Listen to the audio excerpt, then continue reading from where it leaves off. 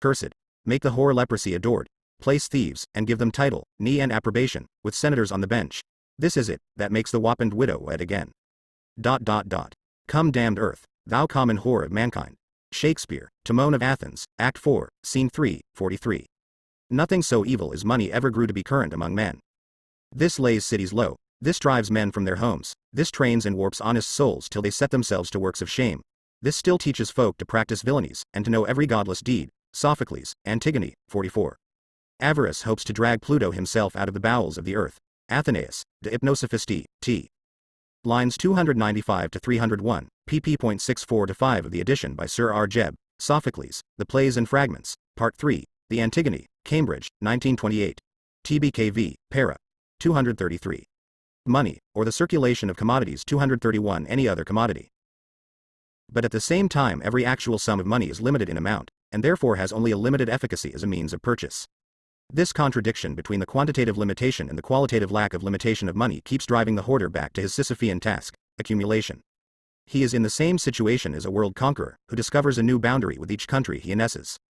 In order that gold may be held as money, and may to form a hoard, it must be prevented from circulating, or from dissolving into the means of purchasing enjoyment. The hoarder therefore sacrifices the lusts of his flesh to the fetish of gold. He takes the gospel of abstinence very seriously. On the other hand, he cannot withdraw any more from circulation, in the shape of money, than he has thrown into it, in the shape of commodities. The more he produces, the more he can sell. Work, thrift and greed are therefore his three cardinal virtues, and to sell much and buy little is the sum of his political economy. 45. Alongside the direct form of the hoard there runs its aesthetic form, the possession of commodities made out of gold and silver. This grows with the wealth of civil society. Let us be re-ch, or let us appear rich, Diderot. In this way there is formed, on the one hand, a constantly extending market for gold and silver which is independent of their monetary functions, and on the other hand a latent source of monetary inflow which is used particularly in periods of social disturbance. Hoarding serves various purposes in an economy where metallic circulation prevails. Its first function arises out of the conditions of the circulation of gold and silver coins. We have seen how, owing to the continual fluctuations in the extent and rapidity of the circulation of commodities and in their prices, the quantity of money in circulation unceasingly ebbs and flows. This quantity must therefore be capable of expansion and contraction. At one time money must be attracted as coin, at another time coin must be repelled as money. In order that the mass of money actually in circulation may always correspond to the saturation level of the sphere of circulation, it is necessary for the quantity of gold and silver available in a country to be greater than the quantity 45. These are the pivots around which all the measures of poetical economy turn. The maximum possible increase in the number of sellers of each commodity, and the maximum WN possible decrease in the number of buyers, vary, OPCIT. pp. 52-3. 232 commodities and money required to function as coin. The reserves created by hoarding serve as channels through which money may flow in and out of circulation, so that the circulation itself never overflows its banks. 46. b. Means of payment in the direct form of commodity circulation hitherto considered, we found a given value always presented to us in a double shape, as a commodity at one pole, and money at the opposite pole. The owners of commodities therefore came into contact as the representatives of equivalents which were already available to each of them. But with the development of circulation, conditions arise under which the alienation of the commodity becomes separated by an interval of time from the realization of its price. It will be sufficient to indicate the most simple of these conditions. One sort of commodity requires a longer, another a shorter time for its production. The production of different commodities depends on different seasons of the year. One commodity may be born in the marketplace, another must travel to a distant market. One commodity owner may therefore step forth as a seller before the other is ready to buy. When the same transactions are continually repeated between the same persons, the conditions of sale are regulated according to the conditions of production. On the other 46. There is required for carrying on the trade of the nation a determinate sum of specific money, which varies, and is sometimes more, sometimes less, as the circumstances we are in require. This ebbing and flowing of money supplies and accommodates itself, without any aid of politicians. The buckets work alternately. When money is scarce, bullion is coined. When bullion is scarce, money is melted. Sir D. North, OPCIT. Postscript, page 3. John Stuart Mill, who was for a long time an official of the East India Company, confirms that in India silver ornaments still continue to perform directly the functions of a hoard. Silver ornaments are brought out and coined when there is a high rate of interest, and go back again when the rate of interest falls. J. S. Mill's evidence, in Report from the Select Committee on the Bank Acts, 1857, N. 2084, 2101. According to a parliamentary document of 1864 on the gold and silver import and export of India, the import of gold and silver in 1863 exceeded the export by 19,367,764 pounds. During the 8 years up to 1864, the excessive imports over exports of the precious metals amounted to £109,652,917. During this century far more than £200 million has been coined in India. East India, Bullion. Return to the House of Commons, the 8th of February 1864. The commodity can be alienated, that is it can leave the hands of the seller, before it is sold, which happens when its price is paid over. Money, or the circulation of commodities 233 hand, the use of certain kinds of commodity, houses, for instance, is sold for a definite period. Only after the lease has expired has the buyer actually received the use value of the commodity. He therefore buys it before he pays for it. The seller sells an existing commodity, the buyer buys as the mere representative of money, or rather as the representative of future money. The seller becomes a creditor, the buyer becomes a debtor. Since the metamorphosis of commodities, or the development of their form of value, has undergone a change here, money receives a new function as well. It becomes the means of payment. 47. The role of creditor or of debtor results here from the simple circulation of commodities. The change in its form impresses this new stamp on seller and buyer. At first, therefore, these new roles are just as transient as those of seller and buyer, and are played alternately by the same actors. Nevertheless, this opposition now looks less pleasant from the very outset, and it is capable of a more rigid crystallization. 48. However, the same characteristics can emerge independently of the circulation of commodities. The class struggle in the ancient world, for instance, took the form mainly of a contest between debtors and creditors, and ended in Rome with the ruin of the plebeian debtors, who were replaced by slaves. In the Middle Ages the contest ended with the ruin of the feudal debtors, who lost their political power together with its economic basis.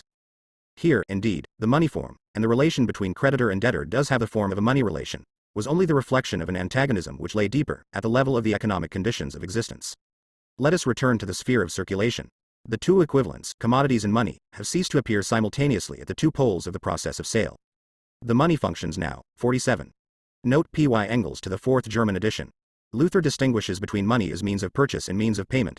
You have caused me to suffer twofold damage, because I cannot pay on the one hand and cannot buy on the other. Martin Luther, and Die Freiherren, Wider den Wucher zu predigen, Wittenberg, 1540, without pagination.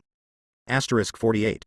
The following shows the relations existing between debtors and creditors among English traders at the beginning of the 18th century. Such a spirit of cruelty reigns here in England among the men of trade, that is not to be met with in any other society of men, nor in any other kingdom of the world. An Essay on Credit in the Bankrupt Act, London, 1707, page 2.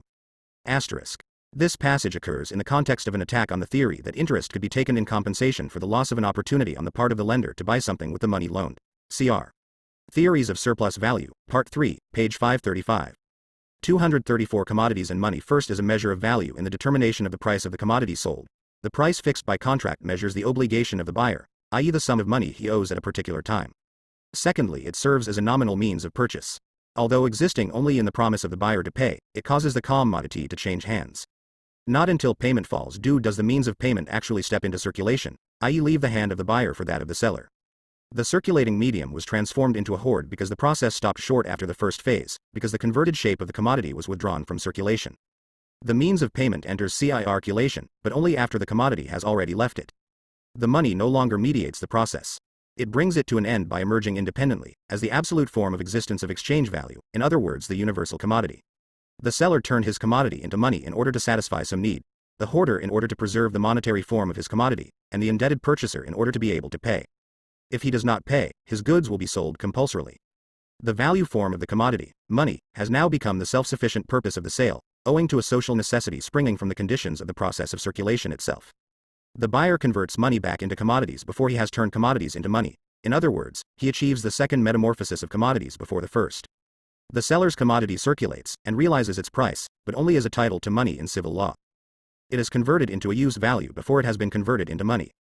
The completion of its first metamorphosis occurs only subsequently. 49. The obligations falling due within a given period of the circulation process represent the sum of the prices of the commodities. 49. The reason why I take no notice in the text of an opposite form will be seen from the following quotation from my book, which appeared in 1859. Conversely, in the transaction MC, money as a real means of purchase may be alienated, thus realizing the price of the commodity before the use value of the money is realized, or before the commodity is handed over. This happens, for instance, in the well-known form of advance payment, or in the form of payment used by the English government to buy opium from Indian rios. In these cases, however, money functions only in the familiar form of means of purchase. Of course, capital, too, is advanced in the form of money. But this aspect does not lie within the scope of simple circulation. Zur Kritik, etc., pp. 119,120, English edition, page 140 in N. Money, or the circulation of commodities 235 whose sale gave rise to those obligations. The quantity of money necessary to realize this sum depends in the first instance on the rapidity of circulation of the means of payment. The quantity is conditioned by two factors. First, the way in which relations between creditors and debtors interlock, as when A receives money from B, who is in debt to him, and then pays it out to his creditor C. And second, the length of time between the different days in which the obligations fall due.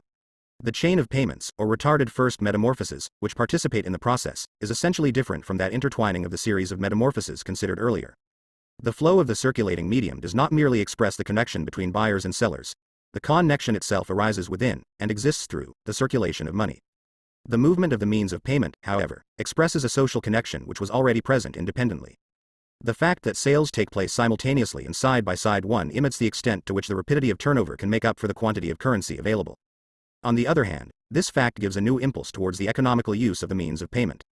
With the concentration of payments in one place, special institutions and methods of liquidation develop spontaneously. For instance, the virements, in medieval lions. The debts due to A from B, to B from C, to C from A, and so on, have only to be brought face to face in order to cancel each other out, to a certain extent, as positive and negative amounts. There remains only a single debit balance to be settled. The greater the concentration of the payments, the less is this balance in relation to the total amount, hence the less is the mass of the means of payment in circulation. There is a contradiction immanent in the function of money as the means of payment. When the payments balance each other, money functions only nominally, as money of account, as a measure of value. But when actual payments have to be made, money does not come onto the scene as a circulating medium, in its merely transient form of an intermediary in the social metabolism, but as the individual incarnation of social labor, the independent presence of exchange value, the universal commodity. T. Clearing houses. T. Marx gave a slightly different, but illuminating, formulation of this rather difficult idea in the original draft of Zur Kritik der Poe. Edition Okino 236 Commodities and Money. This contradiction bursts forth in that aspect of an industrial and commercial crisis which is known as a monetary crisis. So such a crisis occurs only where the ongoing chain of payments has been fully developed, along with an artificial system for settling them. Whenever there is a general disturbance of the mechanism, no matter what its cause, money suddenly and immediately changes over from its merely nominal shape, money of account, into hard cash. Profane commodities can no longer replace it. The use value of commodities becomes valueless, and their value vanishes in the face of their own form of value. The bourgeois, drunk with prosperity and arrogantly certain of himself, has just declared that money is a purely imaginary creation. Commodities alone are money, he said. But now the opposite cry resounds over the markets of the world. Only money is a commodity. As the hart pants after fresh water, so pants his soul after money, the only wealth. 51 In a crisis, the antithesis between commodities and their value form, money, is raised to the level of an absolute contradiction. Hence money's form of appearance is here also a matter of indifference. The monetary famine remains whether payments so. Note by Engels to the third German edition. The monetary crisis, defined in the text as a particular phase of every general industrial and commercial crisis, must be clearly distinguished from the special sort of crisis, also called a monetary crisis, which may appear independently of the rest, and only affects industry and commerce by its backwash. The pivot of these crises is to be found in money capital, and their immediate sphere of impact is therefore banking, the stock exchange and finance. 51. This sudden transformation of the credit system into a monetary system adds theoretical dismay to the actually existing panic, and the agents of the circulation process are overawed by the impenetrable mystery surrounding their own relations. Karl Marx, Zur Kritik, etc., page 126, English edition, page 146. The poor stand still, because the rich have no money to employ them, though they have the same land and hands to provide victuals and clothes, as ever they had. Which is the true riches of a nation, and not the money? John Bellers, Proposals for Raising a College of Industry, London, 1696, pp. 3-4, Millet. In times of actual monetary crisis, a contradiction appears which is imminent in the development of money as universal means of payment. It is not required as measure, nor as coin. But as exchange value become independent, as the physically available universal equivalent, as the materialization of abstract wealth, in short, entirely in the form in which it is the object of actual hoarding, as money. Grundriss der Kritik der politischen Ökonomie, Heft B. Berlin, 1953, page 876. Money, or the circulation of commodities 237 have to be made in gold or in credit money, such as banknotes. S2 If we now consider the total amount of money in circulation during a given period, we find that, for any given turnover rate of the medium of circulation and the means of payment, it is equal to the sum of prices to be realized, plus the sum of the payments falling due, minus the payments which balance each other out, and, finally, minus the number of circuits in which the same piece of coin serves alternately as medium of circulation and means of payment. The farmer, for example, sells his wheat for £2, and this money serves thus as the medium of circulation. On the day when the payment falls due, he uses it to pay for linen which the weaver has delivered. The same £2 now serves as the means of payment. The weaver now buys a Bible for cash. This serves again as the medium of circulation, and so on. Therefore, even when prices, speed of monetary circulation and economies in the use of the means of payment are given, the quantity of money in circulation no longer corresponds with the mass of commodities in circulation during a given period, such as a day. Money which represents commodities long since withdrawn from circulation continues to circulate. Commodities circulate, but their equivalent in money does not appear until some future date. Moreover, the debts contracted each day, and the payments falling due on the same day, are entirely incommensurable magnitudes. S352. The foreknowing shows how such occasions are exploited by the friends of commerce. On one occasion, 1839, an old, grasping banker, in the city, in his private room raised the lid of the desk he sat over, and displayed to a friend rolls of banknotes, saying with intense glee there were 600,000 pounds of them, they were held to make money tight, and would all be let out after 3 o'clock on the same day, the theory of exchange. The Bank Charter Act of 1844, London, 1864, page 81, by H. Roy. The Observer, a semi-official government organ, remarked on the 24th April 1864, some very curious rumors are current of the means which have been resorted to in order to create a scarcity of banknotes. Questionable as it would seem, to suppose that any trick of the kind would be adopted, the report has been so universal that it really deserves mention. 53. The amount of purchases or contracts entered upon during the course of any given day will not affect the quantity of money afloat on that particular day, but, in the vast majority of cases, WJH resolve themselves into multifarious drafts upon the quantity of money which may be afloat at subsequent dates more or less distant. The bills granted or credits opened, today, need have no resemblance whatever, either in quantity, amount, or duration, to those granted or entered upon tomorrow or next day. Nay, many of today's BIJs and credits, when due, fall in with a mass of liabilities whose origins traverse a range of antecedent dates altogether indefinite. Bills at 12, 6, 3,238 commodities and money. Credit money springs directly out of the function of money as a means of payment, in that certificates of debts owing for already purchased commodities themselves circulate for the purpose of transferring those debts to others. On the other hand, the function of money as a means of payment undergoes expansion in proportion as the system of credit itself expands. As the means of payment, money takes on its own peculiar forms of existence, in which it inhabits the sphere of large-scale commercial transactions. Gold and silver coin, on the other hand, are mostly relegated to the sphere of retail trade. 54. When the production of commodities has attained a certain level and extent, the function of money as means of payment begins to spread out beyond the sphere of the circulation of commodities. It becomes the universal material of contracts. 5. Rent, taxes and so on are transformed from payments in kind to payments in money. The great extent to which this transformation is conditioned by the total shape of the process of production is shown, for example, by the twice repeated failure of the Roman months, or one often aggregating together to swell the common liabilities of one particular day.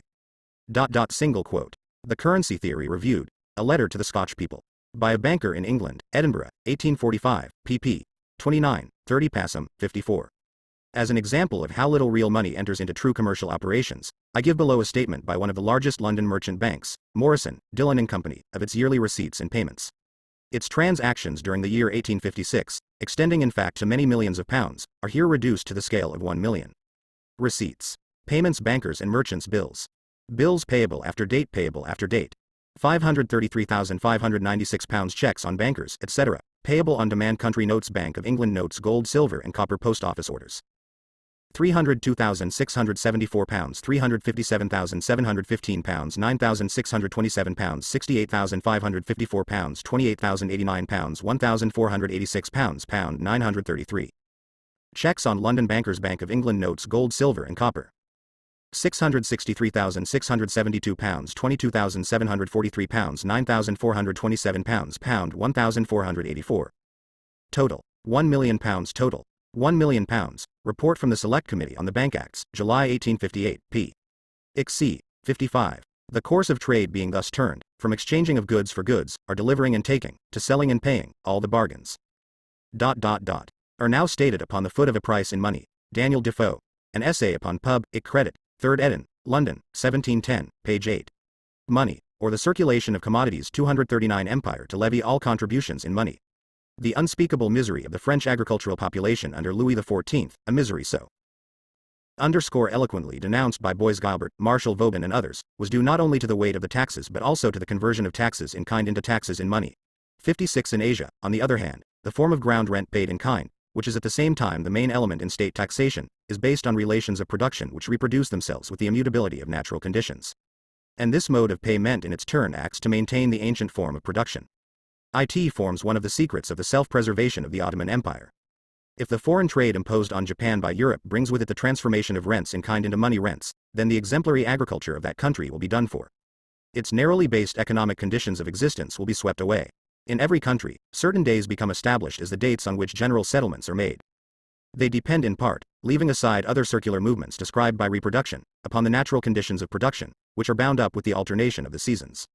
They also regulate the dates for payments which have no direct connection with the circulation of commodities, such as taxes, rents and so on. The fact that the quantity of money required to make these isolated payments over the whole surface of society falls due on certain days of the year causes periodic, but entirely superficial, perturbations in the economy of the means of payment. 57 from the Law of the Rapidity. 56. Money has become the executioner of everything. Finances, the alembic in which a frightful quantity of goods and commodities has been distilled in order to extract that unholy essence. Money declares war on the whole of humanity. Bois Guilbert, Dissertation sur la nature des richesses, de l'argent et des tributs, ed. Dira. Économistes financiers, Paris, 1843, Volume 1, pp. 413,419,417,418, 57. On Whitsuntide, 1824, said Mr. Craig before the Commons Committee of 1826, there was such an immense demand for notes upon the banks of Edinburgh, that by 11 o'clock we had not a note left in our custody. We sent round to all the different banks to borrow, but could not get them, and many of the transactions were adjusted by slips of paper only. Yet by 3 o'clock the whole of the notes were returned into the banks from which they had issued. It was a mere transfer from hand to hand. Although the average effective circulation of bank notes in Scotland is less than £3 million, yet on certain settlement days in the year every single note in the possession of the bankers, amounting altogether to about £7 million, is caued into activity. On these occasions the notes have a single and specific function to perform, and as 240 commodities anna. Lee. Leary of circulation of the means of payment, it follows that the quantity of the means of payment required for all periodic payments, whatever their source, is indirect proportion to the length of the periods. 58. The development of money as a means of payment makes it necessary to accumulate it in preparation for the days when the sums which are owing fall due. While hoarding, considered as an independent form of self-enrichment, vanishes with the advance of bourgeois society, die bürgerliche Gesellschaft, it grows at the same time in the form of the accumulation of a reserve fund of the means of payment. See, world money. When money leaves the domestic sphere of circulation it loses the local functions it has acquired there, as the standard of prices, coin, and small change, and as a symbol of value, and falls back into its original form as precious metal in the shape of bullion. In world trade, commodities develop their value universally. Their independent value form thus confronts them here too as world money. It is in the world market that money first functions. As soon as they have performed it they flow back into the various banks from which they issued. See John Fullerton. T. Regulation of Currencies, London, 184 s. T. page 86, note. In explanation it should be added that in Scotland, at the time of Fullerton's work, notes and not checks were used to withdraw deposits. 58.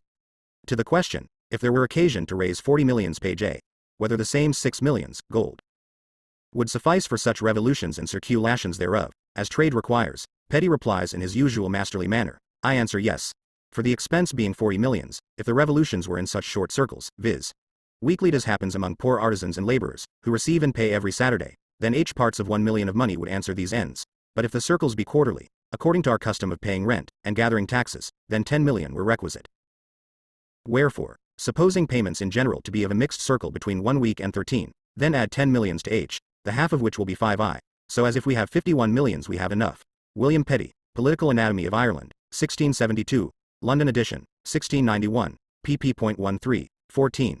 What Marx cites here is Petty's essay Verbum Sapienti, which appeared as a supplement to the Political Anatomy of Ireland. All previous editions have the word inverse here. Yet it is quite apparent from the discussion in Note S8 that Marx meant to write direct. In short, the longer the period, the more money is needed, and vice versa. Money, or the circulation of commodities 241 full extent is the commodity whose natural form is also the directly social form of realization of human labor in the abstract. Its mode of existence becomes adequate to its concept. Within the sphere of domestic circulation, there can only be one commodity which by serving as a measure of value becomes money. On the world market a double standard prevails, both gold and silver. 59s9. Hence the absurdity of all legislation laying down that the banks of a country should form reserves only of the particular precious metal circulating within the country as money. The pleasant difficulties created in this way by the Bank of England for itself are a well-known example. On the subject of the major historical epochs in the relative value of gold and silver, see Karl Marx, Op. Cit. pp. 136 if. English edition, pp. 155 if. Sir Robert Peel, by his Bank Act of 1844, sought to tide over the difficulty by allowing the Bank of England to issue notes against silver bullion, on condition that the reserve of silver should never exceed more than 1/4 of the reserve of gold. For that purpose, the value of silver is estimated according to its market price, in gold, on the London market. The following was added by Engels to the 4th German edition. We find ourselves once more in a period of serious change in the relative values of gold and silver. About 25 years ago, the ratio expressing the relative value of gold and silver was first 1. Now it is approximately 22 to 1, and silver is still constantly falling as against gold. This is essentially the result of a revolution in the mode of production of both metals. Formerly, gold was obtained almost exclusively by washing it out from gold-bearing alluvial deposits, products of the weathering of auriferous rocks. Now this method has become inadequate and has been forced into the background by the processing of quartz lodes themselves, a mode of extraction which formerly was only of secondary importance, although well known to the ancients. Diodorus, 3, 12-14.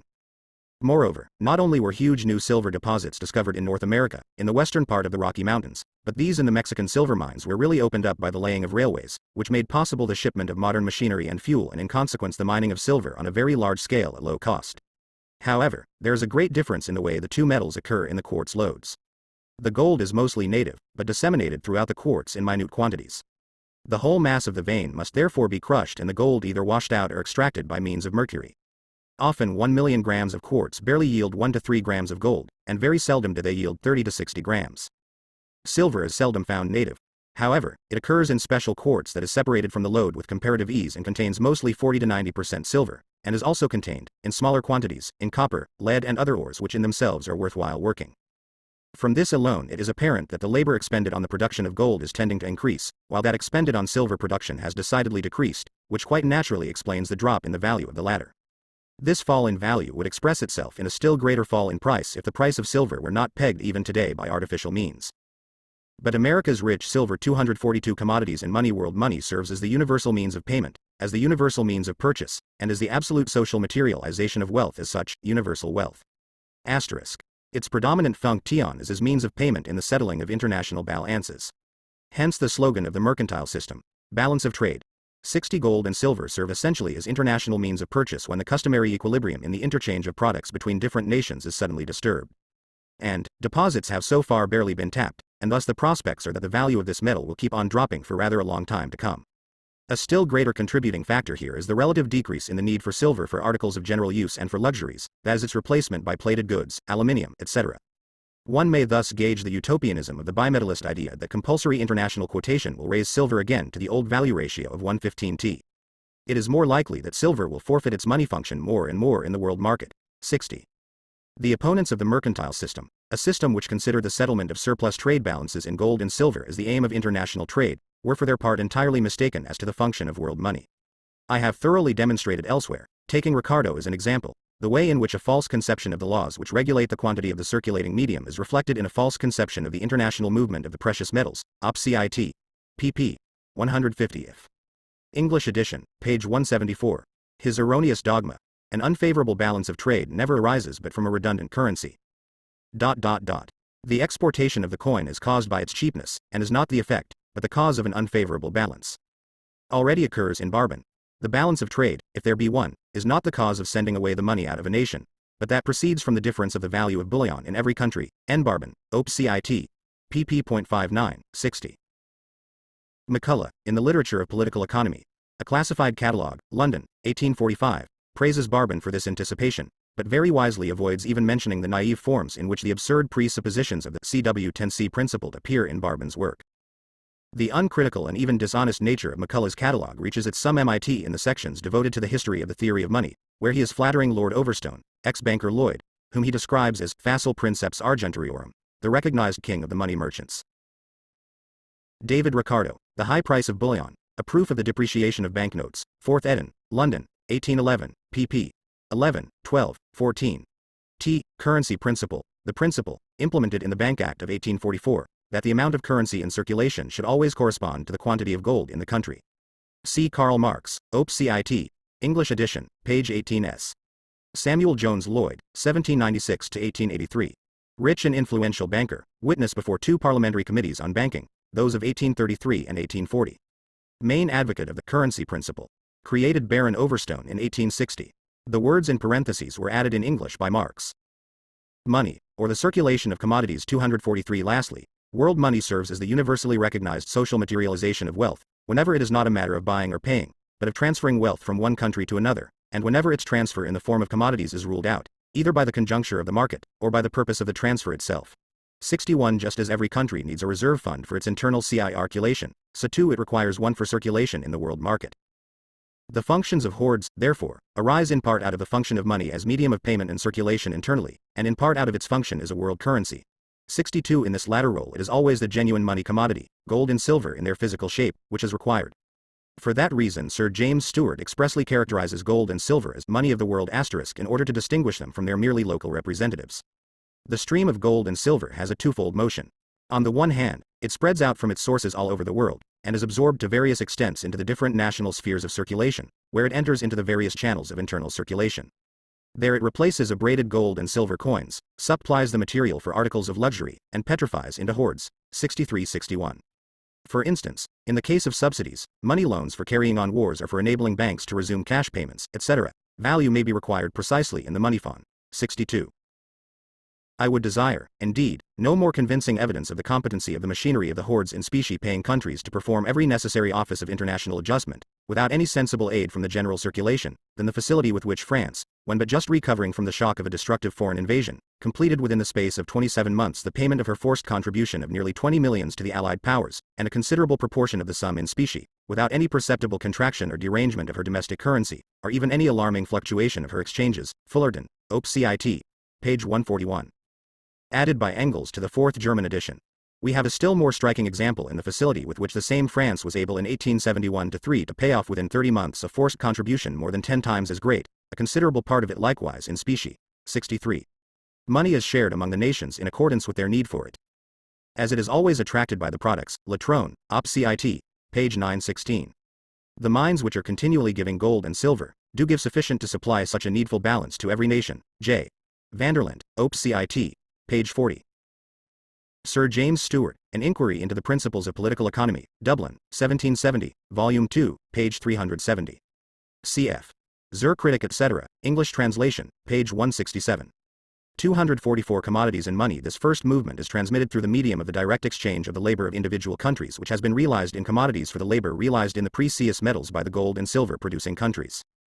On the other hand, gold and silver continually flow backwards and forwards between the different national spheres of circulation, and this movement follows the unceasing fluctuations of the rate of exchange. 64 countries with developed bourgeois production limit the hoards concentrated in the strong rooms of the banks to the minimum required for the performance of their specific functions. 65 Whenever these hoards are strikingly above their average level, this is, with some exceptions, an indication of stagnation in the circulation of commodities, i.e. of an interruption in the flow of their metamorphoses. 66-64. Exchanges rise and fall every week, and at some particular times in the year run high against a nation, and at other times run as high on the contrary. N. Barban, Op. Cit. Page 39, 65. These different functions can come dangerously into conflict whenever gold and silver have also to serve as a fund for the conversion of banknotes. 66. What money is more than of absolute necessity for a home trade is dead stock, and brings no profit to that country it's kept in, but as it is transported in trade, as well as imported. John Dellers, Essays, etc., page 13. What if we have too much coin?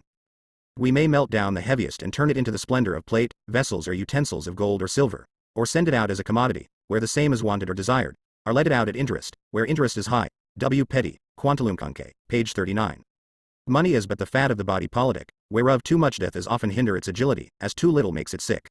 As fat lubricates the motion of the muscles, feeds in want of victuals, fills up the uneven cavities, and beautifies the body, so doth money in the state quicken its action, feeds from abroad in time of dearth at home, evens accounts, and beautifies the whole. Although, more especially the particular persons that have it in plenty. W. Petty, Political Anatomy of Ireland, pp. 14, is, in fact, this is again the supplement, Verbum Sapienti. Part 2. The Transformation of Money into Capital. Chapter 4. The General Formula for Capital. The circulation of commodities is the starting point of capital. The production of commodities in their circulation in its developed form, namely trade, form the historic presuppositions under which capital arises. World trade in the world market date from the 16th century, and from then on the modem history of capital starts to unfold. If we disregard the material content of the circulation of commodities, i.e. the exchange of the various use values, and consider only the economic forms brought into being by this process, we find that its ultimate product is money. This ultimate product of commodity circulation is the first form of appearance of capital. Historically speaking, capital invariably first confronts landed property in the form of money, in the form of monetary wealth, merchants' capital and usurers' capital. However, we do not need to look back at the history of capital's origins in order to recognize that money is its first form of appearance. Every day the same story is played out before our eyes. Even up to the present day, all new capital, in the first instance, steps onto the stage, the market, whether it is the commodity market, the labor market, or the money market, in the shape of money, money which has to be transformed into capital by definite processes. The first distinction between money as money and money as capital is nothing more than a difference in their form of circulation. The direct form of the circulation of commodities is CMC, the transformation of commodities into money and the reconversion of money into commodities, selling in order to buy. 1. The antagonism between the power of landed property, based on personal relations of domination and servitude, and the power of money, which is impersonal, as clearly expressed by the two French proverbs, Nul terra sans seigneur, and L'argent n'a pas de maître. No land without its lord, and money has no master. 248 The transformation of money into capital. But alongside this form we find another form, which is quite distinct from the first, MCM, the transformation of money into commodities, and the reconversion of commodities into money, buying in order to sell. Money, which describes the latter course in its movement, is transformed into capital, becomes capital, and, from the point of view of its function, already is capital. Let us examine the circular movement MCM a little more closely. Just as in the case of simple circulation, it passes through two antithetical phases. In the first phase, MC, the purchase, the money is changed into a commodity. In the second phase, CM, the sale, the commodity is changed back again into money.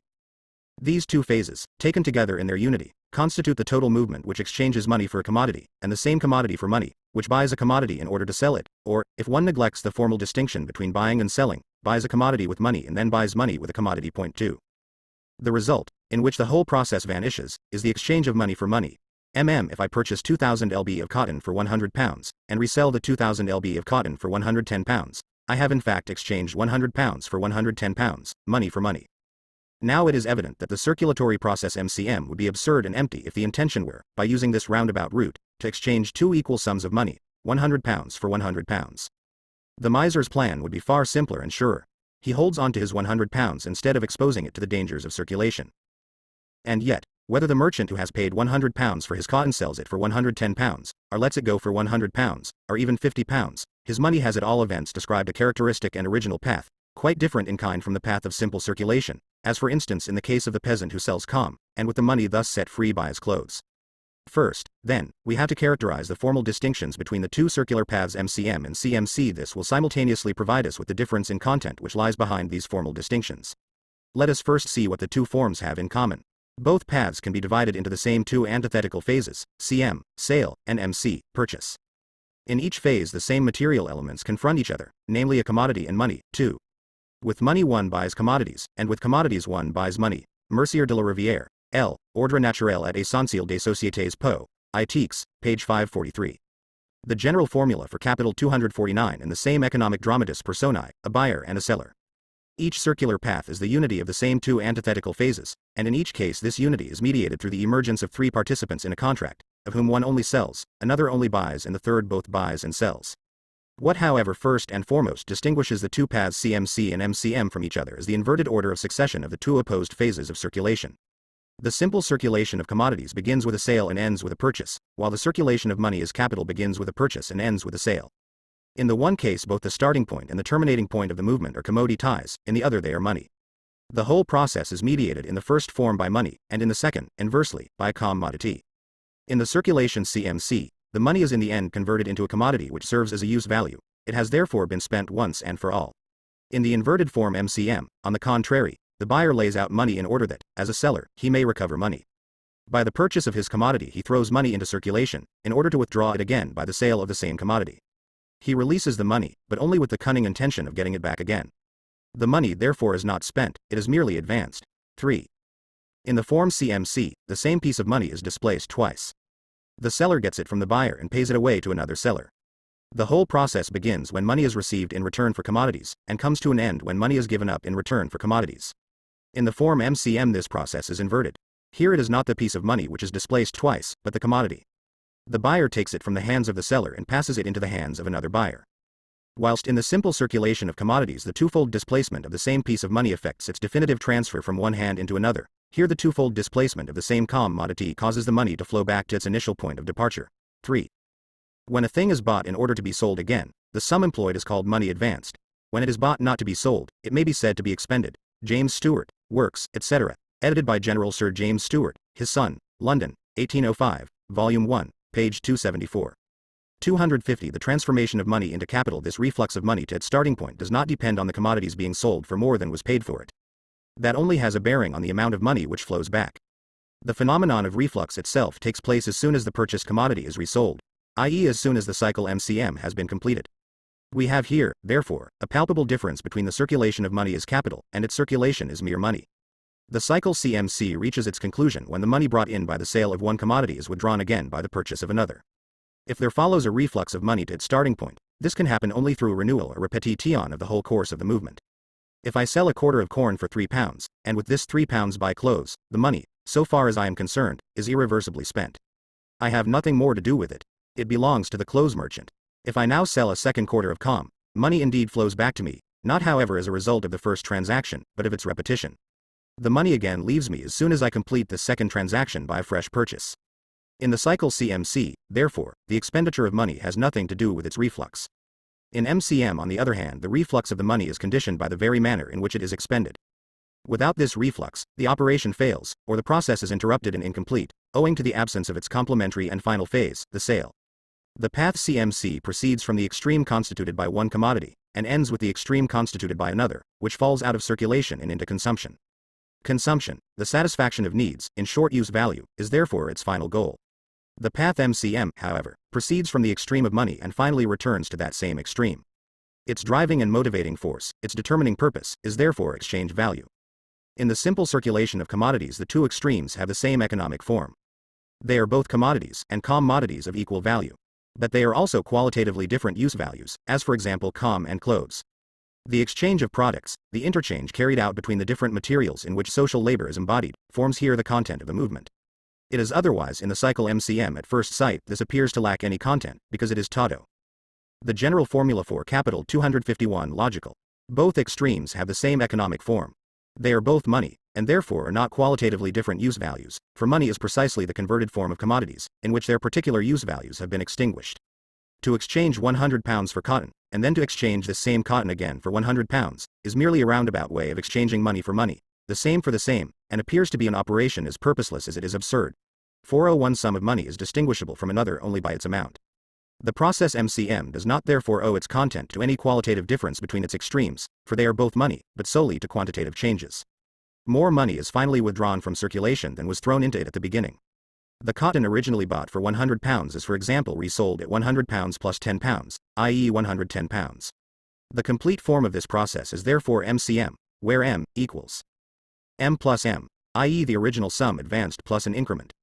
This increment or excess over the original value I call surplus value. Asterisk 4. One does not exchange money for money, exclaims Mercier de la Rivière to the mercantilists, op. Cit. Page 486. In a work which professes to deal with trade and speculation, there occurs the following. All trade consists in the exchange of things of different kinds, and the advantage, to the merchant, arises out of this difference. To exchange a pound of bread against a pound of bread would be attended with no advantage.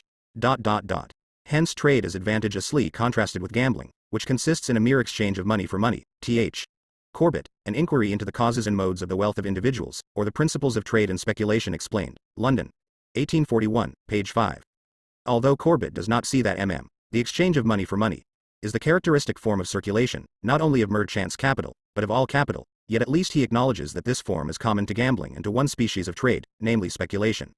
Then, however, McCulloch comes on the scene, and asserts that to buy in order to sell is to speculate, and thus the distinction between speculation and trade vanishes.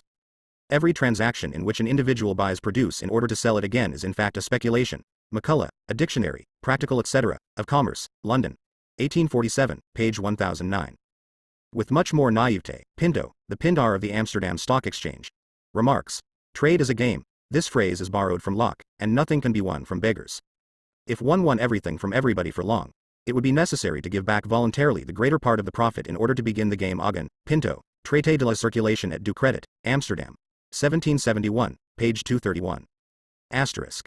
Pindar, 522 to 442 BC, composed odes in praise of Olympic victors. Pinto, AD 1715 to 87, rich Amsterdam speculator and merchant, wrote books in praise of his country's financial system. Asterisk. In both German, Meerwoord, and English in the original. 252 The transformation of money into capital. The value originally advanced, therefore, not only remains intact while in circulation, but increases its magnitude, adds to itself a surplus value, ars valorized, verward et sich. Asterisk. And this movement converts it into capital. Of course, it is also possible that in CMC the two extremes C and C, say com and clothes, may represent quantitatively different magnitudes of value. The peasant may sell his com above its value, or may buy the clothes at less than their value. He may, on the other hand, be cheated by the clothes merchant. Yet, for this particular form of circulation, such differences in value are purely accidental. The fact that the com and the clothes are equivalents does not deprive the process of all sense and meaning, as it does in MCM. The equivalence of their values is rather a necessary condition of its normal course. The repetition or renewal of the act of selling in order to buy finds its measure and its goal, as does the process itself, in a final purpose which lies outside it, namely consumption, the satisfaction of definite needs. But in buying in order to sell, on the contrary, the end and the beginning are the same, money or exchange value, and this very fact makes the movement an endless one. Certainly M becomes M plus DM, £100 becomes £110. But, considered qualitatively, £100 is the same as £110, namely money, while, from the quantitative point of view, £110 is, like £100, a sum of definite and limited value. If the £110 is now spent as money, it ceases to play its part. It is no longer capital. Withdrawn from circulation, it is petrified into a hoard, and it could remain in that position until the last judgment without a single farthing accruing to it. If, then, we are concerned with the valorization, verwertung, of value, the value of the £110 has the same need for valorization as the value of the £100, for they are both limited expressions of exchange value, and therefore both have the same vocation, to approach, by quantitative increase, as near as possible to absolute wealth. Momentarily, indeed, the value originally advanced, the £100, is distinguishable from the surplus value of £10, added to it during circulation, but the distinction vanishes immediately. At the end of the process, we do not receive on one hand the original £100, and on the other the surplus value. Along with the concept of surplus value, the concept of verwertung is introduced here for the first time. Since there is no extant English word which adequately conveys Marx's meaning, we have adopted throughout the word valorization, the general formula for capital 253 of £10. What emerges is rather a value of £110, which is in exactly the same form, appropriate for commencing the valorization process, as the original £100. At the end of the movement, money emerges once again as its starting point. 5. Therefore, the final result of each separate cycle, in which a purchase and consequent sale are completed, forms of itself the starting point for a new cycle.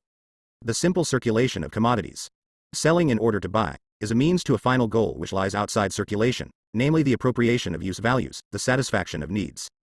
As against this, the circulation of money as capital is an end in itself, for the valorization of value takes place only within this constantly renewed movement. The movement of capital is therefore limitless. 6.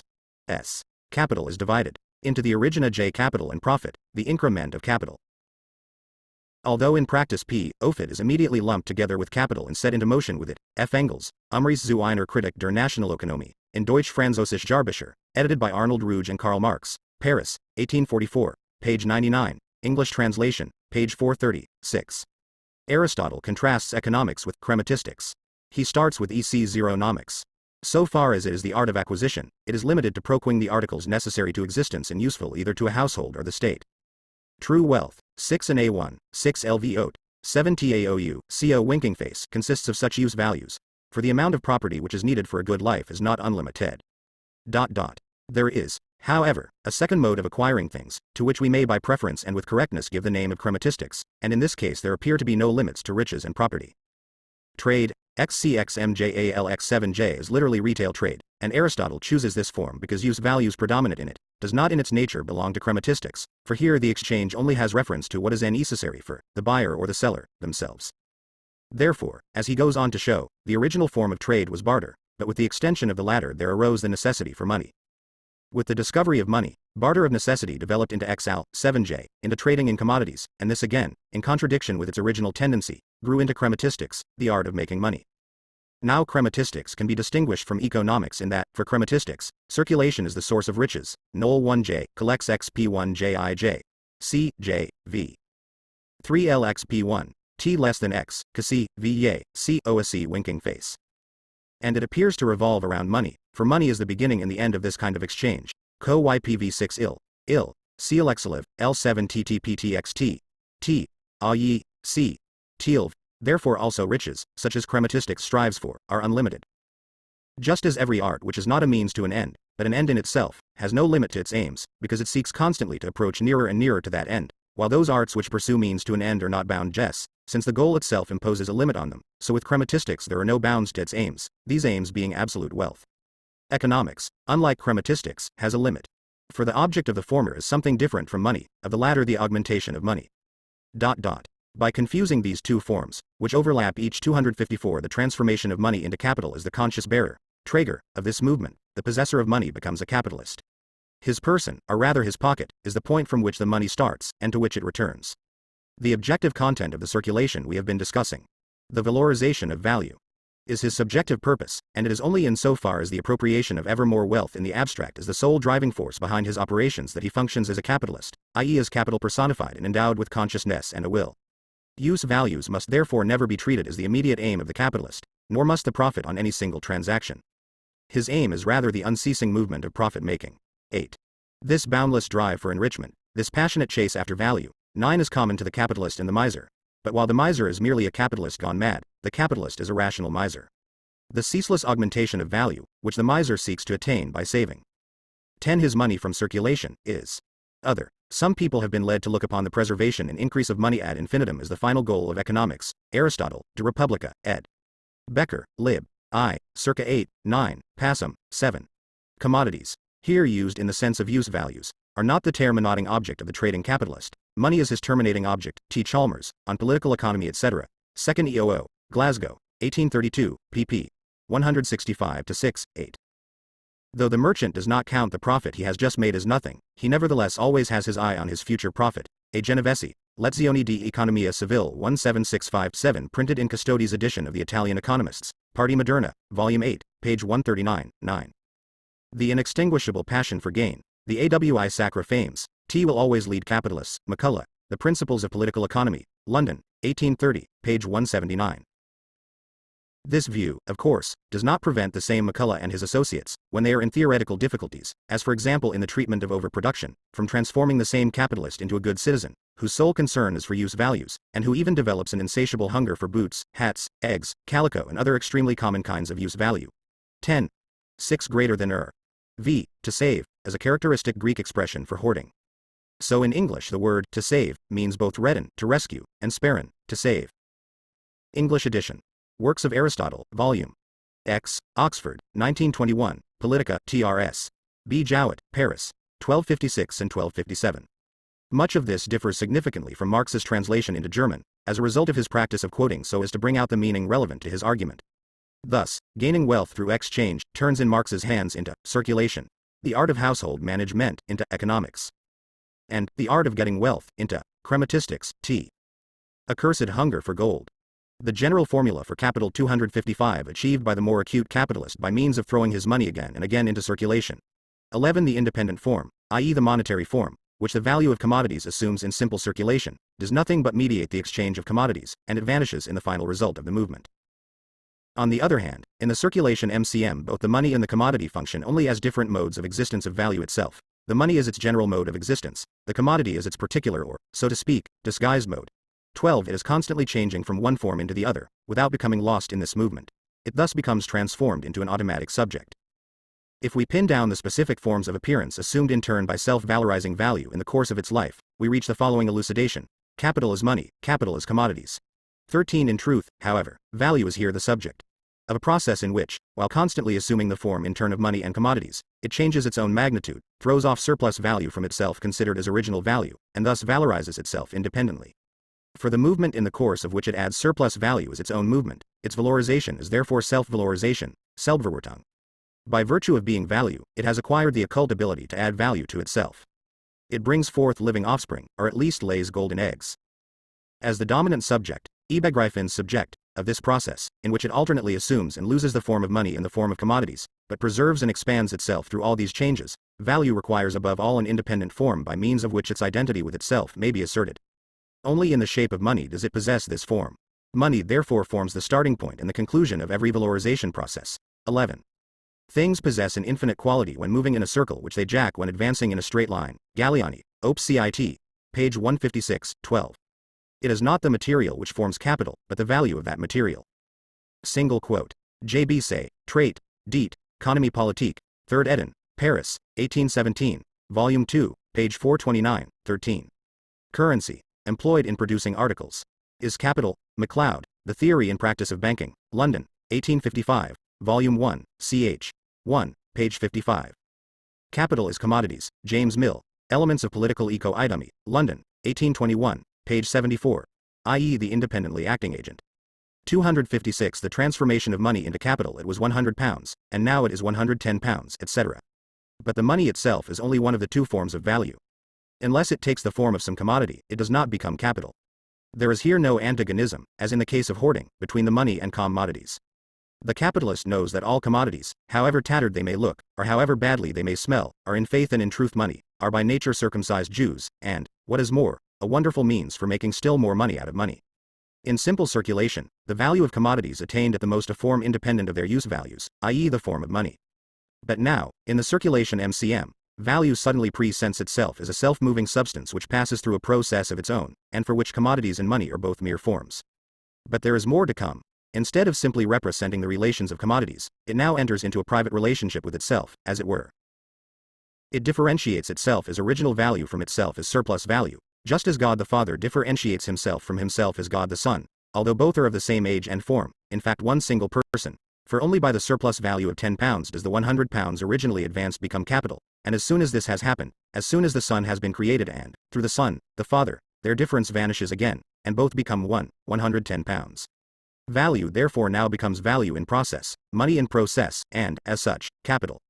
It comes out of circulation, enters into it again, preserves and multiplies itself within circulation, emerges from it with an increased size, and starts the same cycle again and again. 14 mm. Money which begets money, such as the description of capital given by its first interpreters, the mercantilists.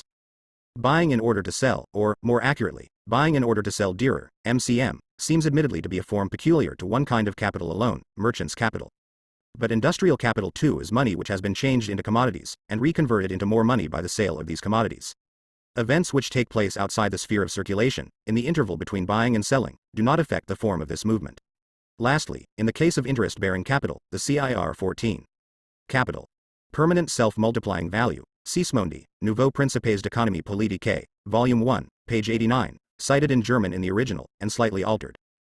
The general formula for capital 257 calculation MCM, presents itself in abridged form, in its final result and without any intermediate stage, in a concise style, so to speak, as MM, i.e. money which is worth more money, value which is greater than itself. MCM is in fact therefore the general formula for capital, in the form in which it appears directly in the sphere of circulation.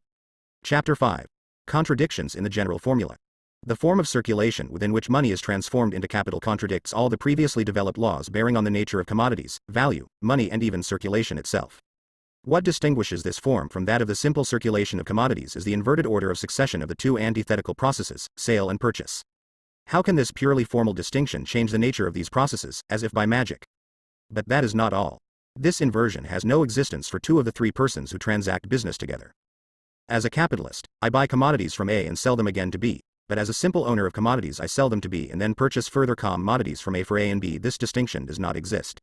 They step forth only as buyers or sellers of commodities. I myself confront them each time as a mere owner of either money or commodities, as a buyer or a seller, and what is more, in both sets of transactions I confront A only as a buyer and B only as a seller. I confront the one only as money, the other only as commodities, but neither of them as capital or a capitalist, or representative of anything more than money or commodities, or of anything which might produce any effect beyond that produced by money or commodities. For me the purchase from A and the sale to B are part of a series. But the connection between these two acts exists for me alone. A does not trouble himself about my transaction with B, nor does B about my business with A, and if I offered to explain to them the meritorious nature of my action in inverting the order of succession, they would probably point out to me that I was mistaken as to that order, and that the whole transaction, instead of beginning with a purchase and ending with a sale, began, on the contrary, with a sale and was concluded with a purchase. In truth, my first act, the purchase, was from the standpoint of A sale, and contradictions in the general formula 259. My second act, the sale, was from the standpoint of B a purchase. Not content with that, A and B would declare that the whole series was superfluous and nothing but hocus pocus, that for the future A would buy direct from B, and B sell direct to A. With this the whole transaction would shrink down to a single, one-sided phase of the ordinary circulation of commodities, a mere sale from A's point of view, and from B's, a mere purchase. Thus the inversion of the order of succession does not take us outside the sphere of the simple circulation of commodities, and we must rather look to see whether this simple circulation, by its nature, might permit the valorization of the values entering into it and consequently the formation of surplus value. Let us take the process of circulation in a form in which it presents itself to us as the exchange of commodities pure and simple. This is always the case when two owners of commodities buy from each other, and on the date of settlement the amounts they owe to each other balance out equally. Money serves here as money of account, and expresses the values of the commodities in their prices, but does not itself confront the commodities in a mad aerial shape. In so far as use values are concerned, it is clear that both parties may gain. Both of them part with commodities which are of no service to them as use values, and receive others they need to use. And this may not be the only advantage gained. A, who sells wine and buys corn, possibly produces more wine in the same labor time than B, the corn farmer, could produce, and B, on the other hand, may produce more corn than A, the wine grower, could produce. A may therefore get more com for the same exchange value, and B more wine, than each would respectively get without any exchange if they had to produce their own com and wine. With reference, therefore, to use value, it can indeed be said that exchange is a transaction by which both sides gain. Point 1. It is otherwise with exchange value. A man who has plenty of wine and no com treats with a man who has plenty of corn and no wine. An exchange takes place between them of corn to the value of 50, for wine of the same value. This act produces no increase of exchange value either for one. Exchange is an admirable transaction by which both sides gain. A. J. Ways. Destit de Tracy, Traité de la Volonté et des effets, Paris, 1826, page 68. This work appeared afterwards as Traité d'économie et politique. In 1823, the first edition of the Traité de la Volonté was published in 1815. 260 The transformation of money into capital the one or the other, for each of them already possessed, before the exchange, a value equal to that which he acquired by means of that operation. 2. This situation is not altered by placing money, as a medium of circulation, between the commodities, and making the sale and the purchase into two physically distinct acts. 3. The value of a commodity is expressed in its price before it enters into circulation, and it is therefore a precondition of circulation, not its result. 4. If we consider this in the abstract, i.e. disregarding circumstances which do not flow from the immanent laws of simple commodity circulation, all that happens in exchange, if we leave aside the replacing of one use value by another, as a metamorphosis, a mere change in the form of the commodity. The same value, the same quantity of objectified social labor, remains throughout in the hands of the same commodity owner, first in the shape of his own commodity, then in the shape of the money into which the commodity has been transformed, and finally in the shape of the commodity into which this money has been reconverted. This change of form does not imply any change in the magnitude of the value. But the change which the value of the commodity undergoes in this process is limited to a change in its money form.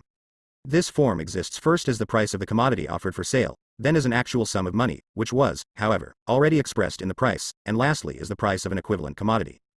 This change of form no more implies, taken alone, a change in the quantity of value than does the changing of a £5 note into sovereigns, half-sovereigns and shillings. In so far, therefore, as the circulation of commodities involves a change only in the form of their values, it necessarily involves the exchange of equivalents, provided the phenomenon occurs in its purity. The vulgar economists have practically no inkling of the nature of value. Hence, whenever they wish to consider the phenomenon in its purity, after their fashion, they assume that supply and demand are equal, that they cease to have any effect at all. If, then, as to Mercier de la Rivière, Op. Cit. Page 544. 3. Whether one of these two values is money, or whether they are both ordinary commodities, is in itself a matter of complete indifference. Mercier de la Rivière, Op. Cit.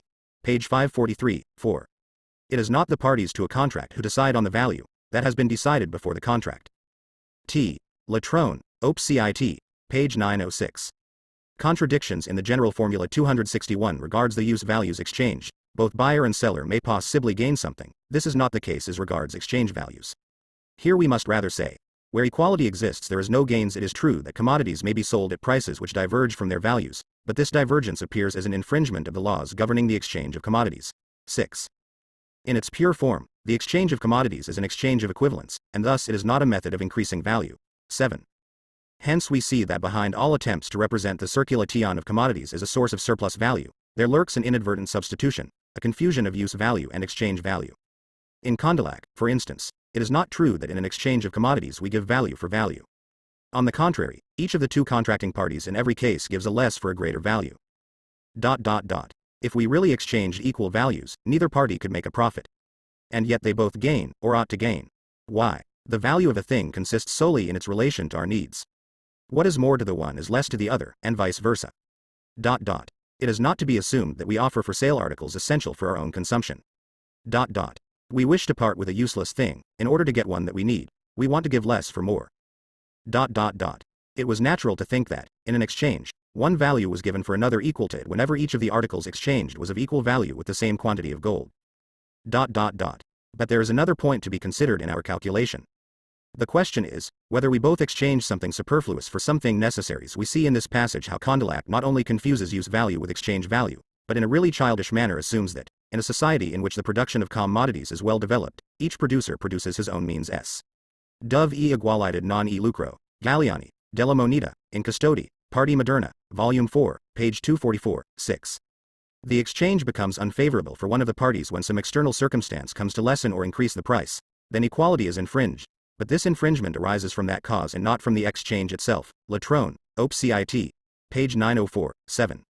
Exchange is by its nature a contract which rests on equality, i.e. it takes place between two equal values. It is therefore not a means of self-enrichment, since as much is given as is received. Latron, Op. Cit. Page 903, 8. Condillac, La Commerce et i.e. Government, 1776, ed. Daira and Molinari, in the Me, Anges d'Economie Politique, Paris, 1847, pp. 267,291. 262 The transformation of money into capital of subsistence, and throws into circulation only what is superfluous, the excess over his own requirements. 9. Still, Condillac's argument is frequently repeated by modern economists, especially when the point is to show that the exchange of commodities in its developed form, commerce, is productive of surplus value. For instance, commerce adds value to products, for the same products in the hands of consumers are worth more than in the hands of producers, and it may strictly be considered an act of production. But commodities are not paid for twice over, once on account of their use value, and a second time on account of their value. And though the use value of a commodity is more serviceable to the buyer than to the seller, its money form is more so to the seller. Would he sell it otherwise? We might therefore just as well say that the buyer performs what is strictly an act of production by converting stockings, for example, into money. If commodities are commodities and money, of equal exchange value, and consequently equivalents, are exchanged, it is plain that no one abstracts more value from circulation than he throws into it. The formation of surplus value does not take place. In its pure form, the circulation process necessitates the exchange of equivalents, but in reality processes do not take place in their pure form. Let us therefore assume an exchange of non-equivalents.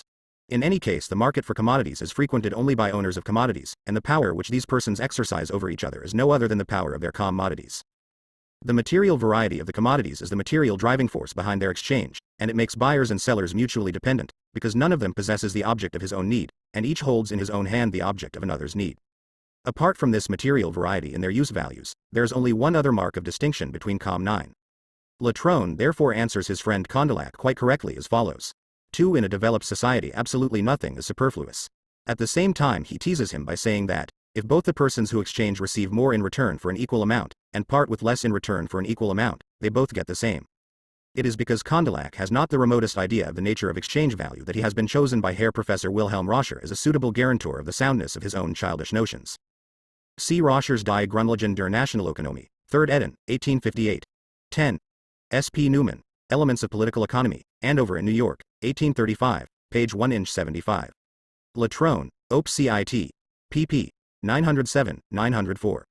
Contradictions in the general formula 263 Modaties, the distinction between their natural form and their converted form, between commodities and money. Consecu ntly, the owners of commodities can be differentiated only into sellers, those who own commodities, and buyers, those who own money. Suppose then that some inexplicable privilege allows the seller to sell his commodities above their value, to sell what is worth 100 for 110, therefore with a nominal price increase of 10%. In this case the seller pockets a surplus value of 10. But after he has sold he becomes a buyer. A third owner of commodities now comes to him as seller, and he too, for his part, enjoys the privilege of selling his commodities 10% too dear. Our friend gained 10 as a seller only to lose it again as a buyer. 11 In fact, the net result is that all owners of commodities sell their goods to each other at 10% above their value, which is exactly the same as if they sold them at their true value. A universal and nominal price increase of this kind has the same effect as if the values of commodities had been expressed, for example, in silver instead of in gold. The money names or prices of the commodities would rise, but the relations between their values would remain unchanged. Let us make the opposite assumption, that the buyer has the privilege of purchasing commodities below their value. In this case we do not even need to recall that he in his turn will become a seller. He was a seller before he became a buyer. He had already lost 10% as a seller before he gained 10% as a buyer. 12. Everything remains as it was before. The formation of surplus value, and therefore the transformation of money into capital, can consequently be explained neither by assuming that commodities are sold above their value, nor by assuming that they are bought at less than their value. 1311. By the augmentation of the nominal value of the produce. Sellers are not enriched. Since what they gain as sellers, they precisely expend in the quality of buyers. J. Gray. The Essential Principles of the Wealth of Nations, etc., London, 1797, page 66, 12. H1 is compelled to sell a quantity of a certain product for 18 livres when it has a value of 24 livres. Then, when one employs the same amount of money in buying, one will receive for 18 livres the same quantity of the product as 24 livres would have bought otherwise. Latron, Op. Cit. Page 897, 13. A seller can normally only succeed in raising the prices of his commodities if he agrees to pay, by and large, more for the commodities of the John Gray, 18th-century writer on economic and political questions. Not to be confused with John Gray, 1798 to 1850, utopian socialist and follower of Robert Owen. 264. The transformation of money into capital. The problem is in no way simplified if extraneous matters are smuggled in, as with Colonel Torrens. Effectual demand consists in the power and inclination, on the part of consumers, to give for commodities, either by immediate or circuitous barter, some greater portion of capital than their production costs. 14. In circulation, producers and consumers confront each other only as buyers and sellers. To assert that the surplus value acquired by the producer has its origin in the fact that consumers pay for commodities more than their value is only to disguise the following simple phrase. The owner of commodities possesses, as a seller, the privilege of selling too dear. The seller has himself produced the commodities or represents their producer, but the buyer has to no less an extent produced the commodities represented by his money, or represents the producer of those commodities. One producer is therefore confronted with another producer. The distinction between them is that one buys and the other sells. The fact that the owner of the commodities sells them at more than their value, under the designation of producer, and pays too much for them, under the designation of consumer, does not carry us a single step further. 15. The consistent upholders of the mistaken theory that surplus value has its origin in a nominal rise of prices or in the privilege which the seller has of selling too dear assume therefore that there exists a class of buyers who do not sell, i.e. a class of consumers who do not produce. The existence of such a class is inexplicable from the standpoint we have so far reached, that of simple circulation. But let us anticipate. The money with which such a class is constantly making purchases must constantly flow into its coffers without any exchange, gratis, whether by might or by right, from the pockets of the commodity owners themselves. To sell commodities at more than their value to such a class is only to get back again, by swindling, a part of the money previously other sellers, and for the same reason a consumer can normally only pay less for his purchases if he submits to a similar reduction in the prices of the things he sells. Mercier de la Rivière, Op. Cit. Page 555, 14. R. Torrens, An Essay on the Production of Wealth, London, 1821, page 349. 15. The idea of profits being paid by the consumers is, assuredly, very absurd. Who are the consumers? 0. Ramsay, An Essay on the Distribution of Wealth, Edinburgh, 1836, page 183. Contradictions in the general formula. 265 handed over for nothing. 16. Thus, the towns of Asia Minor paid a yearly money tribute to ancient Rome. With this money Rome bought commodities from them, and bought them too dear. The provincials cheated the Romans, and in this way swindled back from their conquerors a portion of the tribute in the course of trade. Yet, for all that, the provincials remained the ones who had been cheated. Their goods were still paid for with their own money. That is not the way to get rich or to create surplus value. Let us therefore keep within the limits of the exchange of commodities, where sellers are buyers, and buyers are sellers. Our perplexity may perhaps have arisen from conceiving people merely as personified categories, instead of as individuals. A may be clever enough to get the advantage of band C without their being able to take their revenge. A sells wine worth £40 to B, and obtains from him in exchange corn to the value of £50. A has converted his £40 into £50, has made more money out of less, and has transformed his commodities into capital. Let us examine this a little more closely. Before the exchange we had £40 of wine in the hands of A, and £50 worth of corn in those of B, a total value of £90. MTER the exchange we still have the same total value of £90. The value in circulation has not increased by one iota. All that has changed is its distribution between A and B. What appears on one side as a loss of value appears on the other side as surplus value. What appears on one side as a minus appears on the other side as a plus. The same change would have taken Patachi if A, without the disguise provided by the exchange, had directly stolen the £10 from B. The sum of the values in circulation can clearly not be augmented by any change in their distribution, any more than a Jew can increase the quantity of the precious metals in a country by selling a farthing from the time of Queen Anne for 16. When a man is in want of a demand, does Mr. Malthus recommend him to pay some other person to take off his goods? Is a question put by an infuriated Ricardian to Malthus, who, like his disciple Parson Chalmers, economically glorifies this class of simple buyers or consumers. See an inquiry into those principles, respecting the nature of demand and the necessity of consumption, lately advocated by Mr. Malthusich. London, 1821, page 55. The Reverend Thomas Chalmers, 1780 to 1847, was a Scottish Presbyterian minister who taught moral philosophy and divinity, as well as writing books on political economy. Malthus's theory is expressed in an exaggerated and even more nauseating form by Thomas Chalmers, professor of divinity, Theories of Surplus Value, Part 3, page 56. 266 The transformation of money into capital at Guinea. The capitalist class of a given country, taken as a whole, cannot defraud itself. 1. 7 However much we twist and turn, the final conclusion remains the same. If equivalents are exchanged, no surplus value results, and if non-equivalents are exchanged, we still have no surplus value. LS circulation, or the exchange of commodities, creates no value. 19 It can be understood, therefore, why, in our analysis of the primary form of capital, the form in which it determines the economic organization of modern society, we have entirely left out of consideration its well-known and so to speak antediluvian forms, merchant's capital and usurer's capital. The form MCM, buying in order to sell dearer, is at its purest in genuine merchant's capital. But the whole of this movement takes place within the sphere of circulation. Since, however, it is impossible, by circulation alone, to explain the transformation of money into capital, and the formation of surplus value, merchant's capital appears to be an impossibility, as long as equivalents are exchanged. 20 It appears, therefore, that it can 17. Destot de Tracy, although, or perhaps because, he was a membre de one, L'Institut. Asterisk held the opposite view. The industrial capitalists, he says, make profits because they all sell for more than it has cost to produce. And to whom do they sell? In the first instance to one another, op. Cit. Page 239, 18. The exchange of two equal values neither increases nor diminishes the amount of the values present in society. Equally, the exchange of two unequal values affects no change in the sum of social values, although it adds to the wealth of one person what it removes from the wealth of another. J.B. Say, op. Cit. Volume 2, pp. 44. Say, who is of course untroubled by the consequences of this statement, borrows it almost word for word from the physiocrats. The following example will show how Monsieur Say exploited the writings of the physiocrats, in his day quite forgotten, for the purpose of increasing the value of his own. His most celebrated saying, products can only be bought with products, op. Cit. Volume 2, page 441, runs as follows in the original physiocratic work. Products can only be paid for with products, Latrone, op. Cit. Page 899, 19.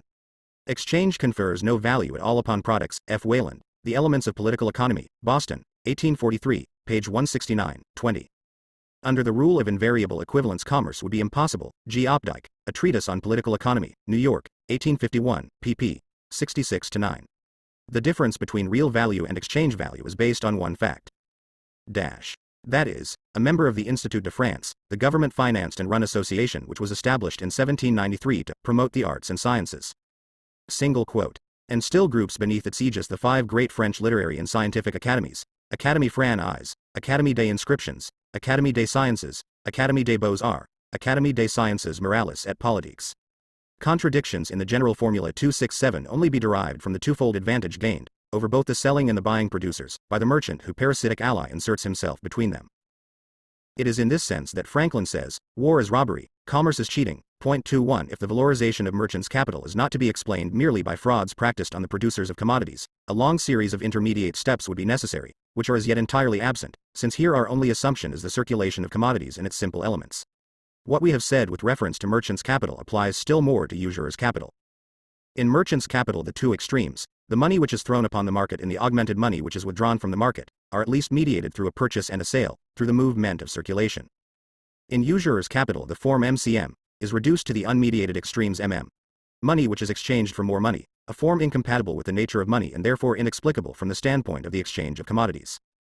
Hence Aristotle says, since chrematistics is a double science, one part belonging to commerce, the other to economics, the latter being necessary and praiseworthy, the former based on circulation and with justice disapproved, for it is not based on nature, but on mutual cheating, the usurer is most rightly hated, because money itself is the source of his gain, and is not used for the purposes for which it was invented. For it originated for the exchange of commodities, but interest makes out of money, more money. Hence its name. 6xo Interest and offspring.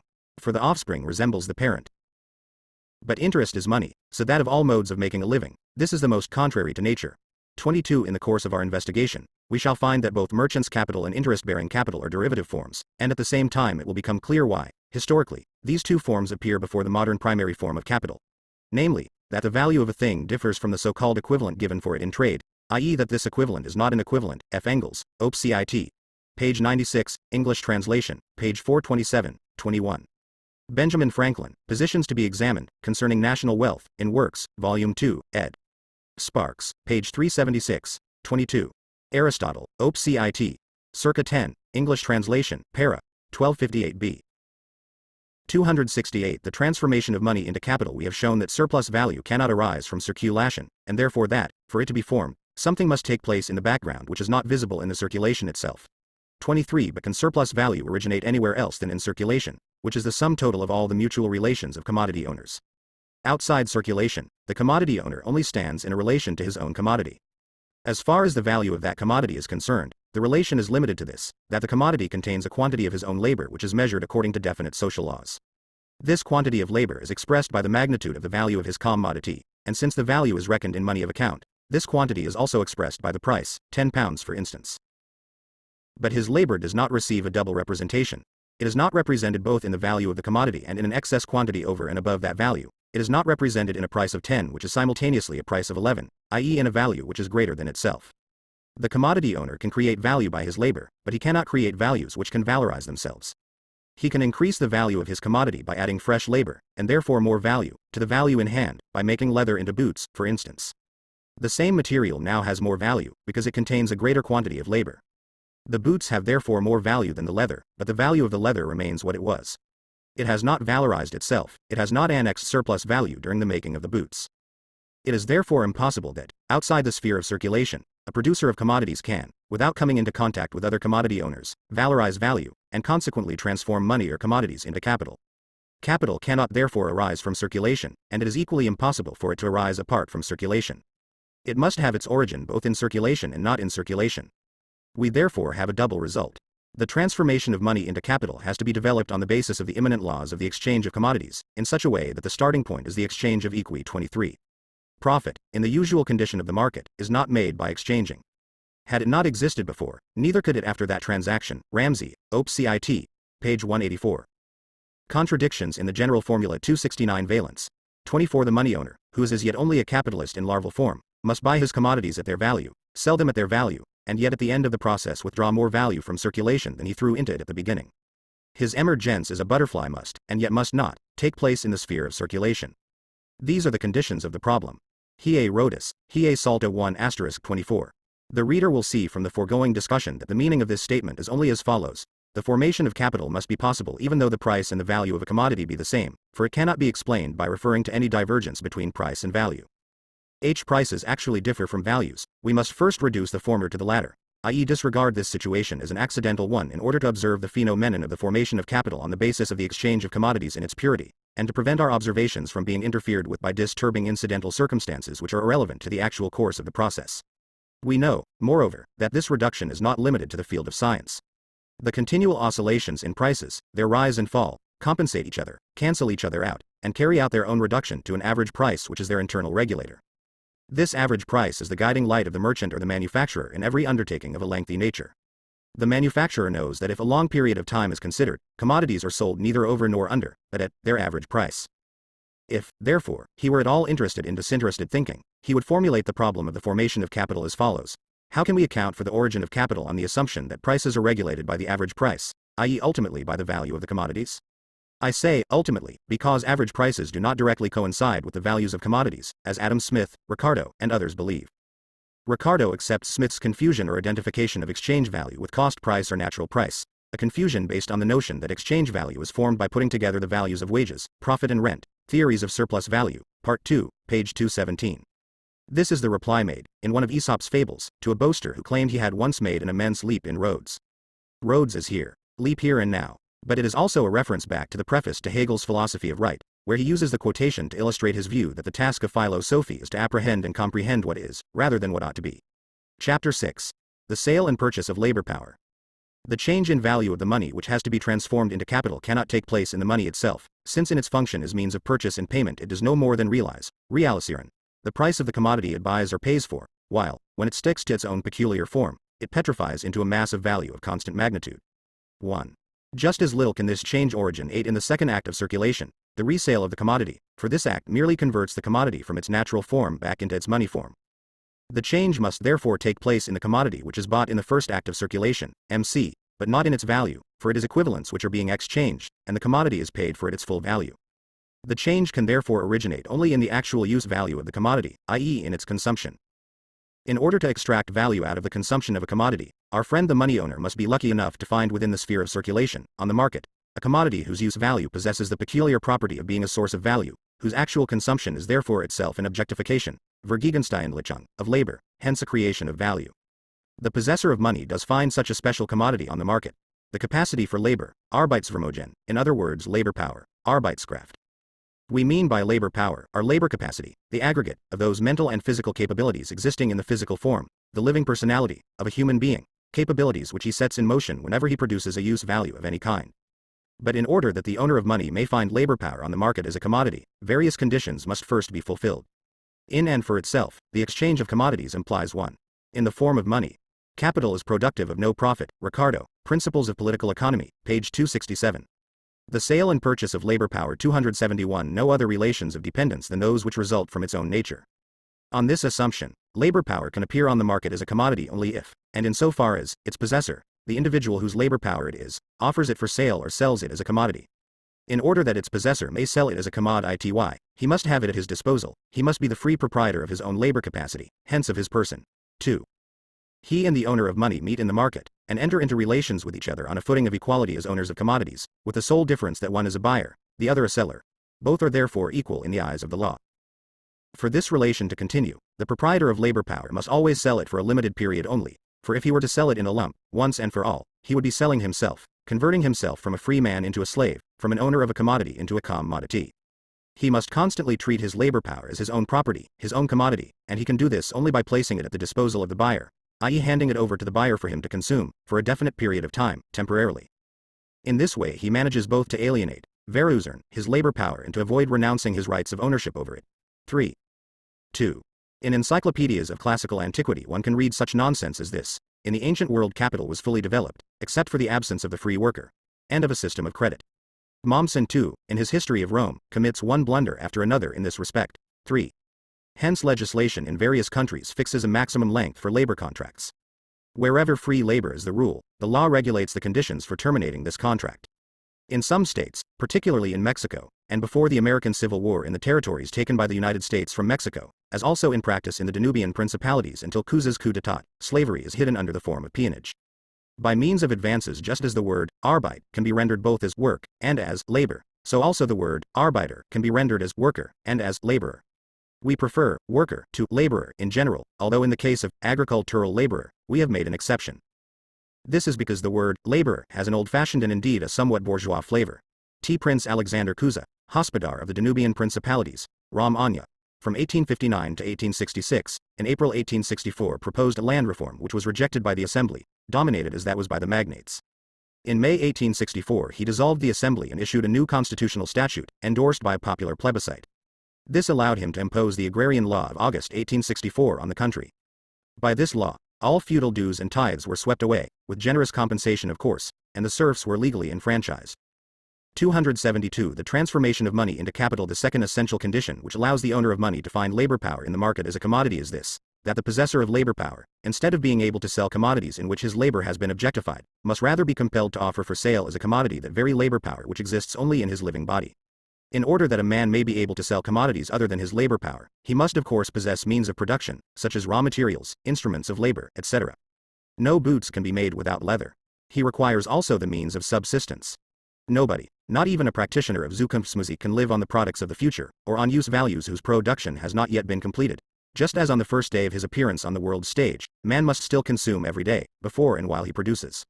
If products are proced as commodities, they must be sold after they have been produced, and they can only satisfy the producer's needs after they have been sold. The time necessary for sale must be counted as well as the time of production. For the transformation of money into capital, therefore, the owner of money must find the free worker available on the commodity market, and this worker must be free in the double sense that as a free individual he can dispose of his labor power as his own commodity, and that, on the other hand, he has no other commodity for sale, i.e. he is rid of them, he is free of all the repayable in labor, which are handed down from generation to generation. Not only the individual worker, but also his family, become in fact the property of other persons and their families. Juarez abolished peonage, but the so-called Emperor Maximilian re-established it by a decree which was aptly denounced in the House of Representatives in Washington as a decree for the reintroduction of slavery into Mexico. Single products of my particular physical and mental skill and of my power to act one can alienate to someone else, and I can give him the use of my abilities for a restricted period, because, on the strength of this restriction, my abilities acquire an external relation to the totality and universality of my being. By alienating the whole of my time, as crystallized in my work, and everything I produced, I would be making into another's property the substance of my being, my universal activity and actual ity, my personality. Hegel, Philosophie des Rechts, Berlin, 1840, page 104, para. 6-7, English translation, page 54. Single quote. Music of the future, in other words castles in the air, are dreams which may or may not be realized. The sale and purchase of labor power 273 objects needed for the realization, Verwirklichung, of his labor power. Why this free worker confronts him in the sphere of circulation is a question which does not interest the owner of money, for he finds the labor market in existence as a particular branch of the commodity market. And for the present it interests us just as little. We confine ourselves to the fact theoretically, as he does practically. One thing, however, is clear. Nature does not produce on the one hand owners of money or commodities, and on the other hand men possessing nothing but their own labor power. This relation has no basis in natural history, nor does it have a social basis common to all periods of human history. It is clearly the result of a past historical development, the product of many economic revolutions, of the extinction of a whole series of older formations of social production. The economic categories already discussed similarly bear a historical imprint. Definite historical conditions are involved in the existence of the product as a commodity. In order to become a commodity, the product must cease to be produced as the immediate means of subsistence of the producer himself. Had we gone further, and inquired under what circumstances all, or even the majority of products take the form of commodities, we should have found that this only happens on the basis of one particular mode of production, the capitalist one. Such an investigation, however, would have been foreign to the analysis of commodities. The production and circulation of commodities can still take place even though the great mass of the objects produced are intended for the immediate requirements of their producers, and are not turned into commodities, so that the process of social production is as yet by no means dominated in its length and breadth by exchange value. The appearance of products as commodities requires a level of development of the division of labor within society such that the separation of use value from exchange value, a separation which first begins with barter, has already been completed. But such a degree of development is common to many economic formations of society, Ökonomische Gesellschaftsformationen, with the most diverse historical characteristics. If we go on to consider money, its existence implies that a definite stage in the development of commodity exchange has been reached. The various forms of money. Money is the mere equivalent of commodities. Money is means of circulation. Money 274. The transformation of money into capital is means of payment. Money is hoard, or money is world currency, indicate very different levels of the process of social production, according to the extent and relative preponderance of one function or the other. Yet we know by experience that a relatively feeble development of commodity circulation suffices for the creation of all these forms. It is otherwise with capital. The historical conditions of its existence are by no means given with the mere circulation of money and commodities. It arises only when the owner of the means of production and subsistence finds the free worker available, on the market, as the seller of his own labor power. And this one historical precondition comprises a world's history. Capital, therefore, announces from the outset a new epoch in the process of social production. 4. This peculiar commodity, labor power, must now be examined more closely. Like all other commodities, it has a value. How is that value determined? The value of labor power is determined, as in the case of every other commodity, by the labor time necessary for the production, and consequently also the reproduction, of this specific article. In so far as it has value, it represents no more than a definite quantity of the average social labor objectified in it. Labor power exists only as a capacity of the living individual. Its production consequently presupposes his existence. Given the existence of the individual, the production of labor power consists in his reproduction of himself or his maintenance. For his maintenance he requires a certain quantity of the means of subsistence. Therefore the labor time necessary for the production of labor power is the same as that necessary for the production of those means of subsistence. In other words, the value of labor power is the value of the means of subsistence necessary for the maintenance of its owner. However, labor power becomes a reality only by being expressed, it is activated only through labor. But in the course of this activity, i.e. labor, a definite quantity of human muscle, nerve, brain, is expended, and these things have to be re-for. The capitalist epoch is therefore characterized by the fact that labor power, in the eyes of the worker himself, takes on the form of a commodity which is his property. His labor consequently takes on the form of wage abor. On the other hand, it is only from this moment that the commodity form of the products of labor becomes universal. The value or worth of a man is as of all other things his price, that is to say, so much as would be given for the use of his power. T. Hobbes, Leviathan, in Works, ed. Molesworth, London, 183, Volume 3, page 76. The sale and purchase of labor power 275 placed. Since more is expended, more must be received. 6. If the owner of labor power works today, tomorrow he must again be able to repeat the same process in the same conditions as regards health and strength. His means of subsistence must therefore be sufficient to maintain him in his normal state as a working individual. His natural needs, such as food, clothing, fuel and housing, vary according to the climatic and other physical peculiarities of his country.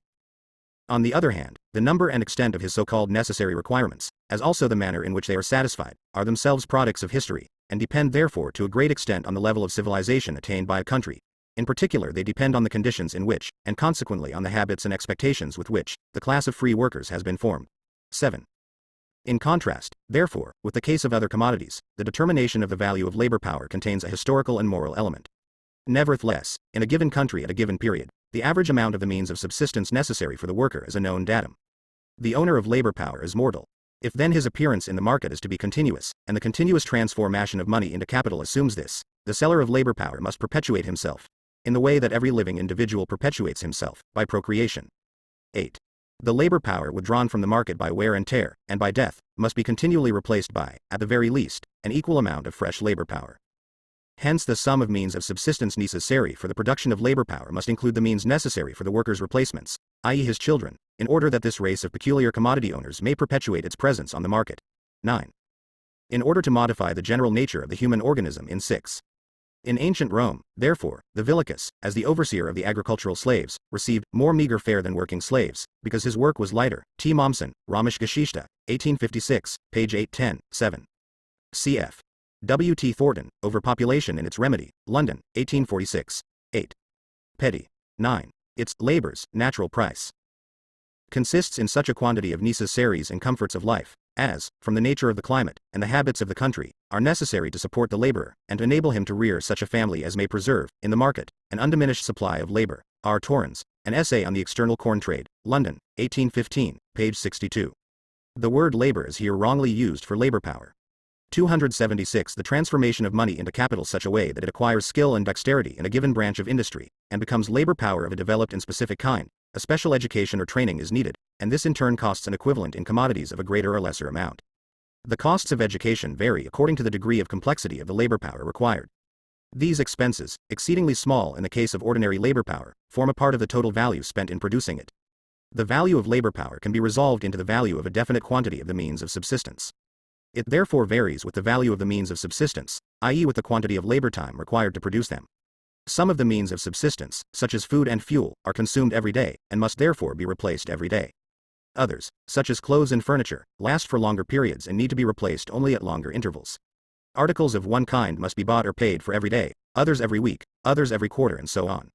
But in whatever way the sum total of these outlays may be spread over the year, they must be covered by the average income, taking one day with another. If the total of the commodities required every day for the production of labor power equals A, and of those required every week equals B, and of those required every quarter equals C, and so on, the daily average FTH. D. 365A plus 52B plus 4C plus. S. HOSA, idles equals 365. Oppose T at this mass of commodities required for the average day contains 6 hours of social labor. Then every day half a day of average social labor is objectified in labor power, or in other words half a day of labor is required for the daily production of labor power. This quantity of labor forms the value of a day's labor power, or the value of the labor power reproduced every day. If half a day of average social labor is present in 3 shillings, then 3 shillings is the price corresponding to the value of a day's labor power. If its owner therefore offers it for sale at 3 shillings a day, its selling price is equal to its value, and according to our original assumption the owner of money, who is intent on transforming his 3 shillings into capital, pays this value. The ultimate or minimum limit of the value of labor power is formed by the value of the commodities which have to be supplied every day to the bearer of labor power, the man, so that he can renew his life process. That is to say, the limit is formed by the sale and purchase of labor power. 277 Value of the physically indispensable means of subsistence. If the price of labor power falls to this minimum, it falls below its value, since under such circumstances it can be maintained and developed only in a crippled state, and the value of every commodity is determined by the labor time required to provide it in its normal quality. It is an extraordinarily cheap kind of sentimentality which declares that this method of determining the value of labor power, a method prescribed by the very nature of the case, is brutal, and which laments with Rossi in this matter. To conceive capacity for labor, puissance de travail, in abstraction from the worker's means of subsistence during the production process is to conceive a phantom, être de raison. When we speak of labor, our capacity for labor, we speak at the same time of the worker and his means of subsistence, of the worker and his wages. 10. When we speak of capacity for labor, we do not speak of labor, any more than we speak of digestion when we speak of capacity for digestion. As is well known, the latter process requires something more than a good stomach. When we speak of capacity for labor, we do not abstract from the necessary means of subsistence. On the contrary, their value is expressed in its value. If his capacity for labor remains unsold, this is of no advantage to the worker. He will rather feel it to be a cruel nature-imposed necessity that his capacity for labor has required for its production a definite quantity of the means of subsistence, and will continue to require this for its reproduction. Then, like Sismondi, he will discover that the capacity for labor is nothing unless it is sold. 111 Consequence of the peculiar nature of labor power as a commodity is this, that it does not in reality pass straight away into the hands of the buyer on the conclusion of the contract between buyer and seller. Its value, like that of every other commodity, is already determined before it enters into circulation, for a definite quantity of social labor has been spent on the production of the labor power. But its use value consists in the subsequent exercise of that power. The alienation, Verusung, of labor power and its real manifestation, Ausserung, the period of its existence as a use value, do not coincide in time. But in those cases in which the formal alienation by sale of the use value of a 10. Rossi, Cours d'économie politique, Brussels, 1842, pp. 370-71. 11. Sismondi, Nouvelles Principes etc., Volume 1, page 113. 278 The transformation of money into capital commodity is not simultaneous with its actual transfer to the buyer. The money of the buyer serves as means of payment. 12 In every country where the capitalist mode of production prevails, it is the custom not to pay for labor power until it has been exercised for the period fixed by the contract, for example, at the end of each week. In all cases, therefore, the worker advances the use value of his labor power to the capitalist. He lets the buyer consume it before he receives payment of the price. Everywhere the worker allows credit to the capitalist. That this credit is no mere fiction is shown not only by the occasional loss of the wages the worker has already advanced, when a capitalist goes bankrupt, 13 but also by a series of more long-lasting consequences, 1412. All labor is paid after it has ceased, an inquiry into those principles, respecting the nature of demand, etc., page 104. The system of commercial credit had to start at the moment when the worker, the prime creator of products, could, thanks to his savings, wait for his wages until the end of the week, the fortnight, the month, the quarter, etc. See Guenille, Des Systèmes d'économie politique, 2nd EOO, Paris, 1821, Volume 1, page 150. 13. The worker lends his industry, says Stork. But he slyly adds to this the statement that the worker risks nothing, except the loss of his wages. The worker does not hand over anything of a material nature. Stork, Cours d'économie politique, St. Petersburg, 1815, Volume 2, pp. 36-7, 14. One example. In London there are two sorts of bakers, the full-priced, who sell bread at its full value, and the undersellers, who sell it at less than its value. The latter class comprises more than 3/4 of the total number of bakers, page XXXII in the report of H.S. Tremenheere, the commissioner appointed to examine the grievances complained of by the journeymen bakers, etc. London, 1862. The undersellers, almost without exception, sell bread adulterated with alum, soap, pearl ash, chalk, Derbyshire stone dust and other similar agreeable, nourishing and wholesome ingredients. See the above-cited Blue Book, as also the report of the Select Committee of 1855 on the adulteration of food, and Dr. Hassell's Adulterations Detected, 2nd Eden, London, 1861. Sir John Gordon stated before the Committee of 1855 that, in consequence of these adulterations, the poor man, who lives on 2 pounds of bread a day, does not now get 1/4 part of nourishing matter, let alone the deleterious effects on his health. Tremenheere states, op. cit. Page XLVIII, as the reason why a very large part of the working class, although well aware of this adulteration, nevertheless accept the alum, stone dust, etc. as part of their purchase, that it is for them a matter of necessity to take from their baker or from the chandler's shop such bread as they choose to supply. As they are not paid their wages before the end of the week, they in their turn are unable to pay for the bread consumed by their families during the week, before the end of the week, and Tremenheere adds on the evidence of witnesses, it is notorious that bread composed of those mixtures is made expressly for sale in this manner. In many English agricultural districts, and still more in Scottish, the sale and purchase of labor power 279 whether money serves as a means of purchase or a means of payment, this does not alter the nature of the exchange of commodities. The price of the labor power is fixed by the contract, although it is not realized till later. Like the rent of a house. The labor power is sold, although it is paid for only at a later period. It will therefore be useful, if we want to conceive the relation in its pure form, to presuppose for the moment that the possessor of labor power, on the occasion of each sale, immediately receives the price stipulated in the contract. We now know the manner of determining the value paid by the owner of money to the owner of this peculiar commodity, labor power. The use value which the former gets in exchange manifests itself only in the actual utilization, in the process of the consumption of the labor power. The money owner buys everything necessary for this process, such as raw material, in the market, and pays the full price for it. The process of the consumption of labor power is at the same time the production process of commodities and of surplus value. The consumption of labor power is completed, as in the case of every other commodity, outside the market or the sphere of circulation.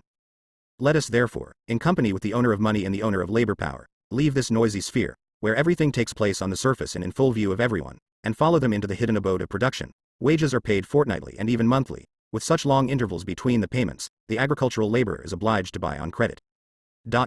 He must pay higher prices, and is in fact tied to the shop which gives him credit. Thus at Horningham in Wilts, for example, where the wages are monthly, the same flour that he could buy elsewhere it is 10d per stone, costs him 2s. 4d per stone, public health, 6th report of the medical officer of the Privy Council, etc., 1864, page 264. The block printers of Paisley and Kilmarnock, Western Scotland, enforced in 1833 by strike the reduction of the period of payment from monthly to fortnightly, reports of the inspectors of factories. The 31st of October 1853, page 34. As a further nice development from the credit given by the workers to the capitalist, we may refer to the method adopted by many English coal owners whereby the worker is not paid till the end of the month, and in the meantime receives sums on account from the capitalist, often in goods for which the miner is obliged to pay more than the market price, truck system. It is a common practice with the coal masters to pay once a month, and advance cash to their workmen at the end of each intermediate week. The cash is given in the shop, the Tommy shop which belongs to the master. The men take it on one side and lay it out on the other. Children's Employment Commission, 3rd Report, London, 1864, page 38, n. 192. 280 The transformation of money into capital, on whose threshold there hangs the notice, no admittance except on business. Here we shall see, not only how capital produces, but how capital is itself produced. The secret of profit-making must at last be laid bare. The sphere of circulation or commodity exchange, within whose boundaries the sale and purchase of labor power goes on, is in fact a very Eden of the innate rights of man. It is the exclusive realm of freedom, equality, property and Bentham. Freedom, because both buyer and seller of a commodity, let us say of labor power, are determined only by their own free will. They contract as free persons, who are equal before the law. Their contract is the final result in which their joint will finds a common legal expression. Equality, because each enters into relation with the other, as with a simple owner of commodities, and they exchange equivalent for equivalent. Property, because each disposes only of what is his own. And Bentham, because each looks only to his own advantage. The only force bringing them together, and putting them into relation with each other, is the selfishness, the gain and the private interest of each. Each pays heed to himself only, and no one worries about the others. And precisely for that reason, either in accordance with the pre-established harmony of things, or under the auspices of an omniscient providence, they all work together to their mutual advantage, for the common weal, and in the common interest. When we leave this sphere of simple circulation or the exchange of commodities, which provides the free trader vulgarize with his views, his concepts and the standard by which he judges the society of capital and wage labor, a certain change takes place, or so it appears, in the physiognomy of our dramatis personae. He who was previously the money owner now strides out in front as a capitalist. The possessor of labor power follows as his worker. The one smirks self-importantly and is intent on business. The other is timid and holds back, like someone who has brought his own hide to market and now has nothing else to expect but a tanning. Part 3. The production of absolute surplus value. Chapter 7. The labor process and the valorization process. The labor process. The use of labor power is labor itself. The purchaser of labor power consumes it by setting the seller of it to work. By working, the latter becomes in actuality what previously he only was potentially, namely labor power in action, a worker. In order to embody his labor in commodities, he must above all embody it in use values, things which serve to satisfy needs of one kind or another. Hence what the capitalist sets the worker to produce is a particular use value, a specific article. The fact that the production of use values, or goods, is carried on under the control of a capitalist and on his behalf does not alter the general character of that production. We shall therefore, in the first place, have to consider the labor process independently of any specific social formation. Labor is, first of all, a process between man and nature, a process by which man, through his own actions, mediates, regulates and controls the metabolism between himself and nature. He confronts the materials of nature as a force of nature. He sets in motion the natural forces which belong to his own body, his arms, legs, head and hands, in order to appropriate the materials of nature in a form adapted to his own needs. Through this movement he acts upon external nature and changes it, and in this way he simultaneously changes his own nature. He develops the potentialities slumbering within nature, and subjects the play of its forces to his own sovereign power. We are not dealing here with those first instinctive forms of labor which remain on the animal level. An immense interval of time separates the state of things in which a man brings his labor power to market for sale as a commodity from the situation when human labor had not yet cast off its first instinctive form. We presuppose labor in a form in 284 the production of absolute surplus value which it is an exclusively human characteristic. A spider conducts operations which resemble those of the weaver, and a bee would put many a human architect to shame by the construction of its honeycomb cells. But what distinguishes the worst architect from the best of bees is that the architect builds the cell in his mind before he constructs it in wax. At the end of every labor process, a result emerges which had already been conceived by the worker at the beginning, hence already existed ideally. Man not only effects a change of form in the materials of nature, he also realizes, vir were clicked, his own purpose in those materials. And this is a purpose he is conscious of. It determines the mode of his activity with the rigidity of a law, and he must subordinate his will to it. This subordination is no mere momentary act. Apart from the exertion of the working organs, a purposeful will is required for the entire duration of the work. This means close attention. The less he is attracted by the nature of the work and the way in which it has to be accomplished, and the less, therefore, he enjoys it as the free play of his own physical and mental powers, the closer his attention is forced to be. The simple elements of the labor process are 1. Purposeful activity, that is work itself, 2. The object on which that work is performed, and 3. The instruments of that work. The land, and this, economically speaking, includes water, in its original state in which it supplies man with necessaries or means of subsistence ready to hand is available without any effort on his part as the universal material for human labor. All those things which labor merely separates from immediate connection with their environment are objects of labor spontaneously provided by nature, such as fish caught and separated from their natural element, namely water, timber felled in virgin forests, and ores extracted from their veins. If, on the other hand, the object of labor has, so to speak, been filtered through previous labor, we call it raw material. For example, ore already extracted and ready for washing. All raw material is an object of labor, Arbeitskosten stand for. But not every object of labor is raw material, the object of one.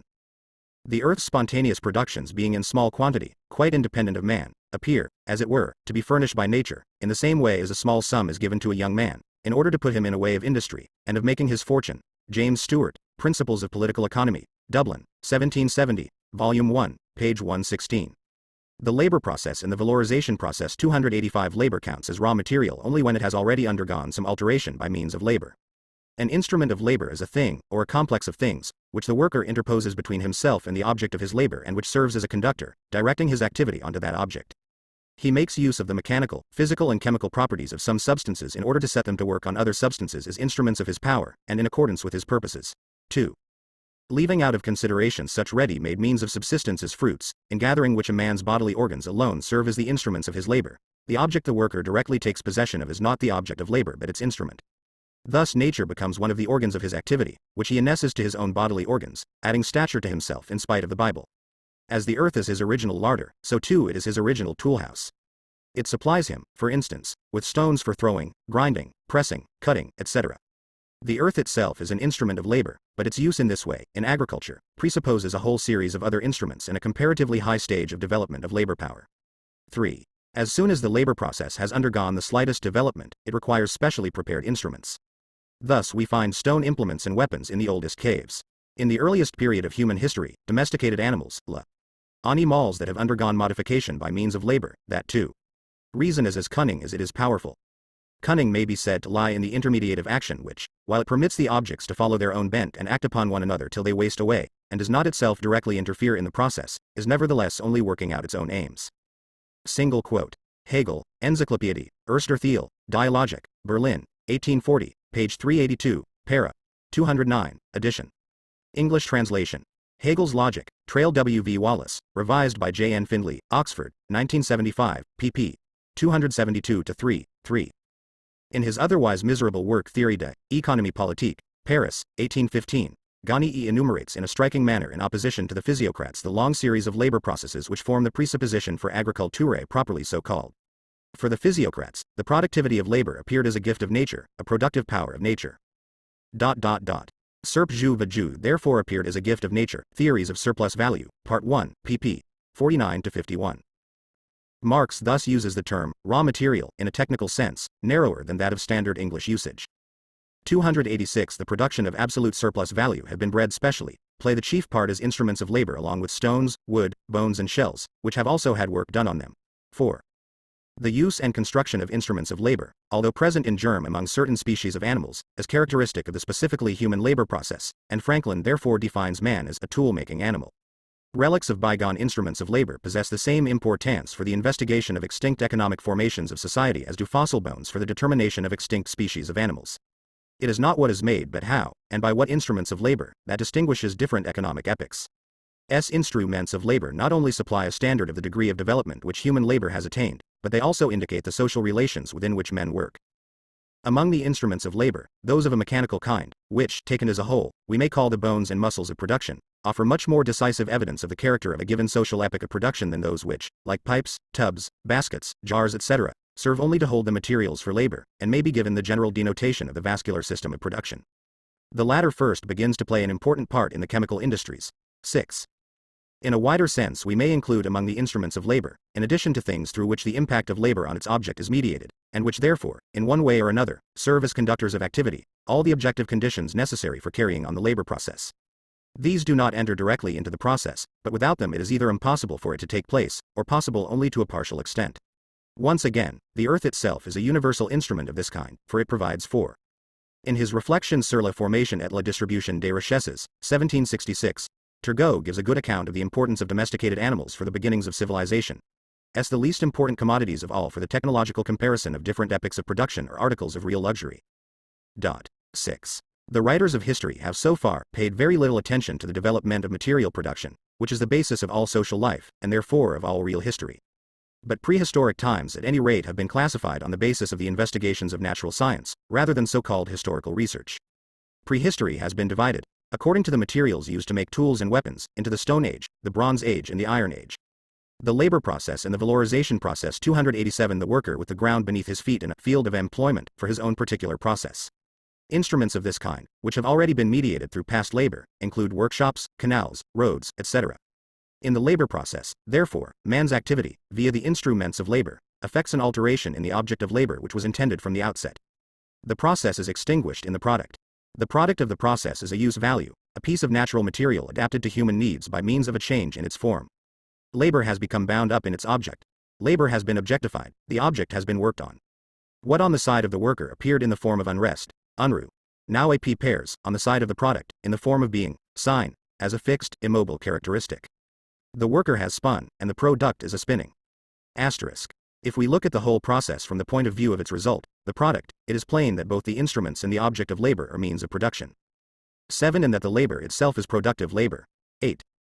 Although a use value emerges from the labor process, in the form of a product, other use values, products of previous labor, enter into it as means of production. The same use value is both the product of a previous process, and a means of production in a later process.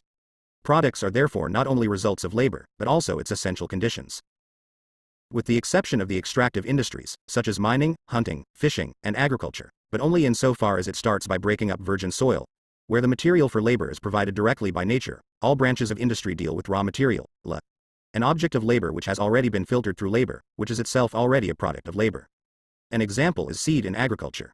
Animals and plants which we are accustomed to consider as products of nature, may be, in their present form. 7. It appears paradoxical to assert that uncaught fish, for instance, are a means of production in the fishing industry. But hitherto no one has discovered the art of catching fish in waters that contain none. 8. This method of determining what is productive labor, from the standpoint of the simple labor process, is by no means sufficient to cover the capitalist process of production. Spinning, a quantity of thread or spun yarn, DED. 288 The production of absolute surplus value, not only products of, say, last year's labor, but the result of a gradual transformation continued through many generations under human control, and through the agency of human labor.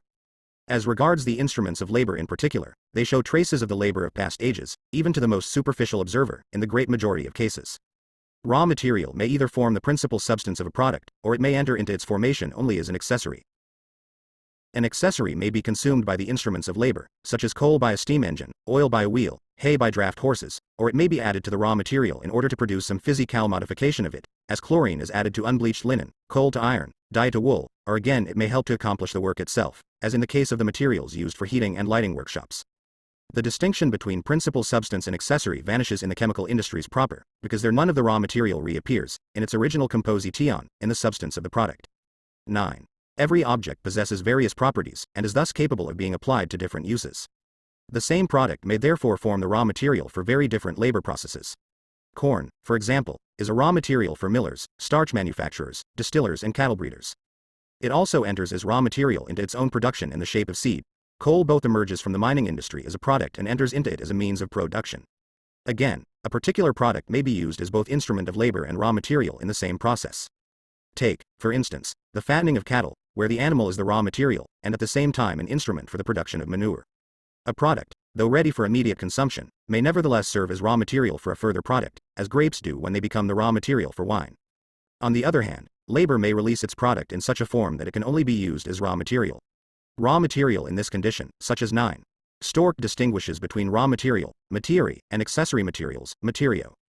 Cherblise describes accessories as materies, nstru mentales. H. Stork, Cours d'économie et politique, Volume 1, St. Petersburg, 181s, page 228. Cherbourgis, Richesse ou Pauvreté, Paris, 1841, page 14. The labor process and the valorization process 289 cotton, thread and yarn, is called semi-manufactured, but should rather be described as having been manufactured up to a certain level. Although itself already a product, this raw material may have to go through a whole series of different processes, and in each of these it serves as raw material, changing its shape constantly, until it is precipitated from the last process of the series in finished form, either as means of subsistence or as instrument of labor. Hence we see that whether a use value is to be regarded as raw material, as instrument of labor or as product is determined entirely by its specific function in the labor process, by the position it occupies there. As its position changes, so do its determining characteristics. Therefore, whenever products enter as means of production into new labor processes, they lose their character of being products and function only as objective factors contributing to living labor. A spinner treats spindles only as a means for spinning, and flax as the material he spins. Of course, it is impossible to spin without material and spindles, and therefore the availability of these products is presupposed at the beginning of the spinning operation. But in the process itself, the fact that they are the products of past labor is as irrelevant as, in the case of the digestive process, the fact that bread is the product of the previous labor of the farmer, the miller, and the baker. On the contrary, it is by their imperfections that the means of production in any process bring to our attention their character of being the products of past labor. A knife which fails to cut, a piece of thread which keeps on snapping, forcibly remind us of Mr. A, the cutler, or Mr. B, the spinner. In a successful product, the role played by past labor in mediating its useful properties has been extinguished. A machine which is not active in the labor process is useless. In addition, it falls prey to the destructive power of natural processes. Iron rusts, wood rots. Yarn with which we neither weave nor knit is cotton wasted. Living labor must seize on these things, awaken them from the dead, change them from merely possible into real and effective use values. Bathed in the fire of labor, appropriated as part of its organism, and infused with vital energy for the performance of the functions appropriate to their concept and to their vocation in the process, they are indeed consumed, but to some purpose, as elements in the formation of new. 290 The production of absolute surplus value use values, new products, which are capable of entering into individual consumption as means of subsistence or into a new labor process as means of production. If then, on the one hand, finished products are not only results of the labor process, but also conditions of its existence, their induction into the process, their contact with living labor, is the sole means by which they can be made to retain their character of use values and be realized. Labor uses up its material elements, its objects and its instruments. It consumes them, and is therefore a process of consumption.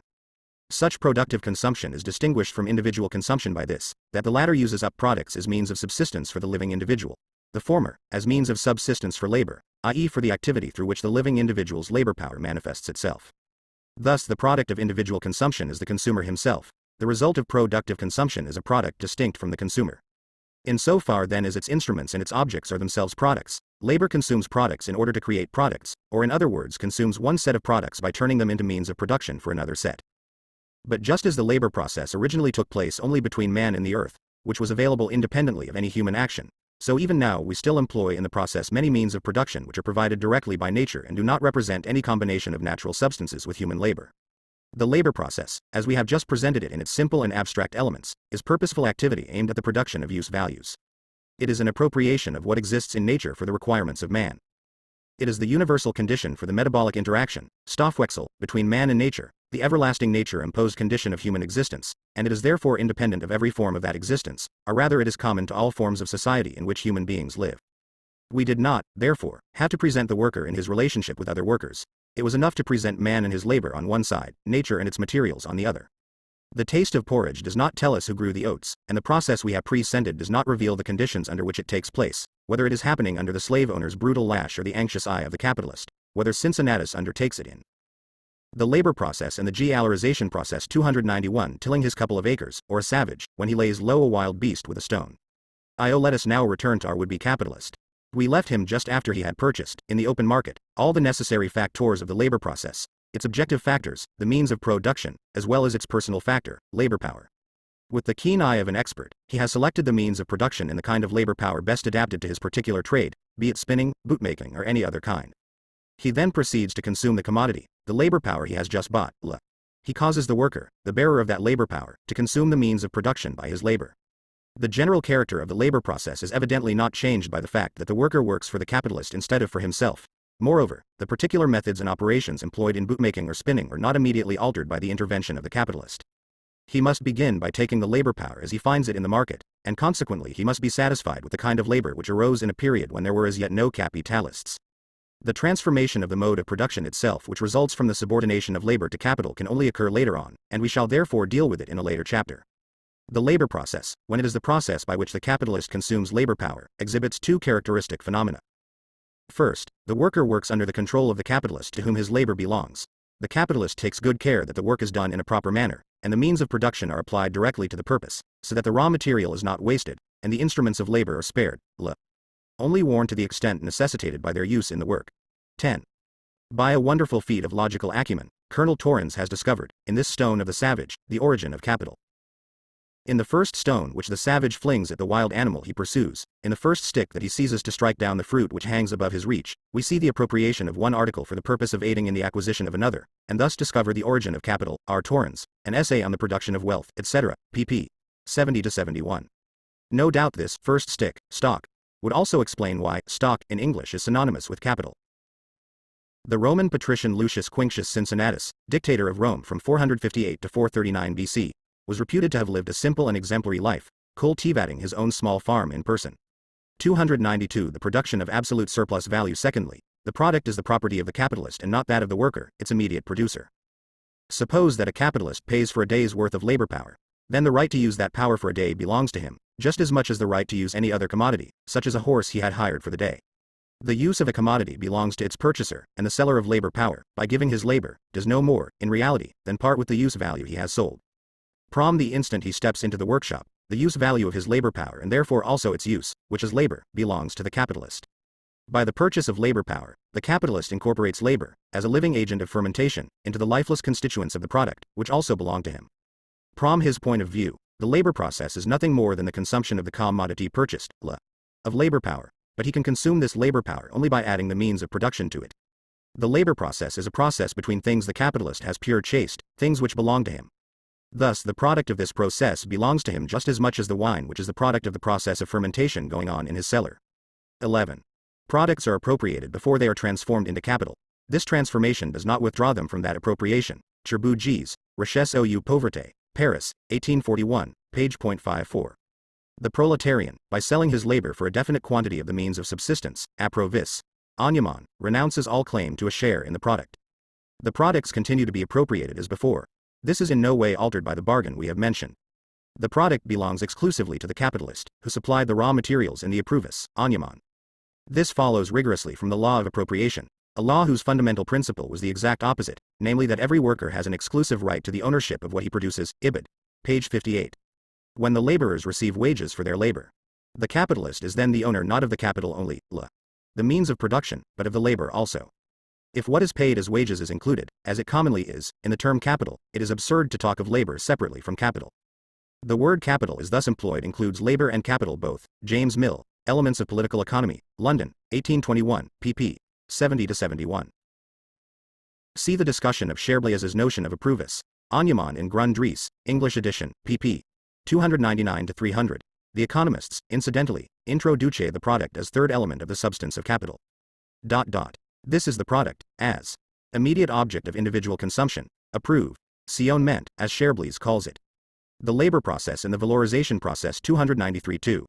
The versus alorization process. The product, the property of the capitalist, is a use value, as yarn, for example, or boots. But although boots are, to some extent, the basis of social progress, and our capitalist is decidedly in favor of progress, he does not manufacture boots for their own sake. Use value is certainly not la chose qu'on aime pour lui-même * in the production of commodities. Use values are produced by capitalists only because and in so far as they form the material substratum of exchange value, are the bearers of exchange value. Our capitalist has two objectives.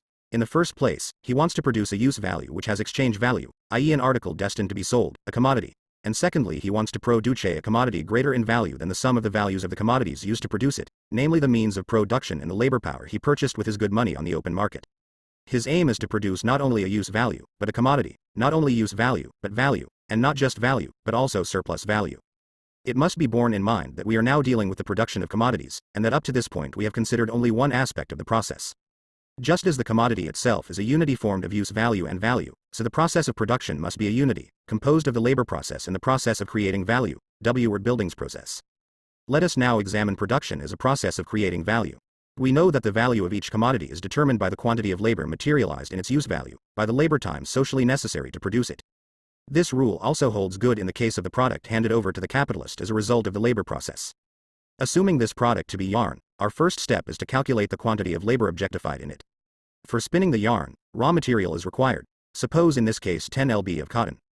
We have no need at present to investigate the value of this cotton, for our capitalist has, we will assume, bought it at its full value, say 10 shillings. In this price the labor required for the production of the cotton is already expressed in terms of average social labor. We will further assume that the wear and tear of the spindle, which for our present purpose may represent all other instruments of labor employed, amounts to the thing desired for its own sake. 294 The production of absolute surplus value the value of 2 shillings. If then, 24 hours of labor, or 2 working days, are required to produce the quantity of gold represented by 12 shillings, it follows first of all that 2 days of labor are objectified in the yarn. We should not let ourselves be misled by the circumstance that the cotton has changed its form and the worn-down portion of the spindle has entirely disappeared. According to the general law of value, if the value of 40 lb of yarn equals the value of 40 lb of cotton plus the value of a whole spindle, if the same amount of labor time is required to produce the commodities on either side of this equation, then 10 lb of yarn are an equivalent for 10 lb of cotton, together with a quarter of a spindle. In the case we are considering, the same amount of labor time is represented in the 10 lb of yarn on the one hand, and in the 10 lb of cotton in the fraction of a spindle on the other. It is therefore a matter of indifference whether value appears in cotton, in a spindle or in yarn, its amount remains the same. The spindle and cotton, instead of resting quietly side by side, join together in the process, their forms are altered, and they are turned into yarn, but their value is no more affected by this fact than it would be if they had been simply exchanged for their equivalent in yarn. The labor time required for the production of the cotton, the raw material of the yarn, is part of the labor necessary to produce the yarn, and is therefore contained in the yarn. The same applies to the labor embodied in the spindle, without whose wear and tear the cotton could not be spun. 12 Hence in determining the value of the yarn, or the labor time required for its production, all the special processes carried on at various times and in different places which were necessary, first to produce the cotton in the wasted portion of the spindle, and then with the cotton in the spindle to spin the yarn, may together be looked on as different and successive phases of the same labor process. All the labor contained in the yarn is past labor, and it is a matter of no importance that the labor expended to produce its constituent elements lies further back in the past than the labor expended on the final process, the spinning. The former stands, as it were, in the pluperfect, the latter in the perfect tense, but this does not matter. If a definite quantity of labor, say 30/12, not only the labor applied immediately to commodities affects their value, but the labor also which is bestowed on the implements, tools, and buildings with which such labor is assisted. Ricardo, Op. Cit. Page 16. The labor process in the valorization process 295 days, is needed to build a house. The total amount of labor incorporated in the house is not altered by the fact that the work of the last day was done 29 days later than that of the first. Therefore the labor contained in the raw material and instruments of labor can be treated just as if it were labor expended in an earlier stage of the spinning process, before the labor finally added in the form of actual spinning. The values of the means of production which are expressed in the price of 12 shillings, the cotton and the spindle, are their 4 constituent parts of the value of the yarn, i.e. of the value of the product. 2 conditions must nevertheless be fulfilled. First, the cotton and the spindle must genuinely have served to produce a use value. They must in the present case become yam. Value is independent of the particular use value by which it is born, but a use value of some kind has to act as its bearer. Second, the labor time expended must not exceed what is necessary under the given social conditions of production. Therefore, J if no more than lib of cotton is needed to spin I lb of yam, no more than this weight of cotton may be consumed in the production of 1 lb of yarn. The same is true of the spindle. If the capitalist has a foible for using golden spindles instead of steel ones, the only labor that counts for anything in the value of the yarn remains that which would be required to produce a steel spindle, because no more is necessary under the given social conditions. We now know what part of the value of the yarn is formed by the means of production, namely the cotton and the spindle. It is 12 shillings, i.e. the materialization of 2 days of labor. The next point to be considered is what part of the value of the yarn is added to the cotton by the labor of the spinner. We have now to consider this labor from a standpoint quite different from that adopted for the labor process. There we viewed it solely as the activity which has the purpose of changing cotton into yarn. There, the more appropriate the work was to its purpose, the better the yarn, other circumstances remaining the same. In that case the labor of the spinner was specifically different from other kinds of productive labor, and this difference revealed itself both subjectively in the particular purpose of spinning, and objectively in the special character of its operations, the special nature of its means of production, and the special use value of its product. For the operation of spinning, cotton and spindles 296 the production of absolute surplus value are a necessity, but for making rifled cannon they would be of no use whatever. Here, on the contrary, where we consider the labor of the spinner only in so far as it creates value, i.e. is a source of value, that labor differs in no respect from the labor of the man who bores cannon, or, what concerns us more closely here, from the labor of the cotton planter and the spindle maker, which is realized in the means of production of the yarn. It is solely by reason of this identity that cotton planting, spindle making and spinning are capable of forming the component parts of one whole, namely the value of the yarn, differing only quantitatively from each other. Here we are no longer concerned with the quality, the character and the content of the labor, but merely with its quantity. And this simply requires to be calculated. We assume that spinning is simple labor, the average labor of a given society. Later it will be seen that the contrary assumption would make no difference.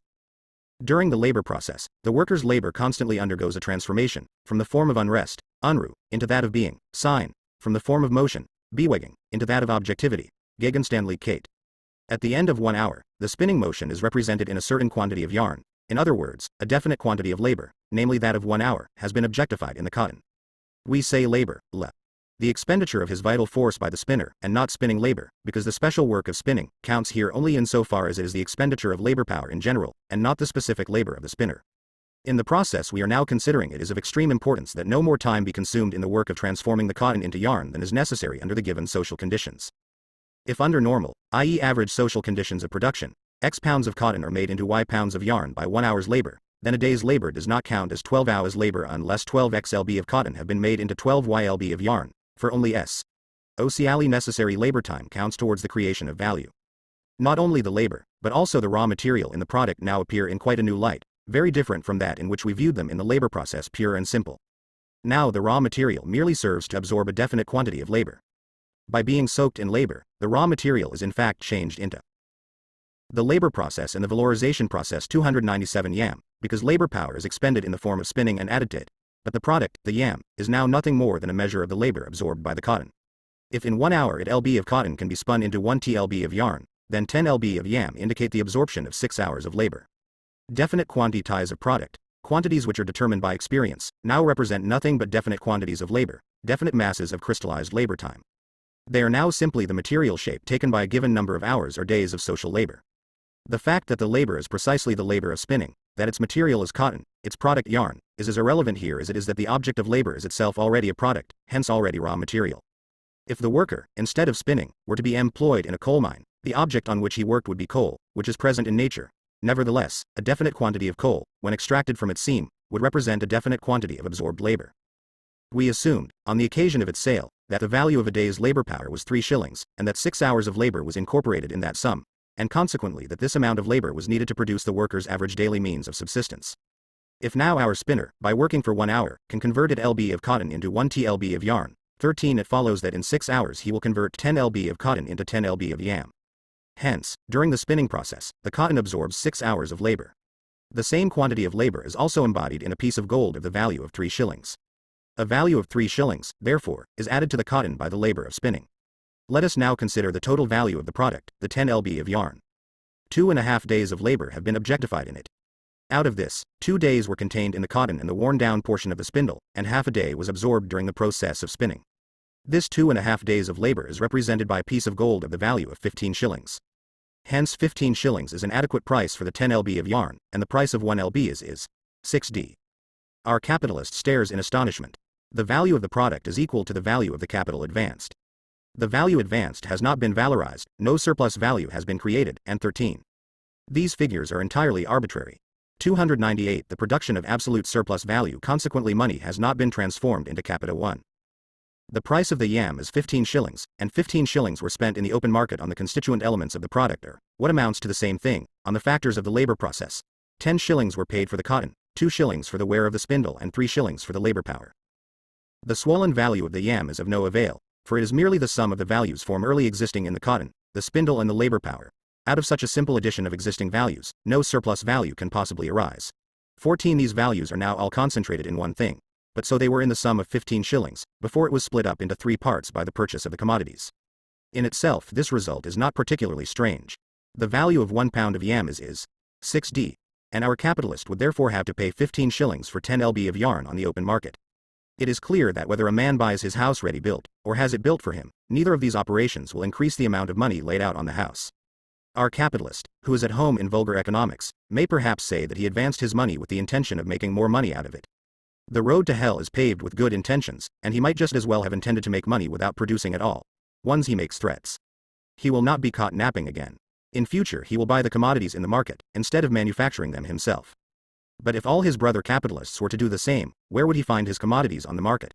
And he cannot eat his money. He recites the catechism, consider my abstinence. I might have 14. This is the fundamental proposition which forms the basis of the doctrine of the physiocrats that all non-agricultural labor is unproductive. For the professional economist it is irrefutable.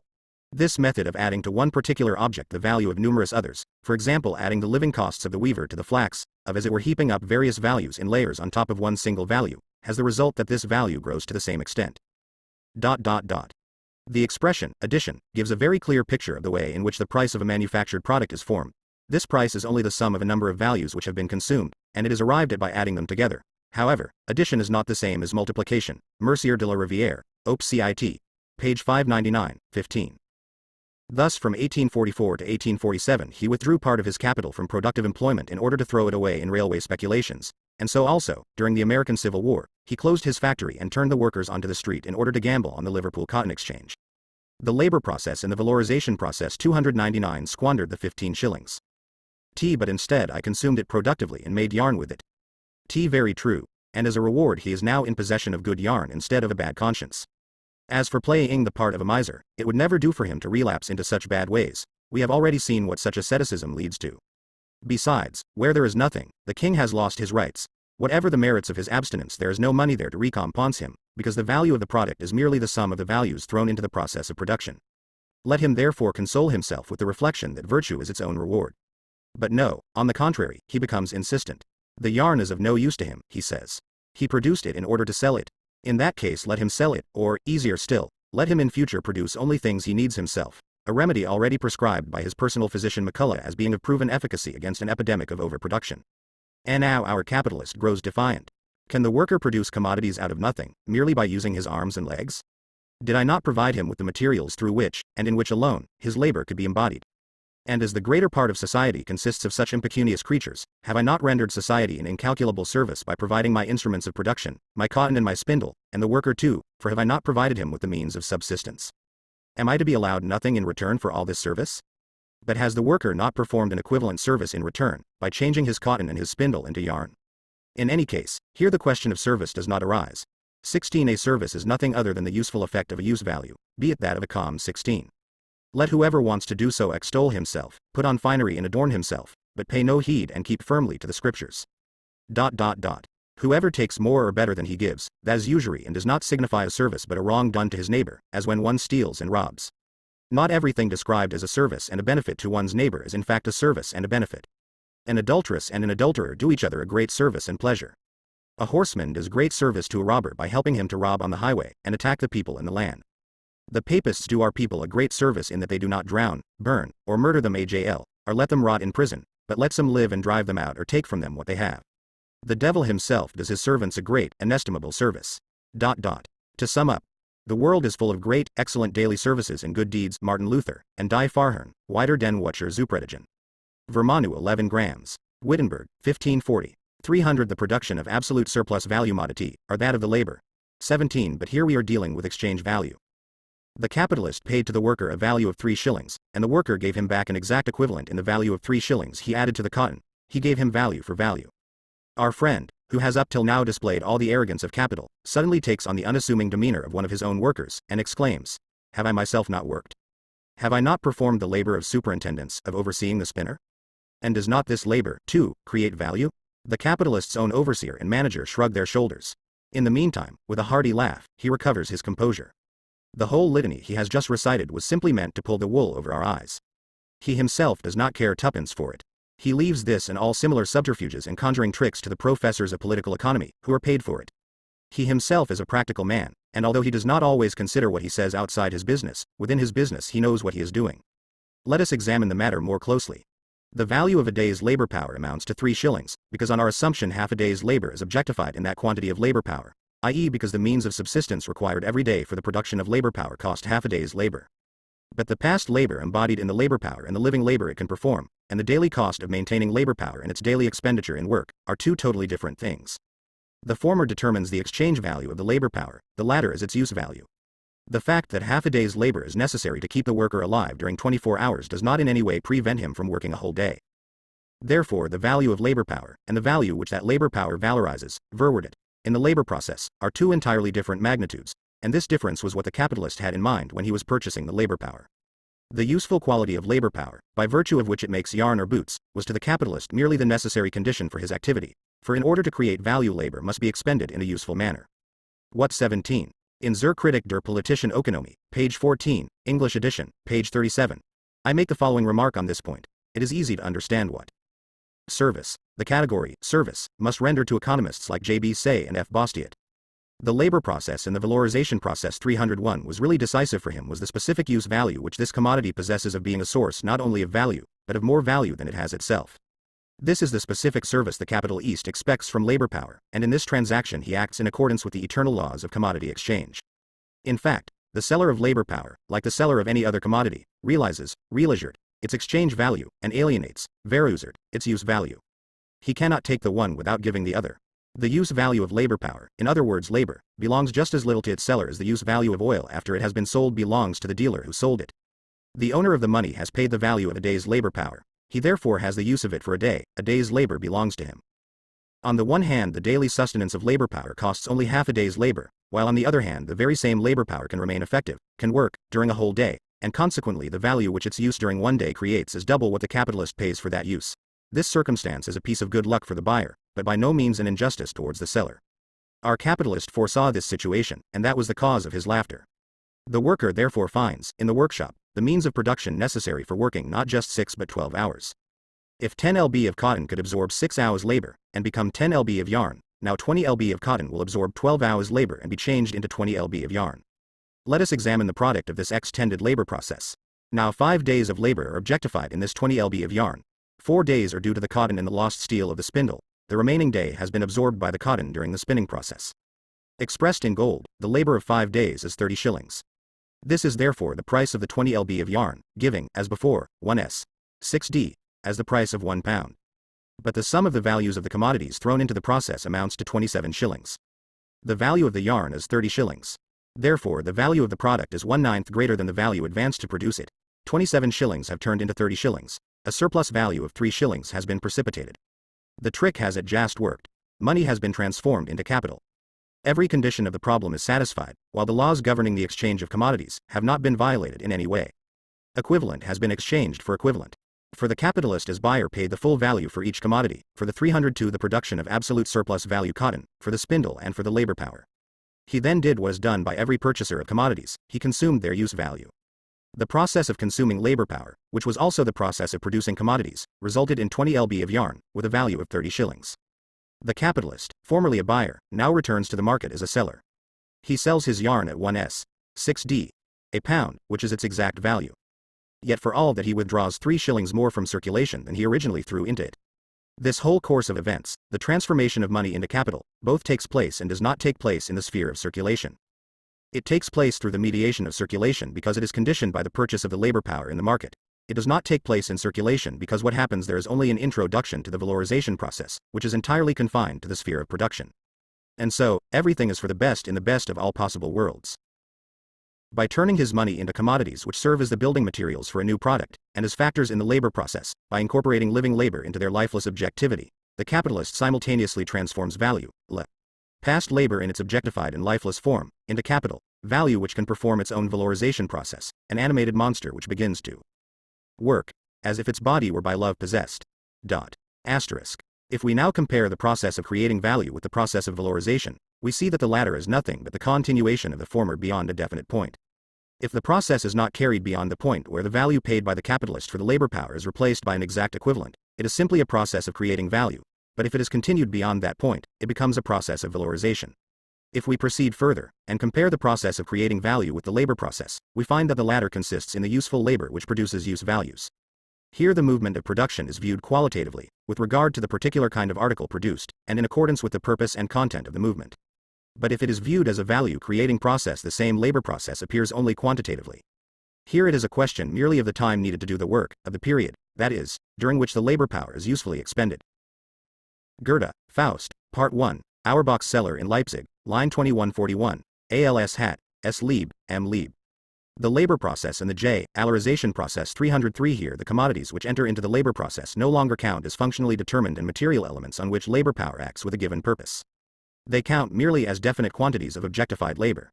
Whether it was already contained in the means of production, or has just been added by the action of labor power, that labor counts only according to its duration. It amounts to so many hours, or days, etc. Moreover, the time spent in production counts only insofar as it is socially necessary for the production of a use value. This has various consequences. First, the labor power must be functioning under normal conditions. If a self-acting mule is the socially predominant instrument of labor for spinning, it would be permissible to supply the spinner with a spinning wheel. The cot-ton too must not be such rubbish as to tear at every other moment, but must be of suitable quality. Otherwise the spinner would spend more time than socially necessary in producing his pound of yarn, and in this case the excess of time would create neither value nor money. But whether the objective factors of labor are normal or not does not depend on the worker, but rather on the capitalist. A further condition is that the labor power itself must be of normal effectiveness. In the trade in which it is being employed, it must possess the average skill, dexterity and speed prevalent in that trade, and our capitalists took good care to buy labor power of such normal quality. It must be expended with the average amount of exertion in the usual degree of intensity, and the capitalist is as careful to see that this is done, as he is to ensure that his workmen are not idle for a single moment. He has bought the use of the labor power for a definite period, and he insists on his rights. He has no intention of being robbed. Lastly, and for this purpose our friend has a penal code of his own.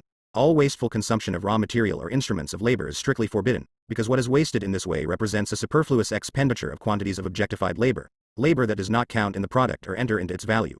1818. This is one of the circumstances which make production based on slavery more expensive.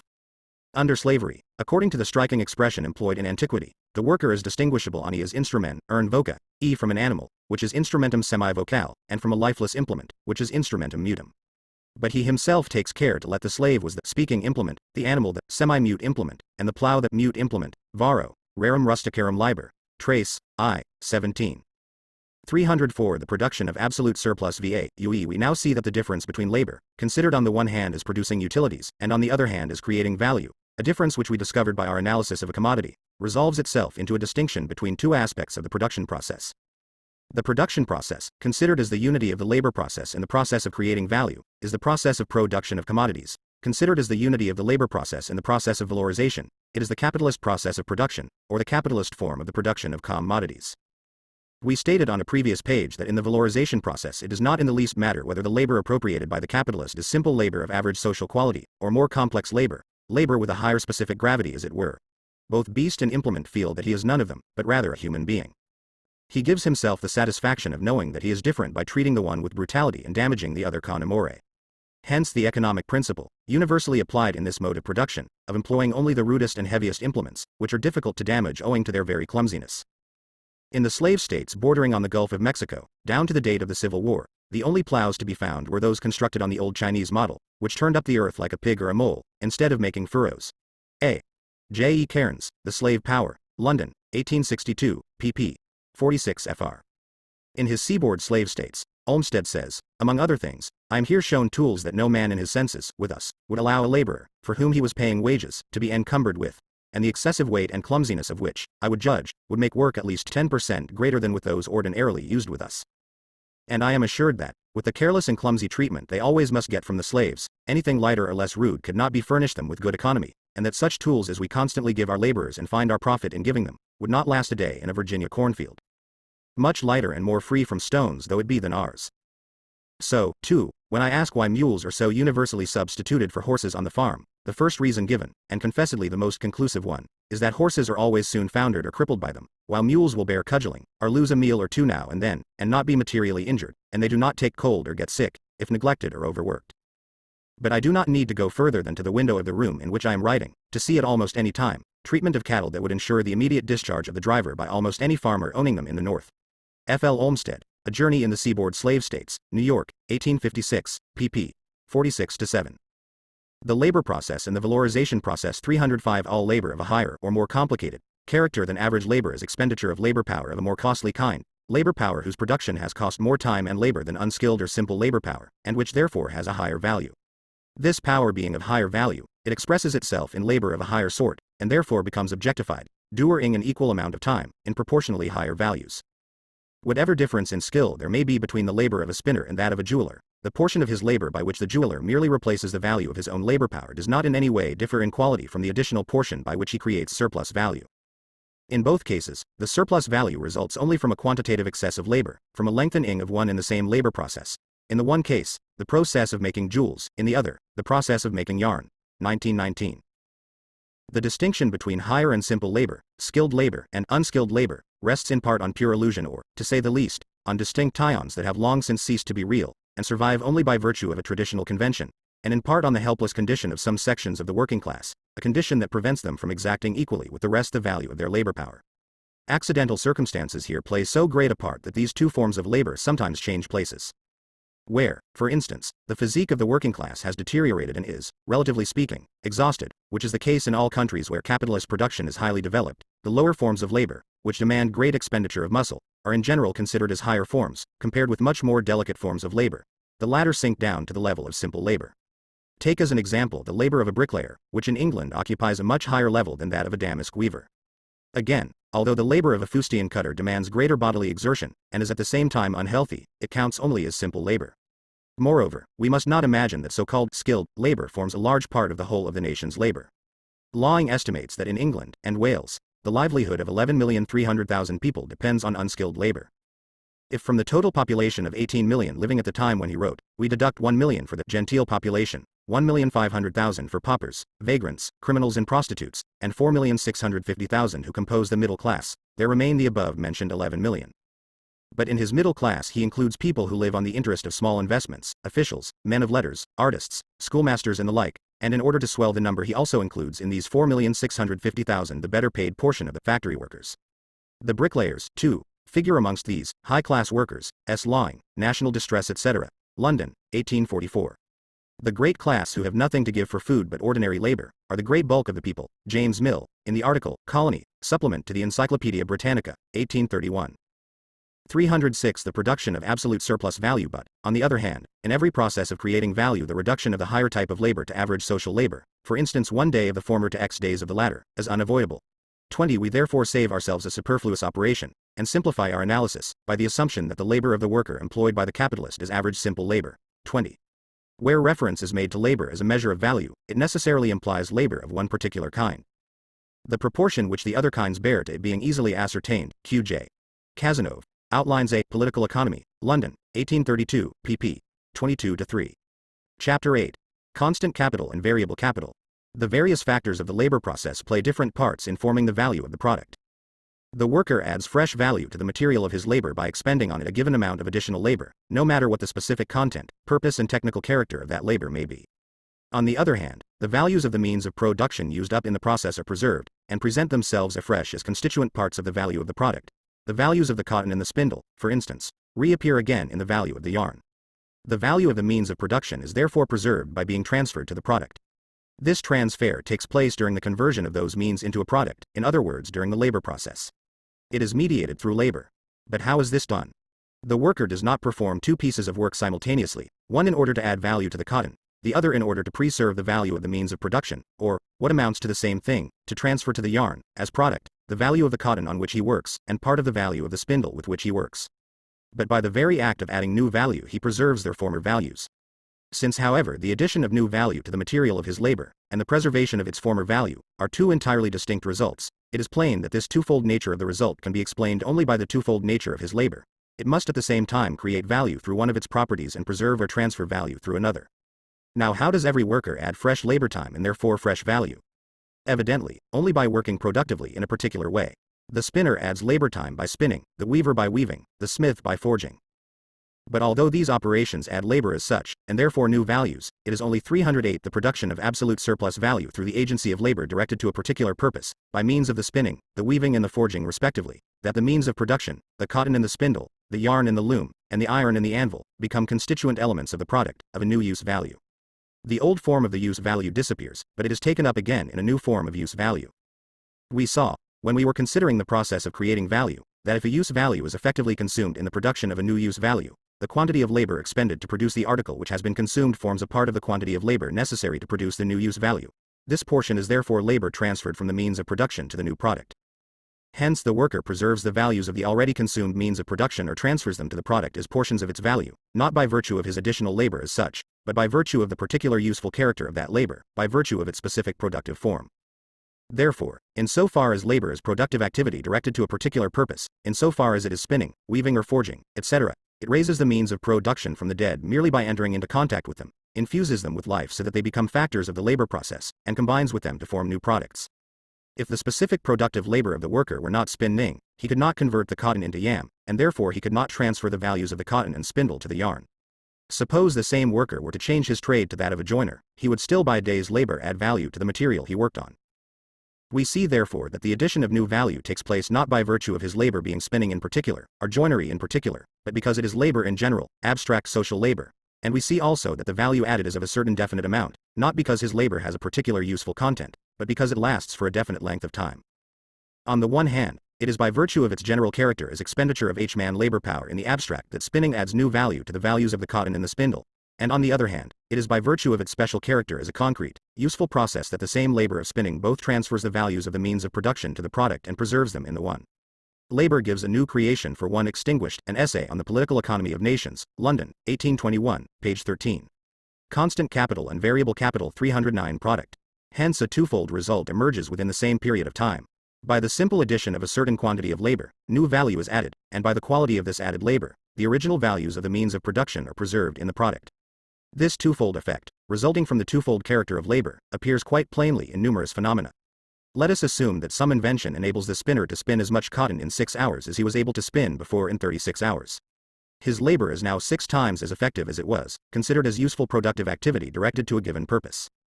The product of 6 hours labor has increased sixfold, from 6 lb to 36 pounds. But now the 36 lb of cotton absorb only the same amount of labor as did the 6 lb formerly. 1/6 as much new labor is absorbed by each pound of cotton, and consequently the value added by the labor to each pound is only 1/6 of what it formerly was. On the other hand, in the product, the 36 lb of yarn, the value transferred from the cotton is 6 times as great as before. The value of the raw material preserved and transferred to the product by the 6 hours of spinning is 6 times as great as before, although the new value added by the labor of the spinner to each pound of the very same raw material is 1/6 of what it was formerly. This shows that the two properties of labor, by virtue of which it is enabled in one case to preserve value and in the other to create value, within the same indivisible process, are different in their very essence. On the one hand, the longer the time necessary to spin a given weight of cotton into yarn, the greater the amount of fresh value added to the cotton. But, on the other hand, the greater the weight of the cotton spun in a given time, the greater is the value preserved, by being transferred from it to the product. Let us now assume that the productivity of the spinner's labor, instead of varying, remains constant, that he therefore requires the same time as he formerly did to convert 1 pound of cotton into yarn, but that the exchange value of the cotton varies, either by rising to 6 times its former value or by falling to 1/6 of that value. In both these cases, the spinner puts the same quantity of labor into a pound of cotton, and therefore adds as much value, as he did before the change in the value. He also produces a given weight of yarn in the same time as he did before. Nevertheless, the value he transfers from the cotton to the yarn is either 6 times what it was before, or, in the second case, 1/6 as much. The 310 The production of absolute surplus value. Same result occurs when the value of the instruments of labor rises or falls, while their usefulness in the labor process remains una iterito again. If the technical conditions of the spinning process remain unchanged, and no change of value takes place in the means of production, the spinner continues to consume in equal working times equal quantities of raw material and equal quantities of machinery of unvarying value. The value preserved in the product is directly proportional to the new value added to the product. In 2 weeks the spinner adds twice as much labor, and therefore twice as much value, as in 1 week, and during the same time he consumes twice as much material, and wears out twice as much machinery, of double the value in each case. He therefore preserves, in the product of 2 weeks, twice as much value as in the product of 1 week. As long as the conditions of production remain the same, the more value the worker adds by fresh labor, the more value he transfers and preserves. However, this does not happen because he adds new value, but because the addition of new value takes place under unvaried conditions which are independent of his own labor. Of course it may be said, in a relative sense, that the worker always preserves old value in proportion to the added quantity of new value. Whether the value of cotton rises from 1 shilling to 2 shillings, or falls to 6 pence, the worker invariably preserves in the product of 1 hour only half as much value as he preserves in 2 hours. Similarly, if the productivity of his own labor rises or falls, he will in the course of 1 hour spin either more or less cotton than he did before, and will consequently preserve more or less of the value of the cotton in the product of 1 hour. But, all the same, he will preserve twice as much value by 2 hours labor as he will by 1. Value exists only in use values, in things, if we leave aside its purely symbolic representation in tokens. Man himself, viewed merely as the physical existence of labor power, is a natural object, a thing, although a living, conscious thing, and labor is the physical manifestation, dinglik iasarung, of that power. If therefore an article loses its use value, it also loses its value. The reason why means of production do not lose their value at the same time as they lose their use value is that they lose in the labor process the original form of their use value only to assume in the product the form of a new use value. But however important it, constant capital and variable capital 311 may be to value that it should have some use value to exist in, it is still a matter of complete indifference what particular object serves this purpose. We saw this when dealing with the metamorphosis of commodities. Hence it follows that in the labor process the means of production transfer their value to the product only insofar as they lose their exchange value along with their independent use value. They only give up to the product the value they themselves lose as means of production. But in this respect the objective factors of the labor process do not all behave in the same way. The coal burnt under the boiler vanishes without leaving a trace, so too the oil with which the axles of wheels are greased. Dyestuffs and other auxiliary substances also vanish, but reappear in the properties of the product. The raw material forms the substance of the product, but only after it has undergone a change in its form. Hence raw material and auxiliary substances lose the independent form with which they entered into the labor process. It is otherwise with the actual instruments of labor. Tools, machines, factory buildings and containers are only of use in the labor process as long as they keep their original shape, and are ready each morning to enter into it in the same form. And just as during their lifetime, that is to say during the labor process, they retain their shape independently of the product, so too after their death. The mortal remains of machines, tools, workshops etc., always continue to lead an existence distinct from that of the product they help to turn out. If we now consider the case of any instrument of labor during the whole period of its service, from the day of its entry into the workshop to the day of its banishment to the lumber room, we find that during this period its use value has been completely consumed, and therefore its exchange value completely transferred to the product. For instance, if a spinning machine lasts for 10 years, it is plain that during that working period its total value is gradually transferred to the product of the 10 years. The lifetime of an instrument of labor is thus spent in the repetition of a greater or lesser number of similar operations. The instrument suffers the same fate as the man. Every day brings a man 24 hours nearer to his grave, although no one can tell accurately, merely by looking at a man, how many days he has still to travel on that road. This difficulty, however, does not prevent life insurance companies from using the theory of averages to draw very accurate, and what is more, very profitable conclusions about the length of a man's life. So it is with the 312 the production of absolute surplus value instruments of labor. It is known by experience how long on the average a machine of a particular kind will last. Suppose its use value in the labor process lasts only 6 days. It then loses on average 1/6 of its use value every day, and therefore parts with 1/6 of its value to each day's product. The deterioration of all instruments, their daily loss of use value, and the corresponding quantity of value they part with to the product, are accordingly calculated on this basis. It is thus strikingly clear that means of production never transfer more value to the product than they themselves lose during the labor process by the destruction of their own use value. If an instrument of production has no value to lose, if it is not the product of human labor, it transfers no value to the product. It helps to create use value without contributing to the formation of exchange value. This is true of all those means of production supplied by nature without human assistance, such as land, wind, water, metals in the form of ore, and timber in virgin forests. Here we are confronted with another interesting phenomenon. Suppose a machine is worth £1,000 and wears out in 1,000 days. Then every day 1,000th of the value of the machine is transferred to the day's product. At the same time the machine as a whole continues to take part in the labor process, though with diminishing vitality. Thus it appears that one factor of the labor process, a means of production, continually enters as a whole into that process, while it only enters in parts into the valorization process. The distinction between the labor process and the valorization process is reflected here in their objective factors, in that one and the same means of production, in one and the same process of production, counts in its totality as an element in the labor process, but only piece by piece as an element in the creation of value. 2. We are not concerned here with repairs to the instruments of labor. A machine under repair is no longer an instrument of labor, but its material. Work is no longer done with it, but upon it, in order to patch up its use value. It is quite permissible for our purpose to assume that the labor expended on the repair of instruments is included in the labor necessary for their original production. But in the text we deal with that deterioration which no doctor can cure, and which little by little brings about death, with that kind of wear which cannot be repaired from time to time, and which, in the case of a knife, would ultimately reduce it to a state in which the cutler would say of it, it is not worth a new blade. We have shown in the text that a machine participates in every labor process as a whole, but enters into the constant capital and variable capital 313. On the other hand, a means of production may enter as a whole into the valorization process, although it enters only piece by piece into the labor process. Suppose that in spinning cotton, the waste for every 115 lb used amounts to 15 pounds, which is converted, not into yarn, but into devil's dust. Now, although this amount of waste is normal and inevitable under average conditions of spinning, the value of the 15 lb of cotton is just as surely transferred to the value of the yarn as is the value of the 100 lb that form the substance of the yarn. The use value of 15 lb of cotton must vanish into dust before 100 lb of yarn can be made. The destruction of this cotton is therefore a necessary condition for the production of the yarn. And because it is a necessary condition, and for no other reason, the value of that cotton is transferred to the product. The same holds good for every kind of refuse resulting from a labor process, where that refuse cannot be further employed as a means in the production of new and independent use values. Such an employment of refuse can be seen in the large machine building factories at Manchester, where mountains of iron turnings are carted away to the foundry in the evening, only to reappear the next morning in the workshops as solid masses of iron. We have seen that the means of production transfer value to the new product only when during the labor process they lose value in the shape of their old use value. The maximum loss of value the means of production can suffer in the process is plainly limited by the amount of the original value with which they entered into it, or simultaneous process of valorization only in parts. How great, then, is the confusion of ideas exhibited in the following extract. Mr. Ricardo says a portion of the labor of the engineer in making stocking machines is contained, for example, in the value of a pair of stockings. Yet the total labor that produce each single pair of stockings includes the whole labor of the engineer, not a portion, for one machine makes many pairs, and none of those pairs could have been done without any part of the machine. Observations on certain verbal disputes in political economy, particularly relating to value, page .54.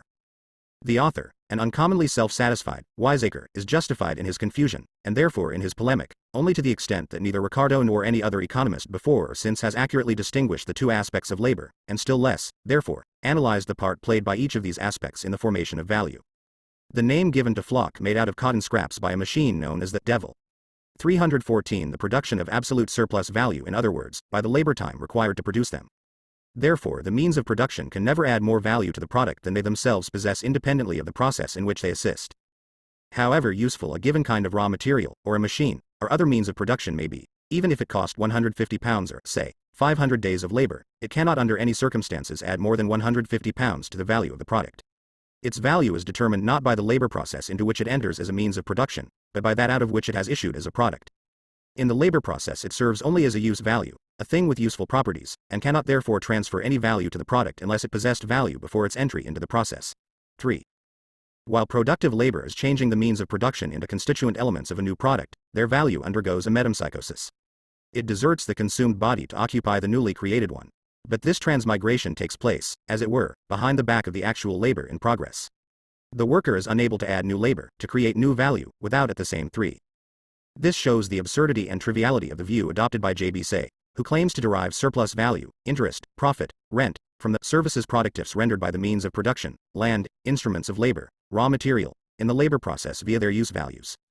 Mr. Wilhelm Roscher, who seldom loses the opportunity of rushing into print with ingenious apologetic fantasies, records the following example. J.B. Say, Traité, Volume I, ch. 4, very truly remarks, the value produced by an oil mill, after deduction of all costs, is something new, something quite different from the labor by which the oil mill itself was erected, op. cit. Page 82, note. Very true. The oil produced by the oil mill is indeed something very different from the labor expended in constructing the mill. By value, Mr. Roscher means such stuff as oil, because oil has value, despite the fact that, in nature, petroleum is to be found, although in relatively small quantities, which is what he appears to refer to when he says, it, nature, produces scarcely any exchange value, ibid. Page 79. Mr. Roscher's nature, and the exchange value it produces are rather like the foolish virgin who admitted that she had had a child, but only a very little one. This man of learning, savant serio, continues on the same subject. Ricardo's school is in the habit of including capital as accumulated labor under the heading of labor. This is unskillful, because, indeed, the owner of capital has, after all, done more than merely 1. Create, 1. And preserve, 11. The same, what same? Namely, 1. The abstention from the enjoyment of it, in return for which he demands, for instance, interest, ibid. Po 82. How very skillful is this anatomico-physiological method of political economy, which converts a mere demand into a source of value. J. Constant capital and variable capital 315 time preserving old values, because the labor he adds must be of a specific useful kind, and he cannot do work of a useful kind without employing products as the means of production of a new product, and thereby transferring their value to the new product. The property therefore which labor power in action, living labor, possesses of preserving value, at the same time that it adds it, is a gift of nature which costs the worker nothing, but is very advantageous to the capitalist since it preserves the existing value of his capita. 1. 4. As long as trade is good, the capitalist is too absorbed in making profits to take notice of this gratuitous gift of labor. Violent interruptions of the labor process, crises, make him painfully aware of it. 5. As regards the means of production, what is really consumed is their use value, and the consumption of this use value by labor results in the product. There is in fact no consumption of their value 6, and it would therefore be inaccurate to say that it is reproduced. It is rather preserved, not by reason of any operation it itself undergoes in the labor process, but because the use value in which it originally existed vanishes, although when it vanishes, it does so into another use value. Hence the value of the means of 4. Of all the instruments of the farmer's trade, the labor of man is that on which he is most to rely for the repayment of his capital. The other 2, the working stock of the cattle and the carts, plows, spades, and so forth, without a given portion of the first, are nothing at all. Edmund Burke, Thoughts and Details on Scarcity, originally presented to the R.T. Hun. W. Pitt in the month of November 1795, London, 1800, page 10, 5. In the Times of the 26th of November 1862, a manufacturer whose mill employs 800 workers and consumes a yearly average of 150 bales of East Indian cotton, or 130 bales of American, complains dolefully of the overhead expenses of his factory when it is not in use. He estimates these at £6,000 a year. Among them are a number of items not relevant here, such as rent, rates, taxes, insurance, the salaries of the manager, the accountant, the engineer, and others. But on top of that he reckons £1 so for coal used to heat the mill occasionally, and to set the steam engine in motion. In addition, he includes the wages of the people employed at odd times to keep the machinery in working order. Lastly, he puts down £1,200 for depreciation of machinery, because the weather and the natural principles of decay do not suspend their operations because the steam engine ceases to revolve. He expressly states that he does not estimate his depreciation at more than the small sum of £1,200 because his machinery is already nearly worn out. 6. Productive consumption. Where the consumption of a commodity is a part of the process of production. In these instances there is no consumption of value. S.P. Newman, Op. Cit. Page 296. 316 The production of absolute surplus value. Production reappears in the value of the product, but it is not strictly speaking reproduced in that value. What is produced is a new use value in which the old exchange value reappears. 7.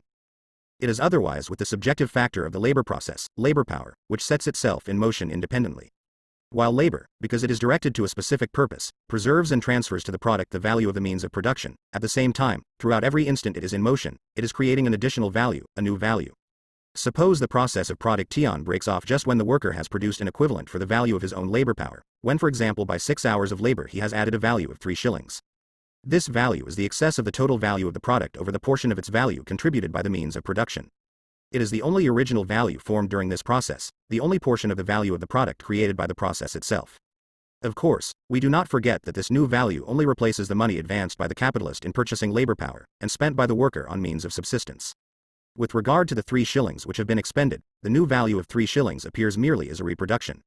Nevertheless, it is a real reproduction, and not, as in the case of the value of the means of production, simply an apparent one. The replacement of one value by another is here brought about by the creation of new value. We know however from what has gone before that the labor process may continue beyond the time necessary to reproduce. And 7. In an American compendium, which has gone through perhaps 20 editions, the following passage occurs. It matters not in what form capital reappears. Then, after a lengthy enumeration of all the possible ingredients of production whose value reappears in the product, the author reaches this conclusion. The various kinds of food, clothing, and shelter necessary for the existence and comfort of the human being are also changed. They are consumed from time to time, and their value reappears in that new vigor imparted to his body and mind, forming fresh capital, to be employed again in the work of production. F. Wayland, Op. Cit. pp. 31, 32.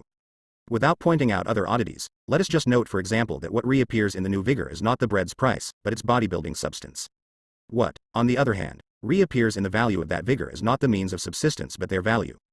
The same means of subsistence, at half the price, would form just as much muscle and bone, just as much vigor, but not vigor of the same value. This confusion of value and vigor, coupled with the author's pharisaical vagueness, conceals an attempt, an inevitably vain attempt, to squeeze an explanation of surplus value out of the mere reappearance of pre-existing values. Constant capital and variable capital 317 incorporate in the product a mere equivalent for the value of the labor power. For this, 6 hours alone would be sufficient, but the process lasts longer, say for 12 hours. The activity of labor power, therefore, not only reproduces its own value, but produces value over and above this. This surplus value is the difference between the value of the product and the value of the elements consumed in the formation of the product, in other words the means of production in the labor power. In presenting the different parts played by the various factors of the labor process in the formation of the product's value, we have in fact characterized the different functions allotted to the different elements of capital in its own valorization process. The excess of the total value of the product over the sum of the values of its constituent elements is the excess of the capital which has been valorized over the value of the capital originally advanced. The means of production on the one hand, labor power on the other, are merely the different forms of existence which the value of the original capital assumed when it lost its monetary form and was transformed into the various factors of the labor process. That part of capital, therefore, which is turned into means of production, i.e. the raw material, the auxiliary material and the instruments of labor, does not undergo any quantitative alteration of value in the process of production. For this reason, I call it the constant part of capital, or more briefly, constant capital. On the other hand, that part of capital which is turned into labor power does undergo an alteration of value in the process of production. It both reproduces the equivalent of its own value and produces an excess, a surplus value, which may itself vary, and be more or less according to circumstances. This part of capital is continually being transformed from a constant into a variable magnitude. I therefore call it the variable part of capital, or more briefly, variable capital. The same elements of capital which, from the point of view of the labor process, can be distinguished respectively as the objective and subjective factors, as means of production and labor power, can be distinguished, from the point of view of the valorization process, as constant and variable capital. The definition of constant capital given above by no means excludes the possibility of a change of value in its elements. Suppose that the price of cotton is one day 6 pence a pound, and the next day, as a result of a failure of the cotton crop, a shilling a pound. Each pound of the cotton bought at 6 pence, and worked up after 318 the production of absolute surplus value, the rise in value, transfers to the product a value of 1 shilling, and the cotton already spun before the rise, and perhaps circulating in the market as yarn, similarly transfers to the product twice its original value. It is plain, however, that these changes of value are independent of the valorization of the cotton in the spinning process itself. If the old cotton had never been spun, it could be resold at a shilling a pound after the rise, instead of at 6 pence. Further, the fewer the processes the cotton has gone through, the more certain is this result. We therefore find that speculators make it a rule, when such sudden changes in value occur, to speculate in the raw material in its least worked up form. To speculate, therefore, in yarn rather than in cloth, and indeed in cotton itself rather than in yarn. The change of value in the case we have been considering originates not in the process in which the cotton plays the part of a means of production, and in which it therefore functions as constant capital, but in the process in which the cotton itself is produced. The value of a commodity is certainly determined by the quantity of labor contained in it, but this quantity is itself socially determined. If the amount of labor time socially necessary for the production of any commodity alters, and a given weight of cotton represents more labor after a bad harvest than after a good one, this reacts back on all the old commodities of the same type, because they are only individuals of the same species, and their value at any given time is measured by the labor socially necessary to produce them, i.e. by the labor necessary under the social conditions existing at the time. As the value of the raw material may change, so too may that of the instruments of labor, the machinery, etc. employed in the process, and consequently that portion of the value of the product transferred to it from them may also change. If, as a result of a new invention, machinery of a particular kind can be produced with a lessened expenditure of labor, the old machinery undergoes a certain amount of depreciation, and therefore transfers proportionately less value to the product. But here too the change in value originates outside the process in which the machine is acting as a means of production. Once engaged in this process, the machine cannot transfer more value than it possesses independently of the process. 8. Properly speaking, all products of the same kind form a single mass, and their price is determined in general and without regard to particular circumstances. Latrone, Op. Cit. Page 893. Constant capital and variable capital 319. Just as a change in the value of the means of production, even after they have begun to take part in the labor process, does not alter their character as constant capital, so too a change in the proportion of constant to variable capital does not affect the distinction in their functions. The technical conditions of the labor process may be revolutionized to such an extent that where formerly 10 men using 10 implements of small value worked up a relatively small quantity of raw material, one man may now, with the aid of one expensive machine, work up 100 times as much raw material. In the latter case we have an enormous increase in the constant capital, i.e. the total value of the means of production employed, and at the same time a great reduction in the variable part of the capital, which has been laid out in labor power. This change, however, alters only the quantitative relation between the constant and the variable capital, or the proportion in which the total capital is split up into its constant and variable constituents. It has not in the least degree affected the essential difference between the two. Chapter 9. The rate of surplus value. I. The degree of exploitation of labor power, the surplus value generated in the production process by C, the capital advanced, i.e. the valorization of the value of the capital C, presents itself to us first as the amount by which the value of the product exceeds the value of its constituent elements. The capital C is made up of two components, one the sum of money C laid out on means of production, and the other the sum of money versus expended on labor power. C represents the portion of value which has been turned into constant capital, V that turned into variable capital. At the beginning, then, C equals C plus V. For example, if 500 pounds is the capital advanced, its components may be such that the 500 pounds equals 410 pounds constant plus 90 pounds variable. When the process of production is finished, we get a commodity whose value equals C plus versus plus S, where S is the surplus value, Or, taking our former figures, the value of this commodity is 410 pounds constant plus 90 pounds variable, plus 90 pounds surplus. The original capital has now changed from C to C, from 500 pounds to 590 pounds. The difference is S, or a surplus value of 90 pounds.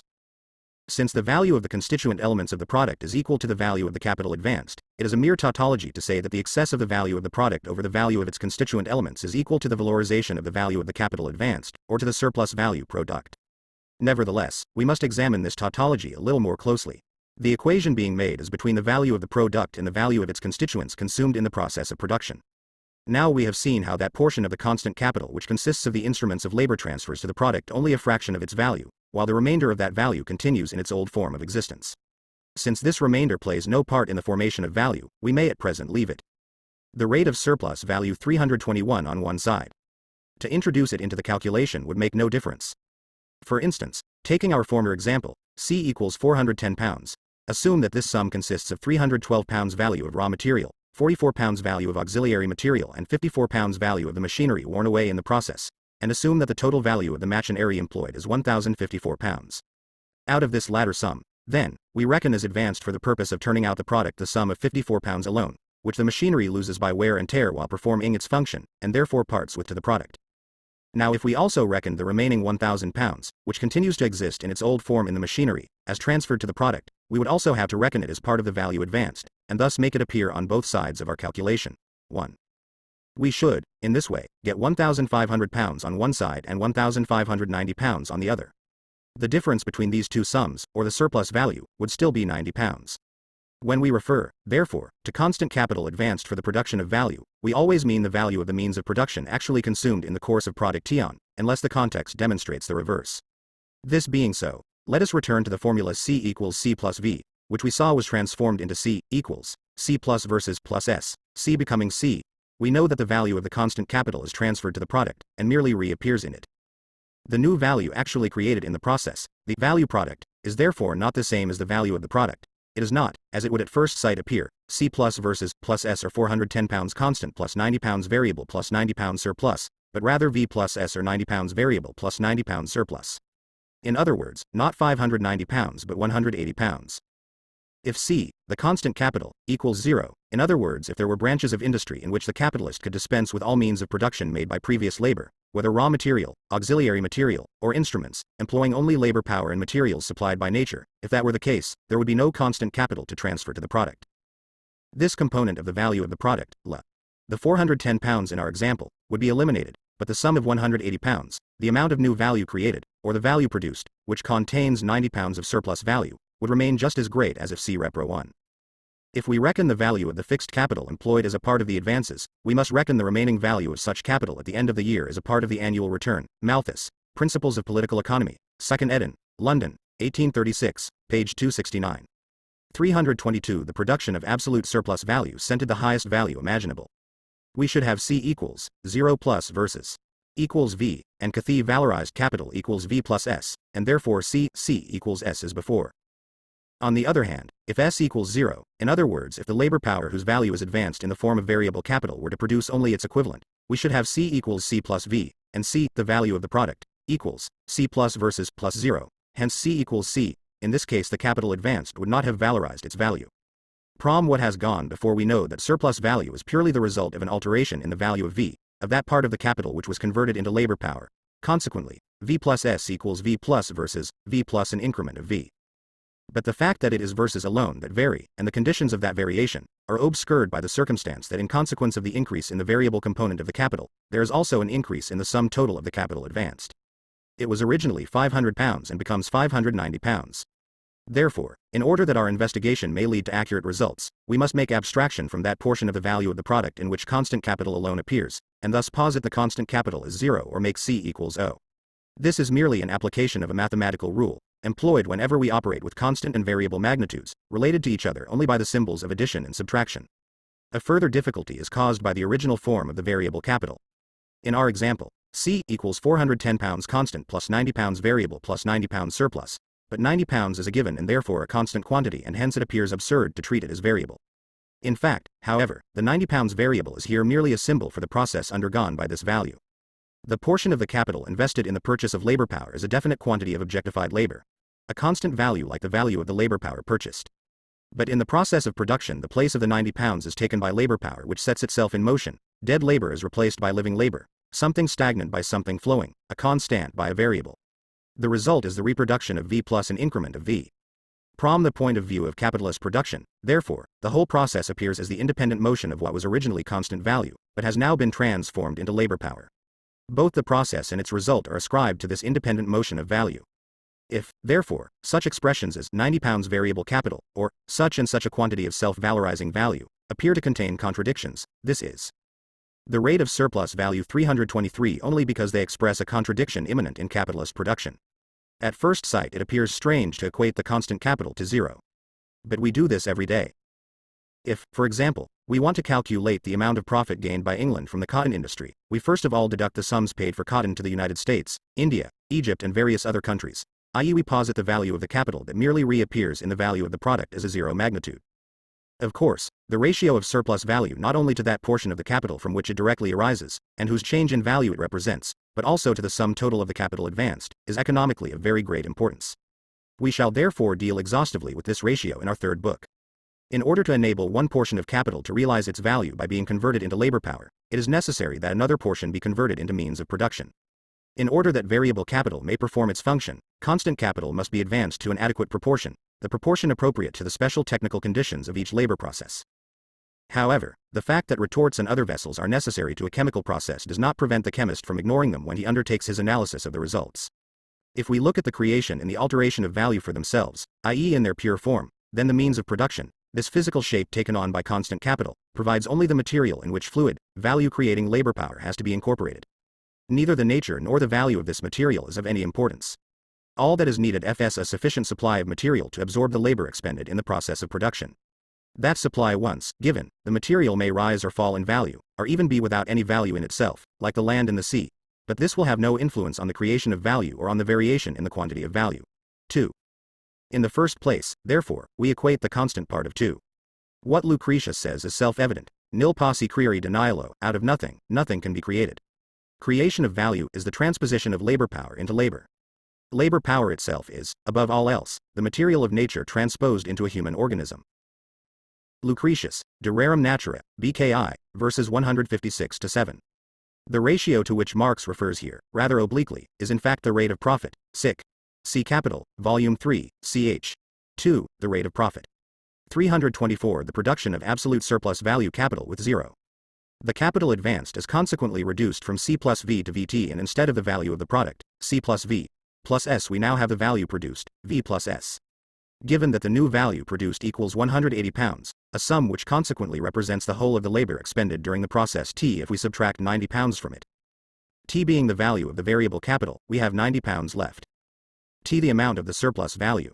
This sum of 90 pounds, or S, expresses the absolute quantity of surplus value produced. The relative quantity produced, T, or the ratio in which the variable capital has valorized its value, is plainly determined by the ratio of the surplus value to the variable capital, and expressed by S versus.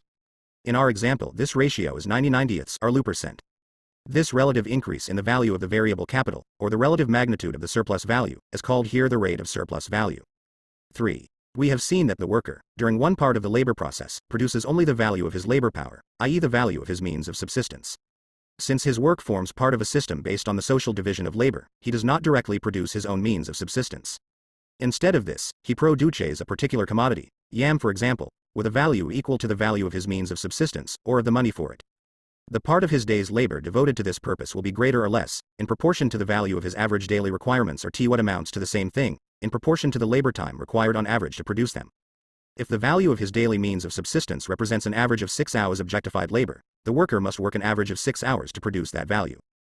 If, instead of working for the capitalist, he worked independently on his own account, he would, other things being equal, still be obliged to work for the same number of hours in order to produce the value of his labor power, and thereby to gain the means of subsistence necessary for his own preservation or continued reproduction.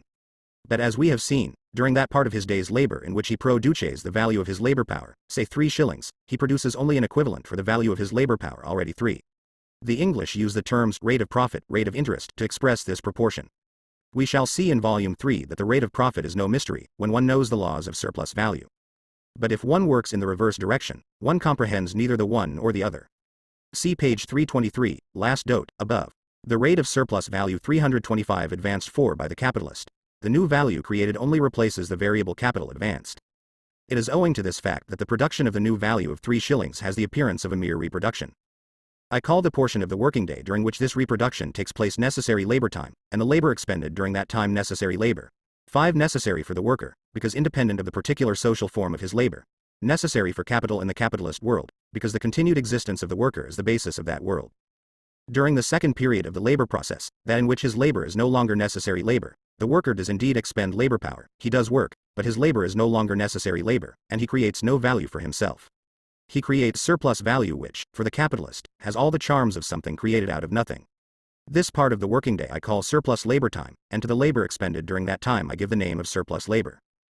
It is just as important for a correct understanding of surplus value to conceive it as merely a congealed quantity of surplus labor time, as nothing but objectified surplus labor, as it is for a proper comprehension of value in general to conceive it as merely a congealed quantity of so many hours of labor, as nothing but objectified labor.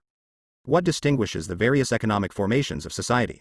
The distinction between, for example, a society based on slave labor and a society based on wage labor, is the form in which this surplus labor is in each case extorted from the immediate producer, the worker. 6. 4. Note added by Engels to the third German edition. Here the author uses the current economic language. It will be remembered that on page 278 it was shown that in reality it is the worker who does the advancing to the capitalist, not the capitalist to the worker. In this work we have up to now used the term, necessary labor time, to designate the time necessary under given social conditions for the production of any commodity. Henceforward we use it to designate as well the time necessary for the production of the particular commodity labor power. The use of the same technical term in different senses is inconvenient, but it cannot be entirely avoided in any science. Compare, for instance, the higher with the lower branches of mathematics. 6. With an originality worthy of Goethe himself, Herr Wilhelm the literary critic Johann Christoph Goethe, 1700 to 1766, famous for the unoriginatie with which he translated the ideas of the French Enlightenment into German terms. In German literary history, however, he holds an important place for this very reason.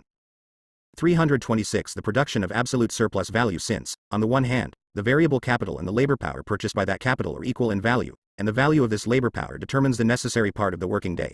And since, on the other hand, the surplus value is determined by the surplus part of the working day, it follows that surplus value is in the same ratio to variable capital as surplus labor is to necessary labor. In other words, the rate of surplus value equals V surplus labor BTHT. Dot. SD surplus labor TH. Dot. 0. Raw loss. N. Express E necessary labor. V. Necessary labor same thing in different ways, in the one case in the form of objectified labor, in the other in the form of living, fluid labor. The rate of surplus value is therefore an exact expression for the degree of exploitation of labor power by capital, or of the worker by the capitalist. 7. We assumed in our example that the value of the product equals £410 constant plus £90 variable plus £90 surplus, and that the capital advanced equals £500. Since the surplus value equals £90, and the capital advanced equals £500, we should, according to the usual way Thucydides Roscher has discovered that if, on the one hand, the formation of surplus value or surplus product, and the consequent accumulation of capital, is nowadays due to the thrift of the capitalist, who demands his interest in return, on the other hand, in the lowest stages of civilization it is the strong who compel the weak to be thrifty, op. Cit. Page 78. To be thrifty with what? With labor? With the surplus products which are not even available. What is it that makes such men as Roscher account for the origin of surplus value by drawing on the more or less plausible excuses offered by the capitalist for his appropriation of the available surplus value? It is, besides their real ignorance, an apologetic dread of a scientific analysis of value and surplus value which might produce a result unpalatable to the powers that be. 7. Although the rate of surplus value is an exact expression for the degree of exploitation of labor power, it is in no sense an expression for the absolute magnitude of the exploitation. For example, if necessary labor equals 5 hours and surplus labor equals 5 hours, the degree of exploitation is %. The amount of exploitation is here measured by 5 hours. If, on the other hand, the necessary labor equals 6 hours and the surplus labor equals 6 hours, the degree of exploitation remains as before 100%, while the actual amount of exploitation has increased by 20%, namely from 5 to 6 hours. Professor Wilhelm Roscher, 1817-94, proclaimed that he was the Thucydides of political economy, in the preface to his book Die Grundlagen der Nationalökonomie, 1854. Marx on the other hand describes him as the master of the academic form, and his works as the graveyard of the science of political economy, Theories of Surplus Value, Part 3, p. S02. The rate of surplus value 327 of reckoning, get 18% is the rate of surplus value, because it is generally confused with the rate of profit, a rate so low it might well cause a pleasant surprise to Mr. Carey and other harmonizers. But in fact, the rate of surplus value is not equal S. SBSH. 90B 90,102, or UT2. TS is not 500 UT90. Equals percent CC plus V. V, which is more than 5 times the apparent degree of exploitation. Although, in the case we have supposed, we do not know the actual length of the working day, or the duration in days and weeks of the labor process, or the number of workers set in motion simultaneously by the variable capital of 90 pounds, the rate of surplus value accurately discloses to us, by means of its equivalent V. Surplus labor. Lent expression, IB, the relation between the two necessary AR parts of the working day. This relation is here one of equality, being 100%. Hence the worker in our example works 1/2 of the day for himself, the other half for the capitalist. The method of calculating the rate of surplus value is therefore, in brief, as follows. We take the total value of the product and posit the constant capital which merely reappears in it as equal to 0. What remains is the only value that has actually been created in the process of producing the commodity. If the amount of surplus value is given, we have only to deduct it from this remainder to find the variable capital. And vice versa if the latter is given and we need to find the surplus value. If both are given, we have only to perform the concluding operation, namely calculate the ratio of the surplus value to the variable capital. As simple as the method is, it may not be amiss, by means of a few examples, to exercise the reader in the application of the novel principles underlying it.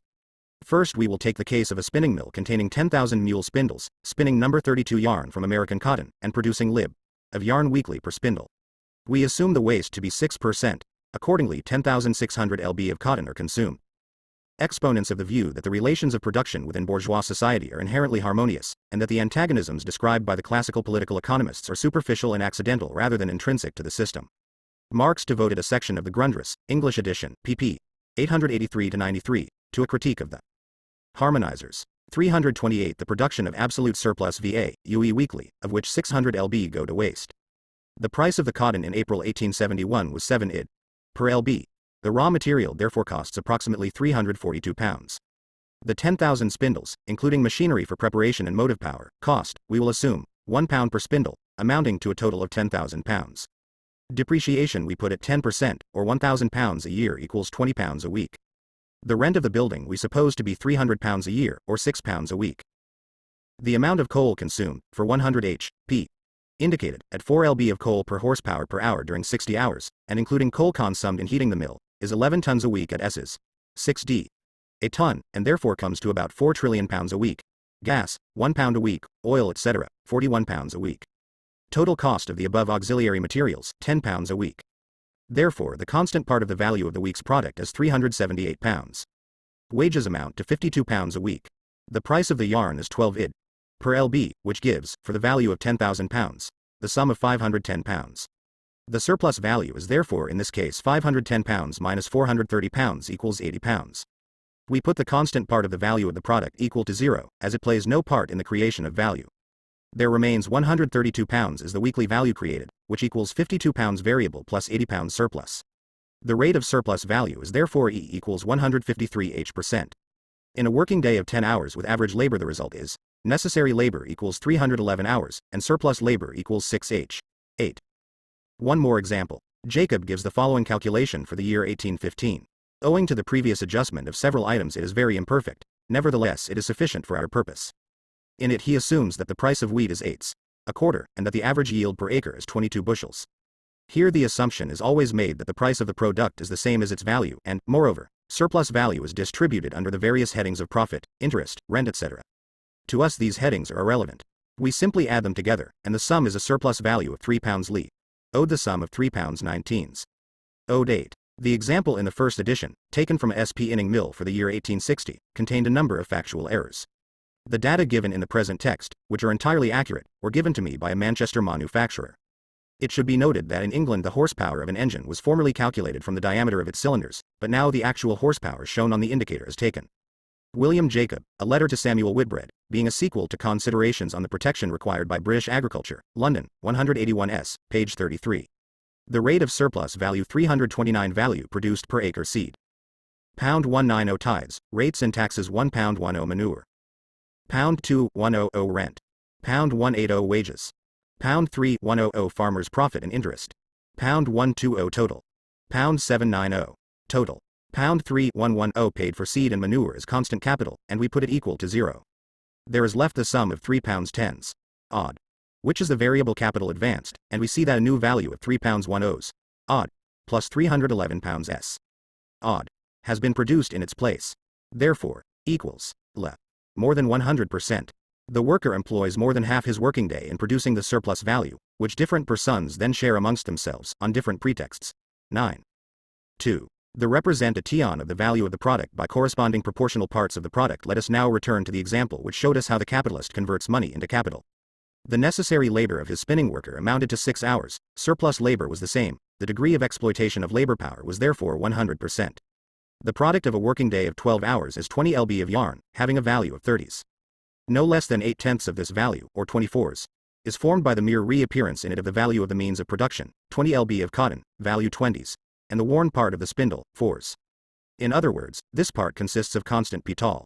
The remaining 2/10, or 6s, is the new value created during the spinning process. One half of this replaces the value of the day's labor power, or the variable capital, the remaining half constitutes a surplus value of 3s. The total value of the 20 lb of yarn is thus made up as follows: 30s. Value of yarn equals 24s. Constant plus 3s. Variable plus 3s. Surplus. 9. The calculations given in the text are intended merely as illustrations. We have in fact assumed that prices equals values. We shall, however, see in Volume 3 that even in the case of average prices the assumption cannot be made in this very simple manner. See Capital, Volume 3, ch. L, Cost, Price and Profit. 330. The production of absolute surplus value. Since the whole of this value is contained in the 20 lb of yam produced, it follows that the various component parts of this value can be represented as being contained respectively in proportional parts of the product. If the value of 30s is contained in 20 lb of yarn, then 8/10 of this value, or the 24s, that forms its constant part, is contained in 8/10 of the product, or in 16 lb of yarn. Of the latter, 13 TLB represent the value of the raw material, the 20s, worth of cotton spun, and 2 TLB represent the 4s, worth of spindle etc. worn away in the process. Hence the whole of the cotton used up in spinning the 20 lb of yarn is represented by 13 TLB of yarn.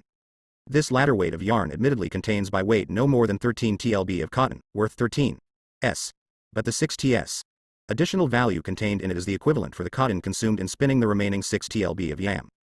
The effect is the same as if these 6 TLB of yarn contained no cotton at all, and the whole 20 lb of cotton were concentrated in the 13 TLB of yarn.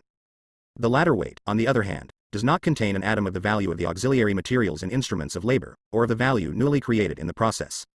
In the same way, the 2 lb of yam in which the 4s, the remainder of the constant capital, is embodied represent nothing but the value of the auxiliary materials and instruments of labor consumed in producing the 20 lb of yarn. We have therefore arrived at this result. Although 8/10 of the product, or 16 lb of yam, seen in its physical existence as a use value, is just as much the fabric of the spinner's labor as the remainder of the same product, yet when viewed in this connection it does not contain and has not absorbed any labor expended during the process of spinning. It is just as if the cotton had converted itself into yarn without any help. It is just as if the shape it had assumed was mere trickery and deceit. In fact, when the capitalist has sold it for 24s, and, with the money, replaced his means of production, it becomes evident that the 16 lb of yam is nothing more than cotton, spindle waste and coal in disguise. On the other hand, the remaining 2/10 of the product, or 4 lb of yarn, represent nothing but the new value of 6s, created during the 12 hours spinning process. All the value transferred to those 4 lb from the raw material and instruments of labor consumed was so to speak intercepted in order to be incorporated in the rate of surplus value 331 the 16 lb first spun. In this case, it is as if the spinner had spun 4 lb of yarn out of air, or as if he had spun it with the aid of cotton and spindles which were available in nature, without human intervention, and therefore transferred no value to the product. Of this 4 lb of yam, in which the whole of the value created in the daily process of spinning is condensed, one half represents the equivalent for the value of the labor consumed, or the 3s, of variable capital, the other half represents the 3s, of surplus value. Since 12 hours labor put in by the spinner are objectified in 6s, it follows that 60 hours labor are objectified in yam of the value of 30s. And this quantity of labor time does in fact exist in the 20 lb of yarn, for 8/10 of the yam, or 16 lb, is a materialization of the 48 hours labor expended before the beginning of the spinning process on the means of production. The other 2/10, or 4 lb, is a materialization of the 12 hours labor expended during the process itself. On a former page, we saw that the value of the yarn is equal to the new value created during the production of that yam plus the value previously existing in the means of production. It has now been shown how the different constituents of the value of the product, distinguished according to their function or according to their concept, may be represented by corresponding proportional parts of the product itself. In this way, the product, i.e. the result of the process of production, is split up into different parts, one part representing only the labor previously spent on the means of production, or the constant capital, another part only the necessary labor spent during the process of production, or the variable capital, and another and last part only the surplus labor expended during the process, or the surplus value. The decomposition of the product is as simple a task as it is important. This will be seen later when we apply it to complex and hitherto unsolved problems. So far we have treated the total product as the final result, ready for use, of a working day of 12 hours. We can, however, also follow this total product through all the stages of its production, and in this way we shall arrive at the same result as before if we represent the partial products, precipitated at different stages, as function-allied distinct parts of the final or total product. The spinner produces 20 lb of yarn in 12 hours. Hence he pro in the discussion of the vagorization process, page 297. 332 The production of absolute surplus value duches at lb in 1 hour, and 13 tlb in 8 hours, or a partial product equal in value to all the cotton that is spun in a whole day. Similarly, the partial product of the next period of 1 hour and 36 minutes is 2 tlb of yarn. This represents the value of the instruments of labor that are consumed in 12 hours. In the following hour and 12 minutes the spinner produces 2 lb of yarn worth 3s, a value equal to the whole value he creates in his 6 hours of necessary labor. Finally, in the last hour and 12 minutes he produces another 2 lb of yarn, whose value is equal to the surplus value created by his surplus labor in the course of half a day. This method of calculation serves the English manufacturer for everyday use. It shows, he will say, that in the first 8 hours, or t of the working day, he gets back the value of his cotton, and so on for the remaining hours.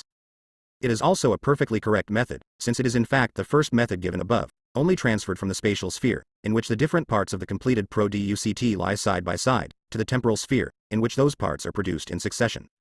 But it can also be accompanied by very barbaric notions, especially in the heads of people who are as much interested, practically, in the valorization process, as they are, theoretically, in misunderstanding it. It may be imagined, for instance, that our spinner produces or replaces in the first 8 hours of the working day the value of the cotton, in the following hour and 36 minutes the value of the deterioration in the instruments of labor, in the next hour and 12 minutes the value of his wages, and finally that he devotes only the famous last hour to the production of surplus value for the factory owner. In this way the spinner is made to perform the twofold miracle not only of producing cotton, spindles, steam engine, coal, oil, etc., at the same time as he is using them to spin, but also of turning one working day of a given level of intensity into 5 similar days. For, in the example we are considering, the production of the raw material in the instruments of labor requires 24 divided by 6 equals 4 working days of 12 hours each, and their conversion into yarn requires another such day. That the love of profit induces an easy belief in such miracles, and that there is no lack of sycophantic doctrinaires to prove their existence is demonstrated by the following famous historical example.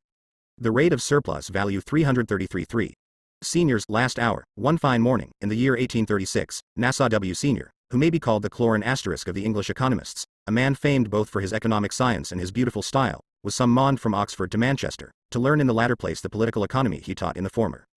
The manufacturers chose him as their prizefighter, not only against the newly passed factory ACTT but against the 10 hours agitation which aimed to go beyond it. With their usual practical acuteness they had realized that the learned professor wanted a good deal of finishing, that is why they invited him to Manchester.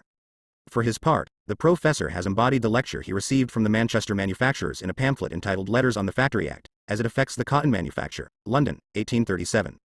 Here we find, amongst other things, the following edifying passage: under the present law, no mill in which persons under 18 years of age are employed can be worked more than 2 hours a day, that is, 12 hours for 5 days in the week, and 9 on Saturday. Now the following analysis will show that in a mill so worked, the whole net profit is derived from the last hour. I will suppose a manufacturer to invest £100,000 minus £80,000 in his mill and machinery, and £20,000 in raw material and wages. The annual return of that mill, supposing the capital to be turned once a year, and gross profits to be 15%, ought to be goods worth £115,000. Of this £115,000 each of the 23 half hours of work produces 5 115ths, or 1/23. Of these 23 23rds, constituting the whole £115, 20, that is to say £100,000 out of the £115,000, simply replace the capital. 1/23, or £5,000 out of the £115,000, makes up for the deterioration of the mill and machinery. The remaining 2 23rds, that is the last 2 of the 23 half hours of every day, produce the net profit of 10%. If, therefore, prices remaining the same, the factory could be kept at work 13 hours instead of 2, with an addition of about £2,600 to the circulating capital, the net profit would be more than doubled. On the other hand, if the hours of working were reduced by 1 hour per day, prices remaining the same, the net profit. Heinrich Cloran, 1771 to 1854, was a writer of sentimental novels and short stories. The reference here is to the Factory Act of 1833, discussed in detail below, on pp. 390-93. 334 The production of absolute surplus value would be destroyed. If they were reduced by 1 hour and a half, even the gross profit would be destroyed. Lowe and the professor calls this an analysis. If he believed the outcries of the manufacturers to the effect that the workers spent the best part of the day in the production, i.e. the reproduction or replacement, of the value of the buildings, machinery, cotton, coal, etc., then his analysis was superfluous. His answer could simply have been this: gentlemen, if you work your mills for 10 hours instead of 11, then, other things being equal, the daily consumption of cotton, machinery, etc. will decrease in proportion. You gain just as much as you lose.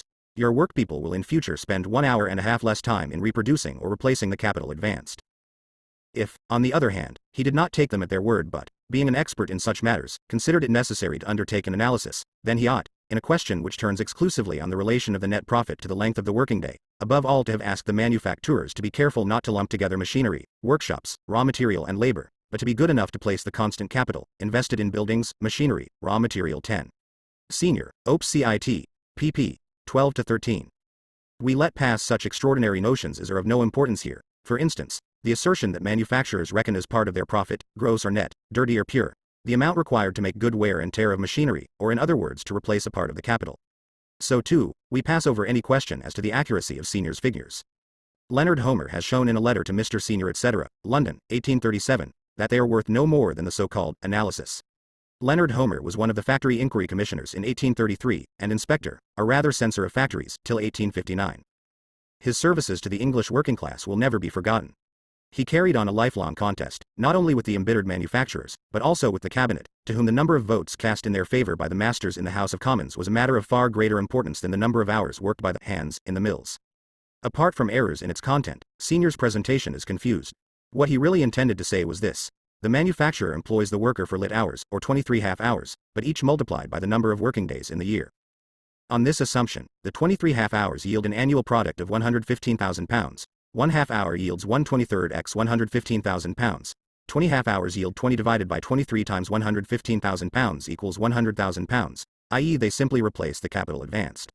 There remain 3 half hours, which yield 3/23 x £115,000 equals £15,000, or the gross profit. Of these 3 half hours, one yields 1 divided by 23 times £115,000 equals £5,000, i.e. it makes up for the wear and tear of the machinery. The remaining 2 half hours, the last hour, yield 2 divided by 23 times £115,000 equals £10,000, or the net profit. In the text, Senior converts the last 2/23 of the product into portions of the working day itself. The rate of surplus value 33s etc., on one side of the account and the capital advanced in wages on the other side. If it then turned out that, according to the calculations of the manufacturers, the worker reproduced or replaced his wages in 2 half hours, in that case, he should have continued his analysis as follows. According to your figures, the workman produces his wages in the last hour but 1, and your surplus value, or net profit, in the last hour. Now, since in equal periods he produces equal values, the product of the last hour but 1 must have the same value as that of the last hour. Further, it is only while he works that he produces any value at all, and the quantity of work he does is measured by his labor time. This you say amounts to 2 hours a day. He employs one portion of these 2 hours in producing or replacing his wages, and the remaining portion in producing your net profit. Beyond this he does absolutely nothing. But since, on your assumption, his wages and the surplus value he provides are of equal value, it is clear that he produces his wages in S1 hour, and your net profit in the other S1 hour. Again, since the value of the yam produced in 2 hours is equal to the sum of the value of his wages and of your net profit, the measure of the value of this yam must be 2 working hours, of which 51 hours measure the value of the yam produced in the last hour but 1, and 5 hours the value of the yam produced in the last hour of all. We now come to a ticklish point, so watch out. The last working hour but 1 is, like the first, an ordinary working hour, neither more nor less. How then can the spinner produce in 1 hour, in the shape of yam, a value that embodies 5 hours labor? The truth is that he does not perform any such miracle. The use value produced by him in 1 hour is a definite quantity of yarn. The value of this yarn is measured by 51 working hours, of which 4 were, without any assistance from him, previously embodied in the means of production, in the cotton, the machinery, and so on. The remaining 1 hour alone is added by him. Therefore, since his wages are produced in 5 hours, and the yam product in 1 hour also contains 51 hours work, there is no witchcraft in the result that the value created by his 51 hours of spinning is equal to the value of the product spun in 1 hour. You are altogether on the wrong track, if you think that he loses a single moment of his working day in reproducing or replacing the values of the cotton, the machinery and so on. On the contrary, it is because his labor converts the cotton and the spindles into yarn, because he spins, that the values of the cotton and spindles 336 the production of absolute surplus value go over to the yam of their own accord. This is a result of the quality of his labor, not its quantity. It is true that he will transfer to the yam more value, in the shape of cotton, in 1 hour than he will in half an hour. But that is only because in 1 hour he spins up more cotton than in half an hour. You see then that your assertion that the workman produces, in the last hour but one, the value of his wages, and in the last hour your net profit, amounts to no more than this, that in the yam produced by him in 2 working hours, whether they are the 2 first or the 2 last hours of the working day, there are incorporated lit working hours, i.e. precisely as many hours as there are in his working day. And my assertion that in the first 5 hours he produces his wages, and in the last s hours your net profit, amounts only to this, that you pay him for the former, but not for the latter. In speaking of payment of labor, instead of payment of labor power, I am only using your own slang expression. Now gentlemen, if you compare the working time you pay for with the working time you do not pay for, you will find that they are related to each other as half a day is to half a day. This gives a rate of 100%, and a very pretty percentage it is. Further, there is not the least doubt that if you make your hands toil for 13 hours instead of 2, and as may be expected from you, if you treat the work done in that extra 1 hour and a half as pure surplus labor, then the latter will be increased from 51 hours labor to 7 hours labor, and the rate of surplus value will go up from 100% to 126.23%, so that you are altogether too sanguine in expecting that by such an addition of hours to the working day the rate will rise from 100% to 200% and more, in other words that it will be more than doubled. On the other hand, the heart of man is a wonderful thing, especially when it is carried in his wallet. You take too pessimistic a view when you fear that a reduction of the hours of labor from 2 to 10 will sweep away the whole of your net profit. Not at all. All other conditions remaining the same, the surplus labor will fall from 5 hours to 4 hours, a period that still gives a very profitable rate of surplus value, namely 82%. But this fateful last hour, about which you have invented more stories than the millenarians about the day of judgment, is all bosh. If it goes, it will not cost you your pure profit, nor will it cost the boys and girls you employ their pure minds. 1111. If, on the one hand, Senior demonstrated that the net profit of the manufacturer, the existence of the English cotton industry and England's the rate of surplus value 337 command of the markets of the world depend on the last hour of work, on the other hand Dr. Andrew Ewer showed that if children and young persons under 18 years of age, instead of being kept the full 12 hours in the warm and pure moral atmosphere of the factory, are turned out an hour sooner into the heartless and frivolous outer world, they will be deprived, owing to idleness and vice, of all hope of salvation for their souls. Since 1848, the factory inspectors have never tired of teasing the factory owners about this fatal hour. Thus Mr. Howell says in his report of the 21st of May 1855, had the following ingenious calculation, he quotes Senior, been correct, every cotton factory in the United Kingdom would have been working at a loss since the year 1850, reports of the inspectors of factories. The 30th of April 1855, pp. 19-20. In the year 1848, after the passing of the 10 Hours Bill, the masters of a number of flax spinning mills, which lie scattered over the countryside on the borders of Dorset and Somerset, foisted a petition against the bill onto a few of their workers. One of the clauses of this petition is as follows: your petitioners, as parents, conceive that an additional hour of leisure will tend more to demoralize the children than otherwise, believing that idleness is the parent of vice. On this the factory report of the 31st October 1848 says, the atmosphere of the flax mills, in which the children of these virtuous and tender parents work, is so loaded with dust and fiber from the raw material that it is exceptionally unpleasant to stand even 10 minutes in the spinning rooms, for you are unable to do so without the most painful sensation, owing to the eyes, the ears, the nostrils, and the mouth being immediately filled by the clouds of flax dust from which there is no escape. The labor itself, owing to the feverish haste of the machinery, demands unceasing application of skill and movement, under the control of a watchfulness that never tires, and it seems somewhat hard to let parents apply the term you idling to their own children, who, after allowing for mealtimes, are fettered for 10 whole hours to such an occupation, in such an atmosphere. These children work longer than the laborers in the neighboring villages. Such cruel talk about idleness and vice ought to be branded as the purest cant and the most shameless hypocrisy. That portion of the public, who, about 12 years ago, were struck by the assurance with which, under the sanction of high authority, it was publicly and most earnestly proclaimed, that the whole net profit of the manufacturer flows from the labor of the last hour, and that, therefore, the reduction of the working day by 1 hour would destroy his net profit, that portion of the public, we say, will hardly believe its eyes, when it now finds that the original discovery of the virtues of the last hour has since been so far improved as to include morals as well as profit, so that, if the duration of the labor of children is reduced to a full 10 hours, their morals together with the net profits of their employers, will vanish, both being dependent on this fatal hour. See reports of the inspectors of factories. Point 31 October 1848, page 101. The same report then gives some examples of the morality and virtue of these same manufacturers, of the tricks, artifices, temptations, threats and falsifications they made use of in order, first, to compel a few defenseless workers to sign petitions of such a LDND, and then to impose them on Parliament as the petitions of a whole branch of industry, or of whole counties. It is highly characteristic of the AUR, The Philosophy of Manufactures, London, 1835, page 406. 338 The production of absolute surplus value whenever your last hour strikes in earnest, think of the Oxford professor. And now, gentlemen, farewell, and may we meet again in a better world, but not before. 12.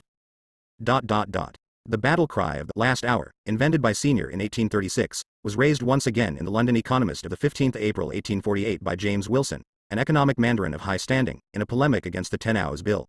4. The surplus product we call the portion of the product that represents surplus value, i.e. 1/10 of the £20, or 2 lb of yam, in the example given above, by the name of surplus product, merproduct, produit net. Just as the rate of surplus value is determined by its relation, not to the sum total of the capital, but to its variable part, in the same way, the relative amount of the surplus product is determined by its ratio, not to the remaining part of the total product, but to that part of it in which necessary labor is incorporated. Since the production of surplus value is the determining purpose of capitalist production, the size of a given quantity of wealth present status of so-called economic science, that neither Senior himself, who at a later period, be it said to his credit, energetically supported the factory legislation, nor his opponents, have ever at any time been able to explain why the original discovery led to false conclusions. They appealed to actual experience, hence the why and wherefore of the matter remained a mystery. 12.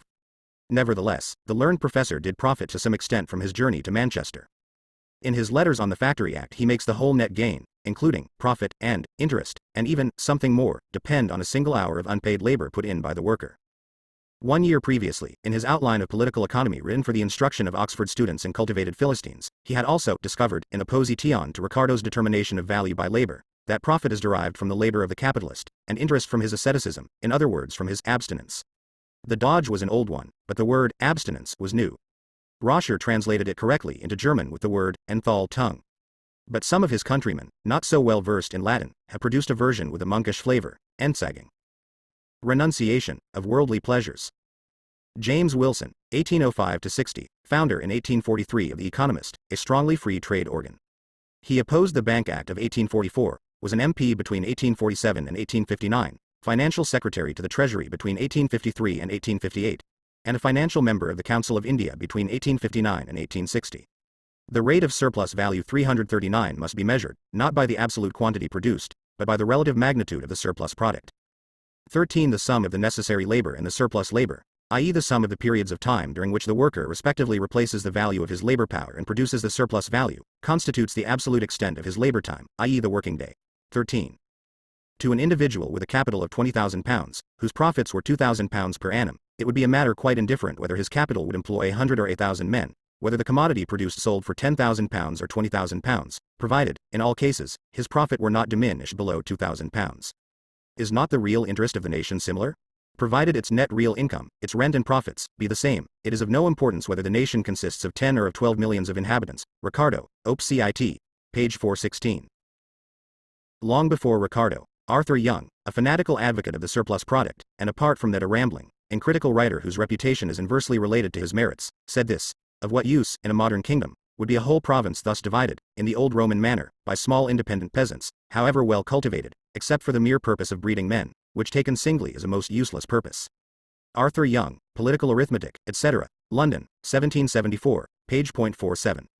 Very curious is the strong inclination to represent net wealth as beneficial to the laboring class, though it is evidently not on account of being net. T. Hopkins, on rent of land, etc., London, 1828, page 126. Chapter 10. The Working Day.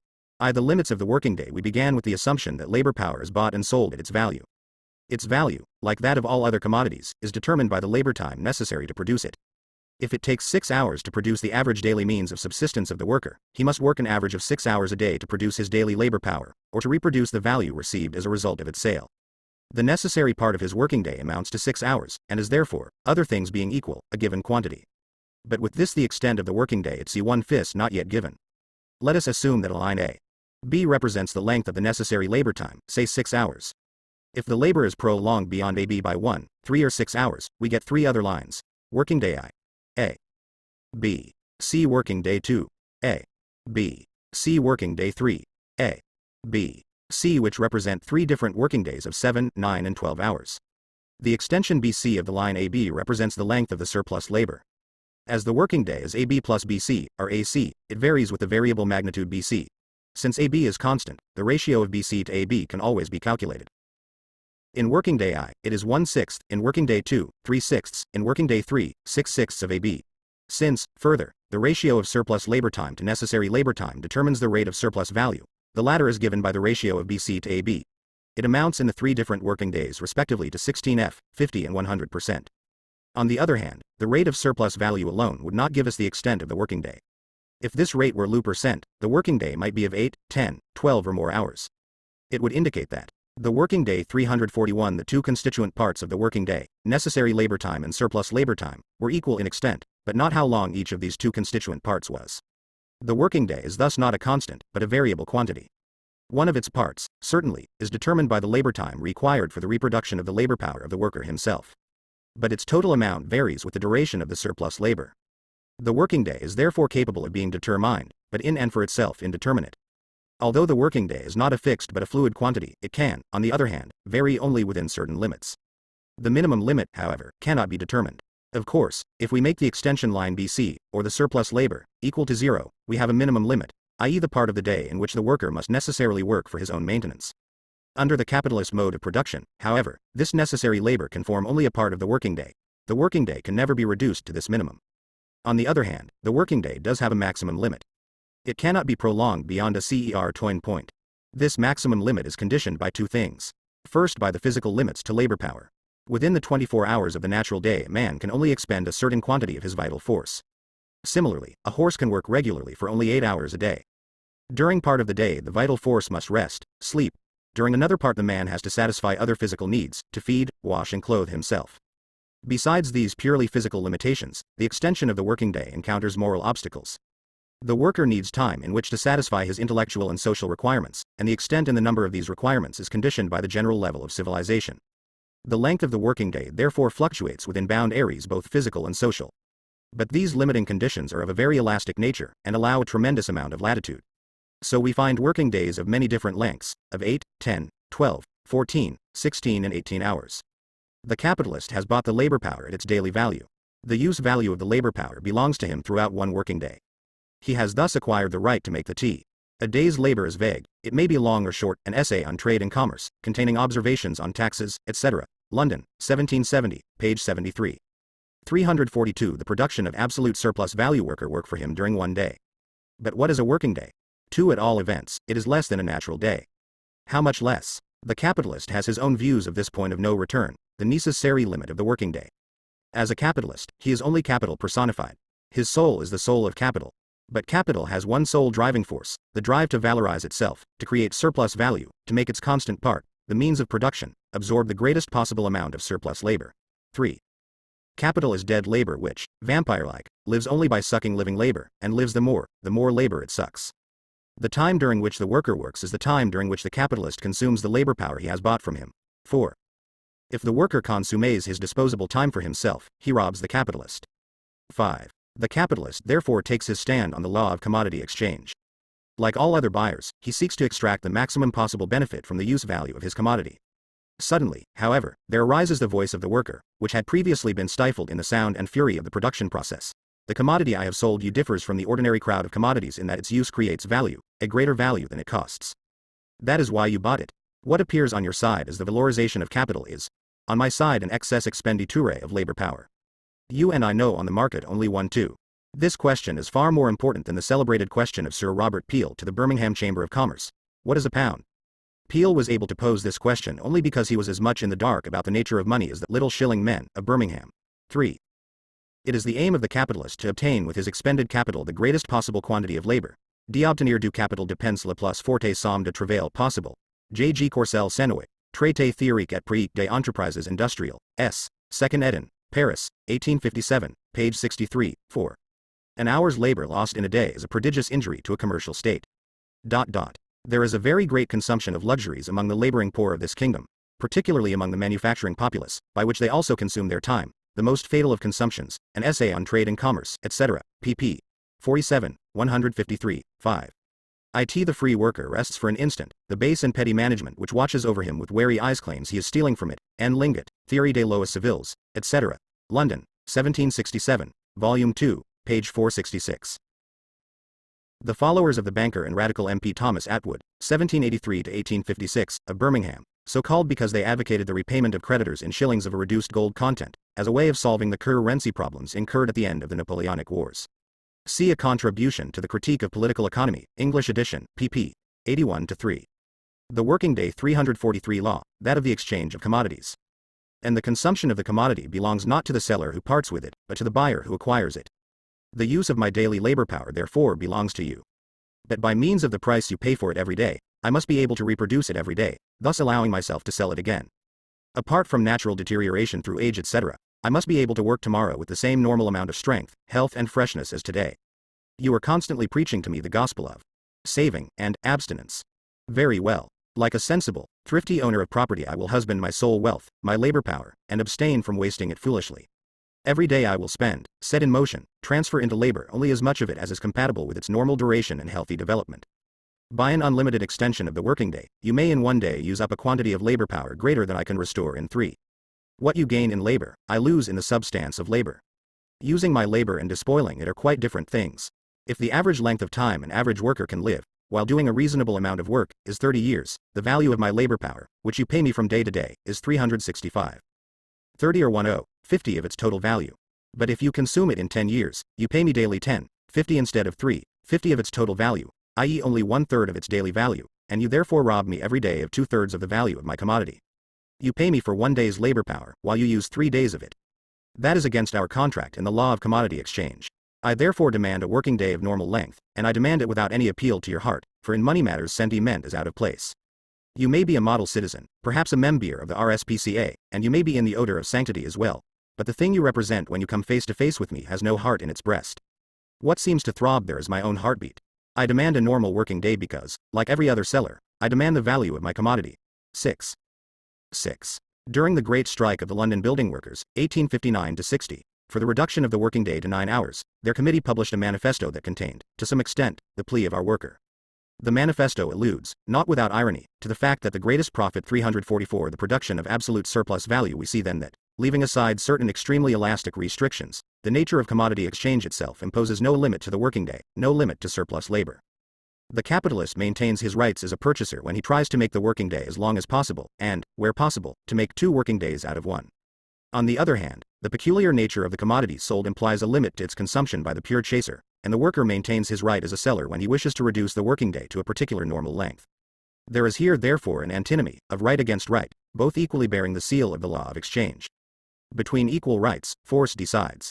Hence, in the history of capitalist production, the establishment of a norm for the working day presents itself as a struggle over the limits of that day, a struggle between collective capital, the class of capitalists, and collective labor, i.e. the working class. 2. The voracious appetite for surplus labor. Manufacturer and boyar capital did not invent surplus labor. Wherever a part of society possesses the monopoly of the means of production, the worker, free or unfree, must add to the labor time necessary for his own maintenance an extra quantity of labor time in order to produce the means of subsistence for the owner of the means of production. 7. Whether this proprietor be an Athenian ex-AOC, ex-CXC, ex-66C, an Etruscan theocrat, a civis Romanus, a Norman baron, an American slave owner, a Wallachian boyar, a modem landlord or a capital monger among the building masters, a certain Sir M. Peto, was in the odor of sanctity. The same Peto, after 1867, came to an end à la Strasbourg. T7. Those who labor, in reality feed both the pensioners called the rich, and themselves. Edmund Burke, Opt. Cit. pp. 2–3. Peto was a Baptist, a benefactor to various chapels, and the author in 1842 of a pamphlet entitled Divine Support in Death. The bankruptcy of Peto's firm was in fact in 1866.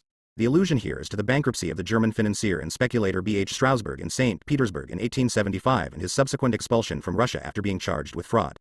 Handsome and good, ancient Greek expression for an aristocrat. The working day 345 East. 8. It is however clear that in any economic formation of society where the use value rather than the exchange value of the product predominates, surplus labor will be restricted by a more or less confined set of needs, and that no boundless thirst for surplus labor will arise from the character of production itself. Hence in antiquity overwork becomes frightful only when the aim is to obtain exchange value in its independent monetary shape, in the production of gold and silver. The recognized form of overwork here is forced labor until death. One only needs to read Diodorus Siculus, 9. Nevertheless, these are exceptions in antiquity. But as soon as peoples whose production still moves within the lower forms of slave labor, the corvée, etc., are drawn into a world market dominated by the capitalist mode of production, whereby the sale of their products for export develops into their principal interest, the civilized horrors of overwork are grafted onto the barbaric horrors of slavery, serfdom, etc. Hence the Negro labor in the southern states of the American Union preserved a moderately patriarchal character as long as production was chiefly directed to the satisfaction of immediate local requirements. But in proportion as the export of cotton became of vital interest to those states, the overworking of the Negro, and sometimes the consumption of his life in 7 years of labor, became a factor in a calculated and calculating system. It was no longer a question of obtaining from him a certain quantity of useful products, but rather of the production of surplus value itself. The same is true of the corvée, in the Danubian principalities for instance. The comparison of the appetite for surplus labor in the Danubian principalities with the same appetite as found in English factories has a special interest, because the corvée presents surplus labor in an independent and immediately perceptible form. Suppose the working day consists of 6 hours of necessary 8. Niebuhr remarks very naively in his Roman history, it is evident that monuments like those of the Etruscans, which astound us even in their ruins, presuppose lords and vassals in small states.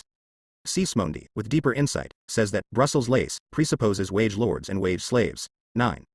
One cannot see these unfortunates in the gold mines between Egypt, Ethiopia, and Arabia, who are unable even to keep their bodies clean or to clothe their nakedness, without pitying their miserable lot. There is no indulgence, no forbearance for the sick, the feeble, the aged, or for feminine weaknesses. All, forced by blows, must work on until death puts an end to their sufferings and their distress. Diodorus Siculus, Historische Bibliothek, BK 3, ch. 13. 346 The production of absolute surplus value labor and 6 hours of surplus labor. Then the free worker gives the capitalist 6 by 6 or 36 hours of surplus labor every week. It is the same as if he worked 3 days in the week for himself and 3 days in the week gratis for the capitalist. But this fact is not directly visible. Surplus labor and necessary labor are mingled together. I can therefore express the same relation by saying for instance that in every minute the worker works 30 seconds for himself and 30 seconds for the capitalist, etc. It is otherwise with the corvée. The necessary labor which the Wallachian peasant performs for his own maintenance is distinctly marked off from his surplus labor on behalf of the boyar. The one he does on his own field, the other on the signoria, estate.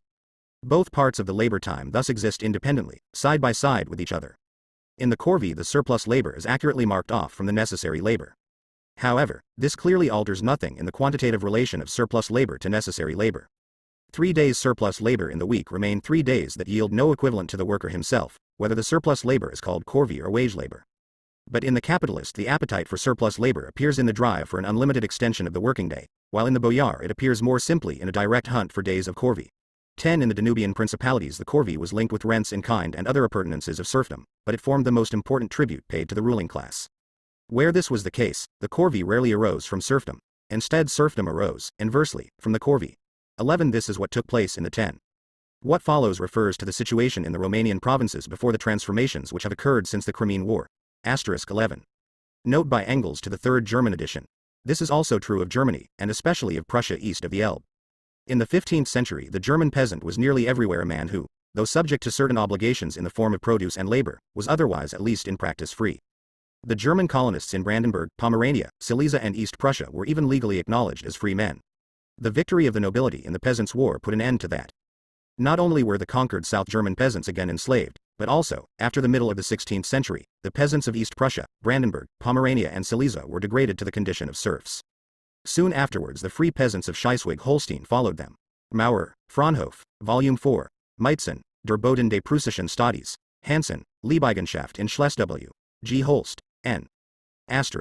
The agrarian reforms of the 18,608, which included the abolition of serfdom, see page 271, last note.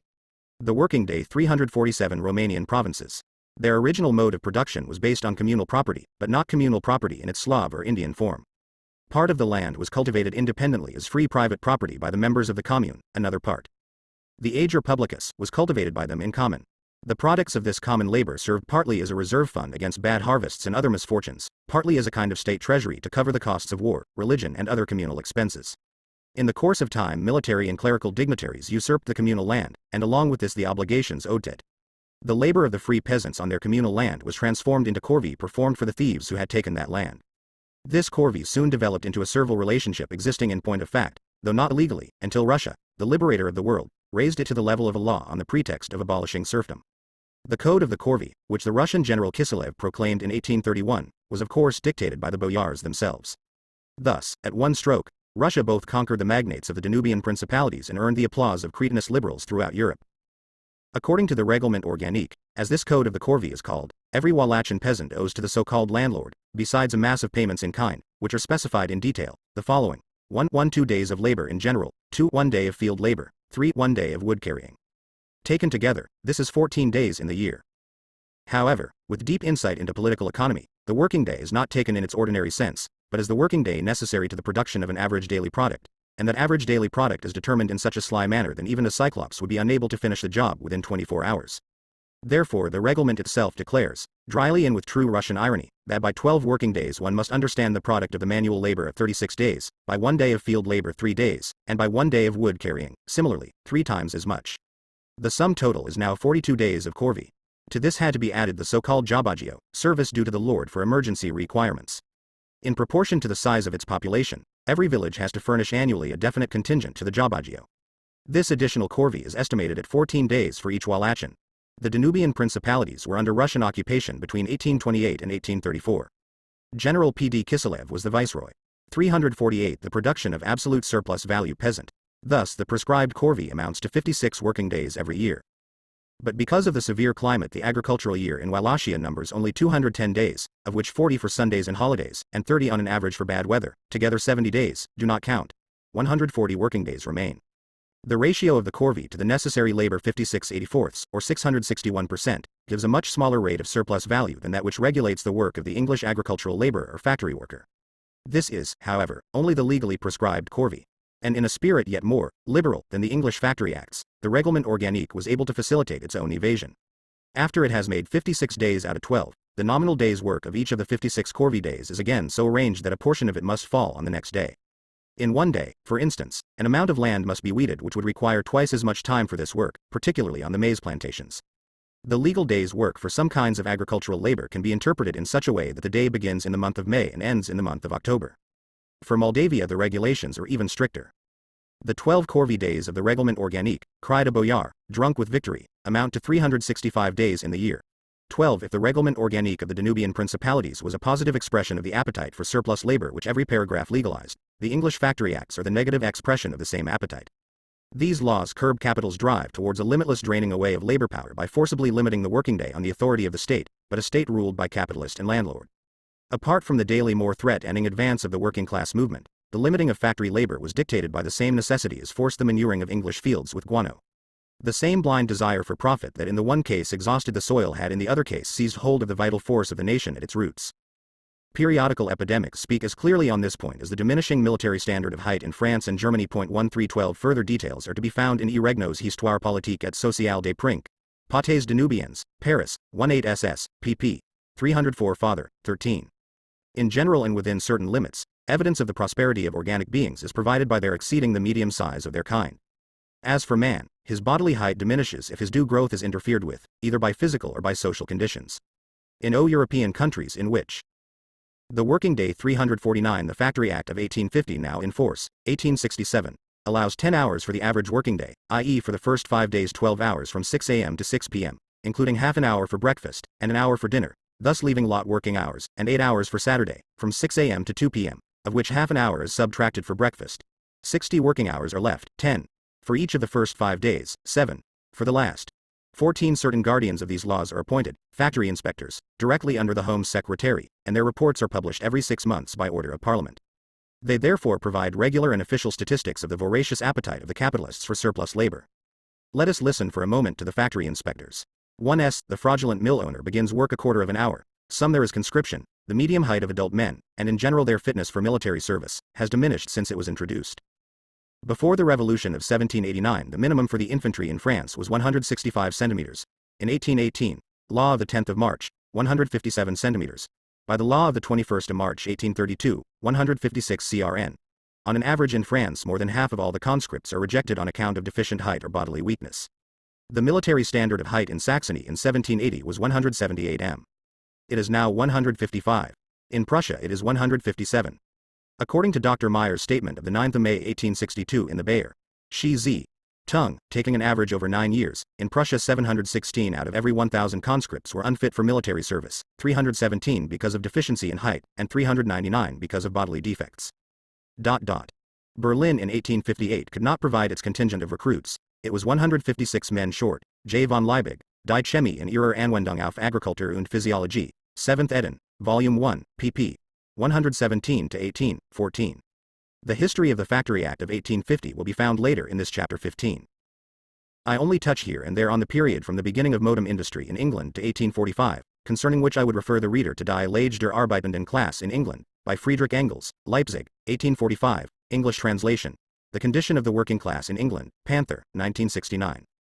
How well Engels understood the spirit of the capitalist mode of production is shown by the factory reports, reports on mines etc. which have appeared since 1845, and how wonderfully he painted the circumstances in detail is seen on the most superficial comparison of his work with the official reports of the Children's Employment Commission, published 18 to 20 years later, 1863-7. These deal especially with the branches of industry in which the Factory Acts had not, up to 1862, been introduced, and in part remain unintroduced up to the present. Here then, little or no alteration had been enforced by authority in the conditions depicted by Engels. I have taken my examples chiefly from the free trade period after 1848, that paradisiac age whose commercial travelers spin such fabulous tales to the Germans, so blatantly and with such a total neglect of economic science. In passing, let us note that England figures in the foreground here because it is the classic representative of capitalist production, and is the only country to possess a continuous set of official statistics relating to the matters we are considering. 350 The production of absolute surplus value times more, sometimes less, before 6 a.m., and leaves off a quarter of an hour, sometimes more, sometimes less, after 6 p.m. He takes 5 minutes from the beginning and from the end of the half hour nominally allowed for breakfast, and 10 minutes at the beginning and end of the hour nominally allowed for dinner. He works for a quarter of an hour, sometimes more, sometimes less, after 2 p.m. on Saturday. Thus his gain is, before 6 a.m., after 6 p.m., at breakfast time, at dinner time. 15 minutes, 10 minutes, 20 minutes, 60 minutes, 300 minutes, 15 minutes, 10 minutes, 15 minutes, 40 minutes weekly total. 340 minutes or 5 hours and 40 minutes weekly, which, multiplied by 50 working weeks in the year, allowing 2 for holidays and occasional stoppages, is equal to 27 working days. 16, 5 minutes a day's increased work, multiplied by weeks, are equal to 2.5 days of produce in the year. 17. An additional hour a day gained by small installments before 6 a.m., after 6 p.m., and at the beginning and end of the times nominally fixed for meals, is nearly equivalent to working 13 months in the year. 18 crises during which production is interrupted in the factory's work, short time, i.e. for only a part of the week, naturally do not affect the tendency to extend the working day. The less business there is, the more profit has to be made on the business done. The less time spent in work, the more of that time has to be turned into surplus labor time. This is how the factory inspectors report on the period of crisis from 1857 to 1858 to 16. Suggestions, etc. by Mr. L. Horner, Inspector of Factories. In Factories Regulation Acts. Ordered by the House of Commons to be printed, the 9th of August 1859, pp. 4-5. 17. Reports of the Inspectors of Factories for the half year, October 1856, page 35. 18. Reports, etc. The 30th of April 1858, p.9. Total for 5 days on Saturday before 6 a.m. At breakfast time after 2 p.m. The working day 351. It may seem inconsistent that there should be any overworking at a time when trade is so bad, but that very badness leads to the transgression by unscrupulous men, they get the extra profit of it.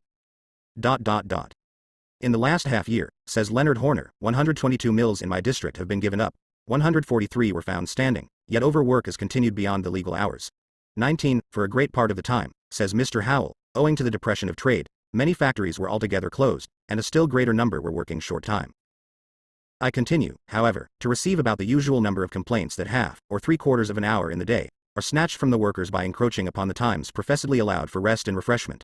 20. The same phenomenon was repeated on a smaller scale during the frightful cotton crisis from 1861 to 1865. 21. It is sometimes advanced by way of excuse, when persons are found at work in a factory, either at a meal hour or at some illegal time, that they will not leave the mill at the appointed hour, and that compulsion is necessary to force them to cease work, cleaning their machinery, etc., especially on Saturday afternoons. But, if the hands remain in a factory after the machinery has ceased to revolve, they would not have been so employed if sufficient time had been set apart specially for cleaning, etc., either before 6 a.m. or before 2 p.m. on Saturday afternoons.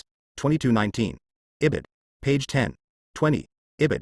Page 25. 21. Reports, etc., for the half year ending 30 April, 1861. See Appendix No. 2. Reports, etc., the 31st of October 1862, pp.7, 52, 53. Violations of the acts became more numerous during the last half of the year 1863. Cf.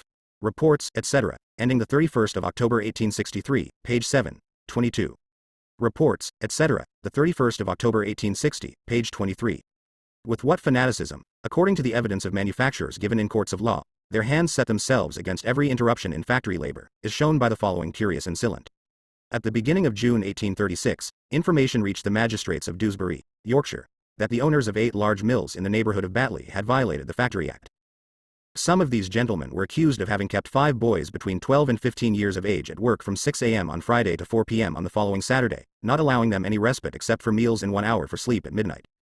And these children had to do this ceaseless labor of 30 hours in the shoddy hole, the name for the hole where the woolen rags are pulled to pieces, and where a dense atmosphere of dust, shreds, etc. forces even the adult worker to cover his mouth continually with handkerchiefs for the protection of his lungs.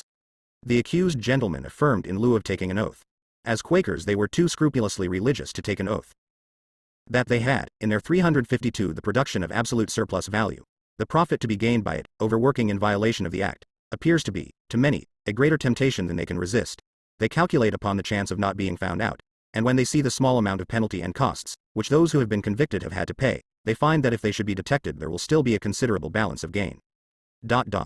23. In cases where the additional time is gained by a multiplication of small thefts in the course of the day, there are insuperable difficulties to the inspectors making out a case. 24. These small thefts of capital from the workers' meal times and recreation times are also described by the factory inspectors as petty pilferings of minutes.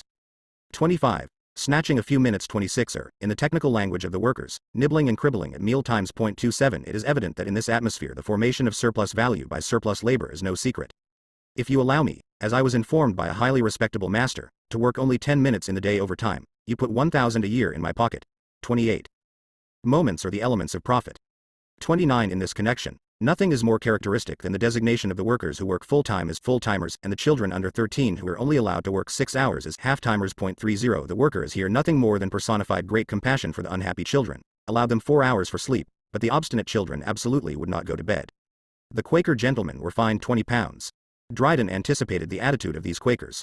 Fox full fraught in seeming sanctity, that feared an oath, but like the devil would lie, that looked like Lent, and had the holy leer, and durst not sin, before he said his prayer. 23. Reports, etc., the 31st of October 1856, page 34. 24. Ibid. Page 35. 25. Ibid. Page 48. 26. Ibid. Page 48. 27. Ibid. Page 48. 28. Ibid. Page 48. 29. Reports of the inspectors of factories for 30 April, 1860, page 56, 30. This is the official expression both in the factories and in the reports. Dryden, The Cock and the Fox, or, The Tale of the Nun's Priest, 1700, lines 480 to 88. Fox, in the first line is presumably George Fox, 1624 to 91, the founder of the Quaker sect. The working day 353 labor time.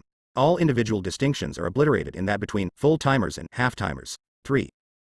Branches of English industry without legal limits to exploit a so far, we have observed the drive towards the extension of the working day, and the werewolf-like hunger for surplus labor, in an area where capital's monstrous outrages, unsurpassed, according to an English bourgeois economist, by the cruelties of the Spaniards to the American redskins, 31 caused it at last to be bound by the chains of legal regulations. Now let us cast a glance at certain branches of production in which the exploitation of labor is either still unfettered even now, or was so yesterday. Mr. Broughton Charlton, county magistrate, declared, as chairman of a meeting held at the Assembly Rooms, Nottingham, on the 14th of January 1860, that there was an amount of privation and suffering among that portion of the population connected with the lace trade, unknown in other parts of the kingdom, indeed, in the civilized world. Children of 9 or 10 years are dragged from their squalid beds at 2, 3, or 4 o'clock in the morning and compelled to work for a bare subsistence until 10, 11, or 12 at night, their limbs wearing away, their frames dwindling, their faces whitening, and their humanity absolutely sinking into a stone-like torpor, utterly horrible to contemplate. We are not surprised, he went on, that Mr. Mallet, or any other manufacturer, should stand forward and protest against Discus Scion. The system, as the Rev. Montague Valpy describes it, is one of unmitigated slavery, socially, physically, morally, and spiritually. What can be thought of a town which holds a public meeting to petition that the period of labor for men shall be diminished to 18 hours a day? We declaim against the Virginian and Carolinian cotton planters. Is their black market, their lash, and their barter of human flesh more detestable than 31? The cupidity of mill owners whose cruelties in the pursuit of gain have hardly been exceeded by those perpetrated by the Spaniards in the conquest of America in the pursuit of gold. John Wade, History of the Middle and Working Classes, 3rd ed., London, 1835, page 114. The theoretical part of this book, which is a kind of outline of political economy, contains, considering when it was published, certain original elements, for instance on commercial crises. The historical part suffers by being a shameless plagiarism of Sir F. M. Eden's The State of the Poor, London, 1797. 354 The production of a absolute surplus value, the slow sacrifice of humanity which takes place in order that veils and collars may be fabricated for the benefit of capitalists. 32 The potteries of Staffordshire have, during the last 22 years, formed the subject matter of 3 parliamentary inquiries. The results are embodied in Mr. Scriven's report of 1841 to the Children's Employment Commissioners, in Dr. Greenhow's report of 1860 published by order of the Medical Officer of the Privy Council, Public Health, 3rd Report, I. 102-13, and lastly in Mr. Longe's report of 1862, printed in the Children's Employment Commission, 1st Report, dated the 13th of June 1863. For my pure pose it is enough to take some of the depositions of the exploited children themselves from the reports of 1860 and 1863. From the children we may deduce the situation of the adults, especially the girls and women, and in a branch of industry, indeed, alongside which cotton spinning appears as a very agreeable and healthy occupation. 33 William Wood, 9 years old, was 7 years 10 months old when he began to work. He ran molds, carried ready molded articles into the drying room, afterwards bringing back the empty mold, from the very beginning. He came to work every day in the week at 6 a.m., and left off at about 9 p.m. I worked till 9 o'clock at night 6 days in the week. I have done so for the last 7 or 8 weeks. 15 hours of labor for a child of 7. J. Murray, 12 years of age, says, I turn jigger and run molds. I come at 6. Sometimes I come at 4. I worked all night last night, till 6 o'clock this morning. I have not been in bed since the night before last. There were 8 or 9 other boys working last night. All but one have come this morning. I get 3 shillings and 6pence. I do not get any more for working at night. I worked 2 nights last week. Femihow, a boy of 10. I have not always an hour, for dinner. I have only half an hour sometimes, on Thursday, Friday, and Saturday. 34 Dr. Greenhow states that the average life expectancy in the pottery districts of Stoke-on-Trent and Woolstanton is extraordinarily low. Although only 36.6% of the male population over the age of 20 are employed in the potteries in the district of Stoke, and 30.4% in Woolstanton, more than half the deaths 32. Daily Telegraph, the 17th of January 1860, 33. Cf. Engels, Lage etc., pp. 249-51, English translation, pp. 232-4, 34. Children's Employment Commission, 1st Report, etc., 1863, Appendix, pp. 16, 19, 18. The working day 355 among men of that age in the 1st District, and nearly 2/5 in the 2nd District, are the result of pulmonary diseases among the potters. Dr. Boothroyd, a medical practitioner at Hanley, says, each successive generation of potters is more dwarfed and less robust than the preceding one. Similarly, another doctor, Mr. McBean, states, since I began to practice among the potters 25 years ago, I have observed a marked degeneration, especially shown in diminution of stature and breadth. These statements are taken from Dr. Greenhow's report of 1860. 35 from the report of the commissioners in 1863, the following. Dr. J. T. Arledge, senior physician of the North Staffordshire Infirmary, says, the potters as a class, both men and women, represent a degenerated population, both physically and morally. They are, as a rule, stunted in growth, ill-shaped, and frequently ill-formed in the chest. They become prematurely old, and are certainly short-lived. They are phlegmatic and bloodless, and exhibit their debility of constitution by obstinate attacks of dyspepsia, and disorders of the liver and kidneys, and by rheumatism. But of all diseases they are especially prone to chest disease, to pneumonia, phthisis, bronchitis, and asthma. One form would appear peculiar to them, and is known as potter's asthma, or potter's consumption. Scrofula attacking the glands, or bones, or other parts of the body, is a disease of 2/3 or more of the potters. That the degenerescence of the population of this district is not even greater than it is due to the constant recruiting from the adjacent country, and intermarriages with more healthy races. 36 Mr. Charles Parsons, until recently the house surgeon of the same hospital, writes in a letter to Commissioner Longe, amongst other things, I can only speak from personal observation and not from statistical data, but I do not hesitate to assert that my indignation has been aroused again and again at the sight of poor children whose health has been sacrificed to gratify the avarice of either parents or employers. He enumerates the causes of the diseases of the potters, and sums them up in the phrase, long hours. In their report, the commissioners express the hope that a manufacture which has assumed so prominent a place in the whole world, will not long be subject to the remark that its great success is accompanied with the physical deterioration, wide 35. Public Health, 3rd Report, etc., pp. 102, 104, 105. 36. Children's Employment Commission, 1st Report, etc., 1863, page 24. 356 The production of absolute surplus value spread bodily suffering and early death of the workpeople, by whose labor and skill such great results have been achieved. 37 And all that holds of the potteries in England is true of those in Scotland. 38 The manufacture of matches dates from 1833, from the discovery of the method of applying phosphorus to the match itself. Since 1845 this branch of industry has developed rapidly in England, and has spread out from the thickly populated parts of London to the cities of Manchester, Birmingham, Liverpool, Bristol, Norwich, Newcastle and Glasgow. It has brought with it tetanus, a disease which a Vienna doctor already discovered in 1845 to be peculiar to the makers of matches. Half the workers are children under 13 and young persons under 18. The manufacture of matches, on account of its unhealthiness and unpleasantness, has such a bad reputation that only the most miserable part of the working class, half-starved widows and so forth, deliver up their children to it, their ragged, half-starved, untaught children. 39 Of the witnesses examined by Commissioner White, 1863, 270 were under 18, 50 under 10, 10 only 8, and 5 only 6 years old. With a working day ranging from 12 to 14 or 15 hours, night labor, irregular meal times, and meals mostly taken in the workrooms themselves, pestilent with phosphorus, Dante would have found the worst horrors in his Inferno surpassed in this industry. In the manufacture of wallpaper the coarser sorts are printed by machine, the finer by hand, block printing. The most active business months are from the beginning of October to the end of April. During this time the work often lasts, almost uninterruptedly, from 6 a.m. to 10 p.m. or further into the night. J. Leach's deposition. Last winter 6 out of 19 girls were away from ill health at one time from overwork. I have to bawl at them to keep them awake. W. Duffy. I have seen when the children could none of them keep their eyes open for the work. Indeed, none of us could. J. Lightborn. I'm 13. We worked last winter till 9, evening, and the winter before till 10. I used to cry with sore feet every night last winter. G. Abston. That boy of mine. When he was 7 years old I used to carry him on my back to and fro through the snow, and he used to have 16 hours a 37. Children's Employment Commission, First Report, etc., 1863, page .22, and she. 38. Ibid. Page XLVII. 39. Ibid. Page Live. The working day 357 day. I have often knelt down to feed him as he stood by the machine, for he could not leave it or stop.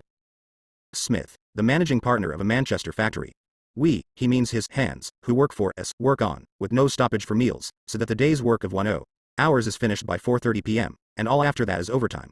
40. Does this Mr. Smith take no meals himself during 10 hours? This same Smith, seldom leave off working before 6 p.m., he means leave off from consuming our labor power machines, so that the same man again, are really working overtime the whole year round. For all these, children and adults alike, 152 children and young persons and 140 adults, the average work for the last 18 months has been at the very least 7 days, 5 hours, or 78 hours a week. For the 6 weeks ending the 2nd of May this year, 1862, the average was higher 8 days or 84 hours a week. Despite this, the same Mr. Smith, who is so fond of the plural of majesty, adds, smirking with satisfaction, machine work is not great. Similarly, the employers in the block printing trade say, hand labor is more healthy than machine work. On the whole, manufacturers are indignantly opposed to the proposal to stop the machines at least during mealtimes. A clause which allowed work between say 6 a.m. and 9 p.m., says Mr. Otley, manager of a wallpaper factory in the Borough, a district of London, would suit us very well, but the factory hours, 6 a.m. to 6 p.m., are not suitable. Our machine is always stopped for dinner. What generosity! There is no waste of paper and color to speak of. But, he adds sympathetically, I can understand the loss of time not being liked.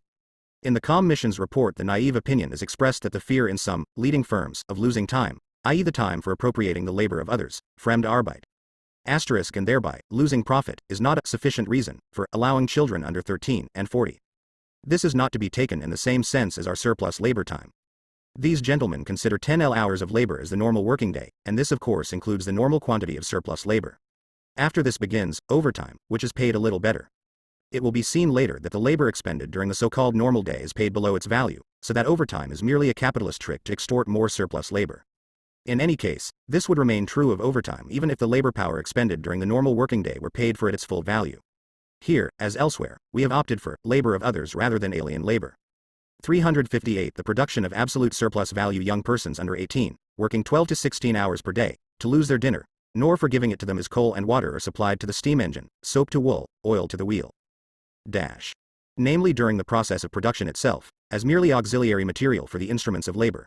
41 No other branch of industry in England has preserved up to the present day a method of production as archaic, as pre-Christian, as we see from the poets of the Roman Empire, as baking has. We shall disregard the practice of making bread by machinery, which has only recently begun to make its way here. But capital, as we said earlier, is at first indifferent towards the technical char actor of the labor process it seizes control of. At the outset, it takes it as it finds it. The incredible adulteration of bread, especially in London, was first revealed by the Committee of the House of Commons, on the Adulteration of Articles of Food, 1855-6, and by Dr. Hassall's work Adulterations Detected. 42. The consequence of these revelations was the Act of the 6th August 1860, for preventing the adulteration of articles of food and drink, an inoperative law, as it naturally shows the tenderest consideration for every free trader who decides to turn an honest penny by buying and selling adulterated commodities.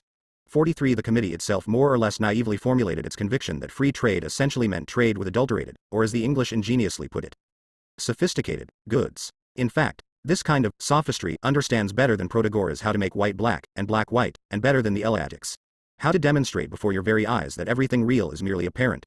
44-41. Children's Employment Commission, First Report, etc., 1863, Appendix pp. 123-5, 140, and LXIV. 42. Alum, either finely powdered or mixed with salt, is a normal article of commerce bearing the significant name of baker's stuff. 43. Soot is a very active form of carbon, and provides a manure sold by capitalist chimney sweeps to English farmers. Now, in 1862 the British juryman had to decide in a lawsuit whether soot with which, unknown to the buyer, 90% of dust and sand are mixed, is genuine soot in the commercial sense or adulterated soot in the legal sense. The Friends of Commerce decided it was genuine commercial soot, and rejected the suit of the plaintiff, a farmer, who had in addition to pay the costs of the proceedings. 44. The French chemist, Chevalier, in his treatise on the Sophistications.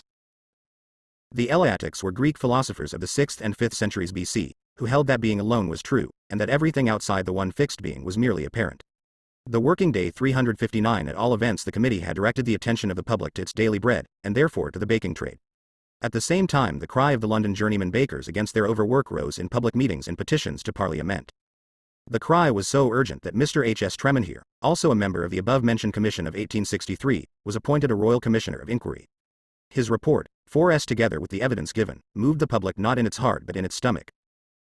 Englishmen, with their good command of the Bible, knew well enough that man, unless by elective grace a capitalist, or a landlord, or the holder of a sinecure, is destined to eat his bread in the sweat of his brow, but they did not know that he had to eat daily in his bread a certain quantity of human perspiration mixed with the discharge of abscesses, cobwebs, dead cockroaches and putrid German yeast, not to mention alum, sand and other agreeable mineral ingredients. Without any regard for His Holiness free trade, the hitherto free baking trade was therefore placed under the supervision of state-appointed inspectors, at the close of the parliamentary session of 1863, and by the same act of Parliament work from 9 in the evening to 5 in the morning was forbidden for journeyman bakers under 18. The last clause speaks volumes as to the overwork in this old-fashioned, homely line of business. The work of a London journeyman baker begins, as a rule, at about 11 at night. At that hour he makes the dough, a laborious process, which lasts from half an hour to 3/4 of an hour, according to the size of the batch or the labor bestowed upon it. He then lies down upon the kneading board, which is also the covering of the trough in which the dough is of commodities, enumerates, for many of the 600 or more articles he passes in review, 10, 20, 30 different methods of adulteration. He adds that he does not know all the methods, and does not mention all that he knows. He gives 6 kinds of adulteration of sugar, 9 of olive oil, 10 of butter, 12 of salt, 19 of milk, 20 of bread, 23 of brandy, 24 of meal, 28 of chocolate, 30 of wine, 32 of coffee, etc. Even God Almighty does not escape this fate. See Ruard Descartes, de la falsification des substances sacramentales, Paris, 1856, 45. Report, etc., relative to the grievances complained of by the journeymen bakers, etc., London, 1862, and second report, etc., London, 1863. Jean-Baptiste Alphonse Chevalier, 1793-1879, was a chemist who wrote extensively on adulterations. His main work is Dictionnaire des alterations et falsifications des substances alimentaires, médicamenteuses et commerciales, avec indication des moyens de les reconnaître, Paris, 1850-52, 2 vols. 360 The production of absolute surplus value, made, and with a sack under him, and another rolled up as a pillow, he sleeps for about a couple of hours. He is then engaged in a rapid and continuous labor for about 5 hours. Throwing out the dough, scaling it off, molding it, putting it into the oven, preparing and baking rolls and fancy bread, taking the batch bread out of the oven, and up into the shop, etc., etc. The temperature of a bakehouse ranges from about 75 to upwards of 90 degrees, and in the smaller bakehouses approximates usually to the higher rather than to the lower degree of heat. When the business of making the bread, rolls, etc., is over, that of its distribution begins, and a considerable proportion of the journeymen in the trade, after working hard in the manner described during the night, are upon their legs for many hours during the day, carrying baskets, or wheeling handcarts, and sometimes again in the bakehouse, leaving off work at various hours between 1 and 6 p.m. according to the season of the year, or the amount and nature of their master's business, while others are again engaged in the bakehouse in bringing out more batches until late in the afternoon. 46. During what is called the London season, the operatives belonging to the full-priced bakers at the west end of the town generally begin work at 11 p.m. and are engaged in making the bread, with 1 or 2 short, sometimes very short, intervals of rest, up to 8 o'clock the next morning. They are then engaged all day long, up to 4, 5, 6, and as late as 7 o'clock in the evening carrying out bread, or sometimes in the afternoon in the bakehouse again, assisting in the biscuit baking. They may have, after they have done their work, sometimes 5 or 6, sometimes only 4 or 5 hours sleep before they begin again. On Fridays they always begin sooner, some about 10 o'clock, and continue in some cases, at work, either in making or delivering the bread up to 8 p.m. on Saturday night, but more generally up to 4 or 5 o'clock, Sunday morning. On Sundays the men must attend twice or 3 times during the day for an hour or 2 to make preparations for the next day's bread. The men employed by the underselling masters, who sell their bread under the full price, and who, as already pointed out, comprise 3/4 of the London bakers, have not only to work on the average longer hours, but their work is almost entirely confined to the bakehouse. The underselling masters generally sell their bread in the shop, if they send it out, which is not common, except as supplying 46. First report, etc., pp. VV. The working day 361 chandlers' shops, they usually employ other hands for that pure pose. It is not their practice to deliver bread from house to house. Towards the end of the week, the men begin on Thursday night at 10 o'clock, and continue on with only slight intermission until late on Saturday evening. 47. Even the bourgeois, from his standpoint, grasps the position of the underselling masters. The unpaid labor of the men was made the source whereby the competition was carried on. 48. And the full-priced baker denounces his underselling competitors to the Commission of Inquiry as thieves of other people's labor and adulterators of the product. They only exist now by first defrauding the public, and next getting 18 hours work out of their men for 12 hours wages. 49. The adulteration of bread, and the formation of a class of bakers who sell bread for less than its full price, are developments which have taken place in England since the beginning of the 18th century, i.e. as soon as the corporate character of the trade was lost, and the capitalist stepped behind the nominal master baker in the shape of a miller or a flour factor. 50. This laid the foundation for capitalist production in this trade, for the unlimited extension of the working day, and for night work, although the last mentioned has secured a real foothold only since 1824, even in London. 5.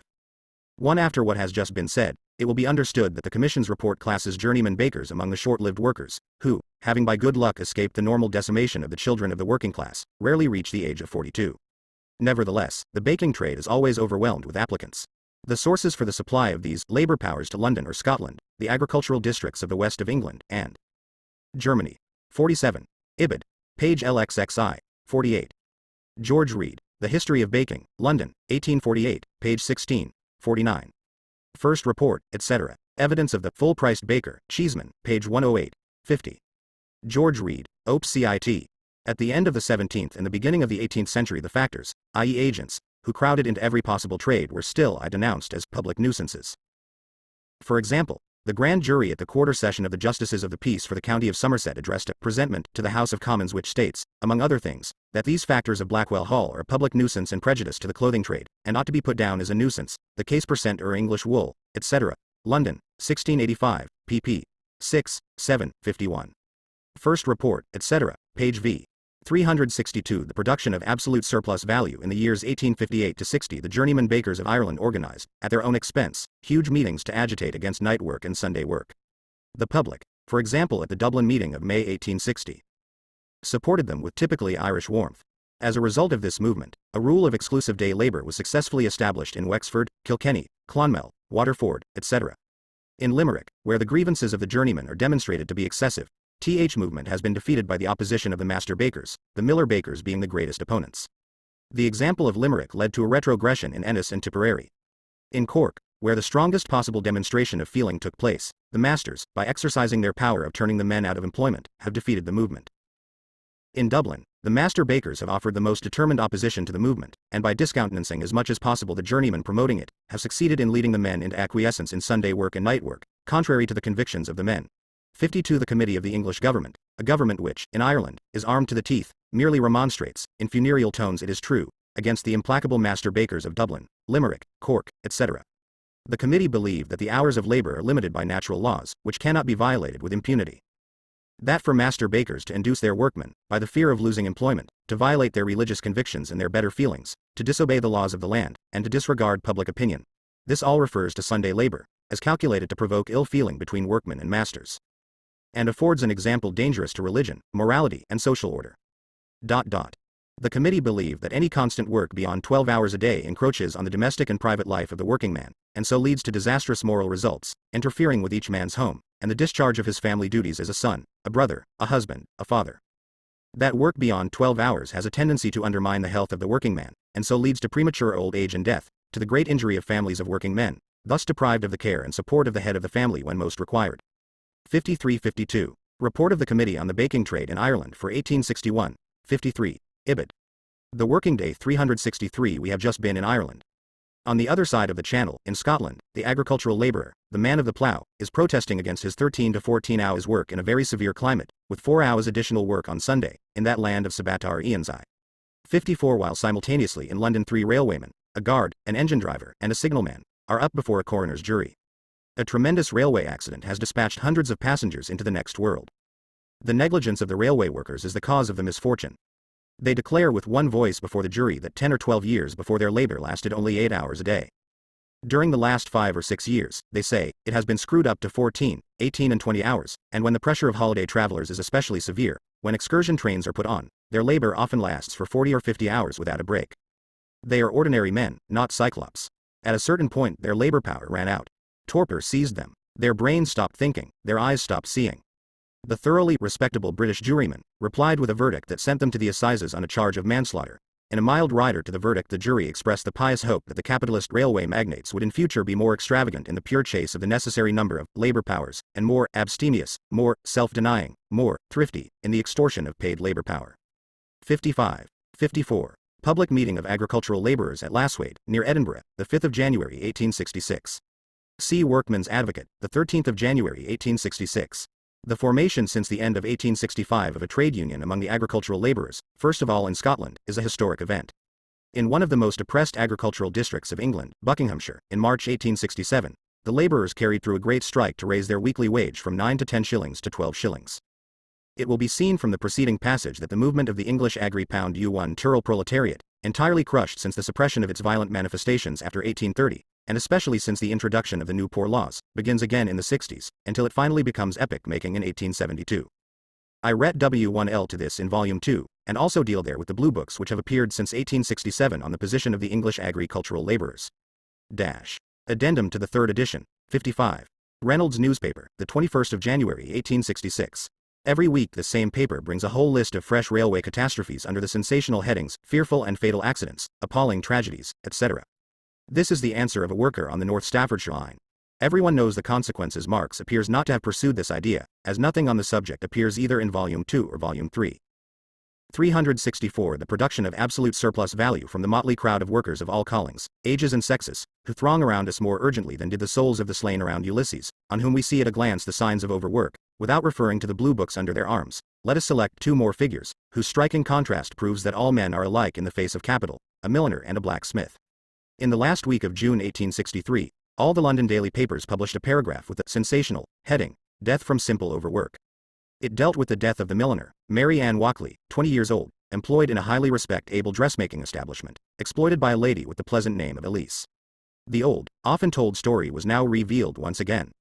56. These girls work, on an average, 161 hours without a break, during the season often 30 hours, and the flow of their failing labor power is maintained by occasional supplies of sherry, port or coffee.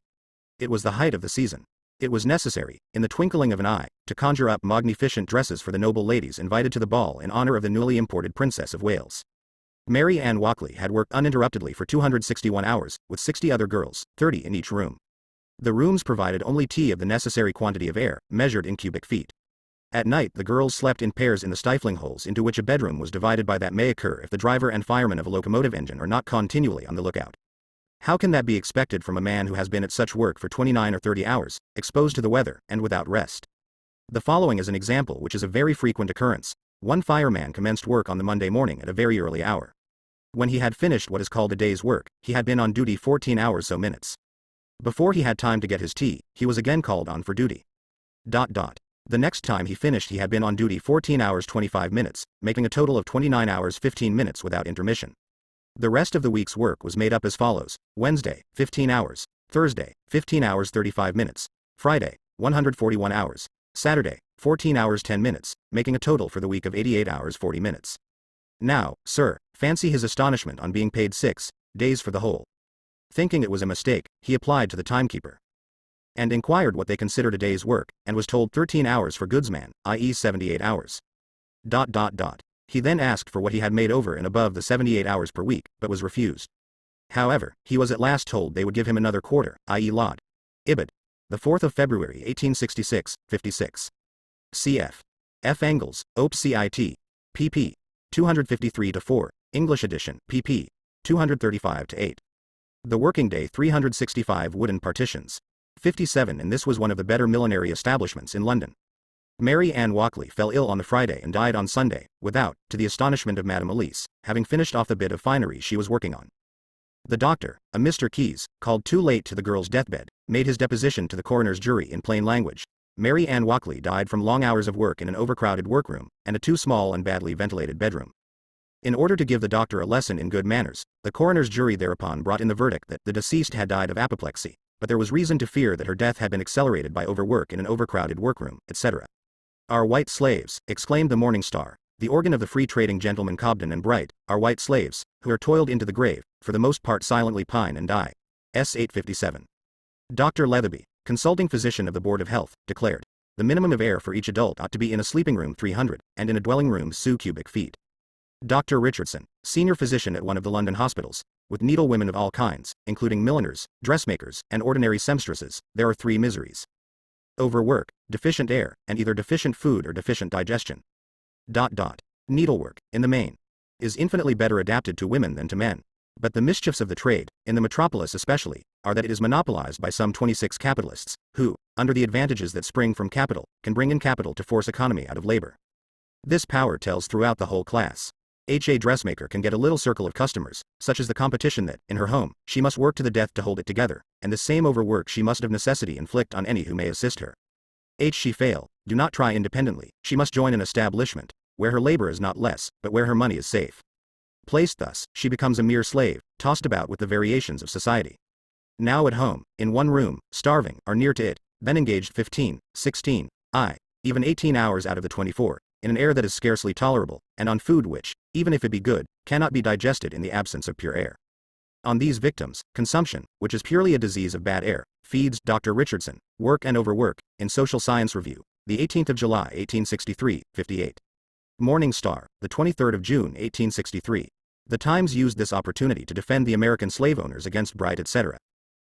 Very many of us think, says a leading article of the 2nd of July 1863, that, while we work our own young women to death, using the scourge of starvation, instead of the crack of the whip, as the instrument of compulsion, we have scarcely a right to hound on fire and slaughter against families who were born slave owners, and who, at least, 366 the production of absolute surplus value. It is not only in dressmakers' rooms that working to death is the order of the day, but in 1,000 other places. In every place, I had almost said, where a thriving business has to be done. We will take the blacksmith as a type. If the poets were true, there is no man so hardy, so merry, as the blacksmith. He rises early and strikes his sparks before the sun. He eats and drinks and sleeps as no other man. Working in moderation, he is, in fact, in one of the best of human positions, physically speaking. But we follow him into the city or town, and we see the stress of work on that strong man, and what then is his position in the death rate of his country. In Marylebone, blacksmiths die at the rate of 31 per thousand per annum, or 11 above the mean of the male adults of the country in its entirety. The occupation, instinctive almost as a portion of human art, unobjectionable as a branch of human industry, is made by mere excess of work the destroyer of the man. He can strike so many blows per day, walk so many steps, breathe so many breaths, produce so much work, and live an average, say, of 50 years. He is made to strike so many more blows, to walk so many more steps, to breathe so many more breaths per day, and to increase altogether a fourth feed their slaves well, and work them lightly. In the same manner, the Standard, a Tory paper, delivered a rebuke to the Rev. Newman Hall.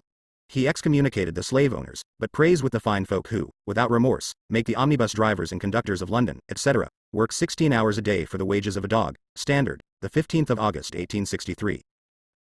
Finally, the oracle spoke, Thomas Carlyle, the man of whom I already wrote in 1850. The genius has gone to the devil. The cult has remained. In a short parable, he reduces the one great event of contemporary history, the American Civil War, to this level, that the Peter of the North wants to break the head of the Paul of the South with all his might, because the Peter of the North hires his labor by the day, and the Paul of the South hires his, for life, alias Americana in Noose, Macmillan's Magazine, August 1863. Thus the bubble ot Tory sympathy for the urban workers, not, by God, for the rural workers, has burst at last. The kernel of it is slavery. Rev.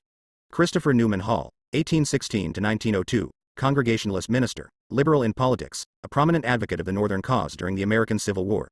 T. Marks refers here to his review of Carlyle's book Latter-day Pamphlets, in the Neue Rheinische Zeitung. Review, April 1850. The quotation should run, in full, in these pamphlets, the cult of genius, which Carlyle shares with Strauss, has lost what genius it possessed. The cult has remained, Mu 7, page 256. The working day 367 of his life. He meets the effort. The result is, that producing for a limited time a fourth more work, he dies at 37 for 50, 59 for DAV work and night work. The shift system constant capital, the means of production, only exist, considered from the standpoint of the process of valorization, in order to absorb labor and, with every drop of labor, a proportional quantity of surplus labor. In so far as the means of production fail to do this, their mere existence forms a loss for the capitalist, in a negative sense, for while they lie fallow they represent a useless advance of capital. This loss becomes a positive one as soon as the interruption of employment necessitates an additional outlay when the work begins again. The prolongation of the working day beyond the limits of the natural day, into the night, only acts as a palliative. It only slightly quenches the vampire thirst for the living blood of labor. Capitalist production therefore drives, by its inherent nature, towards the appropriation of labor throughout the whole of the 24 hours in the day. But since it is physically impossible to exploit the same individual labor power constantly, during the night as well as the day, capital has to overcome this physical obstacle. An alternation becomes necessary, between the labor powers used up by day and those used up by night. This can be accomplished in various ways. For instance, it may be arranged that part of the working personnel is employed for 1 week on day work, and for the next week on night work. It is well known that this shift system, this alternation of two sets of workers, predominated in the full-blooded springtime of the English cotton industry, and that at the present time it still flourishes, among other places, in the cotton spinning factories of the Moscow gubernia. This 24-hour process of production exists today as a system in many of the as yet free branches of industry in Great Britain, in the blast furnaces, forges, rolling mills and other metallurgical establishments of England, Wales and Scotland. Here the labor process includes a great part of the 24 hours of Sunday, in addition to the 24 hours of the 6 working days. The 59. Dr. Richardson, Op. Cit. pp. 476 featuring Government, the largest administrative subdivision of the Russian Empire. 368. The production of absolute surplus value workers consist of men and women, adults and children of both sexes. The ages of the children and young persons run through all the intermediate grades, from 8, in some cases from 6, to 18. 60 in some branches of industry, the girls and women work through the night together with the male personnel. 61. Leaving aside the generally harmful effects of night labor, 62. The duration of the process of production, unbroken for 24 hours, offers very welcome opportunities for exceeding the limits of the normal working day, for example in the branches of industry already mentioned, which are themselves very strenuous. The official working day usually comes to 12 hours by night or day for all workers. But the amount of overwork done in excess of 60. Children's Employment Commission, 3rd Report, London, 1864, pp. IVV, 61. Both in Staffordshire and in South Wales young girls and women are employed on the pitbanks and on the coke heaps, not on IY by day but also by night. This practice has been often noticed in reports presented to Parliament, as being attended with great and notorious evils. These females employed with the men, hardly distinguished from them in their dress, and begrimed with dirt and smoke, are exposed to the deterioration of character, arising from their loss of self-respect, which can hardly fail to follow from their unfeminine occupation. Ibid. pp. 194, XXVI. Cr. 4th Report, 1865, 61, page she. It is the same in the glassworks. 62. A steel manufacturer who employs children in night labor remarks, "It seems but natural that boys who work at night cannot sleep and get proper rest by day, but will be running about." 4th Report. 63, page she. A doctor has this to say on the importance of sunlight for the maintenance and growth of the body. Light also acts upon the tissues of the body directly in hardening them and supporting their elasticity. The muscles of animals, when they are deprived of a proper amount of light, become soft and inelastic. The nervous power loses its tone from defective stimulation, and the elaboration of all growth seems to be perverted. In the case of children, constant access to plenty of light during the day, and to the direct rays of the sun for a part of it, is most essential to health. Light assists in the elaboration of good plastic blood, and hardens the fiber after it has been laid down. It also acts as a stimulus upon the organs of sight, and by this means brings about more activity in the various cerebral functions. Dr. W. Strange, senior physician at the Worcester General Hospital, from whose work on health, 1864, this passage is taken, writes in a letter to Mr. White, one of the commissioners. I have had opportunities formerly, when in Lancashire, of observing the effects of night work upon children, and I have no hesitation in saying, contrary to what some employers were fond of asserting, those who were subjected to it soon suffered in their health. Children's Employment Commission, 4th Report, 284, page 55. That such a question could provide the material for a serious controversy is the best demonstration of the way capitalist production acts on the mental functions of the capitalists and their retainers. The working day 369. This limit is in many cases, to use the words of the official English report, truly fearful. 63. It is impossible, says the report, for any mind to realize the amount of work described in the following passages as being performed by boys of from 9 to 12 years of age, without coming irresistibly to the conclusion that such abuses of the power of parents and of employers can no longer be allowed to exist.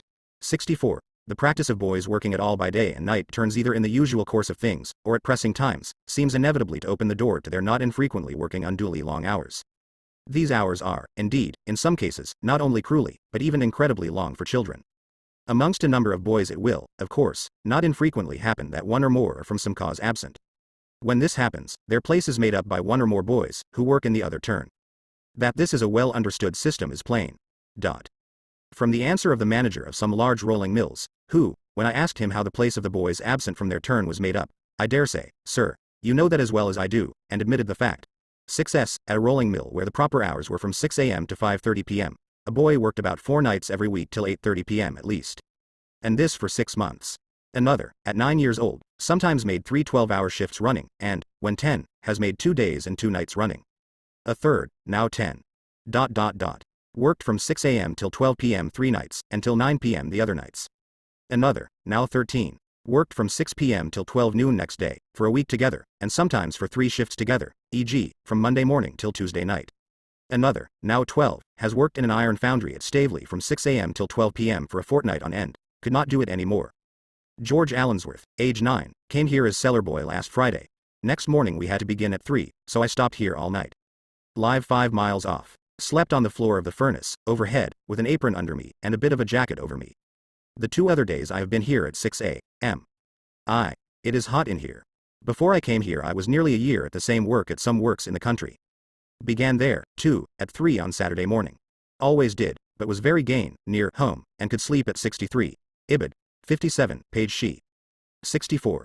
Ibid. 58, page she. 65. Ibid. 370. The production of absolute surplus value home. Other days I began at 6 in the morning, and gene over at 6 or 7 in the evening, etc. 66. Let us now hear how capital itself regards this 24-hour system. The extreme forms of the system, its abuse in the cruel in 66. Ibid. Page she. The level of education of these labor powers must naturally be such as appears in the following dialogues with one of the commissioners, Jeremiah Haynes, age 12. 6 4 times 4 is 8. 4 fours are 16. A king is him that has all the money and gold. We have a king. Told it is a queen. They call her the Princess Alexandra. Told that she married the queen's son. The queen's son is the Princess Alexandra. A princess is a man. William Turner, age 12, don't live in England. Think it is a country, but didn't know before. John Morris, age 14. Have heard say that God made the world, and that all the people was drowned but one. Heard say that one was a little bird. William Smith, age 15. God made man, man made woman. Edward Taylor, age 15. Do not know of London. Henry Matthew Mann, age 17. Had been to chapel, but missed a good many times lately. One name that they preached about was Jesus Christ, but I cannot say any others, and I cannot tell anything about him. He was not killed, but died like other people. He was not the same as other people in some ways, because he was religious in some ways, and others isn't. Locke. Cit. Page XV. 6. The devil is a good person. I don't know where he lives. 6. Christ was a wicked man. 6. This girl spelt God as dog, and did not know the name of the Queen. Children's Employment Commission, 5th Report, 1866, page 55, D 278. The same system obtains in the glass and paper works as in the metallurgical establishments already cited.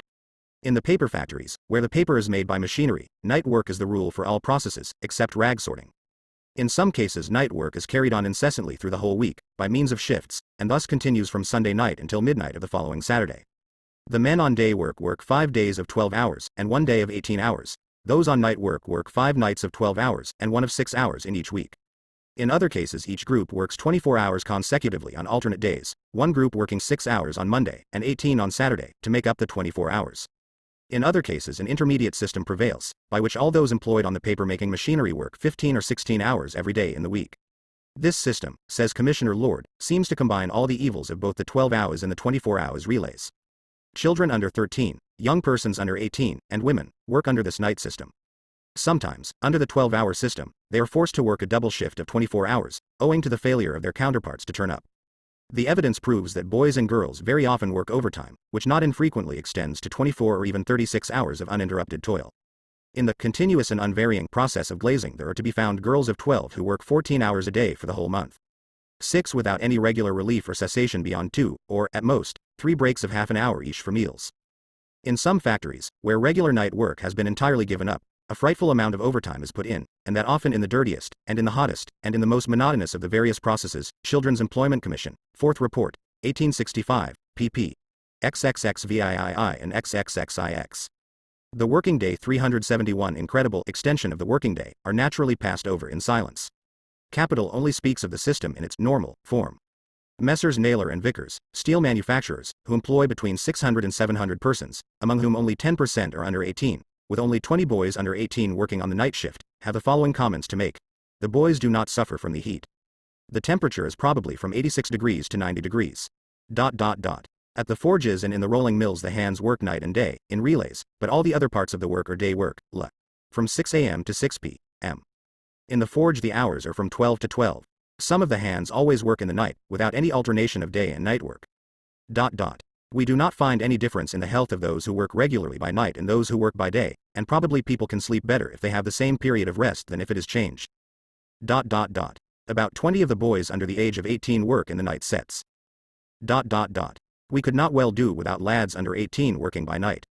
The objection would be the increase in the cost of production. Skilled hands and the heads in every department are difficult to get, but of lads we could get any number. But from the small proportion of boys that we employ, the subject, i.e. the subject of restrictions on night work, is of little importance or interest to us. 67 Mr. J. Ellis, from the firm of Messrs. John Brown and Company, Steel and Iron Works, employing about 3,000 men and boys, part of whose operations, namely iron and heavier steel work, goes on night and day in shifts, states that in the heavier steel work 1 or 2 boys are employed to a score or 2 men. Their business employs 500 boys under 18, and of these about a third, or 170, are under the age of 13. With reference to the proposed alteration of the law, Mr. Ellis says, I do not think it would be very objectionable to require that no person under the age of 18 should work more than 12 hours in the 24. But we do not think that any line could be drawn over the age of 12, at which boys could be dispensed with for night work. But we would sooner be prevented from employing boys under the age of 13, or even so high as 14, at all, than not be allowed to employ boys that we do have at night. Those boys who work in the day sets must take their turn in the night sets also, because the men could not work in the night sets. 67. 4th Report, etc., 1865, 79, page XVI. 372 The production of absolute surplus value only, it would ruin their health. We think, however, that night work in alternate weeks is no harm. Messrs. Naylor and Vickers, on the other hand, in line with the best interests of their business, took the opposite view, that periodic alternations of night and day labor might well do more harm than continual night labor. We find the men who do it, as well as the others who do other work only by day. Our objections to not allowing boys under 18 to work at night would be on account of the increase of expense, but this is the only reason. What cynical naivete! We think that the increase would be more than the trade, with due regard to its being successfully carried out, could fairly bear. What mealy-mouthed phraseology! Labor is scarce here, and might fall short if there were such a regulation. In other words, Ellis or Brown and Company might be subjected to the fatal embarrassment of having to pay labor power at its full value. 68 The Cyclops Steel and Iron Works of Messrs. Campbell and Company is conducted on the same large scale as the works of the above-mentioned John Brown and Company. The managing director had handed in his evidence to the government commissioner, Mr. White, in writing. Later he found it convenient to suppress the manuscript when it was returned to him for revision. But Mr. White has a retentive memory. He recalled quite clearly that for these cyclopean gentlemen the prohibition of the night labor of children and young persons would be impossible, it would be tantamount to stopping their works, and yet their business employs little more than 6% of boys under 18, and less than 1% under 13. 69 On the same question, Mr. E. F. Sanderson, of the firm of Sanderson Bros. and Company, Steel Rolling Mills and Forges, Attercliffe, says, great difficulty would be caused by preventing boys under 18 from working at night. The chief would be the increase of cost from employing men instead of boys. I cannot say what this would be, but probably it would not be enough to enable the manufacturers to raise the price of steel, and consequently it would fall on them, as of course the men, how wrong-headed these people are, would refuse to pay it. Mr. Sanderson does not know how much he pays the children, but perhaps the younger 68. Fourth report, etc. 1865, 80, page XVI. 69. Ibid.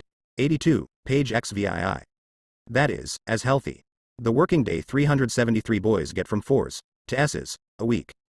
The boys' work is of a kind for which the strength of boys is generally, but of course not always, in particular, quite sufficient, and consequently there would be no gain in the greater strength of the men to counterbalance the loss, or it would be only in the few cases in which the metal is heavy. The men would not like so well not to have boys under them, as men would be less obedient. Besides, boys must begin young to learn the trade. Leaving day work alone open to boys would not answer the purpose. And why not? Why could the boys not learn their craft in the daytime? Your reason? Owing to the men working days and nights in alternate weeks, the men would be separated half the time from their boys, and would lose half the profit which they make from them. The training which they give to an apprentice is considered as part of the return for the boy's labor, and thus enables the men to get it at a cheaper rate. Each man would want half of this profit. Single quote. In other words, Messrs. Sanderson would have to pay part of the wages of the adult men out of their own pockets instead of by the night work of the boys. Messrs. Sanderson's profit would thus fall to some extent, and this is the good Sandersonian reason why boys cannot learn their craft by day. 70. Apart from this, it would throw night work on the men alone, who are at present relieved by the boys, and they would not be able to stand it. In short, the difficulties would be so great as to lead in all likelihood to the total suppression of night work. As far as the work itself is concerned, says E. F. Sanderson, this would suit as well, but Messrs. Sanderson have something else to make besides steel. Steel making is simply a pretext for profit making. The steel furnaces, rolling mills, etc., the buildings, machinery, iron, coal, etc., have something more to do than transform themselves into steel. They are there to absorb surplus labor, and they naturally absorb more in 24 hours than in 12. In fact, both by the sanction of the law and the grace of God, they give to the Sandersons a draft on the labor time of a certain number of hands for all the 24 hours of the day, and as soon as there is an interruption in their function of absorbing labor they 70.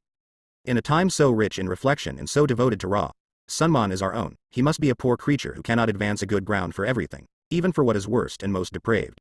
Everything in the world that has become corrupt, has had good ground for its corruption. Hegel, Op. Cit. Page 249, Logic, para. 121, edition. English translation, page 178. 374. The production of absolute surplus value lose their character as capital, and are therefore a pure loss for the Sandersons. But then there would be the loss from so much expensive machinery, lying idle half the time, and to get through the amount of work which we are able to do on the present system, we should have to double our premises and plant, which would double the outlay. But why should these Sandersons pretend to a privilege not enjoyed by the other capitalists who only work during the day, and whose buildings, machinery, raw material, therefore lie idle during the night? E. F. Sanderson answers in the name of all the Sandersons. It is true that there is this loss from machinery lying idle in those manufactories in which work only goes on by day. But the use of furnaces would involve a further loss in our case. If they were kept up, TBESE would be a waste of fuel, instead of the present waste of the living substance of the workers, and if they were not, there would be loss of time in laying the fires and getting the heat up, whereas a loss of sleeping time, even that of 8-year-olds, is a gain of working time for the Sanderson clan, and the furnaces themselves would suffer from the changes of temperature, whereas those same furnaces suffer nothing from the alternation of day work and night work. 7171. Children's Employment Commission, 4th Report, 1865, 85, page XVII. Commissioner White has an answer to similar tender scruples of the glass manufacturers, who maintain that regular meal times for the children are impossible because this would lead to a pure loss, or waste, of a certain quantity of heat, radiated by the furnaces. His answer is quite unlike that of Ure, Senior, etc., and their puny German imitators, like Roscher, who are moved by the abstinence, the self-denial, and the saving of the capitalists in the expenditure of their money, and by their Timberlane-like prodigality in human lives. A certain amount of heat beyond what is usual at present might also be going to waste, if meal times were secured in these cases, but it seems likely not equal in money value to the waste of animal powder now going on in glass houses throughout the kingdom from growing boys not having enough quiet time to eat their meals at ease, with a little rest afterwards for digestion. Ibid. Page XLV. And this in 1865, the year of progress.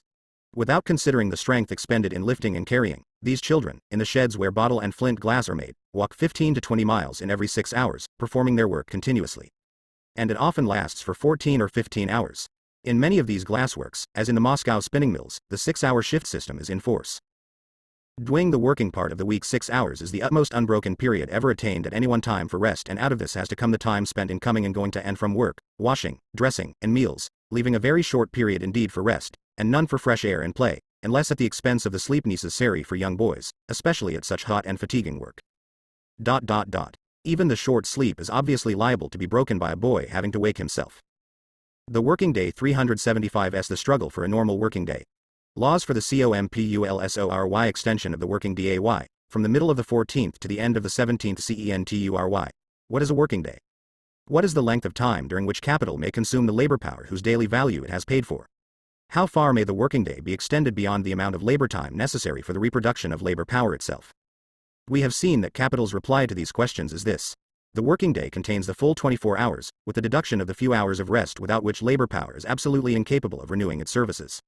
Hence it is self-evident that the worker is nothing other than labor power for the duration of his whole life, and that therefore all his disposable time is by nature and by right labor time, to be devoted to the self-valorization of capital.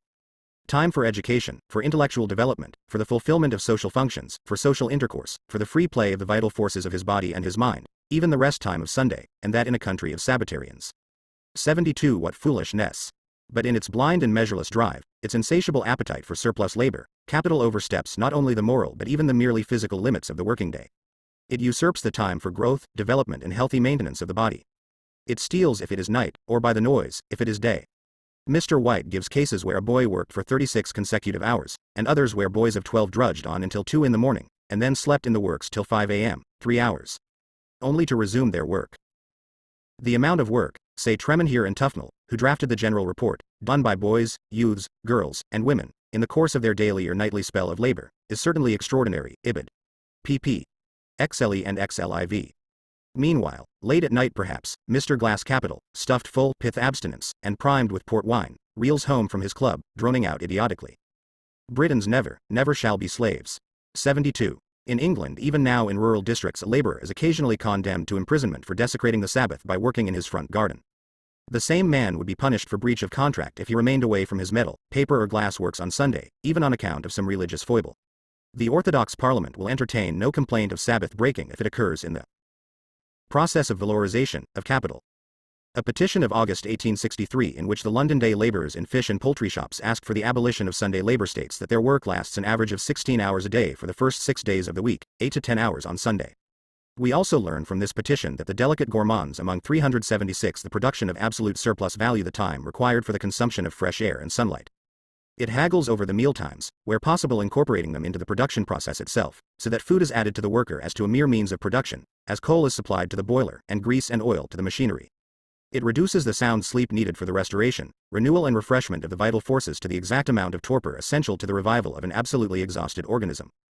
It is not the normal maintenance of labor power which determines the limits of the working day here, but rather the greatest possible daily expenditure of labor power, no matter how diseased, compulsory and painful it may be, which determines the limits of the worker's period of rest. Capital asks no questions about the length of life of labor power. What interests it is purely and simply the maximum of labor power that can be set in motion in a working day. It attains this objective by shortening the life of labor power, in the same way as a greedy farmer snatches more produce from the soil by robbing it of its fertility.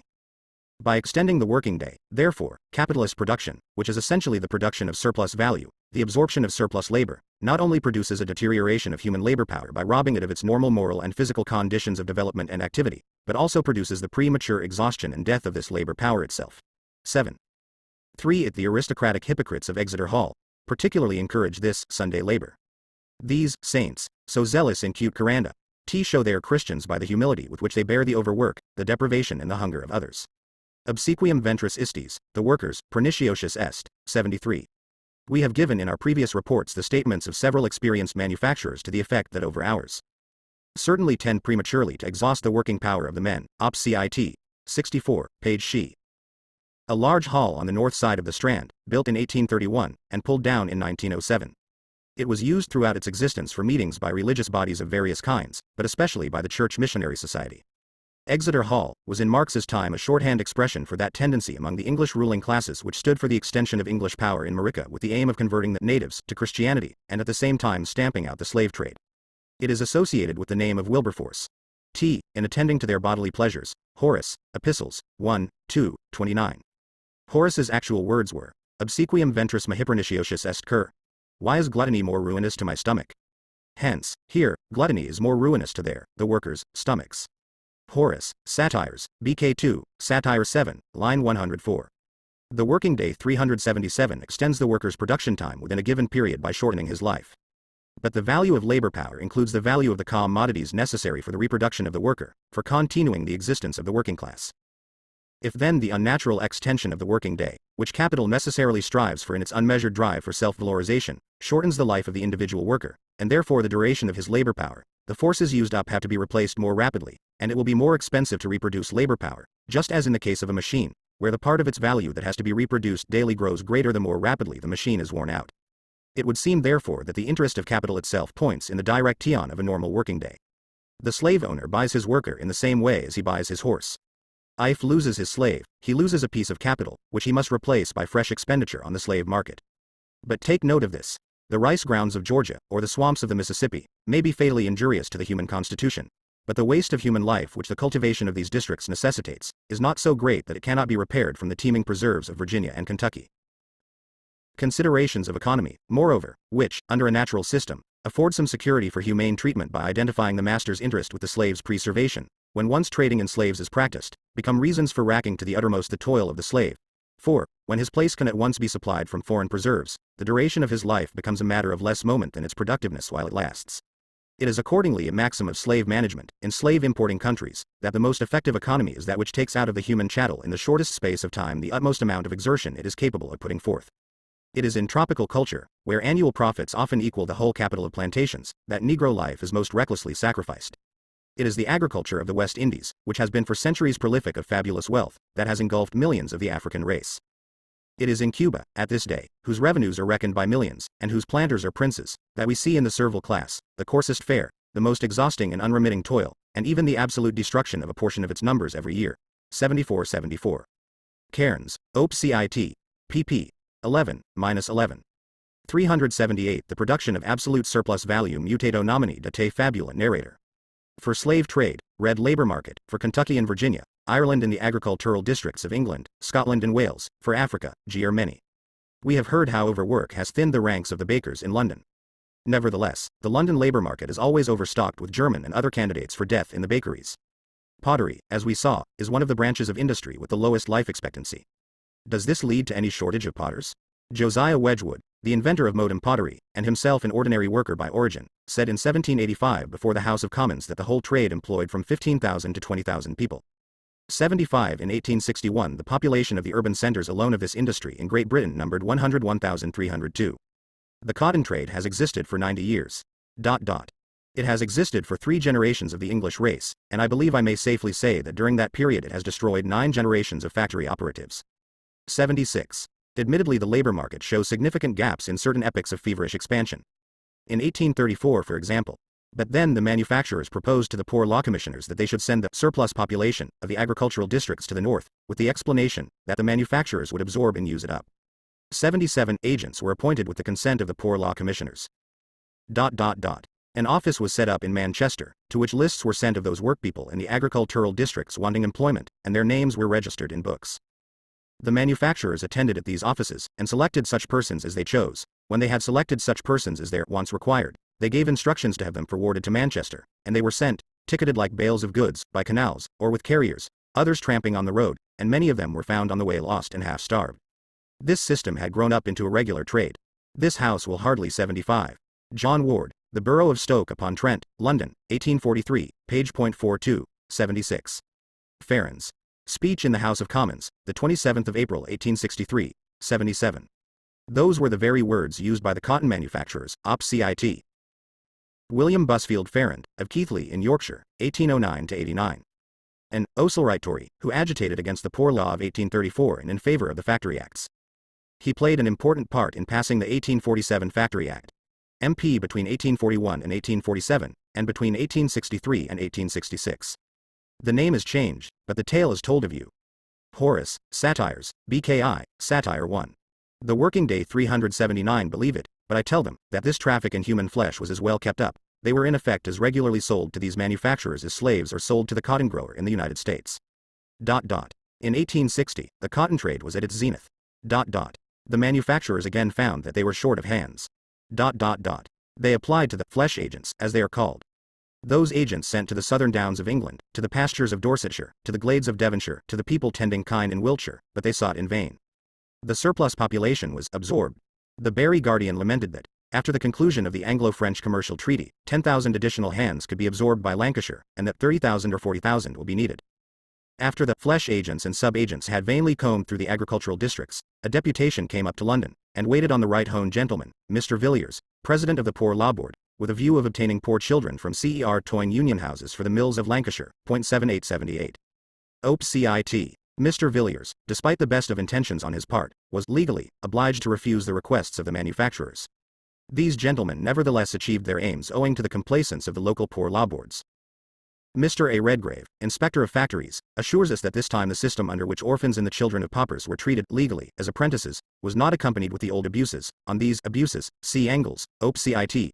Although in one case there certainly was abuse of this system in respect to a number of girls and young women brought from the agricultural districts of Scotland into Lancashire and Cheshire. Under this system, the manufacturer entered into a contract with the workhouse authorities for a certain period. He fed, clothed and lodged the children, and gave them a small allowance of money. The following remark by Mr. Redgrave sounds very peculiar, especially if we consider that the year 1860 was quite unparalleled, even among the years of prosperity of the English cotton trade, and that, apart from this, wages were exceptionally high.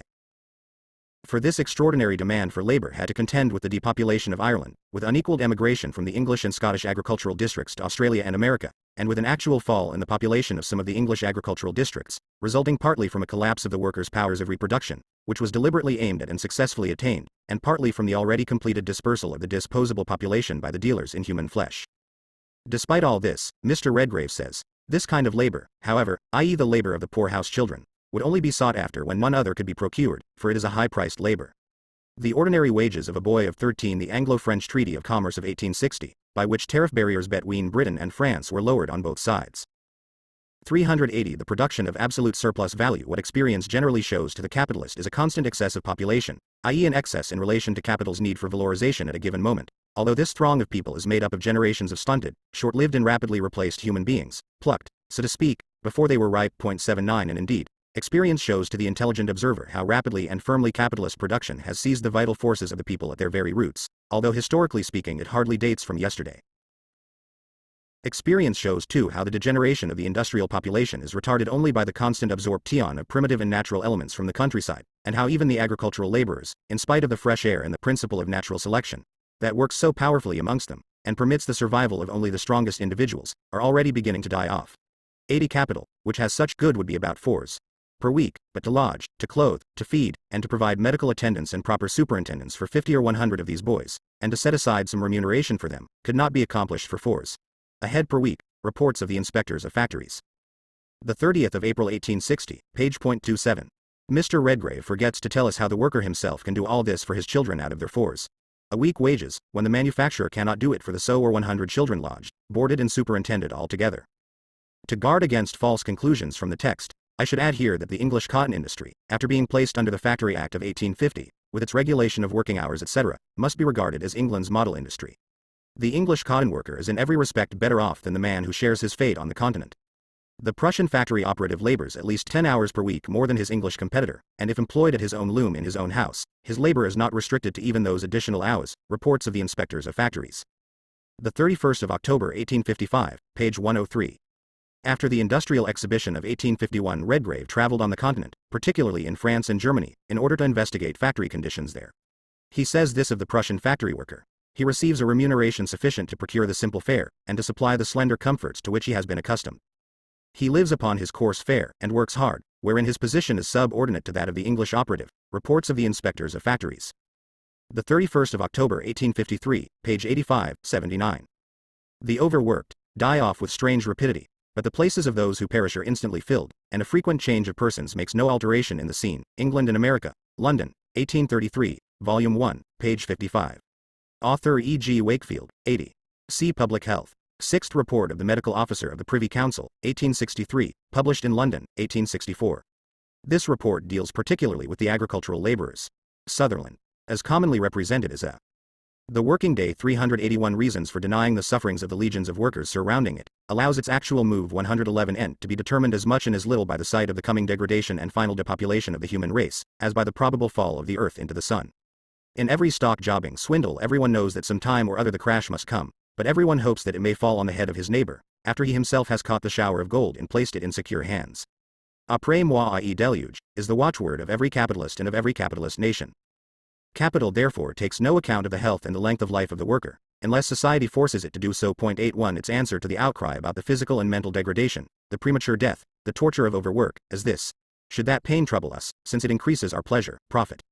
Asterisk. But looking at these things as a whole, it is evident that this does not depend on the will, either good or bad, of the individual capitalist. Under free competition, the immanent laws of capitalist production confront the individual capitalist as a coercive force external to him. 82 Highly improved county.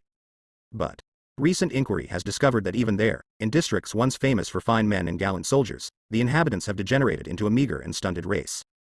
In the healthiest situations, on hillsides fronting the sea, the faces of their famished children are as pale as they could be in the foul atmosphere of a London alley. W. T. Thornton, Overpopulation and Its Remedy, Opes Cit. pp. 74-75.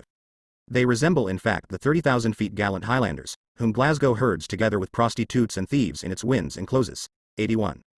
But though the health of a population is so important a fact of the national capital, we are afraid it must be said that the class of employers of labor have not been the most forward to guard and cherish this treasure. The consideration of the health of the operatives was forced upon the mill owners. The Times, the 5th of November 1861. The men of the West Riding became the clothiers of mankind. The health of the workpeople was sacrificed, and the race in a few generations must have degenerated. But a reaction set in. Lord Shaftesbury's bill limited the hours of children's labor, etc. 22nd Annual Report of the Registrar General, 1861, 82. We therefore find, for example, that at the beginning of 1863 26 firms owning extensive potteries in Staffordshire, including Josiah Wedgwood and Sons, presented a petition for some legislative enactment.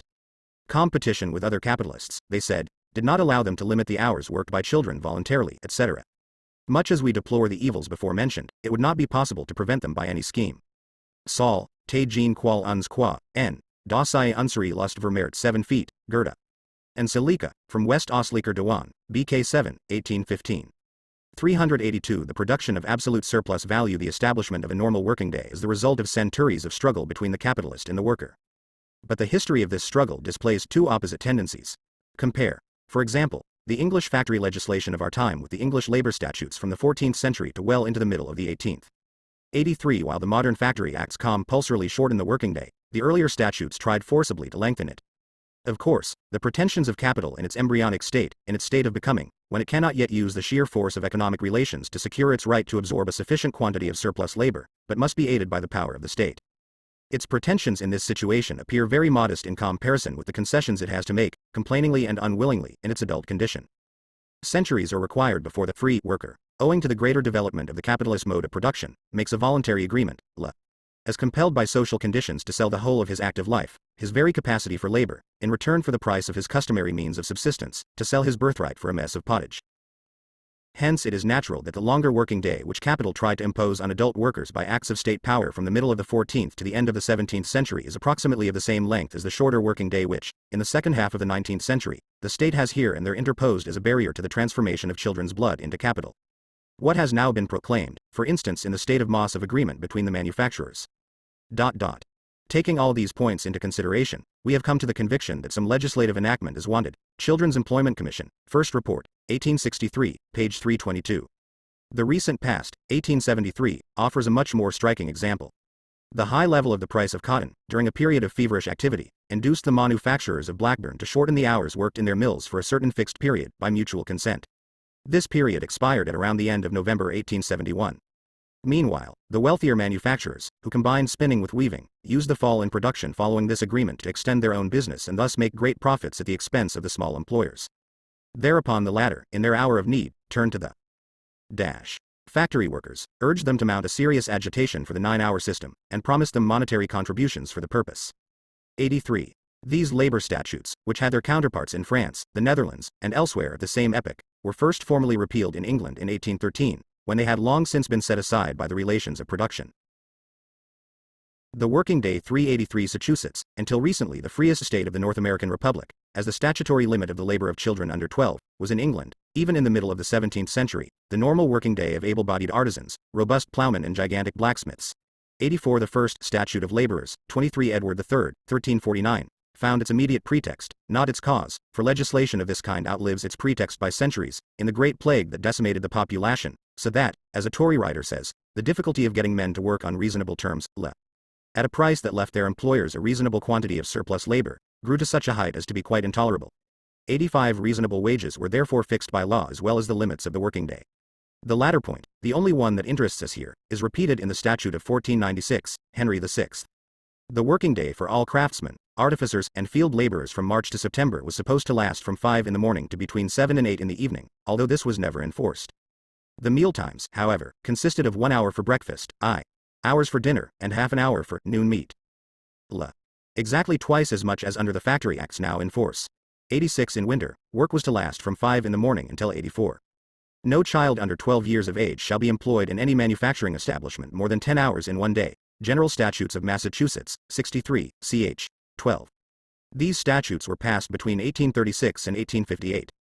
Labor performed during a period of 10 hours in any day in all cotton, woolen, silk, paper, glass, and flax factories, or in manufactories of iron and brass, shall be considered illegal day's labor.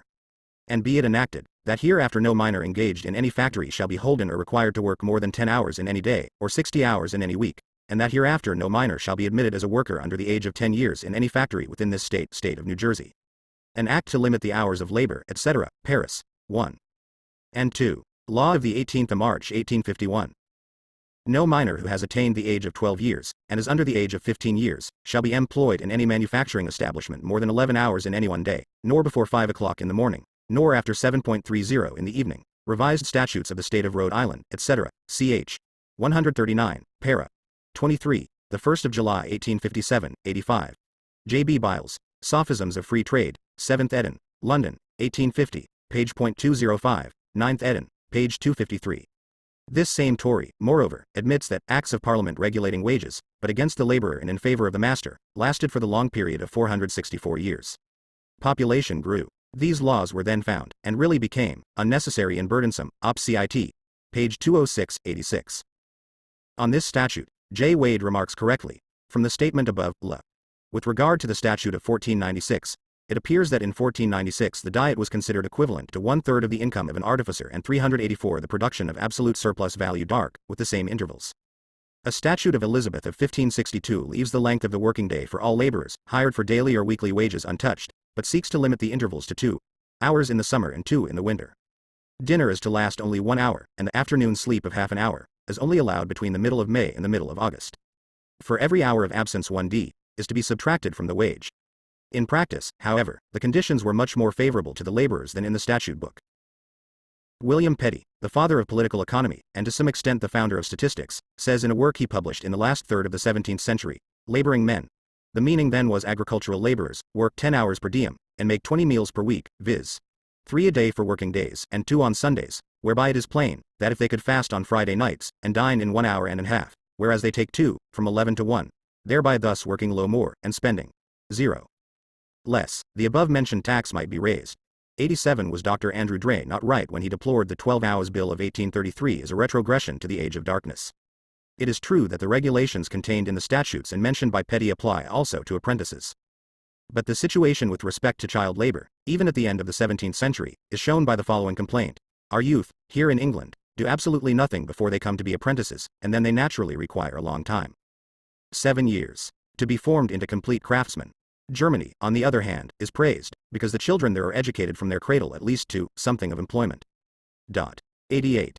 1/2 the income of a laborer, which indicates a greater degree of independence among the world ng. Classes than prevails at present, for the board, both of laborers and artificers, would now be reckoned at a much higher proportion of their wages. J. Wade, History of the Middle and Working Classes, pp. 24-5, 577. The opinion that this difference is due to the difference between the relative prices of food and clothing then and now is refuted by the most superficial glance at Bishop Fleetwood's Chronicon Preciosum, 1st ed., London, 1707, 2nd ed., London, 1745, 87. W. Petty, Political Anatomy of Ireland, 1672, edition of 1691, page 10. This page reference is actually to the supplement, Verbum Sapienti, 88.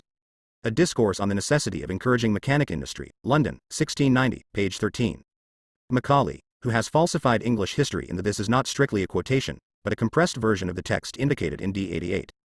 The working day 385 still, during the greater part of the 18th century, up to the epoch of large-scale industry, capital in England had not succeeded in gaining control of the worker's whole week by paying the weekly value of his labor power. The agricultural laborers, however, formed an exception. The fact that they could live for a whole week on the wage of 4 days did not appear to the workers to be a sufficient reason for working for the capitalist for the other 2 days. One party of English economists, in the service of capital, denounced this obstinacy in the most violent manner, another party defended the workers. Let us listen for example to the polemic between Postlethwaite, whose Dictionary of Trade then enjoyed the same reputation as similar works by McCulloch and Mack.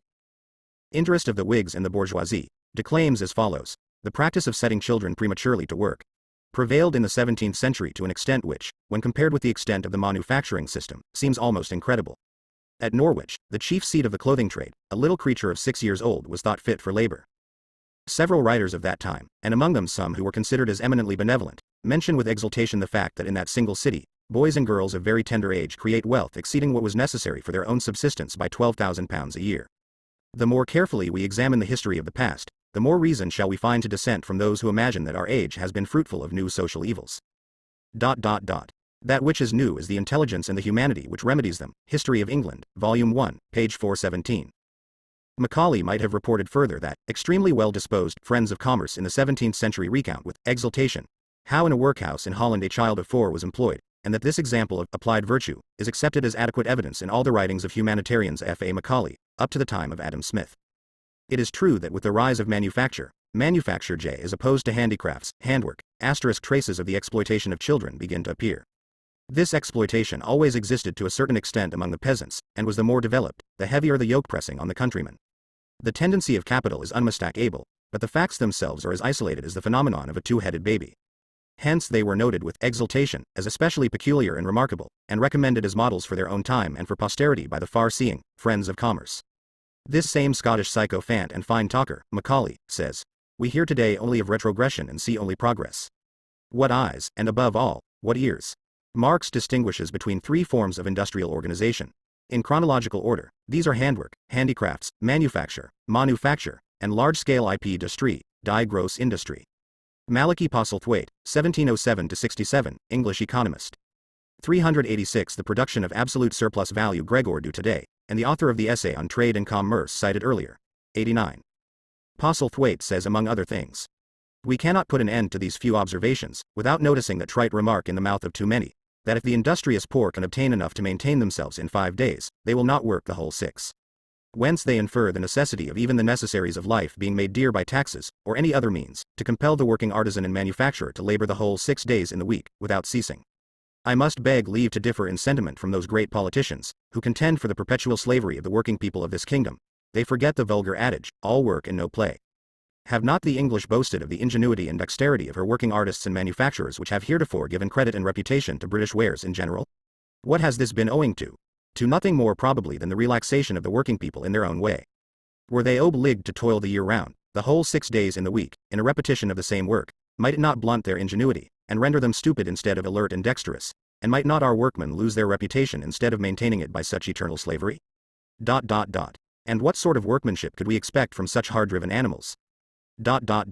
Many of them will execute as much work in 4 days as a Frenchman will in 5 or 6. But if Englishmen are to be eternal drudges, 'tis to be feared they will degenerate below the Frenchmen. As our people are famed for 89. The most ferocious of the accusers of the workers is the anonymous author of an essay on trade and commerce, containing observations on taxes, etc., London, 1770, quoted above. He had already touched on the matter in his earlier work, Considerations on Taxes, London, 1765. That unspeakable statistical prattler Arthur Young's The Polonius of Political Economy is on the same side of the fence. The foremost of the defenders of the workers are Jacob Vanderland, in Money Answers All Things, London, 1734, the Rev. Nathaniel Forster, D.O., in an enquiry into the causes of the present high price of provisions, London, 1767, Dr. Price, and in particular Postlethwaite himself, both in a supplement to his Universal Dictionary of Trade and Commerce and in his Great Britain's Commercial Interest Explained and Improved, 2nd ed., London, 1759. The facts themselves are confirmed by many other writers of the time, including, among others, Josiah Tucker, T. In his Political Arithmetic, London, 1774. T. Josiah Tucker, 1712-99, Dean of Gloucester, was a forerunner of Adam Smith in political economy and wrote in favor of American independence and a free trade. The working day 387 Bravery in war. Do we not say that it is owing to good English roast beef and pudding in their bellies, as well as their constitutional spirit of liberty? And why may not the superior ingenuity and dexterity of our artists and manufacturers be owing to that freedom and liberty to direct themselves in their own way? And I hope we shall never have them deprived of such privileges in that good living from whence their ingenuity no less than their courage may proceed. 90 To this the author of the essay on Trade and Commerce replies, If the making of every seventh day and holiday is supposed to be of divine institution, as it implies the appropriating the other 6 days to labor, he means capital, as we shall soon see, surely it will not be thought cruel to enforce it. That mankind in general are naturally inclined to ease and indolence, we fatally experience to be true, from the conduct of our manufacturing populace, who do not labor, upon an average, above 4 days in a week, unless provisions happen to be very dear. Put all the necessaries of the poor under one denomination, for instance, call them all wheat, or suppose that the bushel of wheat shall cost 5 shillings and that he, the worker, earns a shilling a day by his labor, he then would be obliged to work 5 days only in a week. If the bushel of wheat should cost but 4 shillings, he would be obliged to work but 4 days, but as wages in this kingdom are much higher in proportion to the price of necessaries. The manufacturer, manufacturing worker, who labors 4 days, has a surplus of money to live idle with the rest of the week. I hope I have said enough to make it appear that the moderate labor of 6 days in a week is no slavery. Our laboring people, i.e. the agricultural laborers, do this, and all appearance are the happiest of all our laboring poor. 91 But the Dutch do this in manufactures, and appear to be a very happy people. The French do so, when holidays do not intervene. 92 But our populace have adopted a notion, that as Englishmen they enjoy a birthright privilege of being more free and independent than in any country in Europe. Now this idea, as far as it may affect the bravery of our troops, may be of some use, but the less the manufacturing poor have of it, certainly the better for them. 90.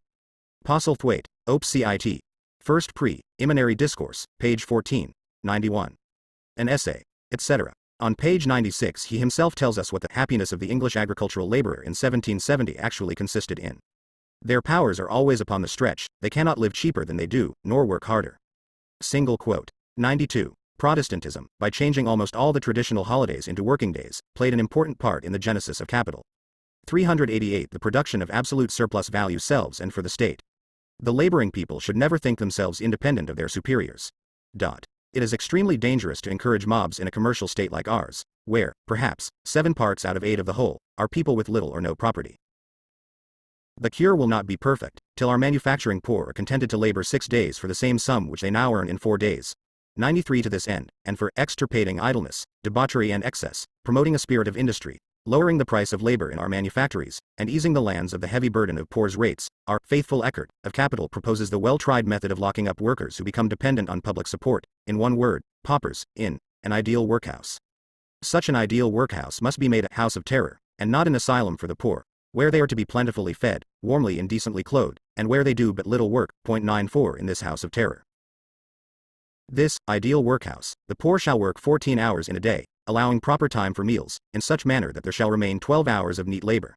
12 working hours a day in the ideal workhouse, the House of Terror, of 17,763 years later, in 1833, when the English Parliament reduced the working day for children of 13 to 18 years to 12 full hours, in 4 branches of industry, the day of judgment seemed to have dawned for English industry. In 1852, when Louis Bonaparte sought to secure his position with the bourgeoisie by tampering with the legal working day, the people of France cried out with one voice, "The law that limits the working day to 12 hours is the one good that has remained to us of the legislation of the Republic." 96 At Zurich the work of children over 10 is limited to 93. An essay, etc. pp. 15, 41, 96, 97, 55, 7, 69. Jacob Vanderland declared as early as 1734 that the secret of the capitalists' complaints about the laziness of the working people was simply this, that they claimed 6 days' labor instead of 4 for the same wages. 94. Ibid. pp. 242-3. 95. Ibid. Page 260. The French, he says, laugh at our enthusiastic ideas of liberty. Ibid. Page 78, 96. They especially objected to work beyond the 12 hours per day, because the law which fixed those hours is the only good which remains to them of the legislation of the Republic. Reports of the Inspectors of Factories. The 31st of October 1855, page 80. The French 12 Hours Bill of the 5th of September 1850, a bourgeois edition of the Provisional Government's decree of the 2nd of March 1848, holds in all workshops without exception. Before this law, the working day in France was without a definite limit. It lasted 14, 1s or more hours in the working day 389 12 hours. In Argau in 1862, the work of children between 13 and 16 was reduced from 12 to 12 hours. In Austria in 1860, for children between 14 and 16, the same reduction was made. 97. What progress since 1770, Macaulay might shout, with exultation. The House of Terror, for paupers, only dreamed of by the capitalist mind in 1770, was brought into being a few years later in the shape of a gigantic workhouse, for the industrial worker himself. It was called the factory. And this time the ideal was a pale shadow compared with the reality. 6. The struggle for a normal working day. Laws for the compulsory limitation of working hours. The English factory legislation of 1833-64 after capital had taken centuries to extend the working day to its normal maximum limit, and then beyond this to the limit of the natural day of 12 hours, 98 there followed, with the birth of large factories.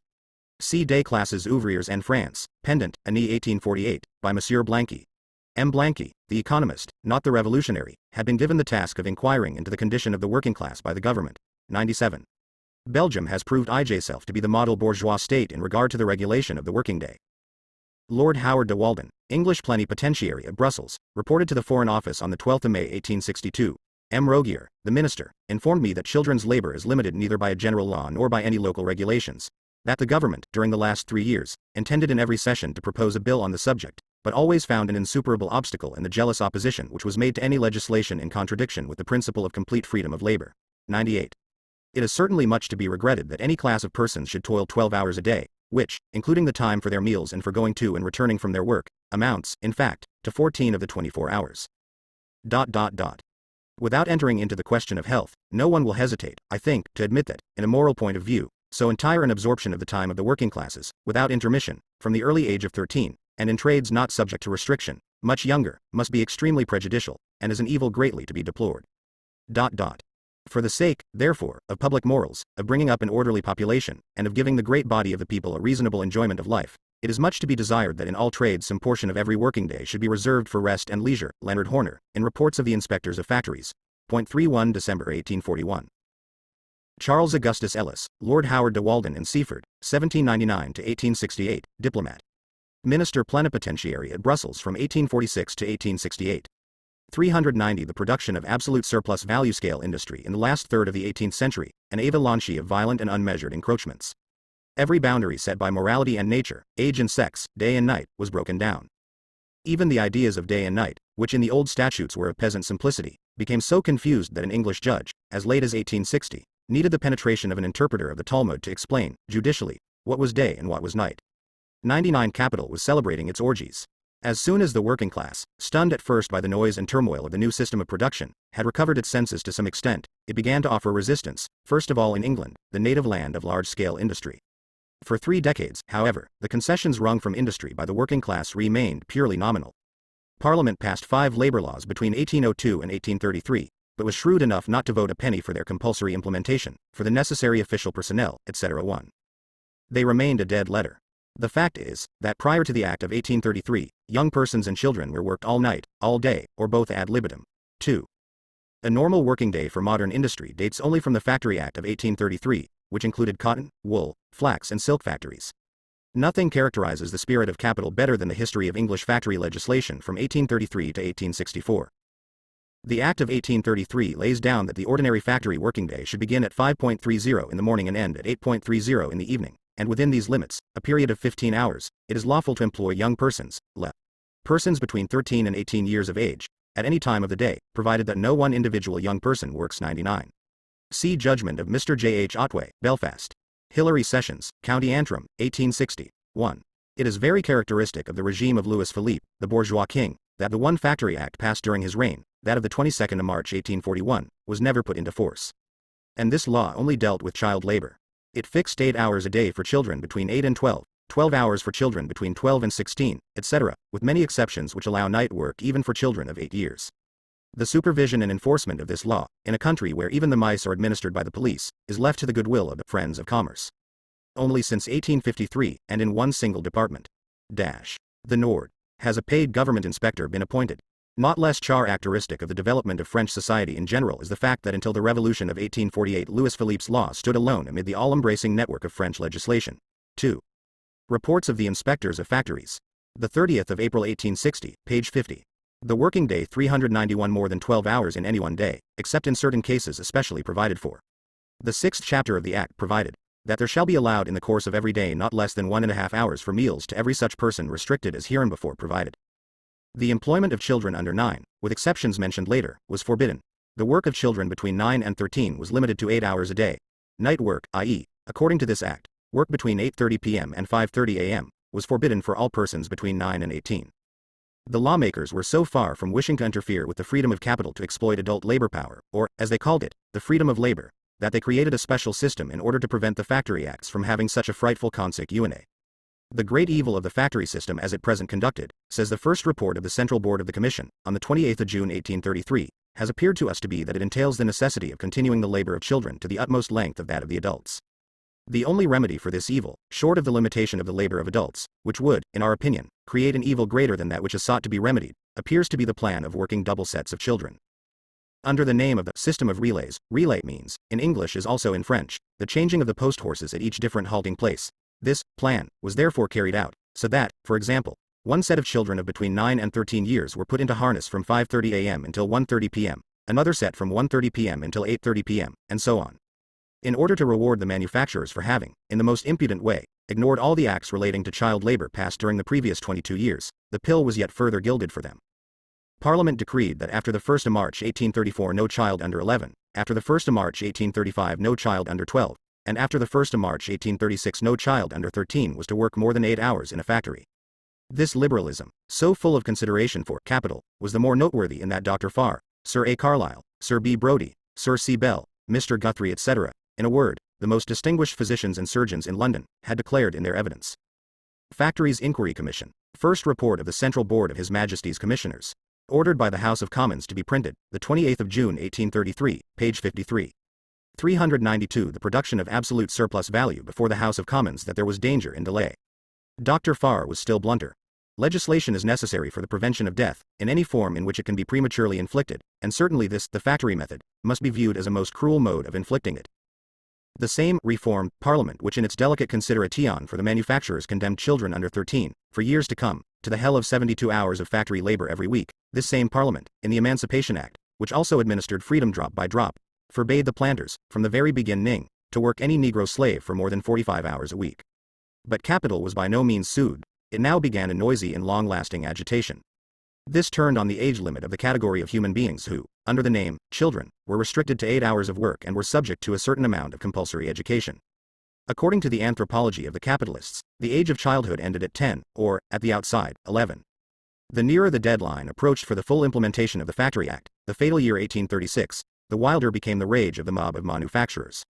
They managed in fact to intimidate the government to such an extent that in 1835 it proposed to lower the limit of the age of childhood from 13 to 12. But now the pressure from without became more threatening. The House of Commons lost its nerve. It refused to throw children of 13 under the juggernaut wheels of capital for more than 8 hours a day, and the Act of 1833 came into full operation. It remained unaltered till June 1844.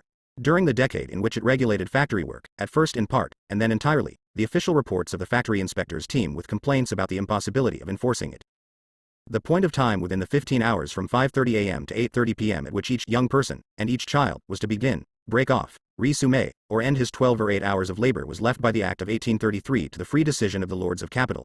Similarly, the Act also permitted them to assign different meal times to different persons.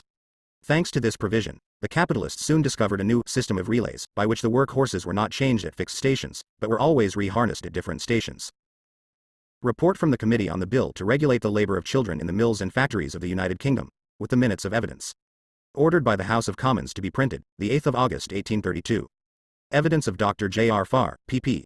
598-602. The working day 393. We shall not pause here to reflect on the beauty of this system, as we shall have to return to it later. But this much is clear at first glance. It annulled the whole Factory Act, not only in the spirit, but in the letter. How could the factory inspectors, with this complex bookkeeping in respect of each individual child or young person, enforce the legally determined hours of work, and compel the employers to grant the legal meal times? In many of the factories, the old and scandalous brutalities soon blossomed again unpunished. In an interview with the Home Secretary, 1844, the factory inspectors demonstrated the impossibility of any control under the newly invented relay system. 3. In the meantime, however, circumstances had greatly changed. The factory workers, especially since 1838, had made the 10 hours bill their economic, as they had made the charter their political, election cry. Some of the manufacturers, even, who had run their factories in conformity with the Act of 1833, overwhelmed Parliament with representations on the immoral competition of their false brethren, who were able to break the law because of their greater impudence or their more fortunate local circumstances. Moreover, however much the individual manufacturer might like to give free rein to his old lust for gain, the spokesmen and political leaders of the manufacturing class ordered a change in attitude and in language towards the workers. They had started their campaign to repeal the Corn Laws, and they needed the workers to help them to victory. They promised, therefore, not only that the loaf of bread would be twice its size, but also that the 10 hours bill would be enacted in the free trade millennium. 4. Thus they were even less inclined, and less able, to oppose a measure intended only to make the law of 1833 a reality. And finally, the Tories, threatened in their most sacred interest, the rent of land, thundered with philanthropic indignation against the nefarious practices of their foes. This was the origin of the Additional Factory Act of the 7th of June 1844, 3. Reports of the Inspectors of Factories. The 31st of October 1849, page 6, 4. Reports of the Inspectors of Factories. The 31st of October 1848, page 98, 5. Let us note in passing that Leonard Horner makes use of this expression in his official reports. Reports of the Inspectors of Factories. The 31st of October 1859, page 7. Better known as the People's Charter, the manifesto issued in May 1838 by a number of groups, including the London Working Men's Association, which called for universal male suffrage and various related electoral reforms. Hence, Chartism. Single quote. 394 The production of absolute surplus value, which came into effect on the 10th of September 1844. It placed under protection a new category of workers, namely women over 18. They were placed in every respect on the same footing as young persons, their working hours limited to 12, and night work forbidden to them. For the first time it was found necessary for the labor of adults to be controlled directly and officially by legislation. The Factory Report of 1844-5 states ironically, "No instances have come to my knowledge of adult women having expressed any regret at their rights being thus far interfered with." 6. The working hours of children under 13 were reduced to 61, and in certain circumstances to 7. To get rid of the abuses of the spurious system of relays, the law established among other things the following important regulations. The hours of work of children and young persons shall be reckoned from the time when any child or young person shall begin to work in the morning. So that if A, for example, begins work at 8 in the morning, and B at 10, B's working day must nevertheless end at the same hour as A's. The time shall be regulated by a public clock, for example the nearest railway clock, by which the factory clock is to be set. The manufacturer has to hang up a legible, printed notice stating the hours for the beginning and ending of work and the pauses allowed for meals. Children beginning work before 12 noon may not be again employed after 1 p.m. The afternoon shift must therefore consist of other children than those employed in the morning. Of the hour and a half for mealtimes, 1 hour thereof at the least shall be given before 3 of the clock in the afternoon. And at the same period of the day, no child or young person shall be employed more than 5 hours before 1 p.m. without an interval for mealtime of at least 30 minutes. No child or young person, or female, shall be employed or allowed to remain in any room in which any manufacturing process is then, at mealtimes, carried on. It has been seen that these highly detailed specifications, which regulate, with military uniformity, the times, the limits and the pauses of work by the stroke of the clock, were by no means a product of the fantasy of members of Parliament. They developed gradually out of circumstances as natural laws of the modern mode. 6. Reports of the Inspectors of Factories. The 30th of September 1844, page 15, 7. The Act allows children to be employed for 10 hours if they do not work day after day, but only on alternate days. In the main, this clause remained inoperative. The working day 395 of production. Their formulation, official recognition and proclamation by the state were the result of a long class struggle. One of their first consequences was that in practice the working day of adult males in factories became subject to the same limitations, since in most processes of production the cooperation of children, young persons and women is indispensable. On the whole, therefore, during the period from 1844 to 1847, the 12 hours working day became universal and uniform in all branches of industry under the Factory Act. The manufacturers, however, did not allow this progress without a compensating retrogression. At their instigation the House of Commons reduced the minimum age for exploitable children from 9 to 8, in order to ensure that additional supply of factory children which is owed to the capitalists, according to divine and human law. The years 1846 to 1847 are epoch-making in the economic history of England. The Corn Laws were repealed. The duties on cotton and other raw materials were removed. Free trade was proclaimed as the guiding star of legislation. In short, the millennium had arrived. On the other hand, in the same years the Chartist movement and the 10 hours agitation reached their highest point. They found allies in the Tories, who were panting for revenge. Despite the fanatical opposition of the army of perjured free traders, headed by Bright and Cobden, the 10 hours bill, so long struggled for, made its way through Parliament. The new Factory Act of the 8th of June 1847 enacted that on the 1st of July 1847 there should be a preliminary reduction of the working day for young persons from 13 to 18, and all females to 11 hours, but that on the 1st of May 1848 there should be a definite limitation of the working day to 10 hours. For the rest, the act was only an amendatory supplement to the acts of 1833 and 1844. Capital now undertook a preliminary campaign to prevent the act from coming into full force on the 1st of May 1848. And the workers themselves, under the pretense that they had been taught by experience, were to help in the destruction of their own work. The moment was cleverly chosen. It must be remembered, too, that there has been more than 2 years of great suffering, in consequence of 8. As a reduction in their hours of work would cause a larger number of children to be employed, It was thought that the additional supply of children from 8 to 9 years of age would meet the increased demand. Ibid. Page 13. 396 The production of absolute surplus value. The terrible crisis of 1846-7, among the factory operatives, from many mills having worked short time, and many being altogether closed. A considerable number of the operatives must therefore be in very narrow circumstances, many, it is to be feared, in debt, so that it might fairly have been presumed that at the present time they would prefer working the longer time, in order to make up for past losses, perhaps to pay off debts, or get their furniture out of pawn, or replace that sold, or to get a new supply of clothes for themselves and their families. 9. The manufacturers tried to aggravate the natural impact of these circumstances by a general 10% reduction in wages. This was done in order, as it were, to celebrate the inauguration of the new free trade era. Then followed a further reduction of 8% as soon as the working day was shortened to 11 hours, and a reduction of twice that amount as soon as it was finally shortened to 10.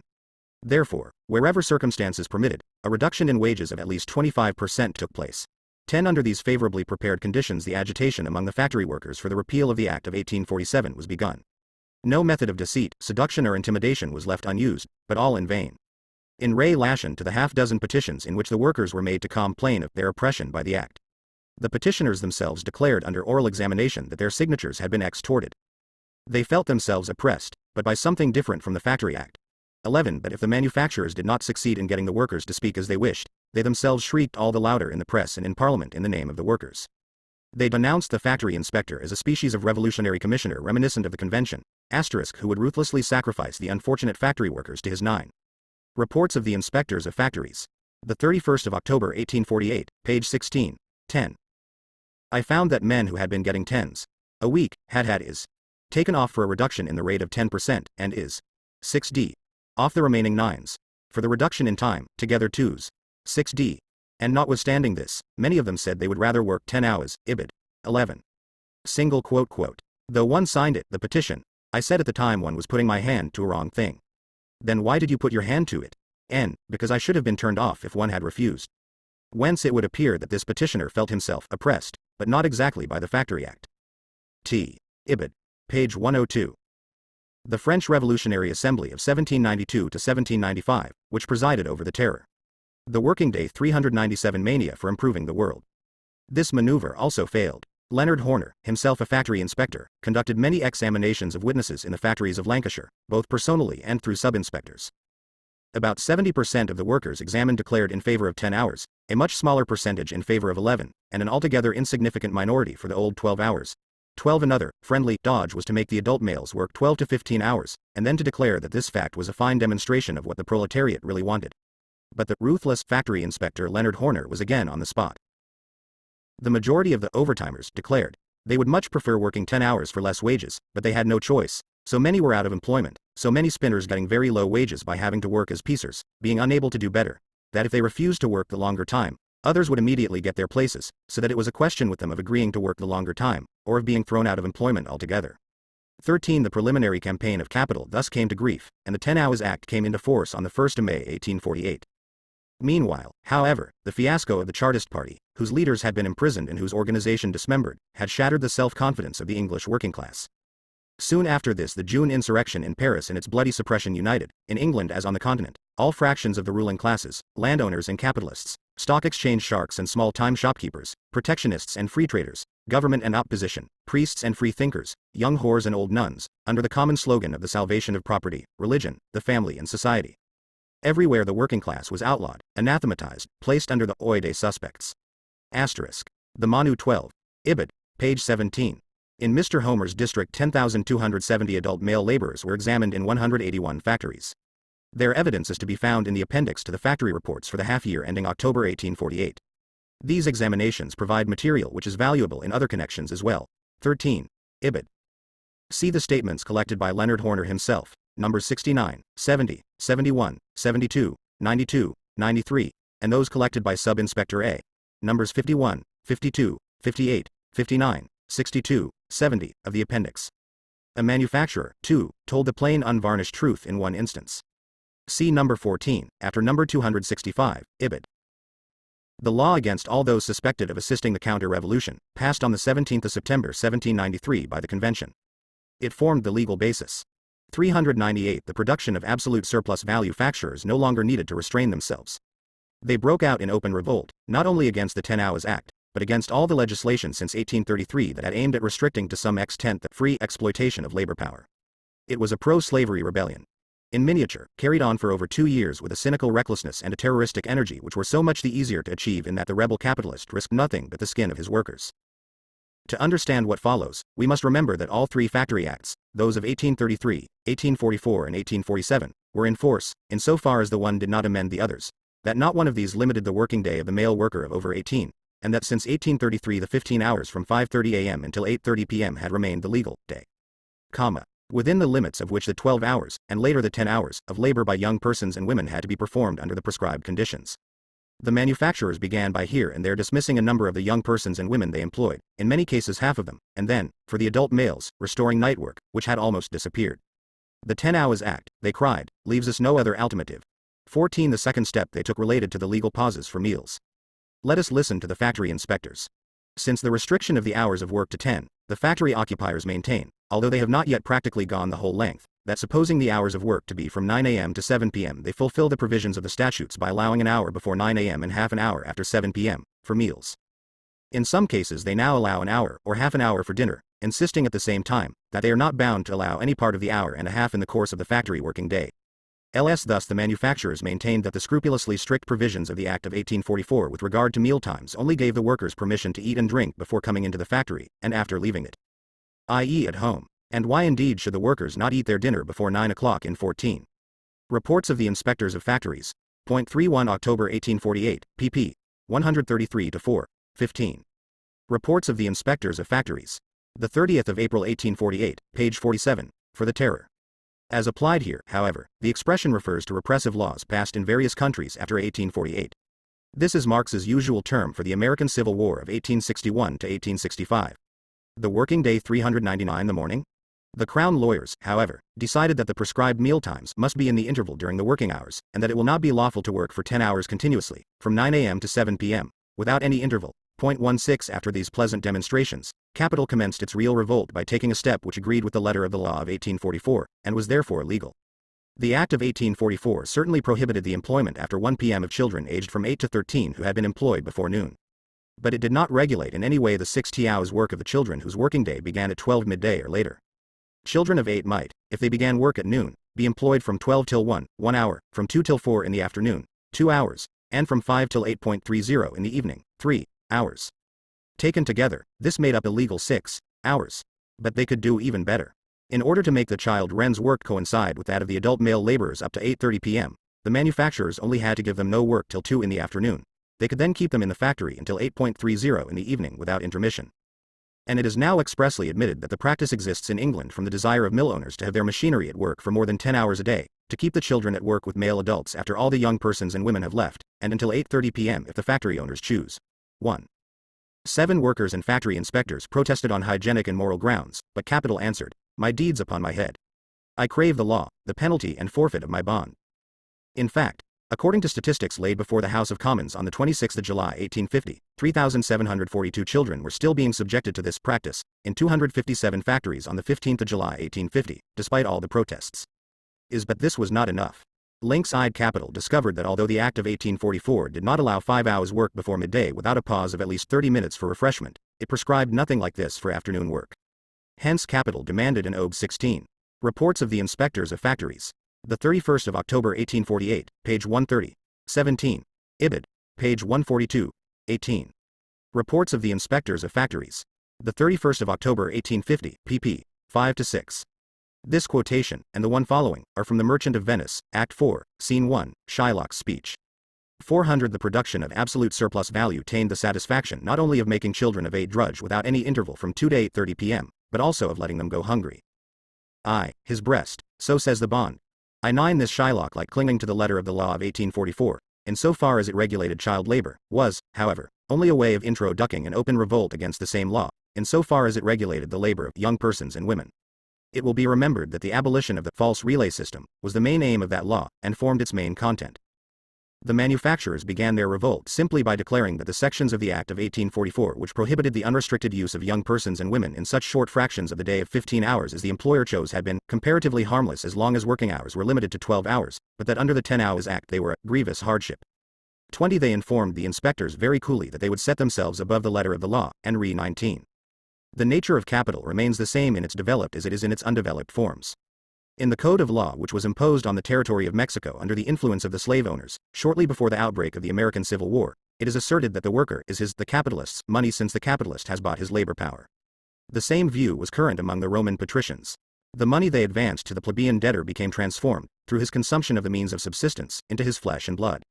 This flesh and blood was therefore their money. Hence the law of the 10 tables, which is worthy of Shylock.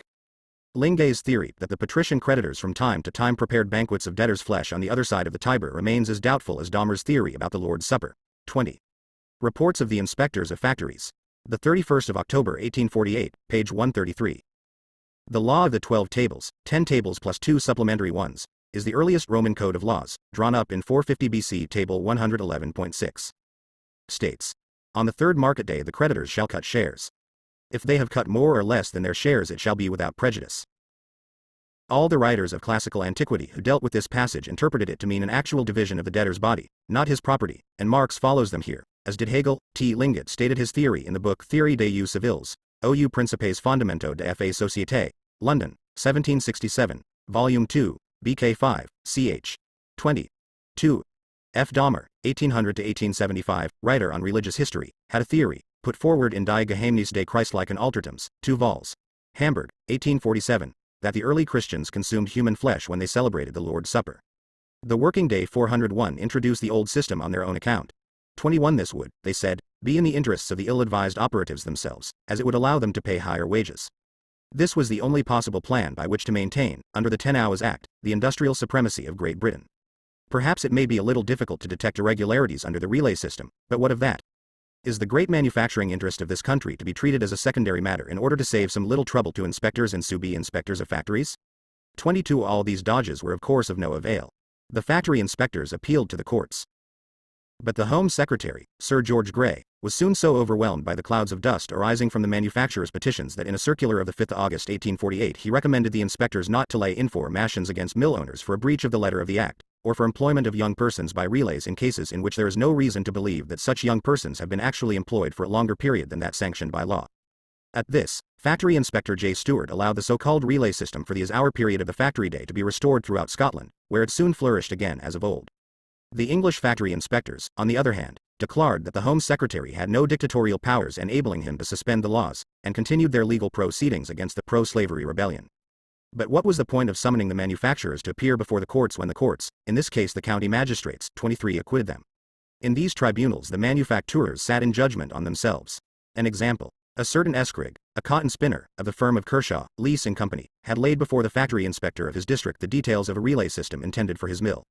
Receiving a refusal, he at first kept quiet. A few months later, an individual named Robin Son, also a cotton spinner, and if not Escrigy's man Friday at 21. Thus, among others, the philanthropist Ashworth, in a letter to Leonard Horner which is repulsive in its Quaker manner. Reports of the Inspectors of Factories. Point 30 April 1849, page 4, 22. Reports of the Inspectors of Factories. Point 30 April, 1849, pp. 138, 140, 23. These county magistrates, the great unpaid, as William Cobbett described them, are unpaid judges chosen from the most eminent people in each county. They constitute in fact the patrimonial jurisdiction of the ruling classes. 402. The production of absolute surplus value leased his relative, appeared before the borough magistrates of Stockport on a charge of introducing the very plan of relays Escrig had devised. The bench consisted of 4 justices, 3 of them cotton spinners, and was headed by the same inevitable Escrig. Escrig acquitted Robinson, and now decided that what was right for Robinson was fair for Escrig. Supported by his own legal decision, he at once introduced the new relay system into his own factory. 24. Of course, the composition of this tribunal was in itself a blatant violation of the law. 2. These judicial farces, exclaims Inspector Howell, urgently call for a remedy. Either that the law should be so altered as to be made to conform to these decisions, or that it should be administered by a less fallible tribunal, whose decisions would conform to the law. When these cases are brought forward, I long for a stipendiary magistrate. 26. The Crown lawyers declared that the manufacturer's interpretation of the Act of 1848 was absurd. But the saviors of society would not allow themselves to be turned from their purpose. Leonard Horner reports, having endeavored to enforce the Act by 10 prosecutions in 7 magisterial divisions, and having been supported by the magistrates in 1 case only. I considered it useless to prosecute more for this evasion of the law. That part of the Act of 1848 which was framed for securing uniformity in the hours of work is thus no longer in force in my district, Lancashire. Neither have the sub-inspectors or myself any means of satisfying ourselves, when we inspect a mill working by shifts, that the young persons and women are not working more than 10 hours a day. In a return of the 30th of April, of mill owners working by shifts, the number amounts to 114, and has been for some time rapidly increasing. In general, the time of working the mill is extended to 13 hours, from 6 a.m. to 7 page m. In some instances it amounts to 15 hours, from 5 a.m. to 8 page m. 27 Leonard Horner already possessed by December 1848 a list of 65 manufacturers and 29 factory overseers who 24. Reports of the Inspectors of Factories. The 30th of April 1849, pp. 21-2. Cf. Similar examples in Ibid. pp. 4, s. 25. By Section 10 of I and 2. William IV, circa 24, known as Sir John Hobhouse's Factory Act, it was forbidden to any owner of a cotton spinning or weaving mill, or the father, son or brother of such an owner, to act as justice of the peace in any inquiries concerning the Factory Act. 26. Reports of the Inspectors of Factories. The 30th of April 1849, page 22, 27. Reports of the Inspectors of Factories. The 30th of April 1849, page s. The Working Day 403 unanimously declared that no system of supervision could, under this relay system, prevent the most extensive amount of overwork. 28 Sometimes the same children and young persons were shifted from the spinning room to the weaving room. Sometimes, in the course of 15 hours, they were shifted from one factory to another. 29 How was it possible to control a system which, under the guise of relays, is some one of the many plans for shuffling the hands about in endless variety, and shifting the hours of work and of rest for different individuals throughout the day, so that you may never have one complete set of hands working together in the same room at the same time. 130 But even if we entirely leave aside actual overwork, this so-called relay system was an offspring of capital's imagination never surpassed even by Fourier in his humorous sketches of the court séances. Except that the attraction of labor, as here transformed into the attraction of capital. Look, for example, at those schemes praised by the respectable press, as models of what a reasonable degree of care and method can accomplish. The working personnel was sometimes divided into from 12 to 15 categories, and these categories themselves constantly underwent changes in their composition. During the 15 hours of the factory day, capital dragged in the worker now for 30 minutes, now for an hour, and then pushed him out again, to drag him into the factory and thrust him out afresh, hounding him hither and thither, in scattered shreds of time, without ever letting go until the full 10 hours of work was done. As on the stage, the same persons had to appear in turn in the different scenes of the different acts. And just as an actor is committed to the stage throughout the whole course of the play, so the workers were committed to the factory for the whole 15 hours, without reckoning the time taken in coming and going. Thus the hours of rest were turned into hours of enforced idleness, which drove the young men to the taverns and the young girls to the brothels. 28. Reports of the Inspectors of Factories. The 31st of October 1849, page 6, 29. Reports of the Inspectors of Factories. 30 April, 1849, page 21, 30. Reports of the Inspectors of Factories. The 31st of October 1848, page 95. Short sessions, the brief periods of labor Fourier envisaged for his ideal society. They corresponded to the 11th human passion, the passion for variety, and without them labor would not be attractive. Cf. Le Nouveau Mondial Industriel et Sociétaire, 2nd ed., Paris, 1845, page 67. 404 The production of absolute surplus value. Every new trick the capitalist hit upon from day to day for keeping his machinery going for 12 or 15 hours without increasing the number of the personnel meant that the worker had to gulp down his meals in a different fragment of time. During the 10 hours agitation, the manufacturers cried out that the mob of workers were petitioning in the hope of obtaining 12 hours wages for 10 hours work. Now they reversed the medal. They paid 10 hours wages for 12 or 15 hours disposition over the workers' labor power. 31 This was the heart of the matter. This was the manufacturers' edition of the 10 hours law. These were the same unctuous free traders, dripping with the milk of human kindness, who for 10 whole years, during the agitation against the Corn Laws, had demonstrated to the workers, by making precise calculations in pounds, shillings and pence, that with corn freely imported 10 hours of labor would be quite sufficient, given the existing means of English industry, to enrich the capitalists. 32 This revolt of capital was after 2 years finally crowned with victory by a decision handed down by one of the 4 highest courts in England, the Court of Exchequer, which, in a case brought before it on the 8th of February 1850, decided that the manufacturers were certainly acting against the sense of the Act of 1844, but that this Act itself contained certain words that rendered it meaningless. This verdict was tantamount to an abrogation of the 10 hours bill. 33 A great number of manufacturers, who 31. See reports of the Inspectors of Factories. The 30th of April 1849, page 6, and the detailed explanation of the shifting system, given by factory inspectors Howell and Saunders in the reports of the Inspectors of Factories. The 31st of October 1848. See also the petition to the Queen from the clergy of Ashton. and vicinity, in the spring of 1849, against the shift system, 32. Cf. For example R. H. Gregg, The Factory Question in the 10 Hours Bill, London, 1837. 33. F. Engels, Die English Zenstundenbill, in the Neue Rheinische Zeitung. Politisch-Ökonomische Review, edited by myself, page 13 of the issue for April 1850, English translation. Marx and Engels, Articles on Britain, London, 1971, page 105. During the American Civil War, the same High Court of Justice discovered a verbal twist which exactly reversed the meaning of the law against the arming of pirate ships. T. Ashton-under-Lyne, in Lancashire, a cotton town, and a main centre of the agitation which had led up to the Factory Act of 1847. This law was the Foreign Enlistment Act of 1819, 59 George III, circa 69. It forbade the fitting out of vessels to engage in military operations against states with which Britain was not at war. In November 1863, the Court of Exchequer held that the British government had no justification under the Act for its seizure of the Alexandra, a ship intended for the Confederate States. The working day 405 until then had been afraid to use the shift system for young persons and women, now seized on it enthusiastically. 34 But this apparently decisive victory of capital was immediately followed by a counterstroke. So far, the workers had offered a resistance which was passive, though inflexible and unceasing. They now protested in Lancashire and Yorkshire in threatening meetings. The so-called 10 Hours Act, they said, was thus mere humbug, a parliamentary fraud. It had never existed. The factory inspectors urgently warned the government that class antagonisms had reached an unheard of degree of tension. Some of the manufacturers themselves grumbled, on account of the contradictory decisions of the magistrates, a condition of things altogether abnormal and anarchical obtains. One law holds in Yorkshire, another in Lancashire. One law in one parish of Lancashire, another in its immediate neighbourhood.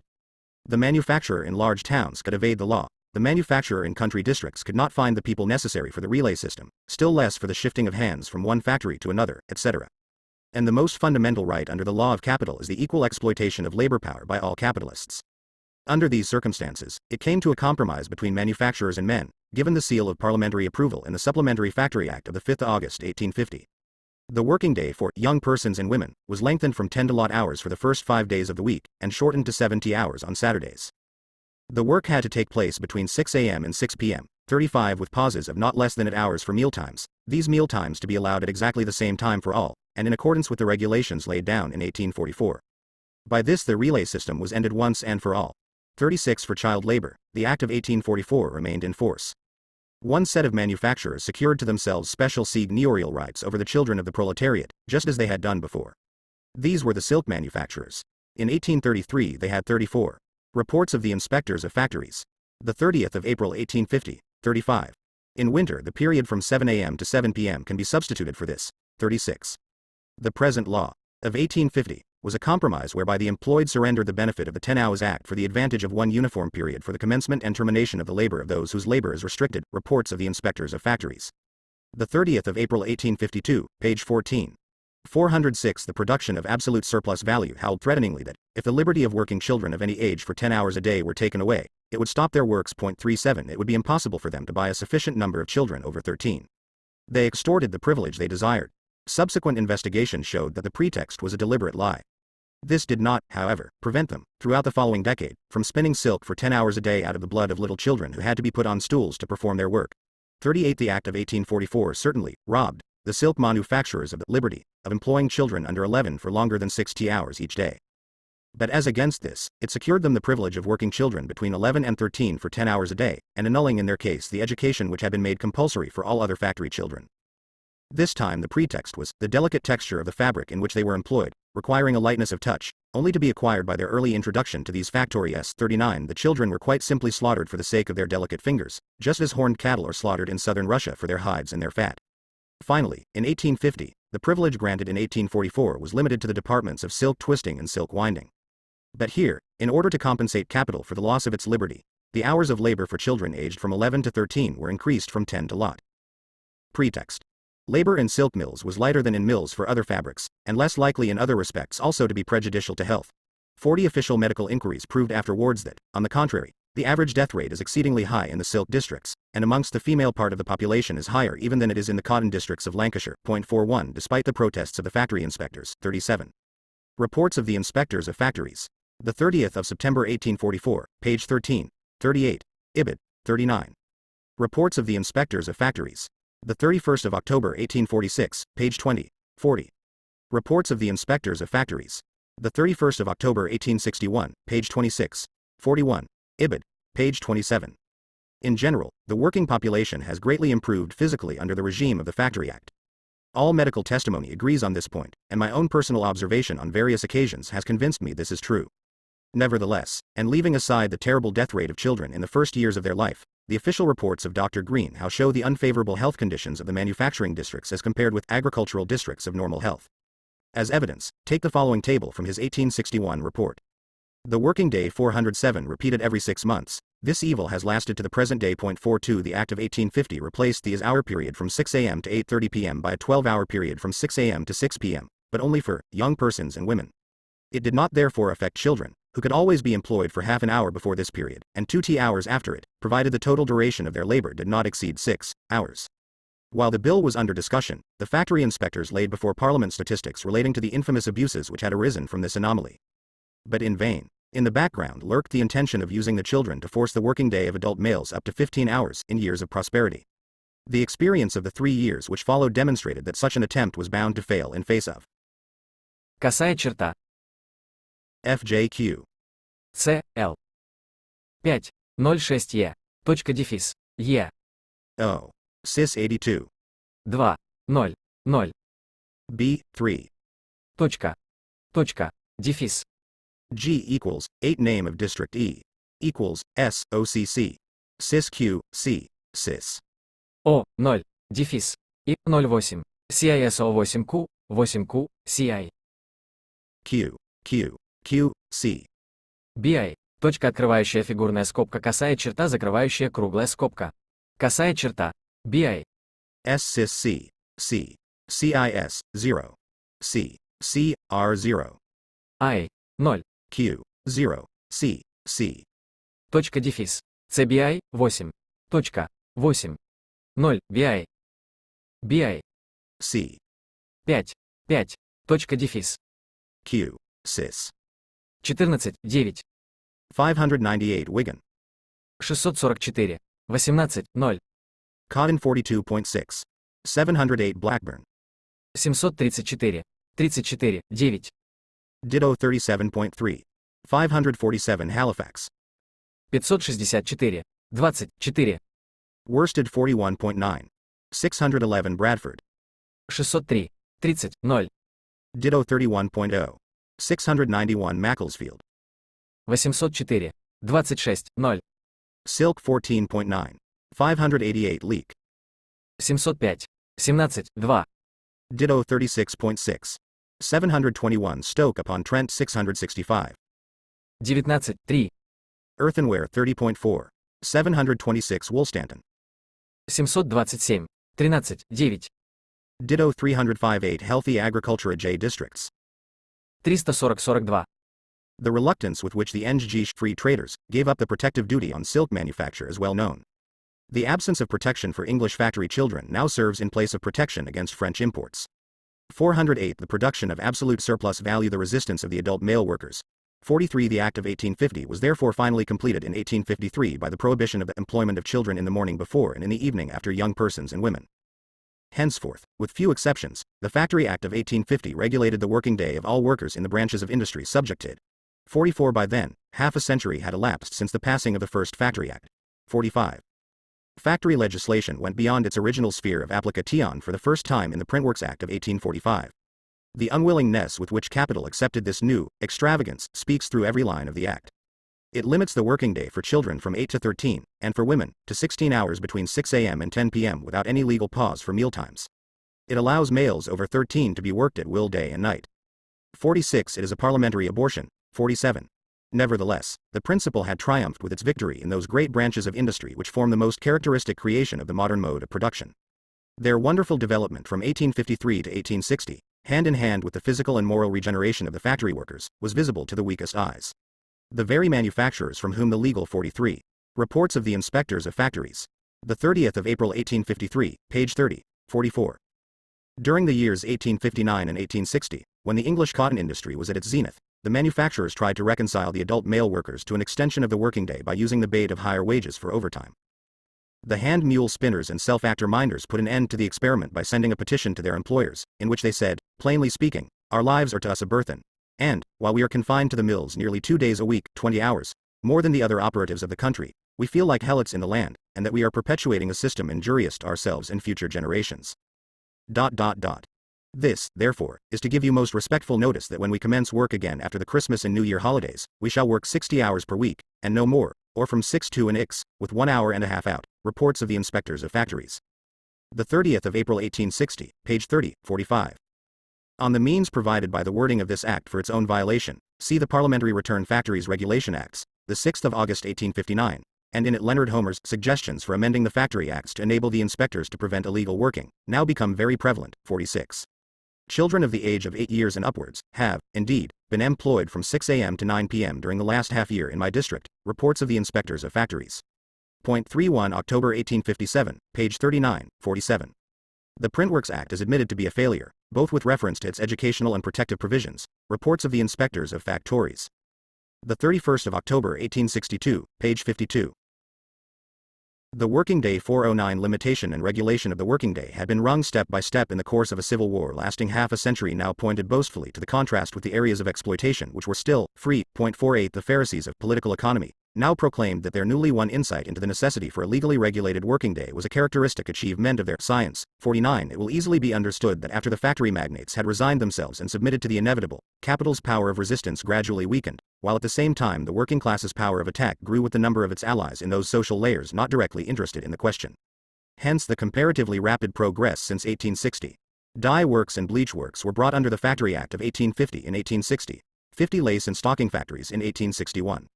As a result of the first report of the Commission on the Employment of Children, 1863, the same fate was shared by the manufacturers of all earthenware products, not just the potteries, matches, 48.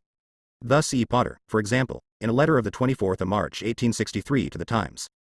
The Times reminded him of the manufacturers' revolt against the 10 Hours Bill, 49. Thus, among others, Mr. W. Newmarch, collaborator and editor of Tooke's History of Prices. Is it a scientific advance to make cowardly concessions to public opinion? So, the Act passed in 1860 laid down for dye works and bleach works that the working day should be provisionally fixed, on the 1st of August 1861, at 12 hours, and definitively fixed, on the 1st of August 1862, at 10 hours, at lot hours for ordinary days and 7t for Saturday. Now when the fatal year arrived, in 1862, the old farce was repeated. The manufacturers petitioned Parliament to allow the employment of young persons and women for 12 hours a day for yet one more year.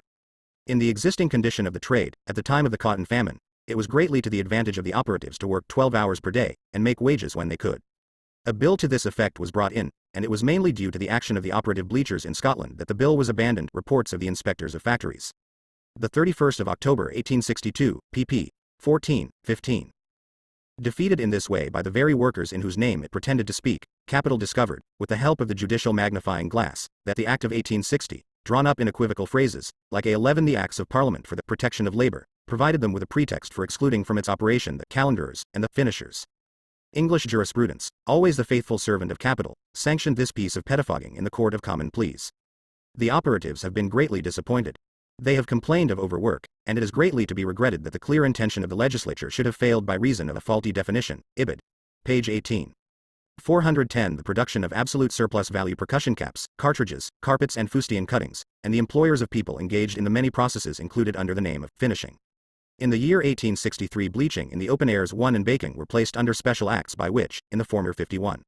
The open-air bleachers had evaded the law of 1860 with the lie that no women worked at bleaching D-wing the night. This lie was exposed by the factory inspectors, and at the same time Parliament was robbed of its illusions as to the pleasant atmosphere of fields and meadows in which the open-air bleaching was supposed to take place by petitions from the workers themselves. In this aerial bleaching, drying rooms with temperatures of from 90 degrees to 100 degrees Fahrenheit were used, and the work there was mainly done by girls. Cooling is the technical expression for their occasional escape from the drying rooms into the fresh air. 15 girls in stoves. Heat from 80 degrees to 90 degrees for linens, and 10 and upwards for cambrics. 12 girls ironing and doing up in a small room about 10 feet square, in the center of which is a close stove. The girls stand round the stove, which throws out a terrific heat, and dries the cambrics rapidly for the ironers. The hours of work for these hands are unlimited. Busy, they work till 9 or 12 at night for successive nights. Reports of the Inspectors of Factories. The 31st of October 1862, page 56. A medical man states, no special hours are allowed for cooling, but if the temperature gets too high, or the workers' hands get soiled from perspiration, they are allowed to go out for a few minutes. My experience, which is considerable, in treating the diseases of stove workers, compels me to express the opinion that their sanitary condition is by no means so high as that of the operatives in a spinning factory, and capital, in its representations to Parliament, had painted them as rubicund and healthy, in the manner of Rubens. The diseases most observable amongst them are phthisis, bronchitis, irregularity of uterine functions, hysteria in its most aggravated forms, and rheumatism. All of these, I believe, are either directly or indirectly induced by the impure, overheated air of the apartments in which the hands are employed, and the want of sufficient comfortable clothing to protect them from the cold, damp atmosphere, in winter, when going to their homes. Ibid. pp. 56-7. The factory inspector's remark, on the subject of the law of 1863, extracted subsequently from these jovial, open-air bleachers, i.e. the employers. The Act has not only failed to afford that protection to the workers which it appears to offer, but contains a clause, apparently so worded that, unless persons are detected working after 8 o'clock at night, they appear to come under no protective provisions at all, and if they do so work, the mode of proof is so doubtful that a conviction can scarcely follow. Ibid. Page 52. To all intents and purposes, therefore, as an act for any benevolent or educational purpose, it is a failure, since it can scarcely be called benevolent to permit, which is tantamount to compelling, women and children to work 14 hours a day with or without meals, as the case may be, and perhaps for longer hours than these, without limit as to age, without reference to sex, and without regard to the social habits of the families of the neighborhood, in which such works, bleaching and dyeing, are situated. Reports of the inspectors of factories.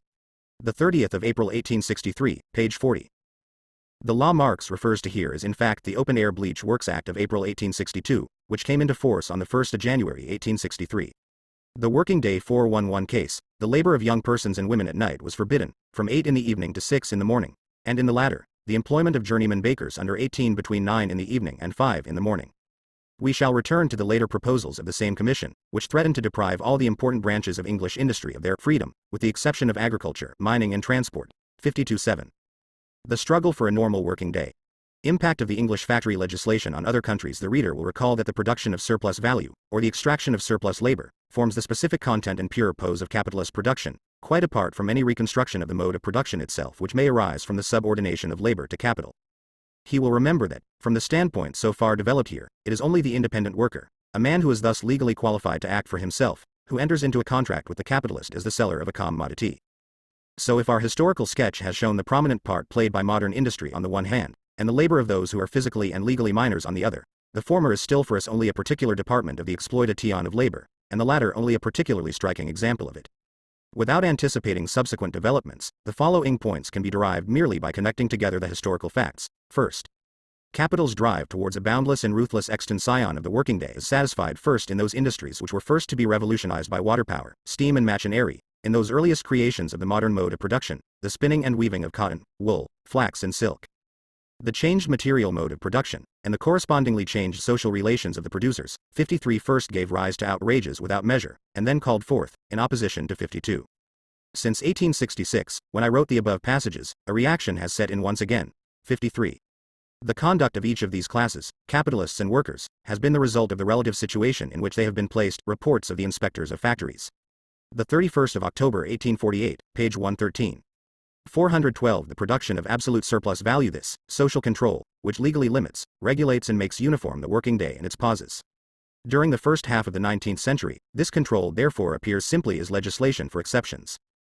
54 As soon as the Factory Acts had conquered the original domain of the new mode of production, it was found that in the meantime many other branches of production had made their entry into the factory system properly so called, that manufactures, with more or less obsolete methods, such as potteries, glassmaking etc., that old-fashioned handicrafts like baking, and finally that even the scattered so-called domestic industries, such as nail-making.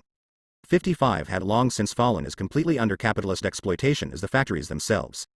Factory legislation was therefore compelled gradually to strip itself of its exceptional character, or to declare that any house in which work was done was a factory, as in England, where the law proceeds in the manner of the Roman casuists. S6t second. The history of the regulation of the working day in certain branches of production, and the struggle still going on in others over this regulation, prove conclusively that the isolated worker, the worker as free seller of his labor power, succumbs without resistance once capitalist production has reached a certain stage of maturity. The establishment of a normal working day is therefore the product of a protracted and more or less concealed civil war between the capitalist class and the working 54. The employments, placed under restriction, were connected with the manufacture of textile fabrics by the aid of steam or water power. There were two conditions to which an employment must be subject to cause it to be inspected, viz., the use of steam or water power, and the manufacture of certain specified fibers. Reports of the inspectors of factories. The 31st of October 1864, page 8, 55. The latest reports of the Children's Employment Commission contain especially highly valuable material on the situation in this so-called domestic industry. 56. The Acts of Last Session, 1864. Embrace a diversity of occupations, the customs in which differ greatly, and the use of mechanical power to give motion to machinery is no longer one of the elements necessary, as formerly, to constitute, in legal phrase, a factory. Reports of the Inspectors of Factories. The 31st of October 1864, page 8. More idiomatic would be industries, but these are industries with obsolete methods, and they belong to the age of manufacture. The Roman Catholic casuists of the 17th century, especially the Jesuits, were famed for using refined and tortuous arguments so as to preserve intact the formal framework of inconvenient doctrines while abolishing them in substance. The Working Day 413 class. Since the contest takes place in the arena of modern industry, it is fought out first of all in the homeland of that industry.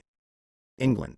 S7 The English factory workers were the champions, not only of the English working class, but of the modern working class in general, just as their theorists were the first to throw down the gauntlet to the theory of the capitalists.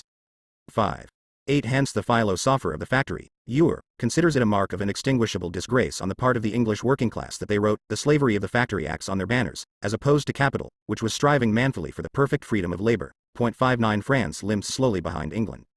The French 12 Hours Law needed the February Revolution to bring it into the world. 6057. Belgium, the paradise of continental liberalism, shows no trace of this movement.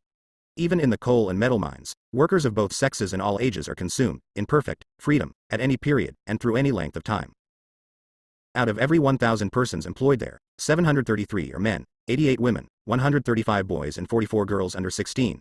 In the blast furnaces, etc., out of 1,000 employed, 668 are men, 149 women, 98 boys and 85 girls under 16. Add to this the low wages paid in return for the enormous exploitation of mature and immature labor power. The average daily pay for a man is 2s.8d. For a woman is 8d. For a boy is 2td. As a result, Belgium nearly doubled the amount and the value of its exports of coal, iron, etc. between 1850 and 1863. 58. Robert Owen, soon after 1810, not only maintained the necessity of a limitation of the working day in theory, but actually introduced the 100-hour day into his factory at New Lanark. This was laughed at as a communist utopia. So was his combination of children's education with productive labor, as well as the workers' cooperative societies he was the first to set up. Today, the first utopia is a factory act, the second figures as an official phrase in all factory acts, and the third is already being used as a cloak for reactionary swindles. 59. Ewer, French translation, Philosophie des Manufactures, Paris, 1836, Volume 2, pp. 39-40, 67, 77, etc. 60.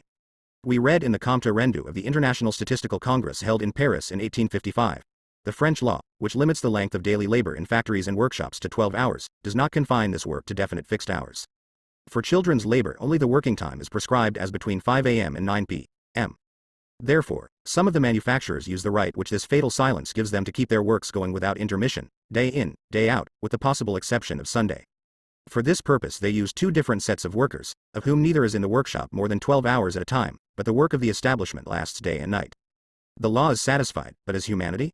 Besides, the destructive influence of night labor on the human organism, stress is also laid upon the fatal influence of the association of the two sexes by night in the same badly lighted workshops. 414 The production of absolute surplus value, and it has far more loopholes than its English model.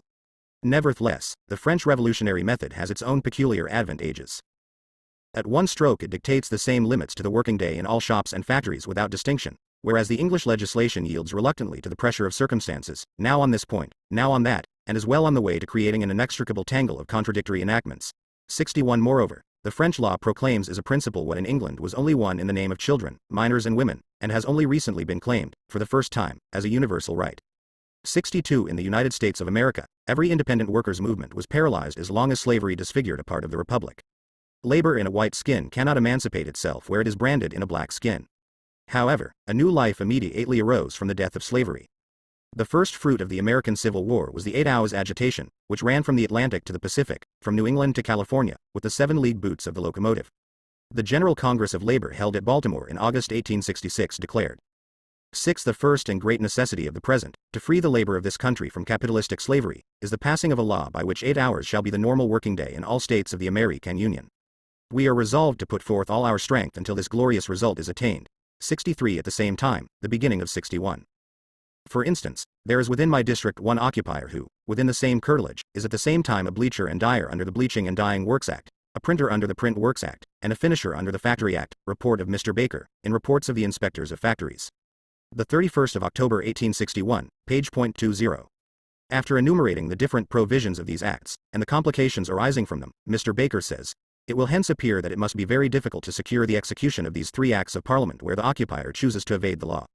But one thing is secured by this means, lawsuits for the gentlemen of the law." 62.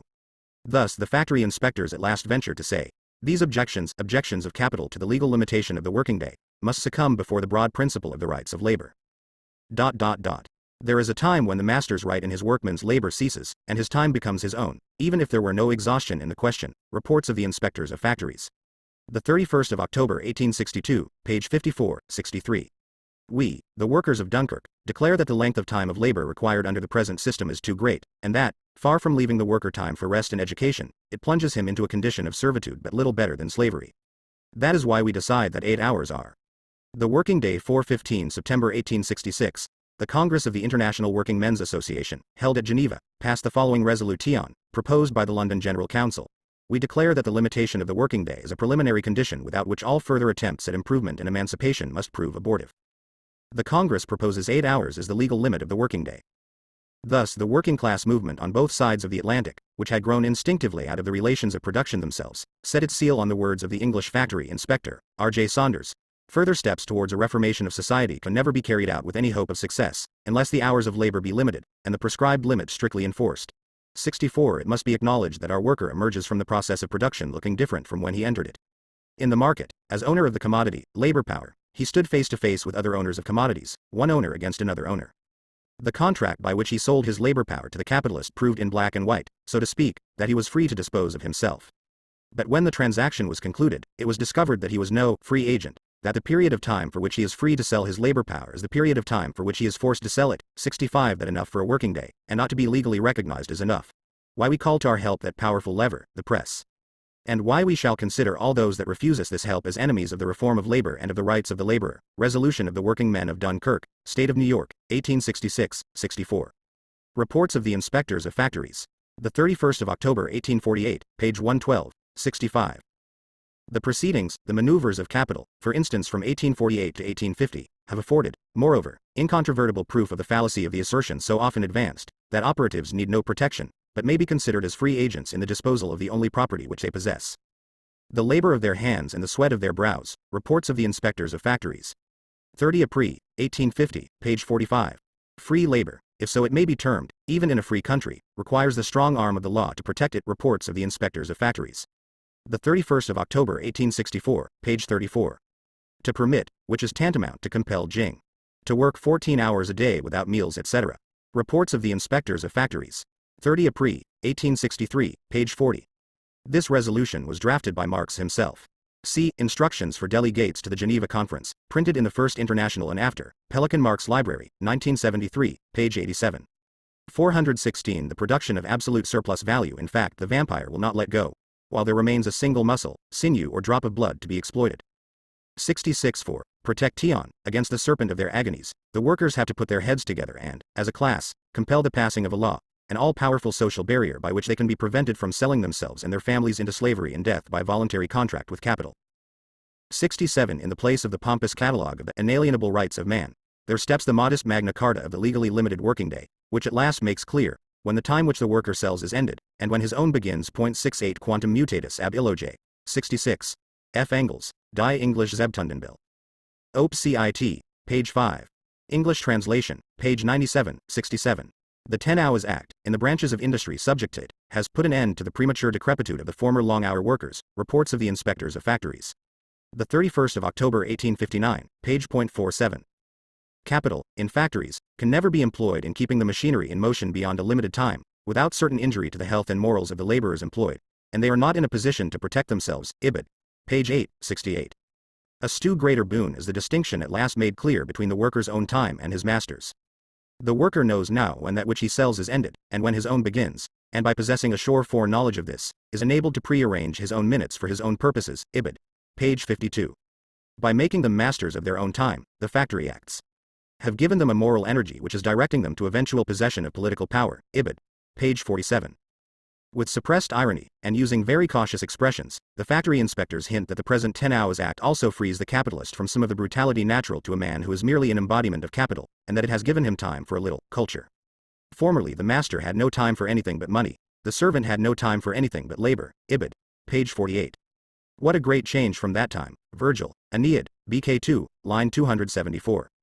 Chapter 11. The rate and mass of surplus value. In this chapter, as hitherto, the value of labor power, and therefore the part of the working day necessary for the reproduction or maintenance of that labor power, is assumed to be a given, constant magnitude. With this presupposition, the rate of surplus value directly gives us the mass of surplus value furnished to the capitalist by the worker within a definite period of time.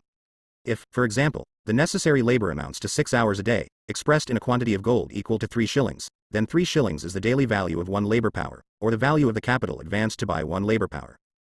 If, further, the rate of surplus value is 100%, this variable capital of 3 shillings produces a mass of surplus value of 3 shillings, in other words, the worker supplies every day a mass of surplus labor of 6 hours. But the variable capital is the monetary expression for the total value of all the labor powers the capitalist employs simultaneously. Its value is therefore equal to the average value of one labor power multiplied by the number of labor powers employed. With a given value of labor power, therefore, the magnitude of the variable capital varies directly with the number of workers employed simultaneously. If the daily value of one labor power is 3 shillings, then a capital of 300 shillings must be advanced in order to exploit 100 labor powers every day, and a capital of nx 3 shillings must be advanced in order to exploit n labor powers every day. In the same way, if a variable capital of 3 shillings, being the daily value of one labor power, produces a daily surplus value of 3 shillings, a variable capital of 300 shillings will produce a daily surplus value of 300 shillings, and one of nx 3 shillings will produce a daily surplus value of nx 3 shillings. The mass of surplus value produced is therefore equal to the surplus value 418, the production of absolute surplus value provided by the working day of one worker multiplied by the number of workers employed. But as the mass of surplus value which a single worker produces, the value of labor power being given, as determined by the rate of surplus value. This first law follows. The mass of surplus value produced is equal to the amount of the variable capital advanced multiplied by the rate of surplus value. In other words, the mass of surplus value is determined by the product of the number of labor powers simultaneously exploited by the same capitalist and the degree of exploitation of each individual labor power. Let the mass of the surplus value be S, the surplus value supplied by the individual worker in the average day S, the variable capital advanced daily in the purchase of one individual labor power V, the sum total of the variable capital V, the value of an average. A. Surplus labor, labor power P, its degree of exploitation. B. A necessary la R and the number of workers employed, N.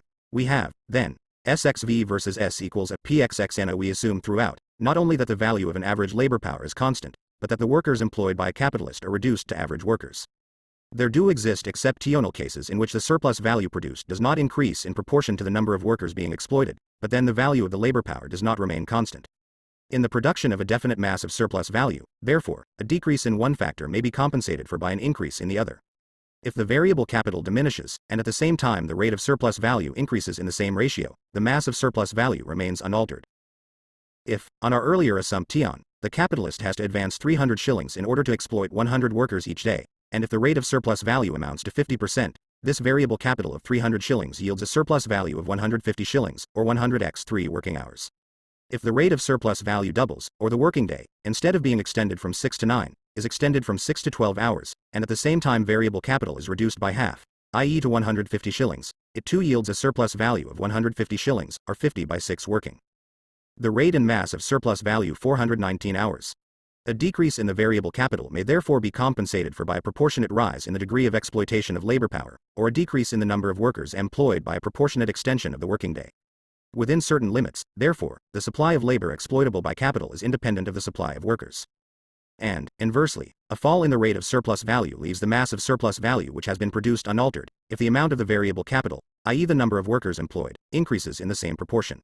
Nevertheless, there are limits, which cannot be overcome, to the compensation for a decrease in the number of workers employed, a decrease in the amount of variable capital advanced, provided by a rise in the rate of surplus value, the lengthening of the working day. Whatever the value of labor power may be, whether the labor time necessary for the maintenance of the worker is 2 hours or 10, the total value a worker can produce, day in, day out, is always less than the value in which 24 hours of labor are objectified. For instance, it is less than 12 shillings, if 12 shillings is the monetary expression for 24 hours of objectified labor. On our former assumption, according to which 6 hours of labor every day are necessary in order to reproduce the labor power itself or to replace the value of the capital advanced to purchase it, a variable capital of 1,500 shillings, employing 500 workers at a rate of surplus value of 100% with a 12-hour working day, produces every day a surplus value of 1,500 shillings, or 6x 500 working hours. A capital of 300 shillings, employing 100 workers a day with a rate of surplus value of 200%, or with a working day of 18 hours, only produces a mass of surplus value of 600 shillings, or 12 by 100 working hours, and its total value product, the equivalent of the variable capital advanced plus the surplus value, can, day in, day out, never reach the sum of 1,200 shillings or 24x 100 working hours. The absolute limit of the average working day, this being by nature always less than 24 hours, sets an absolute limit to the compensation for a reduction of variable capital by a higher rate of surplus value, or for the decrease of the number of workers exploited by A1. This elementary law appears to be unknown to the vulgar economist, who imagines, like an inverted Archimedes, that in the determination of the market price of labor by supply and demand he has found the fulcrum by means of which he cannot so much move the world, as bring it to a standstill. 420 The production of absolute surplus value higher degree of exploitation of labor power. This self-evident second law is of importance for the explanation of many phenomena, arising from the tendency of capital to reduce as much as possible the number of workers employed, i.e. the amount of its variable component, the part which is changed into labor power. We shall develop this tendency later on. Asterisk, which stands in contradiction with its other tendency to produce the greatest possible mass of surplus value. On the other hand, if the mass of labor power employed or the amount of variable capital increases, but not in proportion to the fall in the rate of surplus value, a diminution occurs in the mass of surplus value produced. A third law results from the determination by the following two factors of the mass of surplus value produced: rate of surplus value and the amount of variable capital advanced. The rate of surplus value, i.e. the degree of exploitation of labor power, and the value of labor power, i.e. the amount of the necessary labor time, being given, it is self-evident that the greater the variable capital, the greater would be the mass of the value product and of the surplus value. If the limit of the working day is given, and also the limit of its necessary part, the mass of value and surplus value produced by the individual capitalist is clearly exclusively dependent on the mass of labor that he sets in motion. But this, on the assumptions we have made above, depends on the mass of labor power, or the number of workers he exploits, and this number in its turn is determined by the amount of the variable capital advanced. With a given rate of surplus value, and a given value of labor power, therefore, the masses of surplus value produced vary directly as the amounts of the variable capitals advanced. Now we know that the capitalist divides his capital into two parts. He lays out one part on means of production. This is the constant part of his capital. He lays out the other part on living labor power. This part forms his variable capital.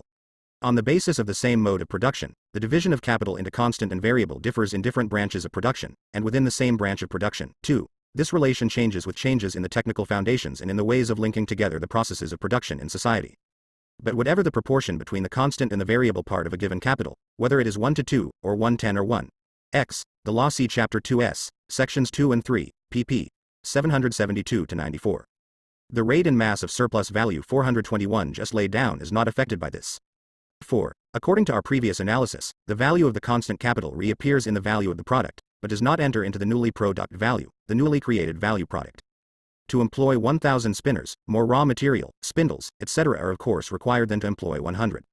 The value of these additional means of production, however, may rise, fall, remain unaltered, be large or small. It has no influence on the valorization process performed by the labor powers which set the means of production in motion. The law demonstrated above therefore takes this form. The masses of value and of surplus value produced by different capitals, the value of labor power being given in its degree of exploitation being equal, vary directly as the amounts of the variable components of these capitals, i.e. the parts which have been turned into living labor power.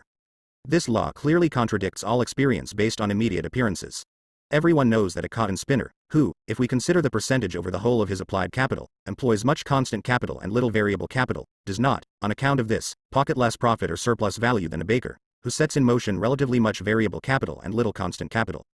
For the solution of this apparent contradiction, many intermediate terms are still needed, just as, from the standpoint of elementary algebra, many intermediate terms are needed before we can understand that percent may represent an actual magnitude. Classical economics holds instinctively to this law, although it has never actually formulated it, because it is a necessary consequence of the law of value.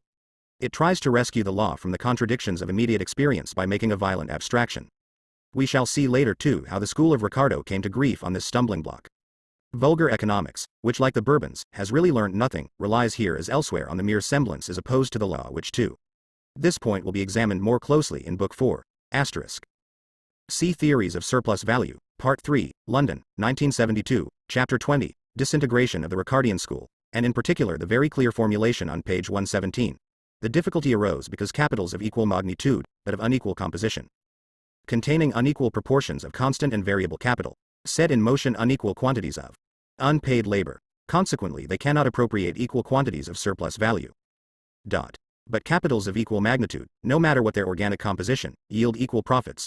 422 The production of absolute surplus value regulates and determines the phenomena. In antithesis to Spinoza, it believes that ignorance is a sufficient reason. Asterisk. The labor which is set in motion by the total capital of a society, day in, day out, may be regarded as a single working day. If, for example, the number of workers is 1,000,000, and the average working day is 10 hours, the social working day will consist of 10 million hours. With a given length of this working day, whether its limits are fixed physically or socially, the mass of surplus value can be increased only by increasing the number of workers, the size of the working population. The growth of population here forms the mathematical limit to the production of surplus value by the total social capital. And, inversely, with a given population this limit is formed by the possible lengthening of the working day. 3. It will however be seen in the next chapter that this law holds only for the form of surplus value dealt with up to the present. From the foregoing treatment of the production of surplus value it follows that not every sum of money, or value, can be transformed into capital at will. In fact, it is a presupposition of this transformation that a certain minimum of money or of exchange value is in the hands of the individual possessor of money or commodities. The minimum of variable capital is the cost price of a single labor power employed the whole year through, day in, day out, for the production of surplus value. If this worker were in possession of his own means of production, and were satisfied to live as a worker, he could make do with the amount of labor time necessary to reproduce his means of subsistence, say 8 hours a day. In addition to this, he would only need means of production sufficient for 8 working hours. The capitalist, on the other hand, who makes him do, besides these 8 hours, say 4 hours of surplus labor, requires an additional sum of money for furnishing the additional means of production. On our assumpt 3. The labor, that is the economic time, of society, is a given portion, say 10 hours a day of 1,000,000 people, or 10 million hours. Capital has its boundary of increase. This boundary may, at any given period, be attained in the actual extent of economic time employed. An essay on the political economy of nations, London, 1821, pp. 47-49. Spinoza, in the appendix to Part 1 of his Ethics, rejects the teleological argument for the existence of God, stating that ignorance of other causes is not a sufficient reason for the view that God created nature with some particular end in view.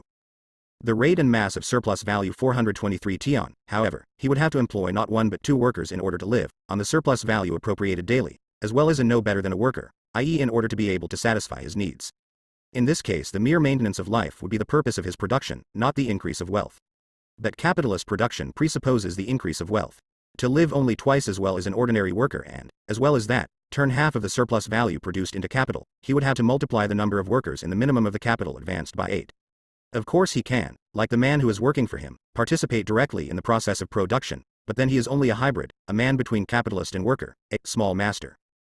A certain stage of capitalist production necessitates that the capitalist be able to devote the whole of the time during which he functions as a capitalist, i.e. as capital personified, to the appropriation and therefore the control of the labor of others, fremd Arbeit, and to the sale of the products of that labor. 4. The guild system of the Middle Ages therefore tried forcibly to prevent the transformation of the master of a craft into a capitalist, by limiting the number of workers a single master could employ to a very low maximum. Hence the possessor of money or commodities actually turns into a capitalist only where the minimum sum advanced for production greatly exceeds the known medieval maximum. Here, as in natural science, is shown the correctness of the law discovered by Hegel, in his Logic, that at a certain point merely quantitative differences pass over by a dialectical inversion into qualitative distinctions. S4. The farmer cannot rely on his own labor, and if he does, I will maintain that he is a loser by it. His employment should be a general attention to the whole. His thresher must be watched, or he will soon lose his wages in calm not threshed out. His mowers, reapers, etc., must be looked after. He must constantly go round his fences. He must see there is no neglect, which would be the case if he was confined to any one spot. An inquiry into the connection between the present price of provisions and the size of farms, etc. By a farmer. J. R. Buthnut, London, 1773, page 12. This book is very interesting.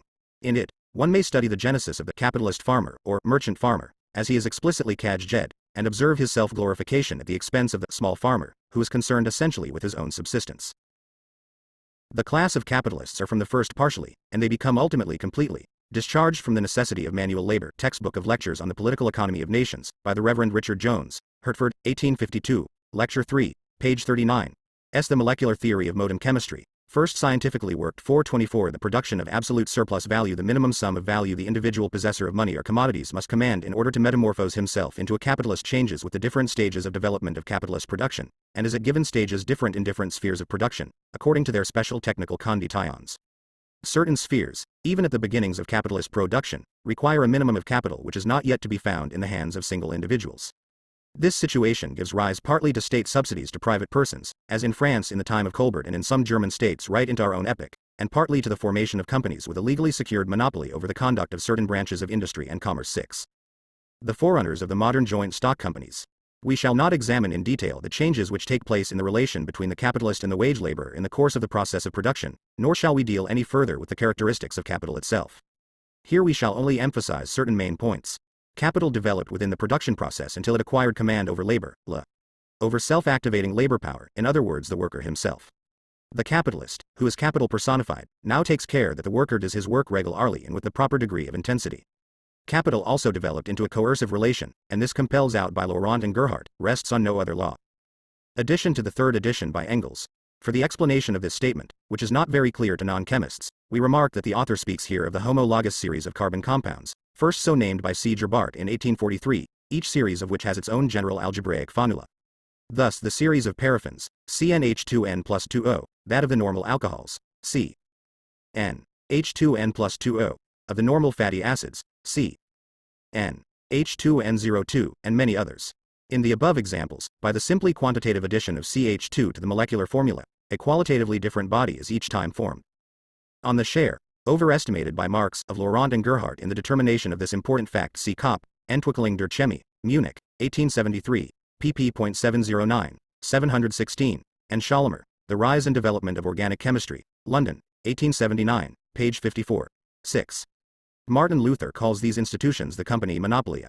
Who is so stupid that he cannot see that the trading companies are nothing but pure monopolies? Von Kaufhandlung und Wucher, 1524, in Dr. Martin Luther's work, Kritische Gesamtausgabe, Volume 15, Weimar, 1899, page 312. The rate and mass of surplus value 425 the working class to do more work than would be required by the narrow circle of its own needs. As an agent in producing the activity of others, as an extractor of surplus labor and an exploiter of labor power, it surpasses all earlier systems of production, which were based on directly compulsory labor, in its energy and its quality of unbounded and ruthless activity. At first capital subordinates labor on the basis of the technical conditions within which labor has been carried on up to that point in history. It does not therefore directly change the mode of production. The production of surplus value in the form we have so far considered, by means of simple extension of the working day, appeared therefore independently of any change in the mode of production itself. It was no less effective in the old-fashioned bakeries than in the modern cotton factories. If we consider the process of production from the point of view of the simple labor process, the worker is related to the means of production, not in their quality as capital, but as being the mere means and material of his own purposeful productive activity. In tanning, for example, he deals with the skins as his simple object of labor. It is not the capitalist whose skin he tans. But it is different as soon as we view the production process as a process of valorization. The means of production are at once changed into means for the absorption of the labor of others. It is no longer the worker who employs the means of production, but the means of production which employ the worker. Instead of being consumed by him as material elements of his productive activity, they consume him as the ferment necessary to their own life process, and the life process of capital consists solely in its own motion as self-valorizing value. Furnaces and workshops that stand idle by night, and absorb no living labor, are a mere loss to the capitalist. Hence furnaces and workshops constitute lawful claims upon the night labor of the labor powers. As soon as a certain sum of money is transformed into means of production, i.e. into the objective factors of the production process, the means of production themselves are transformed into a title, both by right and by might, to the labor and surplus labor of others. An example will show, in conclusion, how this inversion, indeed this distortion, which is peculiar to and characteristic of capitalist production, of the relation between dead labor and living labor, between value and the force that creates value, is mirrored in the consciousness of the capitalist. During the English manufacturers' revolt of 426, the production of absolute surplus value 1848-50, the head of one of the oldest and most respectable houses in the west of Scotland, Messrs. Carlyle Sons and Company, of the linen and cotton thread factory at Paisley, a company which has now existed for about a century, which was in operation in 1752, and 4 generations of the same family have conducted it. This very intelligent gentleman wrote a letter printed in the Glasgow Daily Mail of the 25th April 1849, under the heading The Relay System, where the following grotesquely naive passage, among others, crept in. Let us now see what evils will attend the limiting to 10 hours the working of the factory. They amount to the most serious damage to the mill owner's prospects and property. If he, i.e. his hands, worked 12 hours before, and is limited to 10, then every 12 machines or spindles in his establishment shrink to 10, and should the works be disposed of, they will be valued only as 10, so that a sixth part would thus be deducted from the value of every factory in the country. 8. In this west of Scotland bourgeois brain, which has inherited the capitalist qualities of 4 generations, the value of the means of production, spindles, etc., is so inextricably confused with the quality they possess, as capital, of valorizing themselves, or swallowing up every day a definite quantity of the unpaid labor of others, that the head of the firm of Carlyle and Company actually imagines that if he sells his factory, not only will the value of the spindles be paid to him, but, in addition, their power of self-valorization, not only the labor contained in them, which is necessary to the production of spindles of this kind, but also the surplus labor which they help to pump out daily from the brave Scots of Paisley. This is why he thinks that with the shortening of the working day by 2 hours, the selling price of 12 spinning machines dwindles to that OFL 0. 7. Reports of the Inspectors of Factories. 30 April, 1849, page 59. 8. Ibid, page 60. Factory Inspector Stewart, himself a Scotsman and, unlike the English factory inspectors, a complete prisoner of the capitalist mode of thought, remarks expressly on this letter which he incorporates in his report that it is the most useful of the communications which any of the factory owners working with relays have given to those engaged in the same trade, and which is the most calculated to remove the prejudices of such of them as have scruples respecting any change of the arrangement of the hours of work. Part 4. The production of relative surplus value. Chapter 12. The concept of relative surplus value. That portion of the working day which merely produces an equivalent for the value paid by the capitalist for his labor power has up to this point been treated by us as a constant magnitude. And so it is, under given conditions of production and at a given stage in the economic development of society. As we saw, the worker could continue to work for 2, 3, 4, 6, etc. hours beyond this, his necessary labor time. The rate of surplus value in the length of the working day depended on how far this extra time was prolonged. Although the necessary labor time was constant, we saw, on the other hand, that the total working day was variable. Now suppose we have a working day whose length and whose division between necessary labor and surplus labor are given. Let the whole line AC, BC represent, for example, a working day of 12 hours. The section AB represents 10 hours of necessary labor, and the section BC represents 2 hours of surplus labor. How can the production of surplus value be increased, i.e. how can surplus labor be prolonged, without any prolongation, or independently of any prolongation, of the line AC? Although the boundaries of the working day, A and C, are given, it would seem possible to lengthen the line BC, other than by extension beyond its endpoint C, which is also the end of the working day AC, by pushing back its starting point B in the direction of A. Assume that B in the line A. C is equal to half of BC, or to 1 hour's labor time. If now, in AC, the working day of 12 hours, we move point B to B, then BC becomes BC. The surplus labor increases by 1/2, from 2 hours to 3 hours, although the working day remains 12 hours as before. This extension of the surplus labor time from BC to BC, 430 the production of relative surplus value from 2 hours to 3 hours, is however evidently impossible without a simultaneous contraction of the necessary labor time from AB to AB, from 10 hours to 9 hours. The prolongation of surplus labor would correspond to a shortening of necessary labor. A portion of the labor time previously consumed, in reality, for the worker's own benefit would be converted into labor time expended for the capitalist. There would be an alteration, not in the length of the working day, but in its division into necessary labor time and surplus labor time. On the other hand, it is evident that the duration of surplus labor is given when the length of the working day and the value of labor power are given.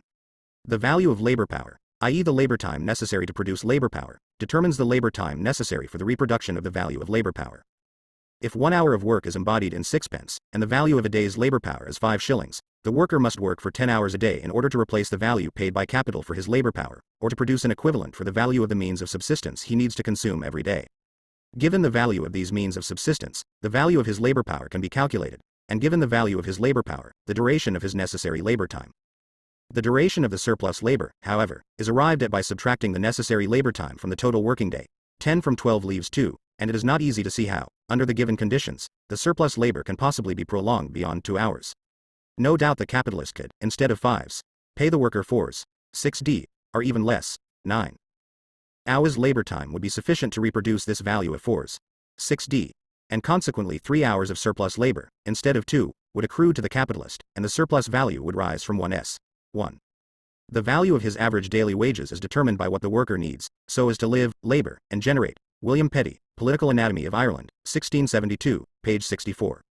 The price of labor is always constituted of the price of necessaries. Whenever the laboring man's wages will not, suitably to his low rank and station, as a laboring man, support such a family as is often the lot of many of them to have, he is not receiving the proper wages. J. Vanderlint, Op. Cit. Page 15.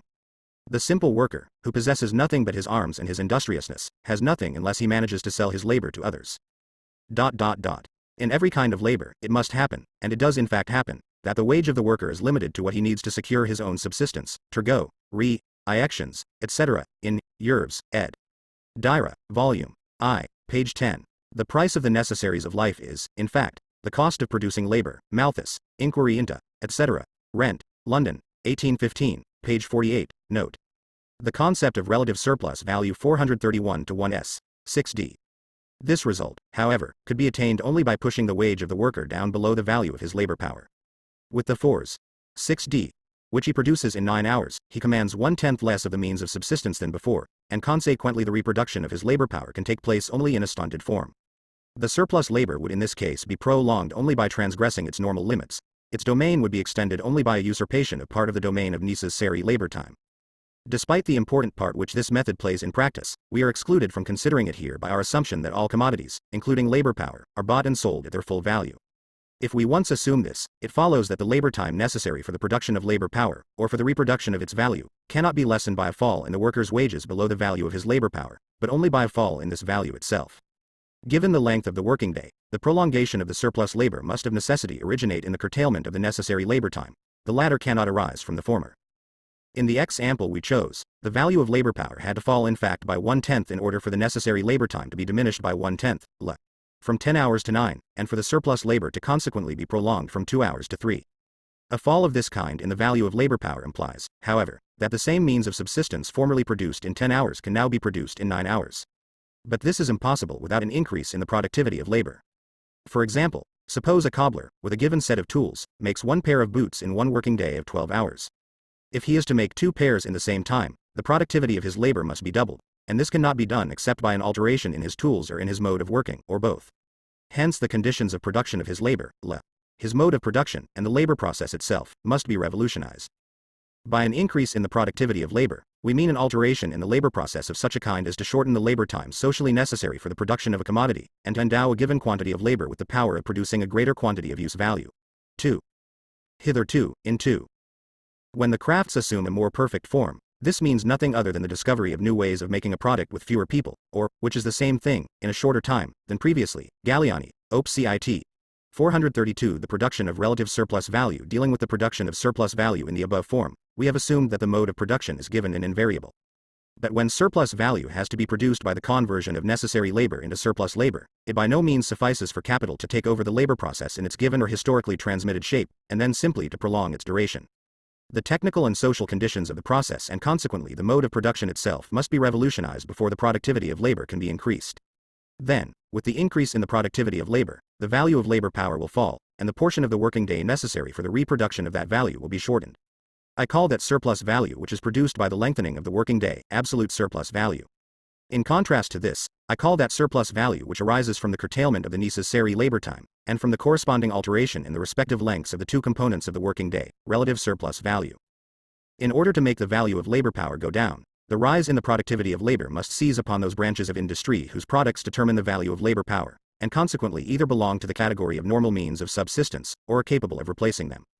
But the value of a commodity is determined not only by the quantity of labor which gives it its final form, but also by the quantity of labor contained in the instruments by which it has been produced.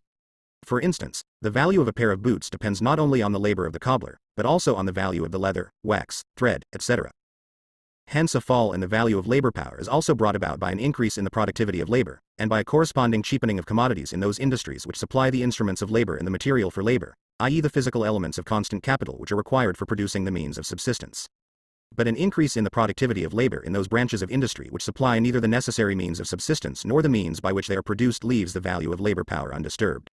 The cheapening of the commodity, of course, causes only a page 159. Economies in the cost of production can only be economies in the quantity of labor employed in production. Sismondi, Etudes, Volume I, page 22. The concept of relative surplus value 433. Relative fall in the value of labor power, a fall proportional to the extent to which that commodity enters into the reproduction of labor power. Shirts, for instance, are a necessary means of subsistence, but are only one out of many. The total sum of the necessary means of subsistence, however, consists of various commodities, each the product of a distinct industry, and the value of each of those commodities enters as a component part into the value of labor power. The latter value decreases with the decrease of the labor time necessary for its reproduction. The total decrease of necessary labor time is equal to the sum of all the different reductions in labor time which have occurred in those various distinct branches of production. Here we treat this general result as if it were the direct result and the direct purpose in each individual case. When an individual capitalist cheapens shirts, for instance, by increasing the productivity of labor, he by no means necessarily aims to reduce the value of labor power and shorten necessary labor time in proportion to this. But he contributes towards increasing the general rate of surplus value only insofar as he ultimately contributes to this result. 3. The general and necessary tendencies of capital must be distinguished from their forms of appearance. While it is not our intention here to consider the way in which the immanent laws of capitalist production manifest themselves in the external movement of the individual capitals, assert themselves as the coercive laws of competition, and therefore enter into the consciousness of the individual capitalist as the motives which drive him forward, this much is clear. A scientific analysis of competition is possible only if we can grasp the inner nature of capital, just as the apparent motions of the heavenly bodies are intelligible only to someone who is acquainted with their real motions, which are not perceptible to the senses. Nevertheless, for the understanding of the production of relative surplus value, and merely on the basis of the results already achieved, we may add the following remarks. If 1 hour's labor is embodied in 6d, a value of 6s will be product in a working day of 12 hours. Suppose that with labor of 3. Let us suppose the products of the manufacturer are doubled by improvement in machinery. He will be able to clothe his workmen by means of a smaller proportion of the entire return. And thus his profit will be raised. But in no other way will it be influenced. Ramsey, Op. Cit. pp. 168-9. 434 The production of relative surplus value. The currently prevailing productivity 12 articles are produced in these 12 hours. Let the value of the means of production used up in each article be 6d. Under these circumstances, each article costs 1s. 6d. For the value of the means of production, and 6d. For the value newly added in working with those means. Now let some one capitalist contrive to double the productivity of labor, and to produce 24 instead of 12 articles in the course of a working day of 12 hours. The value of the means of production remaining the same, the value of each article will fall to 9d, made up of 6d, for the value of the means of production and 3d, for the value newly added by the labor. Even though the productivity of labor has been doubled, the day's labor creates, as before, a new value of 6s, and no more, which is now however spread over twice as many articles. Each article now has embodied in it HTH of this value instead of HTH, 3d, instead of 6d. Or, what amounts to the same thing, only half an hour of labor time, instead of a whole hour, is now added to the means of production while they are being transformed into each article.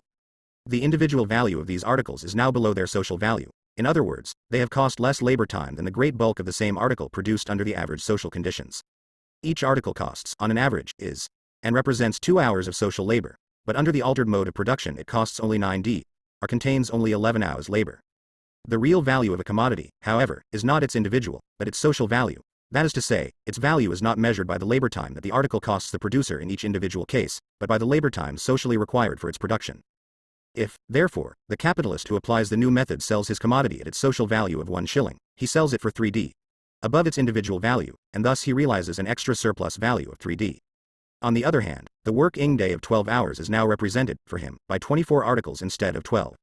Hence, in order to get rid of the product of 1 working day, the demand must be double what it was, i.e. the market must become twice as extensive. Other things being equal, the capitalist's commodities can only command a more extensive market if their prices are reduced. He will therefore sell them above their individual but below their social value, say at Lod. Each.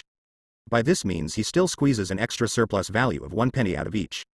This augmentation of surplus value is pocketed by the capitalist himself, whether or not his commodities. The concept of relative surplus value 435 belong to the class of necessary means of subsistence, and therefore participate in determining the general value of labor power. Hence, quite independently of this, there is a motive for each individual capitalist to cheapen his commodities by increasing the productivity of labor. Nevertheless, even in this case, the increased production of surplus value arises from the curtailment of the necessary labor time, and the corresponding prolongation of the surplus labor. 4. Let the necessary labor time amount to 10 hours, the value of a day's labor power to 5s. The surplus labor time to 2 hours, and the daily surplus value to is. But the capitalist now produces 24 articles, which he sells at 10d, each, making 20s, in all. Since the value of the means of production is 12s, 141 of these articles merely replace the constant capital advanced. The labor of the 12-hour working day is represented by the remaining 91 articles.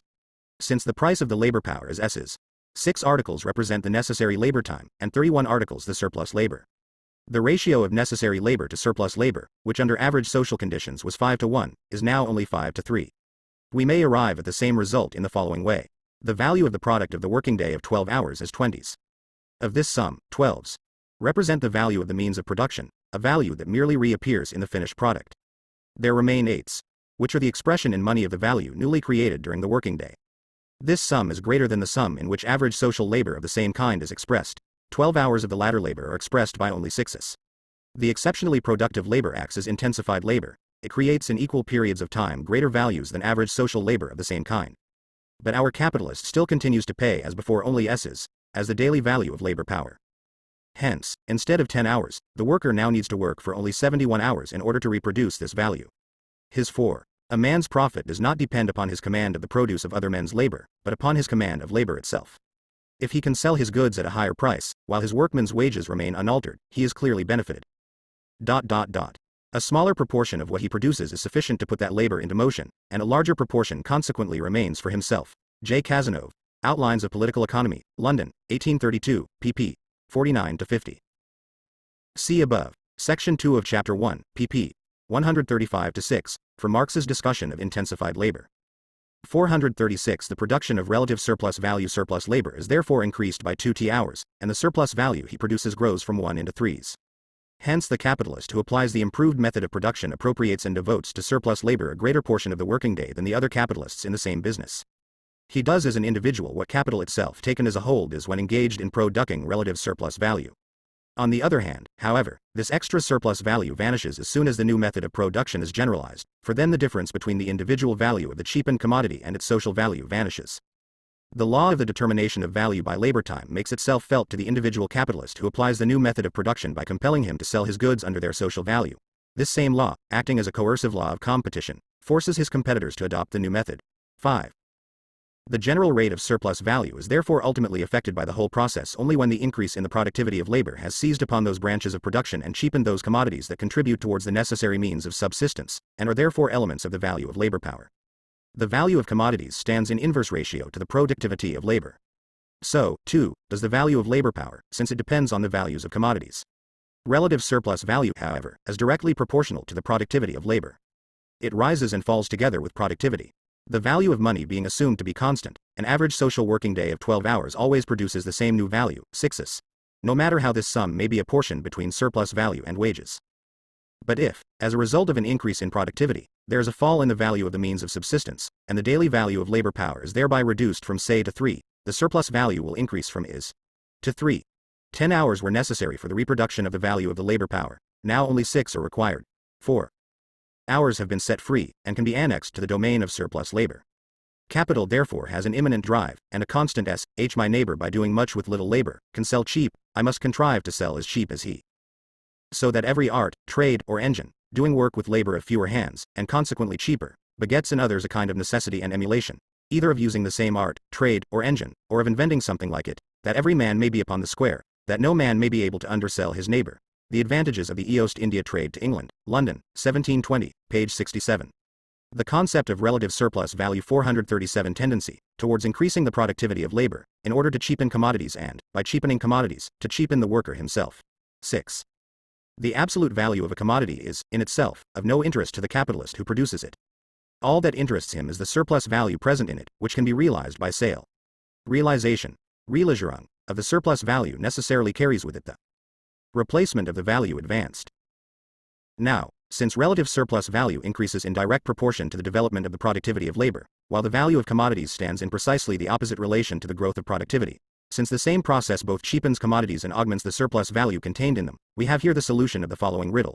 Why does the capitalist, whose sole concern is to produce exchange value, continually strive to bring down the exchange value of commodities? One of the founders of political economy, Keynes, used to torment his opponents with this question, and they could find no answer to it. You acknowledge, he says, that the more one can reduce the expenses and costs of labor in the manufacture of industrial products, without injury to production, the more advantageous is that reduction, because it diminishes the price of the finished article. And yet you believe that the production of wealth, which arises from the labor of the craftsmen, consists in the augmentation of the exchange value of their products. 7. The shortening of the working day, therefore, is by no means 6. In whatever proportion the expenses of a laborer are diminished, in the same proportion will his wages be diminished, if the restraints upon industry are at the same time taken off. Considerations concerning taking off the bounty on corn exported, etc., London, 1753, page 7. The interest of trade requires that com and all provisions should be as cheap as possible, for whatever makes them dear, must make labor dear also. In all countries, where industry is not restrained, the price of provisions must affect the price of labor. This will always be diminished when the necessaries of life grow cheaper, Ibid, page 3. Wages are decreased in the same proportion as the powers of production increase. Machinery, it is true, cheapens the necessaries of life, but it also cheapens the laborer. A prize essay on the comparative merits of competition and cooperation. London, 1834, page 27, 7. Fils convenient que plus on payet, sans préjudice. Épargne de frais au de travaux dispendieux dans la fabrication des ouvrages des artisans, plus cette épargne est profitable par la diminution des prix de ces ouvrages. Cependant ils quoi que la production de richesse qui résulte des travaux des artisans consiste dans l'augmentation de la valeur venale de leurs ouvrages, Kane. Dialogues sur e-commerce et sur les travaux des artisans, pp. 188-9. 438 The production of relative surplus value. What is aimed at in capitalist production, when labor is economized by increasing its productivity. 8. It is only the shortening of the labor time necessary for the production of a definite quantity of commodities that is aimed at. The fact that the worker, when the productivity of his labor has been increased, produces say 10 times as many commodities as before, and thus spends 1/10 as much labor time on each, by no means prevents him from continuing to work 12 hours as before, nor from producing in those 12 hours 1,200 articles instead of 120. Indeed, his working day may simultaneously be prolonged, so as to make him produce say 1,400 articles in 14 hours. Therefore, in the treatises of economists of the stamp of McCulloch, Ure, Sr. and the like, we may read on one page that the worker owes a debt of gratitude to capital for developing his productivity, because the necessary labor time is thereby shortened, and on the next page that he must prove his gratitude by working in future for 15 hours instead of 10. The objective of the development of the productivity of labor within the context of capitalist production is the shortening of that part of the work mg day in which the worker must work for himself, and the lengthening, thereby, of the other part of the day, in which he is free to work for nothing for the capitalist. How far this result can also be attained without cheapening commodities will appear from the following chapters, where we examine the particular methods of producing relative surplus value. 8. These speculators, who are so economical of the labor of the workers they would have to pay, J.N. Biddot, du monopole qui célèbre dans les arts industriels et commerce, Paris, 1828, page .13. The employer will be always on the stretch to economize time and labor. Dugald Stewart, Lectures on Political Economy, in Works, O.O. by Sir W. Hamilton, Volume 8, Edinburgh, 18 ss, page 318. There, the capitalists' interest is that the productive powers of the laborers they employ should be the greatest possible. On promoting that power their attention is fixed and almost exclusively fixed. R. Jones, Op. Cit. Lecture ill, page 38d. Chapter 13. Cooperation. Capitalist production only really begins, as we have already seen, when each individual capital simultaneously employs a comparatively large number of workers, and when, as a result, the labor process is carried on an extensive scale, and yields relatively large quantities of products. A large number of workers working together, at the same time, in one place, or, if you like, in the same field of labor, in order to produce the same sort of commodity under the command of the same capitalist, constitutes the starting point of capitalist production. This is true both historically and conceptually. With regard to the mode of production itself, manufacture, manufacture, can hardly be distinguished, in its earliest stages, from the handicraft trades, handworks industry, of the guilds, except by the greater number of workers simultaneously employed by the same individual capital. It is merely an enlargement of the workshop of the master craftsmen of the guilds. At first, then, the difference is purely quantitative. We have shown that the surplus value produced by a given capital is equal to the surplus value produced by each worker multiplied by the number of workers simultaneously employed. The number of workers does not in itself affect either the rate of surplus value or the degree of exploitation of labor power, and, with regard to the production of commodity values in general, every qualitative alteration in the labor process appears to be irrelevant. If a working day of 12 hours is objectified in 6 shillings, 1,200 working days of 12 hours will be objectified in 1,200 times 6 shillings. In one case 12 by 1,200 working hours are incorporated in the products, and in the other case 12 working hours. In the production of value a number of workers merely rank as so many individual workers, and it therefore makes no difference in the value produced whether the 1,200 men work separately or united under the command of one capitalist. 440 The production of relative surplus value. Nevertheless, within certain limits, a modification does take place. The labor objectified in value is labor of an average social quality, it is an expression of average labor power. Any average magnitude, however, is merely the average of a number of separate magnitudes all of one kind, but differing in quantity. In every industry, each individual worker differs from the average worker. These individual differences, or errors, as they are called in mathematics, compensate each other and vanish whenever a certain minimum number of workers are employed together. Edmund Burke, that famous sophist and sycophant, goes so far as to make the following assertion, based on his practical observations as a farmer, that, in so small a platoon, as that of 5 farm laborers, all individual differences in the labor vanish, and that consequently any given 5 adult farm laborers taken together will do as much work in the same time as any other 5. But however that may be, it is clear that the collective working day of a large number of workers employed simultaneously, divided by the number of these workers gives 1 day of average social labor. For example, let the working day of each individual be 12 hours. Then the collective working day of 12 men simultaneously employed consists of 144 hours, and although the labor of each of the dozen men may diverge more or less from average social labor, each of them requiring a different amount of time for the same operation, the working day of every one possesses the qualities of an average social working day, because it forms 1/12 of the collective working day of 144 hours. From the point of view of the capitalist who employs these 12 men, the working day is that of the whole dozen. Each individual man's day is an aliquot one. Unquestionably, there is a good deal of difference between the value of one man's labor and that of another from strength, dexterity, and honest application. But I am quite sure, from my best observation, that any given 5 men will, in their total, afford a proportion of labor equal to any other 5 within the periods of life I have stated. That is, that among such 5 men there will be one possessing all the qualifications of a good workman, one bad, and the other 3 middling, and approximating to the first and the last. So that in so small a platoon as that of even 5, you will find the full complement of all that 5 men can earn. T. E. Burke, Op. Cit. pp. 15-16, a.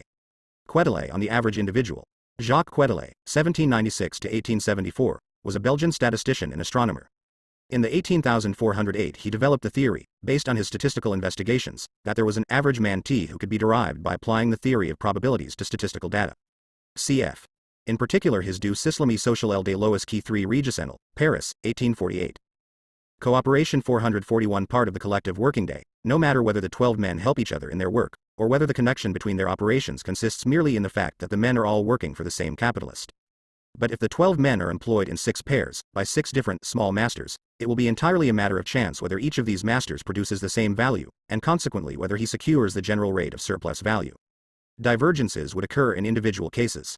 If one worker required considerably more time for the production of a commodity than was socially necessary, the duration of the necessary labor time would, in his case, diverge significantly from the labor time socially necessary, the average labor time. His labor would therefore not count as average labor, and his labor power would not count as average labor power. It would either be unsaleable or saleable only at less than the average value of labor power. A fixed minimum of efficiency in all labor is therefore assumed, and we shall see later on that capitalist production provides the means of fixing this minimum. Nevertheless, this minimum diverges from the average, although on the other hand the capitalist has to pay the average value of labor power. Of the 6 small masters, then, one would squeeze out more than the average rate of surplus value, another less. The inequalities would cancel out for the society as a whole, but not for the individual masters. The law of valorization therefore comes fully into its own for the individual producer only when he produces as a capitalist and employs a number of workers simultaneously, i.e. when from the outset he sets in motion labor of a socially average character. 2. Even without an alteration in the method of work, the simultaneous employment of a large number of workers produces a revolution in the objective conditions of the labor process. The buildings where the workers actually work, the storehouses for the raw material, the implements and utensils they use simultaneously or in turns, in short, a portion of the means of production, are now consumed jointly in the labor process. On the one hand, too, Professor Roscher claims to have discovered that one needlewoman employed by his wife during 2 days does more work than 2 needlewomen employed together on the same day. The learned professor ought not to study the capitalist process of production in the nursery, nor under circumstances where the protagonist of the drama, the capitalist, is missing. W. Roscher, Die Grundlagen der Nationalökonomie, 3rd eden, Stuttgart, 1858, pp. 88-9. 442 The production of relative surplus value. The exchange value of these means of production is not increased, for the exchange value of a commodity is not raised by any increase in the exploitation of its use value. On the other hand, they are used in common, and therefore on a larger scale than before. A room where 20 weavers work at 20 looms must be larger than the room of a single weaver with 2 assistants. But it costs less labor to build one workshop for 20 persons than to build 10 to accommodate 2 weavers each. Thus the value of the means of production concentrated for use in common on a large scale does not increase in direct proportion to their extent and useful effect. When consumed in common, they give up a smaller part of their value to each single product, partly because the total value they part with is spread over a greater number of products, and partly because their value, although it is greater in absolute terms, is relatively less, looked at from the point of view of their sphere of action, than the value of separate means of production. Owing to this, the value of a part of the constant capital falls, and, in proportion to the size of this fall, the total value of the commodity also falls. The effect is the same as if the means of production had cost less. This economy in the application of the means of production arises entirely out of their joint consumption in the labor process by many workers. Moreover, this character of being necessary conditions of social labor, a character that distinguishes them from the dispersed and relatively more costly means of production of isolated, independent workers or small masters, is maintained even when the numerous workers assembled together do not assist each other but merely work side by side. A portion of the instruments of labor acquires this social character before the labor process itself does so. Economy in the use of the means of production has to be considered from 2 points of view. Firstly, insofar as it cheapens commodities, and thereby brings about a fall in the value of labor power. Secondly, insofar as it alters the ratio of surplus value to the total capital advanced, to the sum of the values of its constant and variable components. The latter aspect will not be considered until the first section of Volume 3 of this work. In cf. Capital, Volume 3, ch. 2, the rate of profit. The ratio mentioned in the text, namely, is the rate of profit, since C plus V equals C, as opposed C plus V to the rate of surplus value, which is V. Cooperation 443 order that we may treat them in their proper context. Many other points relevant here have also been relegated to the third volume. The particular course taken by our analysis forces this tearing apart of the object under investigation. This corresponds also to the spirit of capitalist production. Here the worker finds the instruments of labor existing independently of him as another man's property, hence economy in their use appears, from his standpoint, to be a separate operation, one that does not concern him, and therefore has no connection with the methods by which his own personal productivity is increased. When numerous workers work together side by side in accord with a plan, whether in the same process, or in different but connected processes, this form of labor is called cooperation. 3. Just as the offensive power of a squadron of cavalry, or the defensive power of an infantry regiment, is essentially different from the sum of the offensive or defensive powers of the individual soldiers taken separately, so the sum total of the mechanical forces exerted by isolated workers differs from the social force that is developed when many hands cooperate in the same undivided operation, such as raising a heavy weight, turning a winch or getting an obstacle out of the way. 4. In such cases, the effect of the combined labor could either not be produced at all by isolated individual labor, or it could be produced only by a great expenditure of time, or on a very dwarf-like scale. Not only do we have here an increase in the productive power of the individual, by means of cooperation, but the creation of a new productive power, which is intrinsically a collective one. Apart from the new power that arises from the fusion of many forces into a single force, mere social contact begets in most industries a rivalry and a stimulation of the animal spirits, which heightens the efficiency of each individual worker. This is why a dozen people working together will produce far more, in their 3 Concours de forces. Destit de Tracy, Op. Cit. Page 80, 4. There are numerous operations of so simple a kind as not to admit a division into parts, which cannot be performed without the cooperation of many pairs of hands. I would instance the lifting of a large tree on to a wain. Everything, in short, which cannot be done unless a great many pairs of hands help each other in the same undivided employment and at the same time, e.g. Wakefield, A View O, The Art O, Colonization, London, 1849, page 168, 5.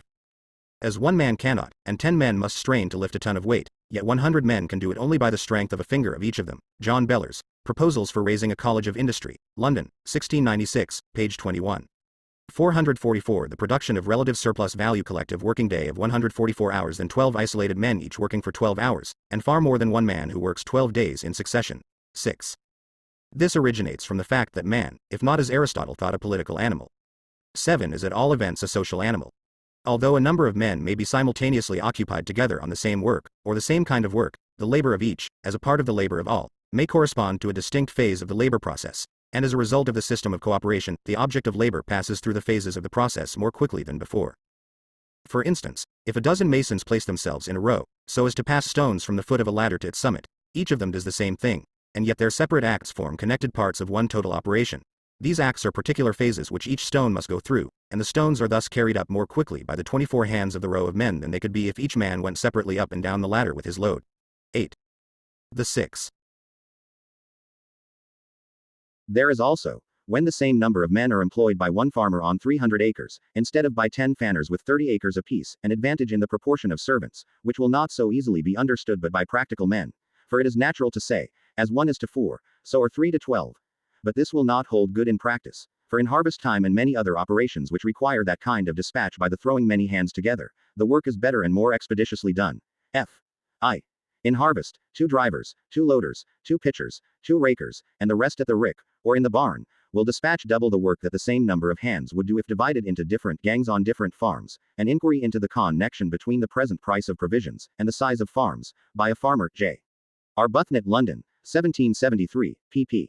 7-8, 7. The real meaning of Aristotle's definition is that man is by nature citizen of a town. This is quite as characteristic of classical antiquity as Franklin's definition of man as a tool-making animal is characteristic of Yankeedom. 8. It should be noted further that this partial division of labor can occur even when the workers are engaged in the same task. Masons, for example, engaged in passing bricks from hand to hand to a higher stage of the building, are all performing the same task, and yet there does exist amongst them a sort of division of labor.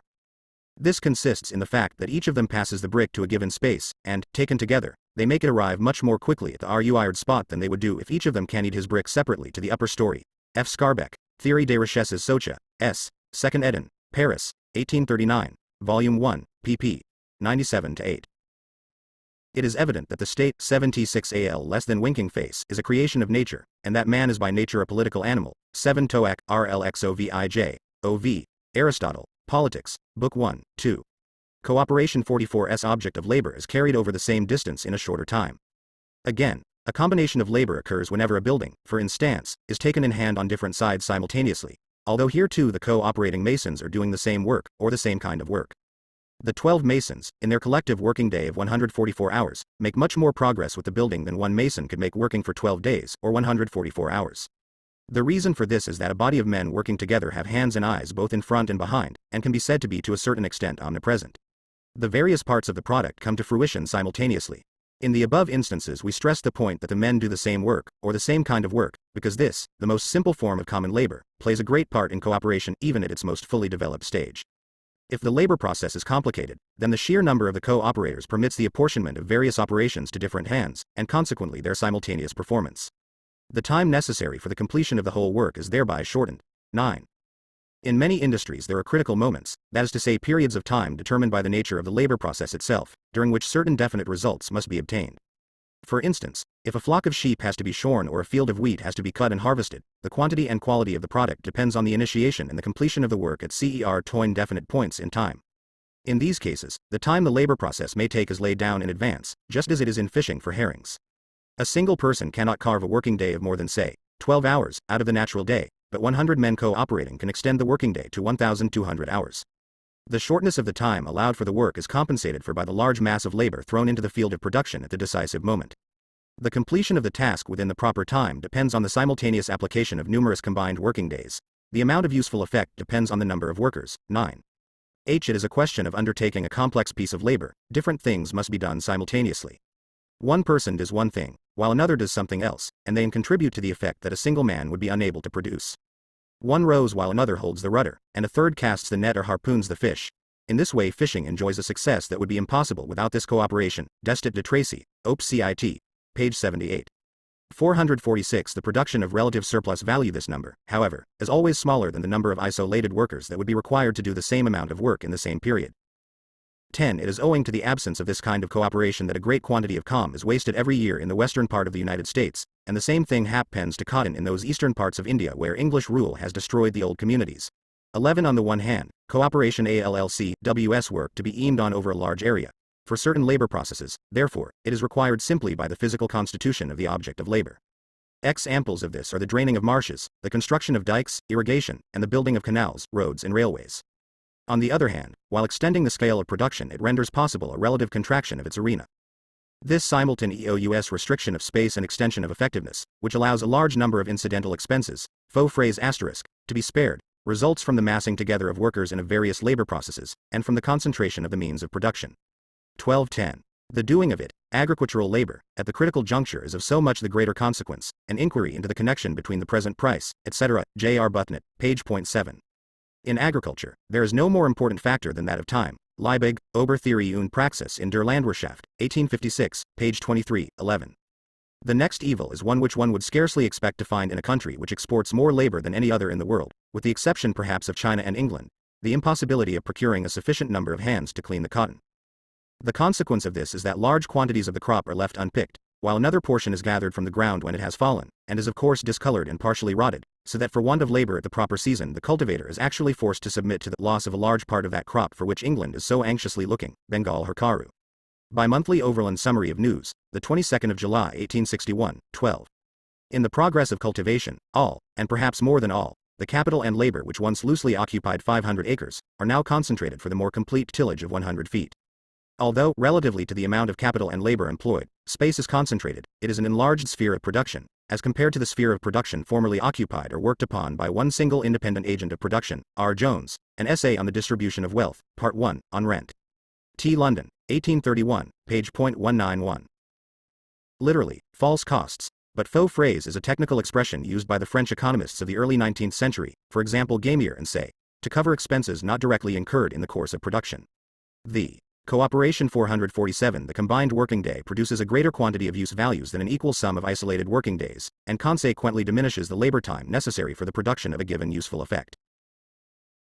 Whether the combined working day, in a given case, acquires this increased productivity because it heightens the mechanical force of labor, or extends its sphere of action over a greater space, or contracts the field of production relatively to the scale of production, or at the critical moment sets large masses of labor to work, or excites rivalry between individuals and raises their animal spirits, or impresses on the similar operations carried on by a number of men the stamp of continuity and many-sidedness, or performs different operations simultaneously, or economizes the means of production by use in common, are lends to individual labor the character of average social labor.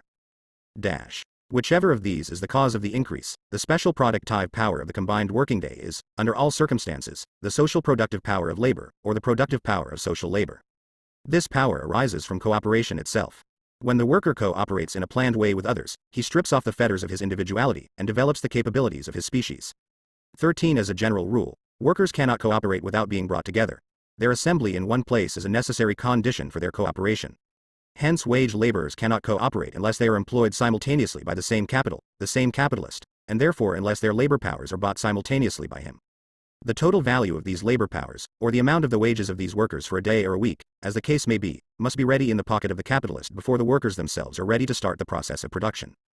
The payment of 300 workers at once, even though only for one day, requires a greater outlay of capital than the payment of a smaller number of men, week by week, during a 13. The strength of the individual man is very small, but the union of a number of very small forces produces a collective force which is greater than the sum of all the partial forces, so that merely by being joined together these forces can reduce the time required, and extend the field of their action. T. G. R. Carley, Note to P. Very, Op. Cit. Volume 15, page 196, Idea of faux travail de production originated in Adam Smith's distinction between productive and unproductive labor. Cr. Theories of Surplus Value, Part 1, page 167. 448. The production of relative surplus value whole year. Hence the number of the workers that cooperate, or the scale of cooperation, depends in the first instance on the amount of capital that the individual capitalist can spare for the purchase of labor power. In other words, on the extent to which a single capitalist has command over the means of subsistence of a number of workers. And as with variable capital, so also with constant capital. For example, the outlay on raw material is 30 times as great for the capitalist who employs 300 men as it is for each of the 30 capitalists who employ 10 men. The value and quantity of the instruments of labor used in common does not, it is true, increase at the same rate as the number of workers, but it does increase very considerably. Hence, concentration of large masses of the means of production in the hands of individual capitalists is a material condition for the cooperation of wage laborers, and the extent of cooperation, or the scale of production, depends on the extent of this concentration. We saw in a former chapter that a certain minimum amount of capital was necessary in order that the number of workers simultaneously employed, and consequently the amount of surplus value produced, might suffice to liberate the employer himself from manual labor, to convert him from a small master into a capitalist, and thus formally to establish the capital relation. We now see that a certain minimum amount is a material condition for the conversion of numerous isolated and independent processes into one combined social process. We also saw that, at first, the subjection of labor to capital was only a formal result of the fact that the worker, instead of working for himself, works for, and consequently under, the capitalist. Through the cooperation of numerous wage laborers, the command of capital develops into a requirement for carrying on the labor process itself, into a real condition of production. That a capitalist should command in the field of production is now as indispensable as that a general should command on the field of battle. All directly social or communal labor on a large scale requires, to a greater or lesser degree, a directing authority, in order to secure the harmonious cooperation of the activities of individuals, and to perform the general functions that have their origin in the motion of the total productive organism, as distinguished from the motion of its separate organs. A single violin, cooperation 449 player is his own conductor, an orchestra requires a separate one. The work of directing, superintending and adjusting becomes one of the functions of capital, from the moment that the labor under capital's control becomes cooperative. As a specific function of capital, the directing function acquires its own special characteristics. The driving motive and determining purpose of capitalist production is the self-valorization of capital to the greatest possible extent, 14 i.e. the greatest possible production of surplus value, hence the greatest possible exploitation of labor power by the capitalist. As the number of the co-operating workers increases, so too does their resistance to the domination of capital, and, necessarily, the pressure put on by capital to overcome this resistance. The control exercised by the capitalist is not only a special function arising from the nature of the social labor process, and peculiar to that process, but it is at the same time a function of the exploitation of a social labor process, and is consequently conditioned by the unavoidable antagonism between the exploiter and the raw material of his exploitation. Similarly, as the means of production extend, the necessity increases for some effective control over the proper application of them, because they confront the wage laborer as the property of another, fremdes eigentum, .15 Moreover, the cooperation of wage laborers is entirely brought about by the capital that employs them. Their unification into one single productive body, and the establishment of a connection between their individual functions, lies outside their competence. These things are not their own act, but 14. Profits is the sole end of trade. J. Vanderland, Op. Cit. Page 11, 1. On the 26th of May 1866, a Philistine English periodical, The Spectator, reported that after the introduction of a sort of partnership between the capitalist and the workers in the Wirework Company of Manchester, the first result was a sudden decrease in waste, the men not seeing why they should waste their own property any more than any other masters, and waste is, perhaps, next to bad debts, the greatest source of manufacturing loss. The same paper finds that the main defect in the Rochdale cooperative experiments is this. They showed that associations of workmen could manage shops, mills, and almost all forms of industry with success, and they immediately improved the condition of the men, but then they did not leave a clear place for masters. Quel horror! The first cooperative society was set up by the workers of Rochdale in 1844, under the influence of utopian socialist ideas. At first a society of consumers alone, it later entered into production on its own account. 450 The production of relative surplus value, the act of the capital that brings them together and maintains them in that situation. Hence the interconnection between their various labors confronts them, in the realm of ideas, as a plan drawn up by the capitalist, and, in practice, as his authority, as the powerful will of a being outside them, who subjects their activity to his purpose.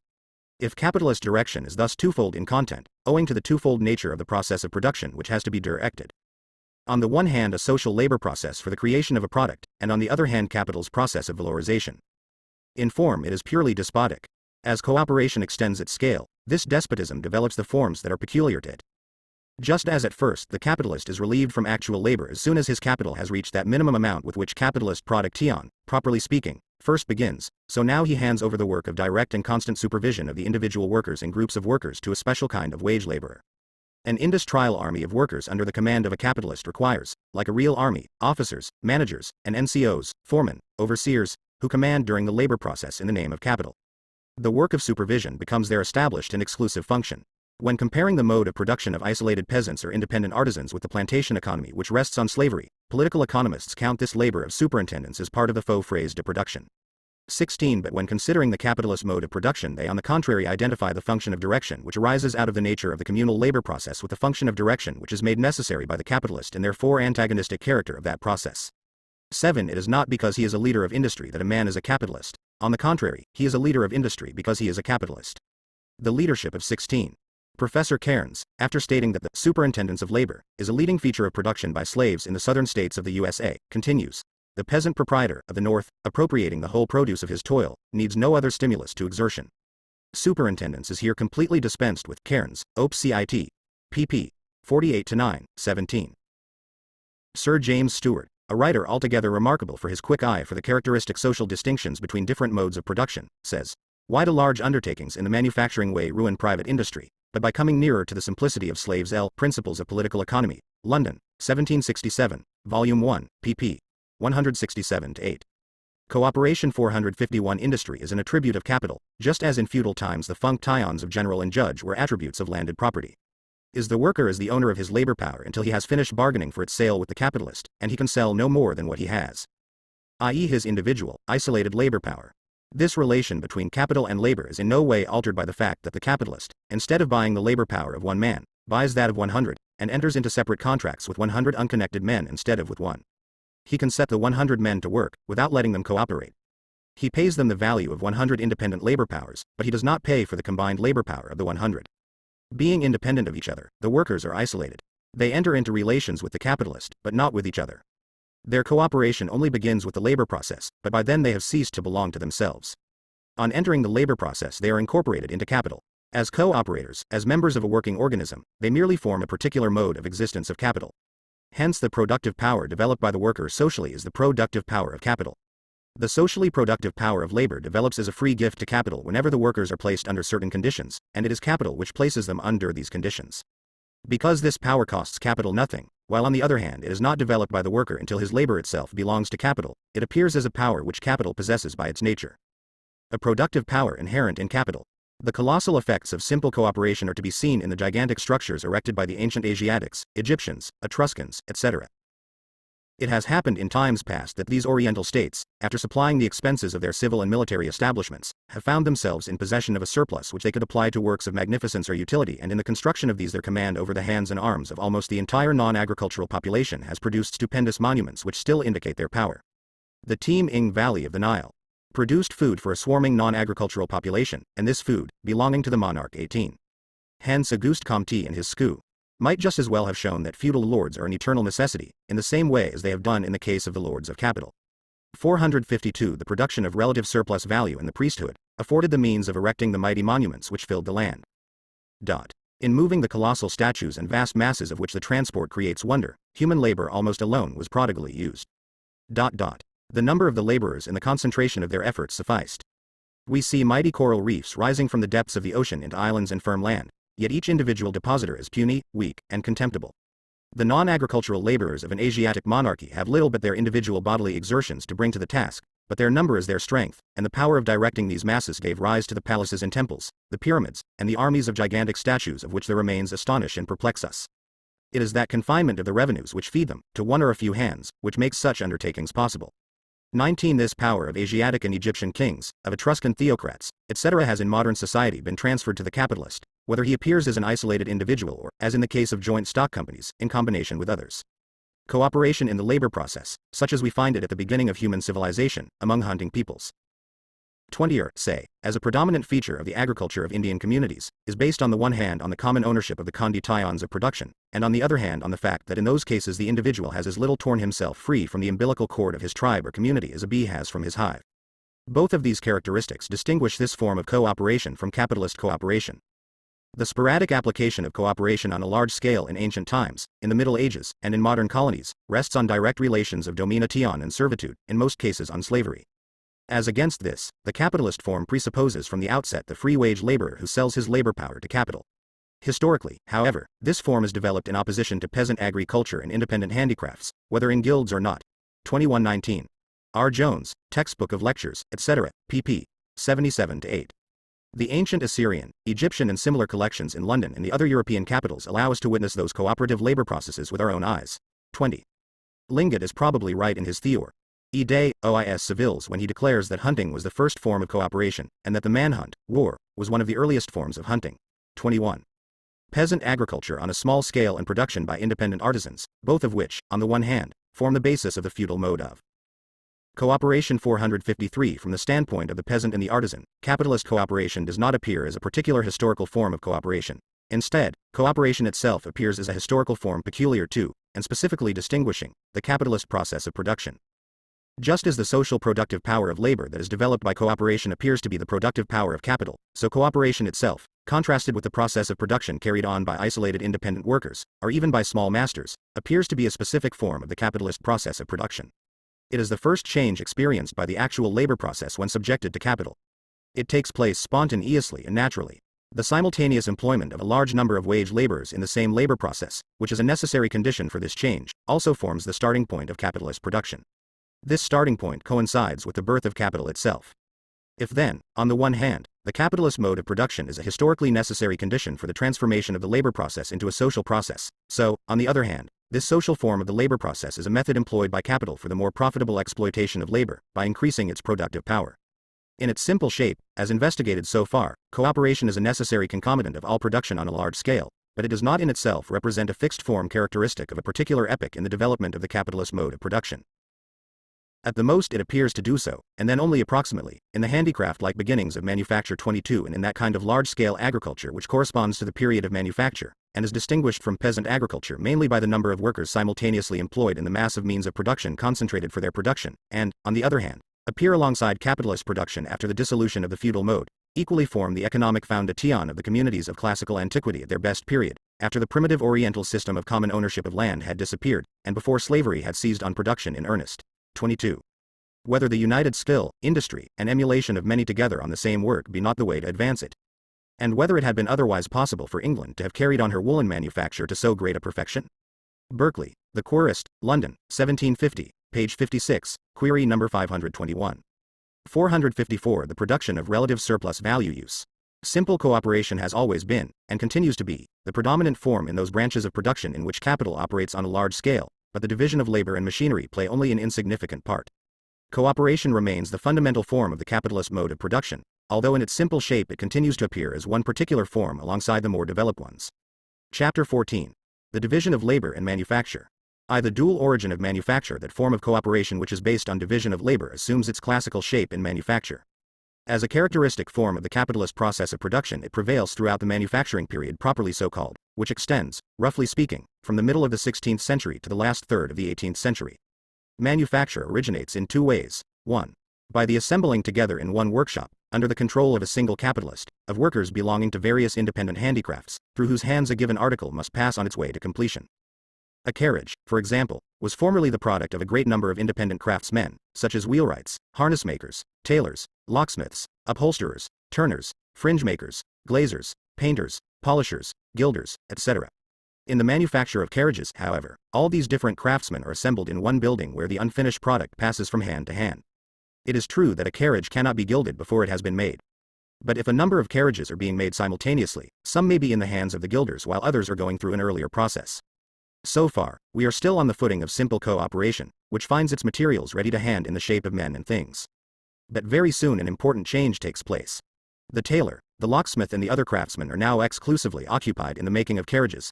They therefore gradually lose the habit, and therefore the ability, of carrying on their old trade in all its ramifications. But on the other hand, their activity, which is now entirely one-sided, assumes the form most appropriate to its narrowed sphere of effectiveness. At first, the manufacture of carriages appeared as a combination of 456 the production of relative surplus value various independent handicrafts. But it gradually began to signify the splitting up of carriage production into its various detailed operations, and each single operation crystallized into the exclusive function of a particular worker, the manufacture as a whole being performed by these partial workers in conjunction. In the same way, cloth manufacture, as also a whole series of other manufactures, arose from combining together different handicrafts under the command of a single capitalist. 2. Manufacture can also arise in exactly the opposite way. One capitalist simultaneously employs in one workshop a number of craftsmen who all do the same work, or the same kind of work, such as making paper, type or needles. This is cooperation in its simplest form. Each of these craftsmen, with the help, perhaps, of one or two apprentices, makes the entire commodity, and he consequently performs in succession all the operations necessary to produce it. He still works in his old handicraft-like way. But very soon external circumstances cause a different use to be made of the concentration of the workers on one spot in the simultaneousness of their work. An increased quantity of the article has perhaps to be delivered within a given time. The work is therefore divided up. Instead of each man being allowed to perform all the various operations in succession, these operations are changed into disconnected, isolated ones, carried on side by side. Each is assigned to a different craftsman, and the whole of them together are performed simultaneously by the co-operators. This accidental division is repeated, develops advantages of its own and gradually ossifies into a systematic division of labor. 1.